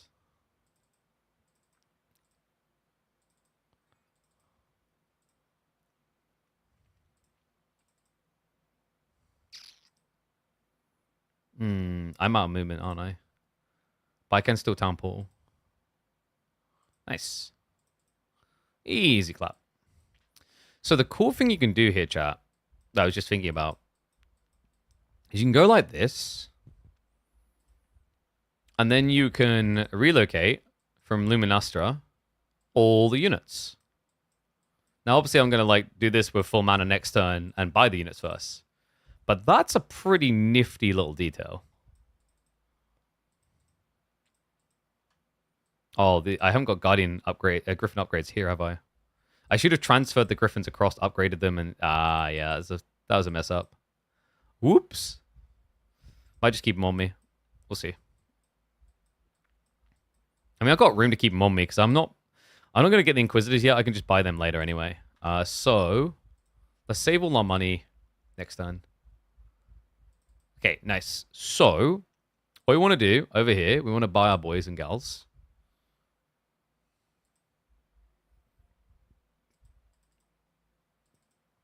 So recruit them, get them.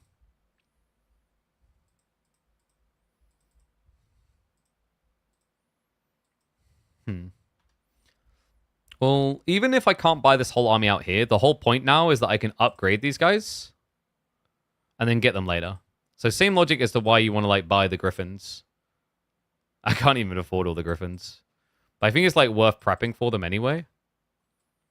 Actually, I kind of messed this up now, didn't I? Yeah, because now I'm going to be like in a weird position. But it's fine. There's a way around this. So is everything upgraded that can be upgraded? Yes. So what I want to do now, I want to send these across to here. So they're sitting there ready to upgrade. Now I just want to go find some money on the map wherever possible. We should actually get that knowledge. I didn't get that before.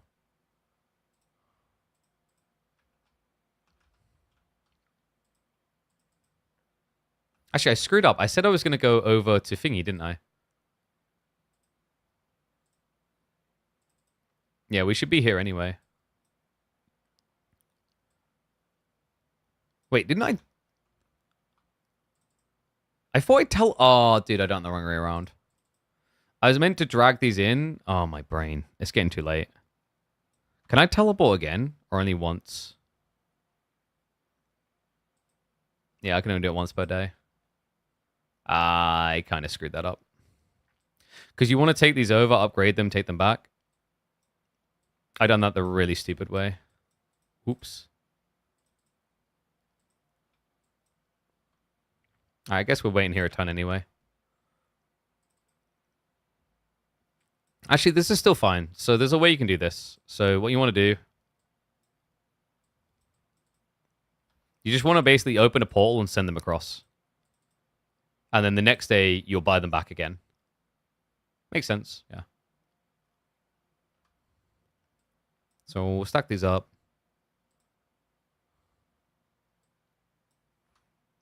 So if we do this, like this. Relocation. Altrine. Stick that in, and the next day we'll bring them back. Yeah. It worked out. I could have just got the dust here, but like you might as well save the dust. It's much more efficient that way. I guess Mage's Guild unlocks some more spells as well. Whoop whoop. Oh wait, do you like so no wait, you don't it's not like old Mage Guild system, is it? You just have to buy them. Oh, that's very different.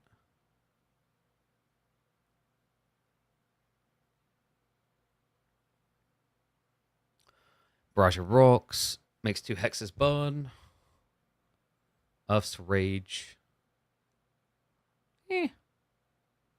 Nothing too crazy there in my eyes. Okay, so everything's been taking bar those gals. I can't get the Sundrop Chapel 2. Unless... Do I have any artifacts I could destroy? I might go ahead and destroy... Maybe early start? Maybe I do both. Maybe there's something else here I don't need.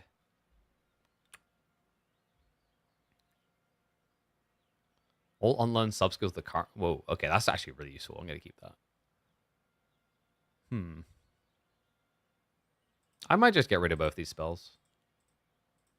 And that'll give me what I need then to upgrade the gals.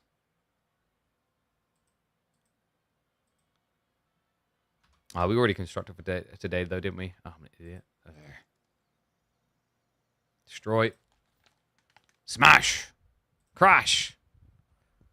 Frash. Melee, melee. Melee. Yeah. Oh, damn. Spear of Justice.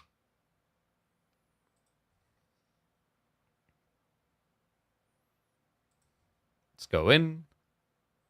Whoop. I didn't really need to, but I wanted to. Alright, Griffins might be a lot more legit in this game than I feel like they were in Home Free. Home Free, they felt really squishy. Whereas here, they actually might not be.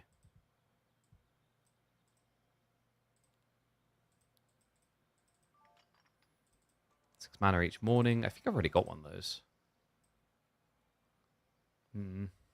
Let's replace the effects lasting longer thing. We should pull it down here. Get a light over there. Doo-doo. 2 losses? 2 losses? In this economy? Nah, not having it. Switch that. You're just going to basically pull left side and kill them all. Go, kill them all. Go, kill them all. Yeah. Oh, what are these? Grave robbers. Dude, that's new. Summons 50 skeletons? Yo. Alright, I see what people mean about the Necro boys being a bit OP. Because that don't sound reasonable at all. What? Nah, you do no summon, no summon. Afuera doggy out. Eat. Feast, my babies, feast.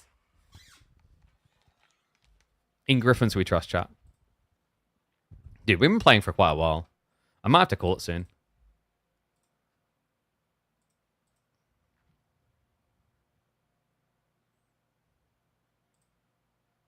I kind of want to find my enemies, actually.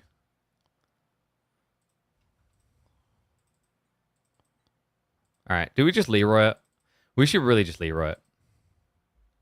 We're pretty stacked. I want to go kill some stuff.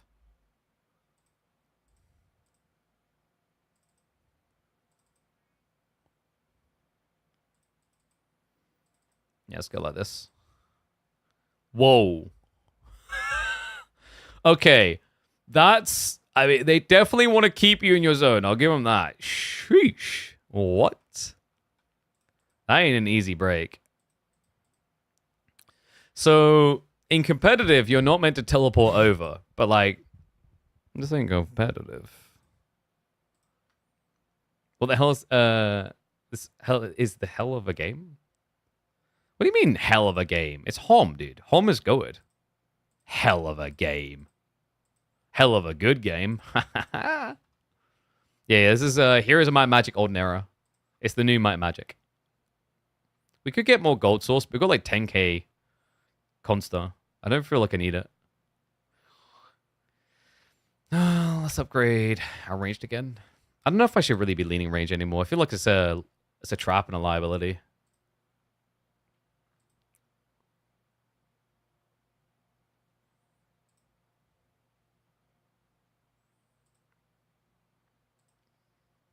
All right, we can get Sundrop. And then what I want to do, I want to teleport my gals back. Is that the wrong one? It is. I'm an idiot. God damn it. This keeps happening. Like, I'm pretty sure you can just... Chat, did we just teleport past? I kind of want to go kill someone. In competitive, you wouldn't do this. Can you not do it here? Wait. Have they... Do they have the technology? Bro. I think they might have the technology. Okay, that's a game changer. Yes, it no longer has to be respect the rules. Yeah, you can't just teleport past. Big clap by the devs.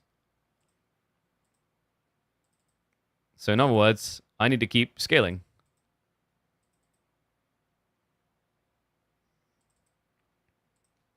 Damn. Props to him. I thought it'd still be the old cheese. Never heard of it. It looks like Tropico a bit. Nothing like Tropico at all. Turn-based game. You scale a big army.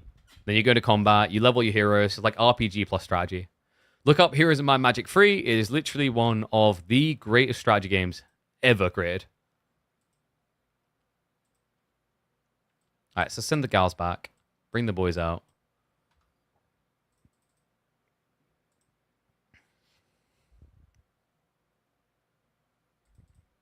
Did I level... I can't go mage, just go to final level. Sure. Maybe it's worth getting artifact merchants when we come back. Alright, start of turn. Bring our people out. Oh, crap. I keep doing it. I haven't even upgraded them yet. So silly. So Inner Light and Holy Absolution. So heals and then buff. Or deal maximum damage. Ooh. Exaltation's not bad there. Okay, so this is full support. This is actually, I will kick the crap out of stuff myself. That's pretty handy. I think we do those. Dude, they look lethal. I love it.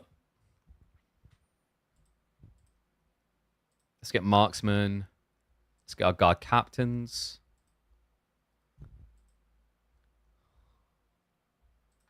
More angels. So next turn, we're going to bring all that across. Oh, easy. Yo, what?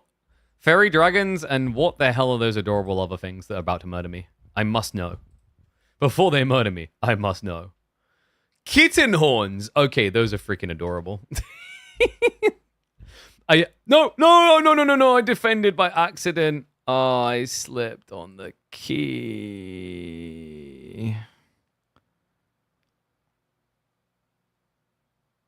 Fudge. I'm going to lose more units than necessary now.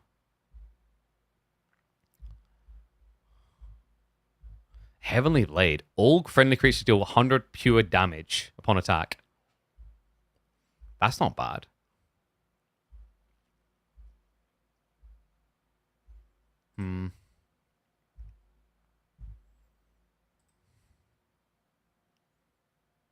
think -2 speed here is good. Reduce their impact. And then fly my guys away. Oh, I can't use it on them. Alright, kittens can't reach those guys at least. Goddamn kitten horns. Alright, let's head up there, do that. Wait, what was that?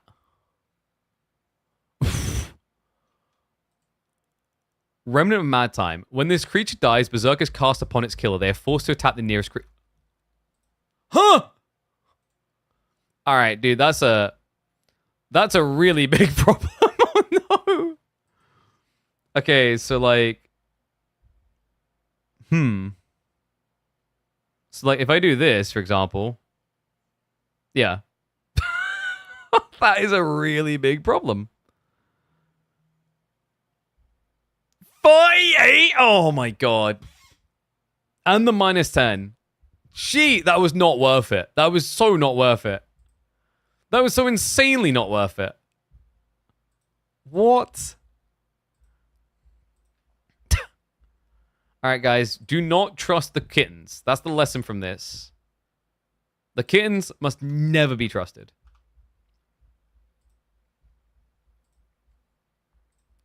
That'll do it. Firm handshakes. So, like, basically the kitten horns is like, it's basically a counterplay to you going in with too much crap.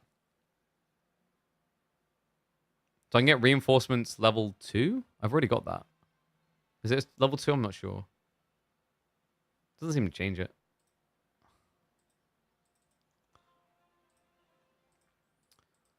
I do kind of like that, though. Like, if you go and you're like, oh, I got the biggest stack ever, and it just, like, screws you. So you have to be strategic about the kitten horns. It's different. It's really annoying, but it's different. Alright, here we go.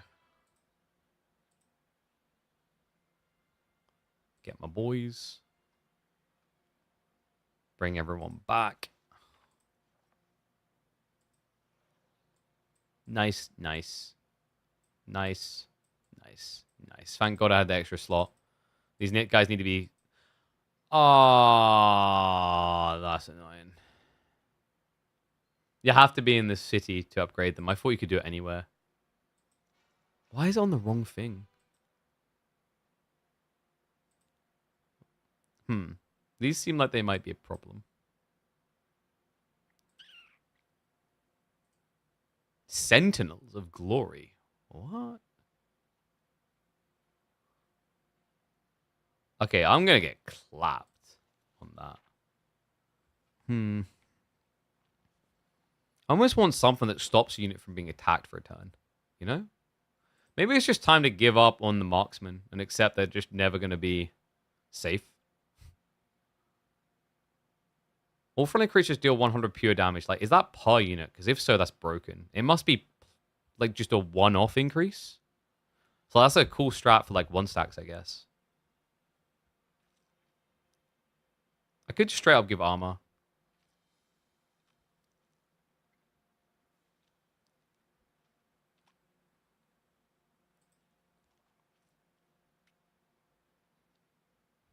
Is there a way to get my initiative up so that I go first? Okay, they're both 11. I can initiative increase by 2, but I'm pretty sure due to terrain buff, my archers are still going to go second. But I can at least make my griffins go first. So let's do that. Cavaliers got clapped. Okay, I'm going to do this, because I always do 1 damage. Nice. Ow, and ow again. Exactly what we were expecting, really. Okay, so we'll wait on those. We'll wait on those. 86 not enough. Oh, nice. High morale. Pog. Pog. Wait on those. Oh, so they are ranged. Exaltation will use their whole turn, won't it? If I do Exaltation, they can't. It's not worth it there. Might be worth it there. Probably would have been better to attack, to be honest.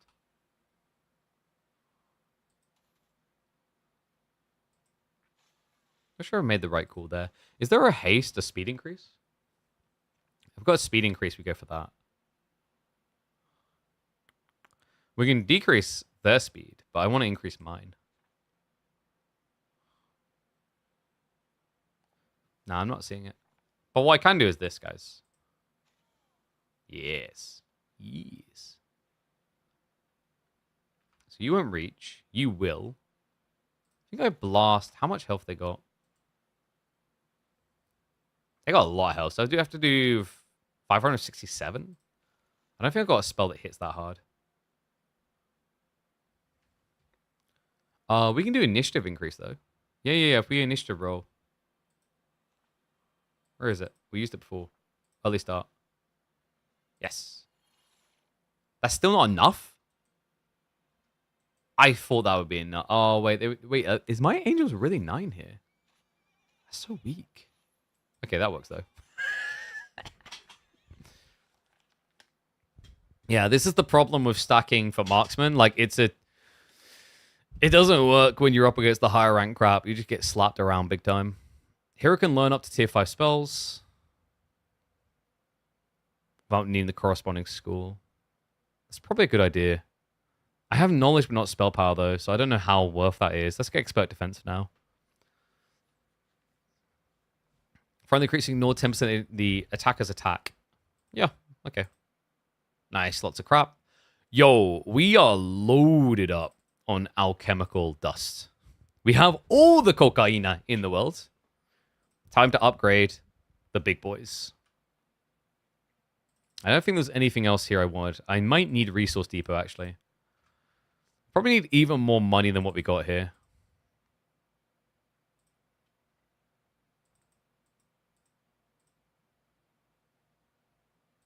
Dude, why are you leaving anything? Bro, just wait. Wait and kill. Doink.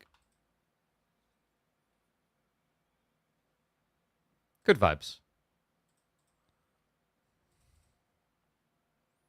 Berserk. Ooh. Actually, Berserk is like dirty good, guys. Always has been.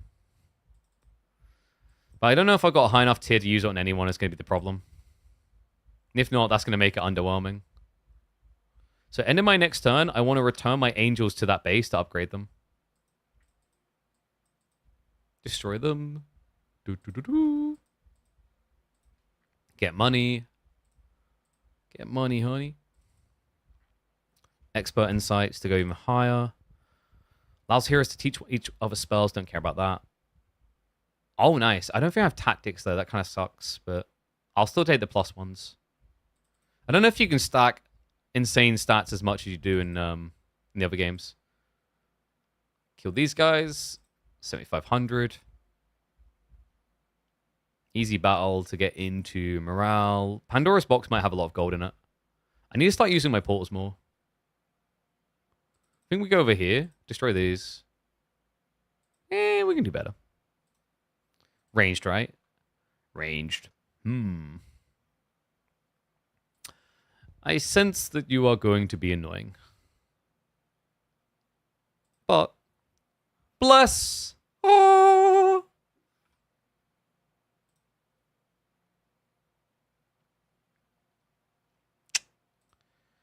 It's not worth doing less there, man.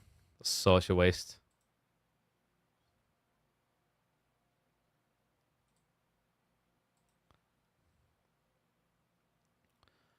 A copy of all positive effects current on this creature to a friendly. Ooh. It's kind of cool, but obviously not useful here. I think we just smite. Lower them as much as possible. Bog. Morale is got tip. RNG. RNG. The best way to win any competitive game. I feel like my gold is good enough. I wasn't panicked to like take the gold there. No point in casting a town portal. I can't use it right now. Any upgrades we want? Hey, Bobba. Win Olden Era tournament. I don't know if I'm the person for that. It would be pretty cool, though. We'll have to see. Maybe. Maybe I'll talk to Ubisoft and see if they want to fund something. That'd be pretty cool. Might be worth hippodroming up here.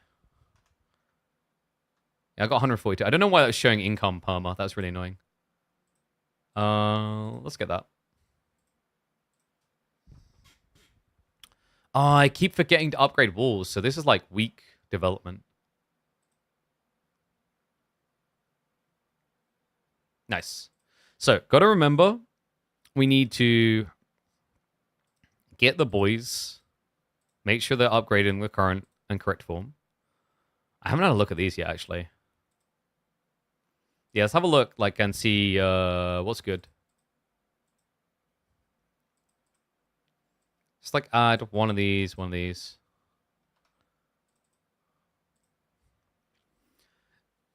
Apotheosis. Dispels all negatives.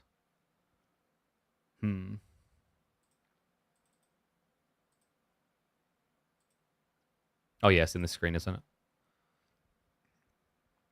So, Archangels are much better on initiative. Everything else is worse, though. So, they won't necessarily attack first. They do have Sharpshooter, however, which is a big thumbs up, for sure. Same damage, worse defense stats. So, basically, Apotheosis are a going tank, but you want to get close with them. But we're playing range comp anyway, so we'll be Archangels for sure. And then, if we upgrade our Cavalry... So Sunspear, what's the upside? Sunspear is whenever this creature gains a positive effect, its attack increases by 2 until the end of battle. So basically Bless and then Juice. That's pretty good. Outside of that, I think everything else is the same. They just have worse initiative. That's fine. Like, we're playing half range comp, so you want Sunspear there as well. Okay. So with that in mind, we should buy these boys. These boys. I don't think we're going to be able to upgrade our angels yet. But the goal here is to send the angels back at the end of turn. So I don't think I'm even going to pick up yet. We just want to kill some more stuff here. I might walk here, then portal across. That makes more sense. Portal down here, I reckon. Dun, dun, dun. Wow, nothing lost. Oh yeah, that was really pretty ass on the gains.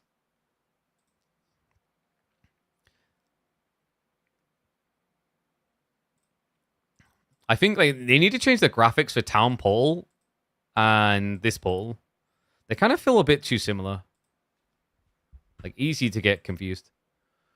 I don't know if I'm just like gonna easily break through to the zone and I need to, because I feel like I'm breaking through the enemy zone, which is why I haven't rushed there. Otherwise, I would have made a move for it already. Okay, so you're long reach. You're melee. You're going to reach first, though. Not that's going to matter.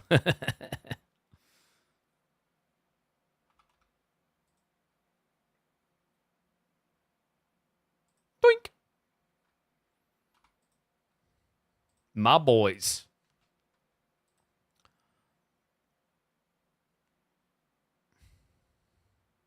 Should we advance Ascension? This is the thing, like, I wish I hadn't got Ascension, actually.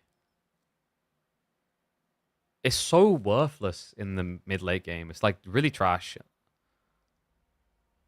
To activate it, you have to lose a stack. That's bad. I don't see this having much value other than, like, one-stack cheese stacks with, like, Armageddon-type style strategies. Yeah. All right, let's go advanced scouting anyway.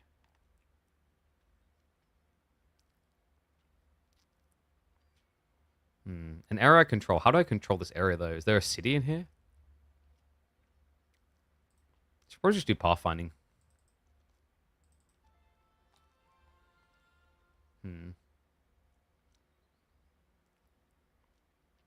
KB still going? Yeah. I mean, this is, like, terrible for my viewership numbers. I'm pretty sure I'm killing my statistics. I'm trying to just not care about that. I probably, like, if I do this again, I might do it on the secondary channel. That's what I mean, though. Like we talked about this. Like, the Age of Empires 4 community loves AoE 4. I thought they would have loved this too, but I don't know. It might just be that everyone's seen it already, as we're late to the party. I mean, my magic's pretty good. Let's get more. Giga stacked. But it's a good thing that I wanted to keep playing for the game. Definitely thumbs up that it's good. Okay, so we've got a bunch of crap over here that we want to pick up. And then also we need to send our angels back, remember. So reload over here. Send those back. Bring those in. Those need to be switched on the upgrade, so send them back. Grab these, grab these. I mean, I guess grab that one. Grab this. Confirm. Lock in. Oh, wait. Dude, I forgot about order entirely. I've got so many points here.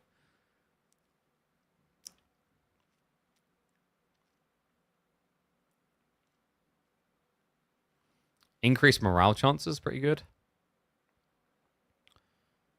All your temple heroes can learn any tier. Like, actually, I should be doing this gold one here for sure. At this stage, 100%. Okay, so with my limited army, I can still clap through this. I just want to try to, like, if there's any easy fights, take them without pulling the other troops back so I can buy more troops to bring them back. Because remember, I'm going to have way too much stuff that I need to retrieve. Yes, die, Necropolis.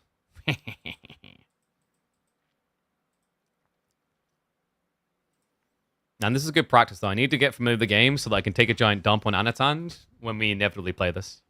Because he always smack talks like he's going to destroy me. And then we never get around to it, you know? Max mana I don't really need. Convert all movement points into mana. That's, like, clutch useful. Nomad, if you create another account, we've got AoE, like, we've got a free-for-all. Why? Dude, I'm having fun with this. And, like, it's getting late. Like, I'll probably call it after this anyway.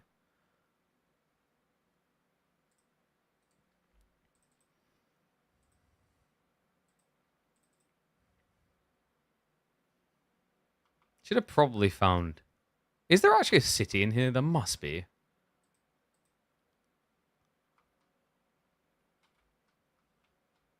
I probably should have been city hunting. Pinot down here? Dude, like, if I get Pinot down me, I'm going to want to sleep more. That's not how alcohol works. Like, what? What have you been drinking?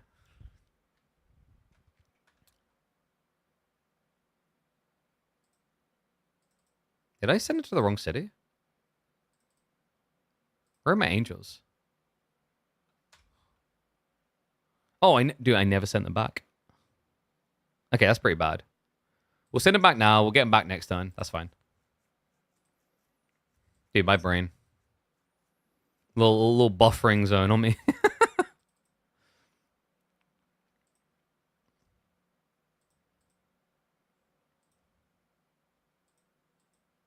I think Apotheosis and Angels probably look a little bit too similar.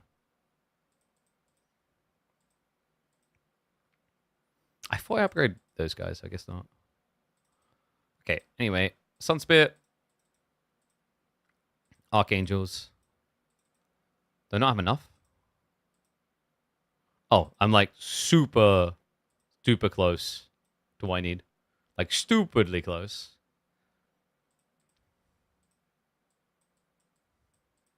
Still a bit of that. Still a bit of that. Still a little bit of that. And then we can upgrade them anyway. Whoop, whoop.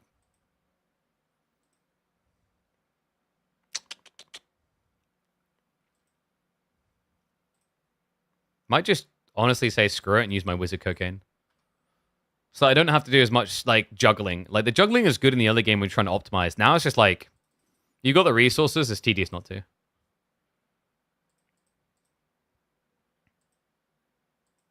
Yeah. Nice. Okay.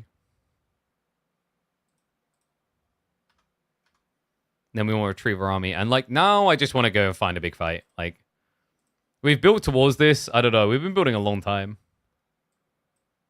It's not even like we're doing the hardest difficulty. So I guess it's not very impressive. Sorry. That's right. We have Inquisitors in the other one, don't we? Oh, wait, no. These are Clerics. So Inquisitors are different. Yeah, I forgot about that. Diff units, diff units.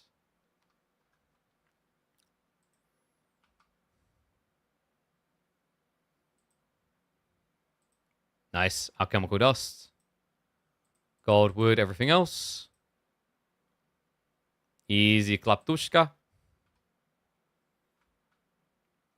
I mean, let's just go down into this area. Let's straight up teleport onto those big boys. Get some Inquisitors. Really? Oh, wait, is this the break? Apparently. Oh, actually, I wanted to actually do a better result. Whoops. Attribute bonuses available now. Let's go advanced scouting, expert scouting rather.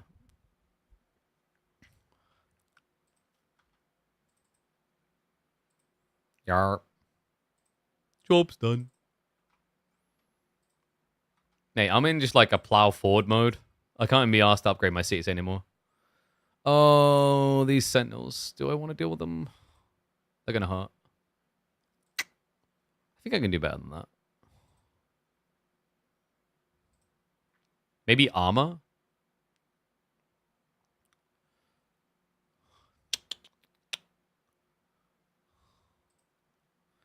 I think we want to armor. Yeah. And then, remember, we got this really cool ability. I always kill one with that. Max charge. Nice. So obviously I'm going to lose a few here. Archangels don't have the resi though, do they? They don't have the res for a resi. I don't think so.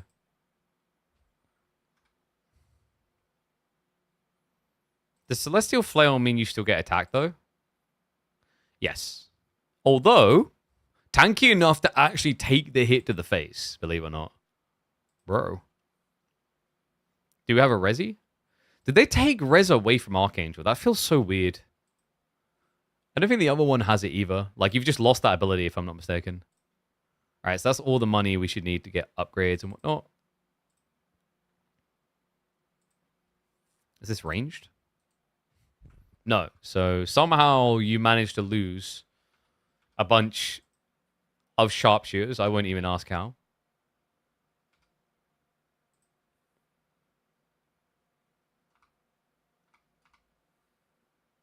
Easy. Oh, wait, what? I wasn't paying attention. They went quicker. All right, that's how you lose a bunch of marksmen. I think I lost less still. Oh, I said this is really bad to upgrade. I think I'm going to ignore it and just get stats.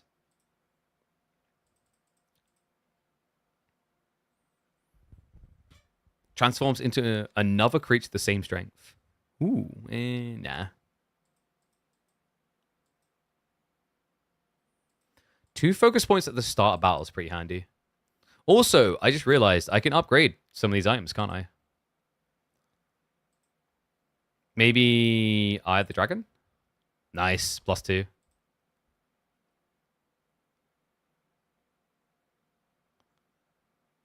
Focus point on knowledge.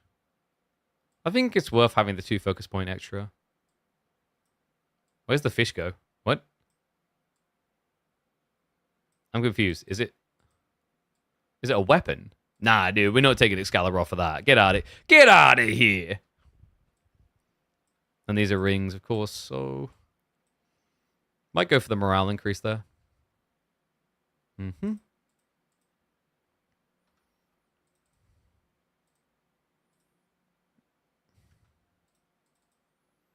All right, I'm just rushing through because I want to find like enemies and stuff now.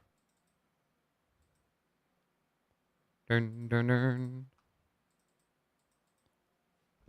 Nice, we're Necro Boy. Da da da da. More lore and everything. All right, spell power, attack of your heroes. Do hero attack maybe? Should probably just actually increase our cavaliers.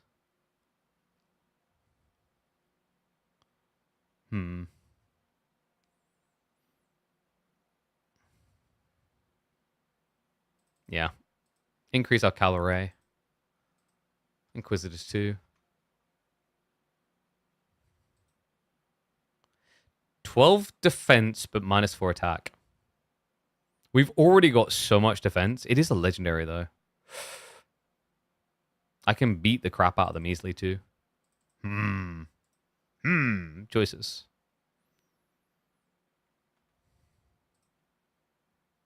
Oh, I just realized I haven't bought troops from the secondary. Oopsie.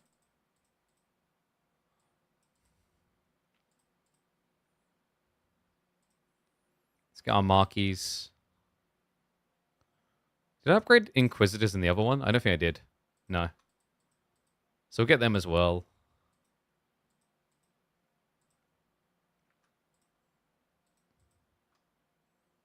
Only got one angel there. What do you do? Not worth the hoo-ha of shuffling around. This is what I mean with like the wizard cocaine is just like making it very annoying to manage that now. So it does kind of make things tedious in the mid-late game in a way I'm not crazy about. Dude, is that serious? 27 angels are fleeing. All right, off you go, boys. I was like ready for a few losses when I saw it was 27, but all right, my attack is even worse. I don't know if this is worth it. I need to get a legendary weapon now. Increases my daylight spells. Sure, let's go beat them to death. The fact that's a normal battle does concern me, though. Let's maybe get this instead. Oh, that will be all the spells. Well, not all of them. A decent amount of them. Should increase our attack over here as well.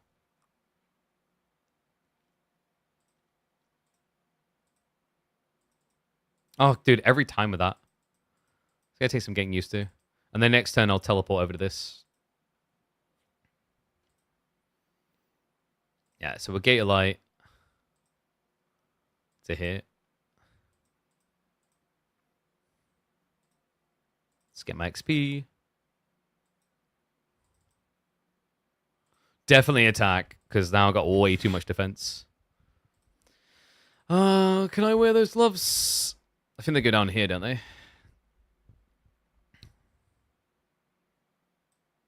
Rewind life actually probably was useful.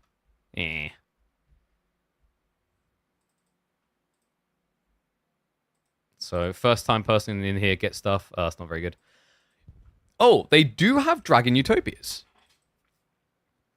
Okay. That's good to know. And I just remembered I still this whole time have not been buying wolves. Oh my god, chat. I'm like visceral trash. Worst of the worst. I've got so much money now.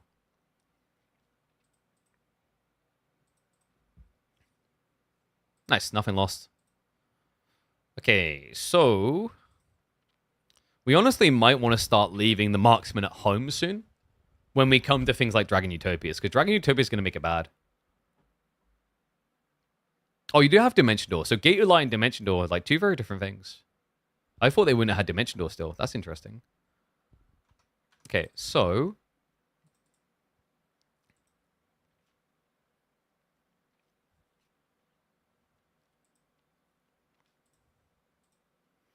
let's grab these.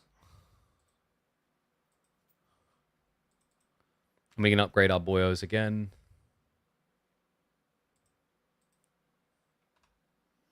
Utopia is not archer-friendly noted. Yeah, it's like really bad.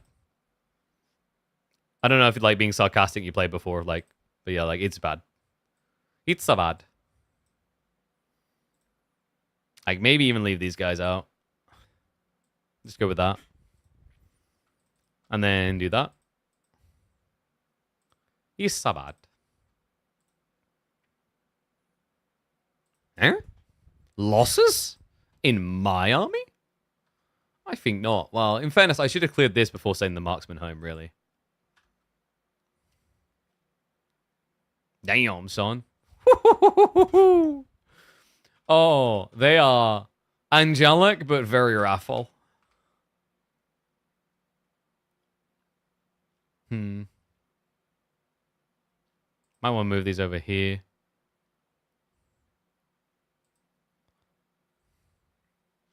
Yeah, I was about to say, I think he can reach. That's a big whoopsie by me. Dude, the low protector thing is so cool. So basically, if something near my griffins gets attacked, angry guard dog. It's the easiest way to think about it. Extra hard in Olden Era since all dragons can reach all units? Yes.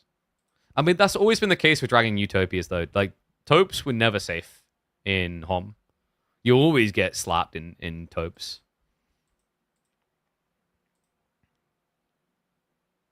That's not bad. I think I can do better, though. Do I go first? Nah. Black dragons are. Okay, maybe I can't do better. I guess at this point, you may be just blessing. Originally, I was gonna armor, but it's kind of pointless now. Might as well blessing.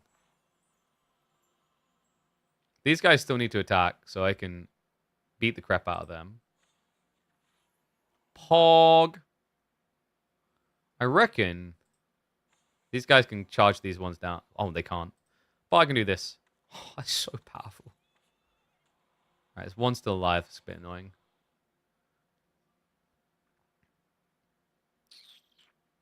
They're always going to attack first is the problem now.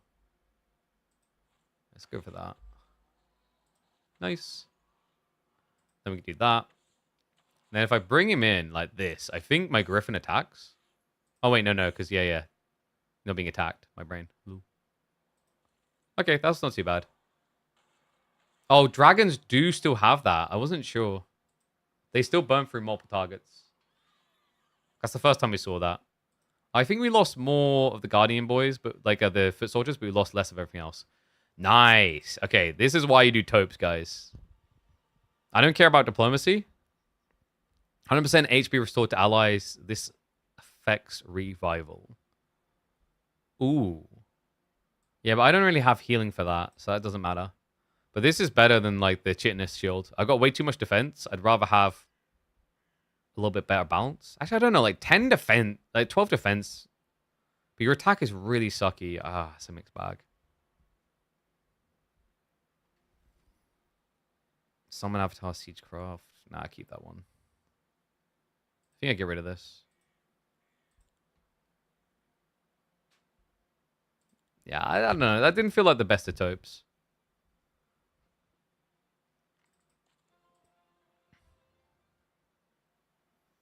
Let's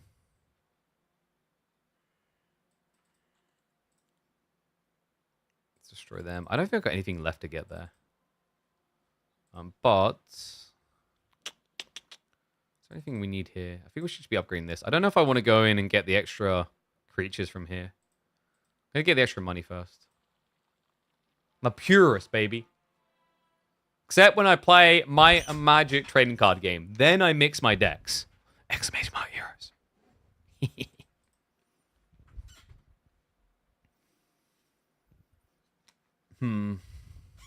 Temple creatures deal more damage on terrain is not too bad. It doesn't require Ascension, which is an annoyance. I don't want to do Ascension crap. Purging Touch? Nah, we'll just do the plus-minus damage.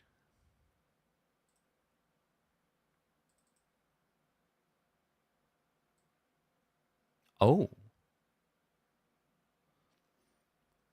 I don't really need this much wizard cocaine, though. I'll get a little bit anyway. There's even some on the floor. Makes all tier 3 spells available to hero. I'm past that point. I feel like I should have been here sooner. I didn't realize it. And it probably would have been a lot better for me. Might as well finish this one off. Friendly creatures ascend upon death. On the hex of their death, a basic copy of them appears. Of 10% of the original. That's not bad, actually. Like, I think in general, Ascension is bad. But, like, that's... I'm not going to say makes it good. I don't think it even comes close to making it good. But, like, it makes it tolerable. I'm just going to upgrade everything here. To hell with it. Alright, and we want to retrieve our peeps. Now we Giga stacked. Oh, nice. Having archers gives me more vision. Definitely look like it. Nah, we don't need to lose anything here. You want to wait on me? You going to be a waiter? You know what? If you want to wait so badly, feel the mighty weight of rocks. Wait, he's going to break them, isn't he? Of course you are. Oh, he's waiting too. Even better. Lol. Oh no, you seem to be stuck. Don't worry, I can help with that too. Yeah. It's a power creep, chat. It's a power creep. I feel like I'm just going to run past everything and try to go kill now. We're like so deep at this point. We're so stacked. Maybe he's more stacked, but it's like, at that point, we're just delaying inevitability. Is that another castle? That's not too bad getting another castle. Bye.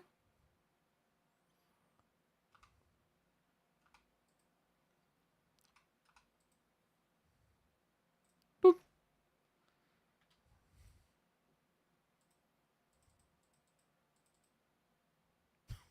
Yeah, okay. We're getting all the spells. Oh no, this is dungeon or whatever. I don't know how I mistake this. But I did. Labyrinth. What do we want? We want dragons. So Labyrinth into Guildhall. Let's go for that. Boots, baby. Tempting.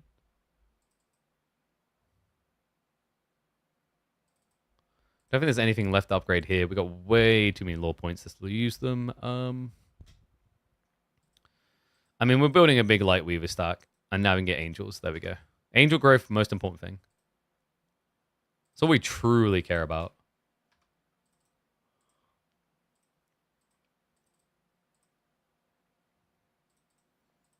Okay. Guess we'll just get Hippodrome for decomplexifying things we're going to do. Double Archie. Do that. Grab these. Grab those. Shake it all about. Might as well pick up that army.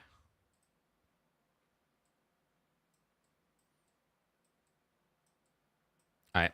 Kill. Not the hobbits. Feel like a bully after that one.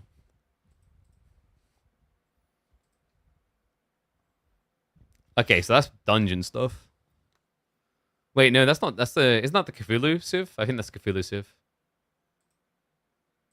Alright, let's keep riding. We need to find this guy. This is going on too damn long. Wait, is that him? No, we're gonna do the battle, okay? Like, we've been riding towards this whole time. We will experience pain and victory?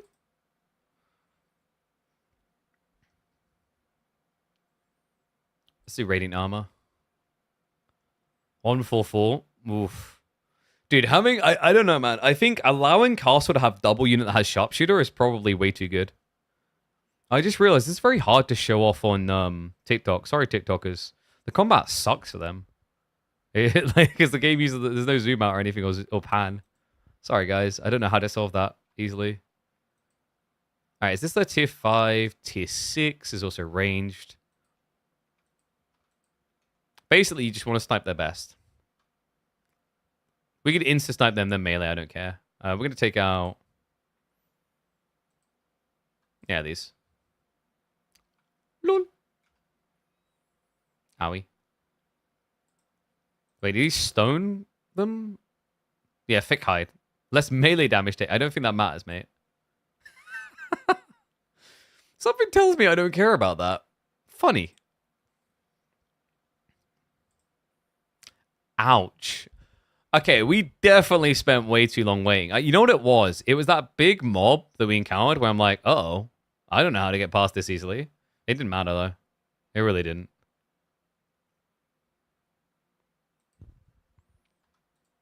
Get rid of the tier 5s. Doink. I just realized I didn't even use my blessing this turn. I'll pick hide too.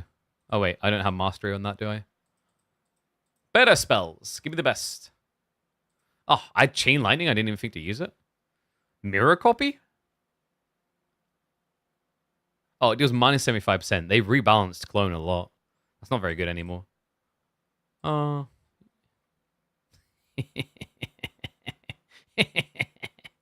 Completely pointless. But so annoying.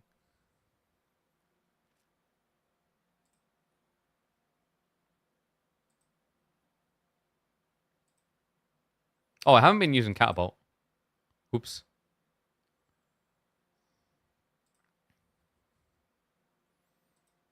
Doink. Denied.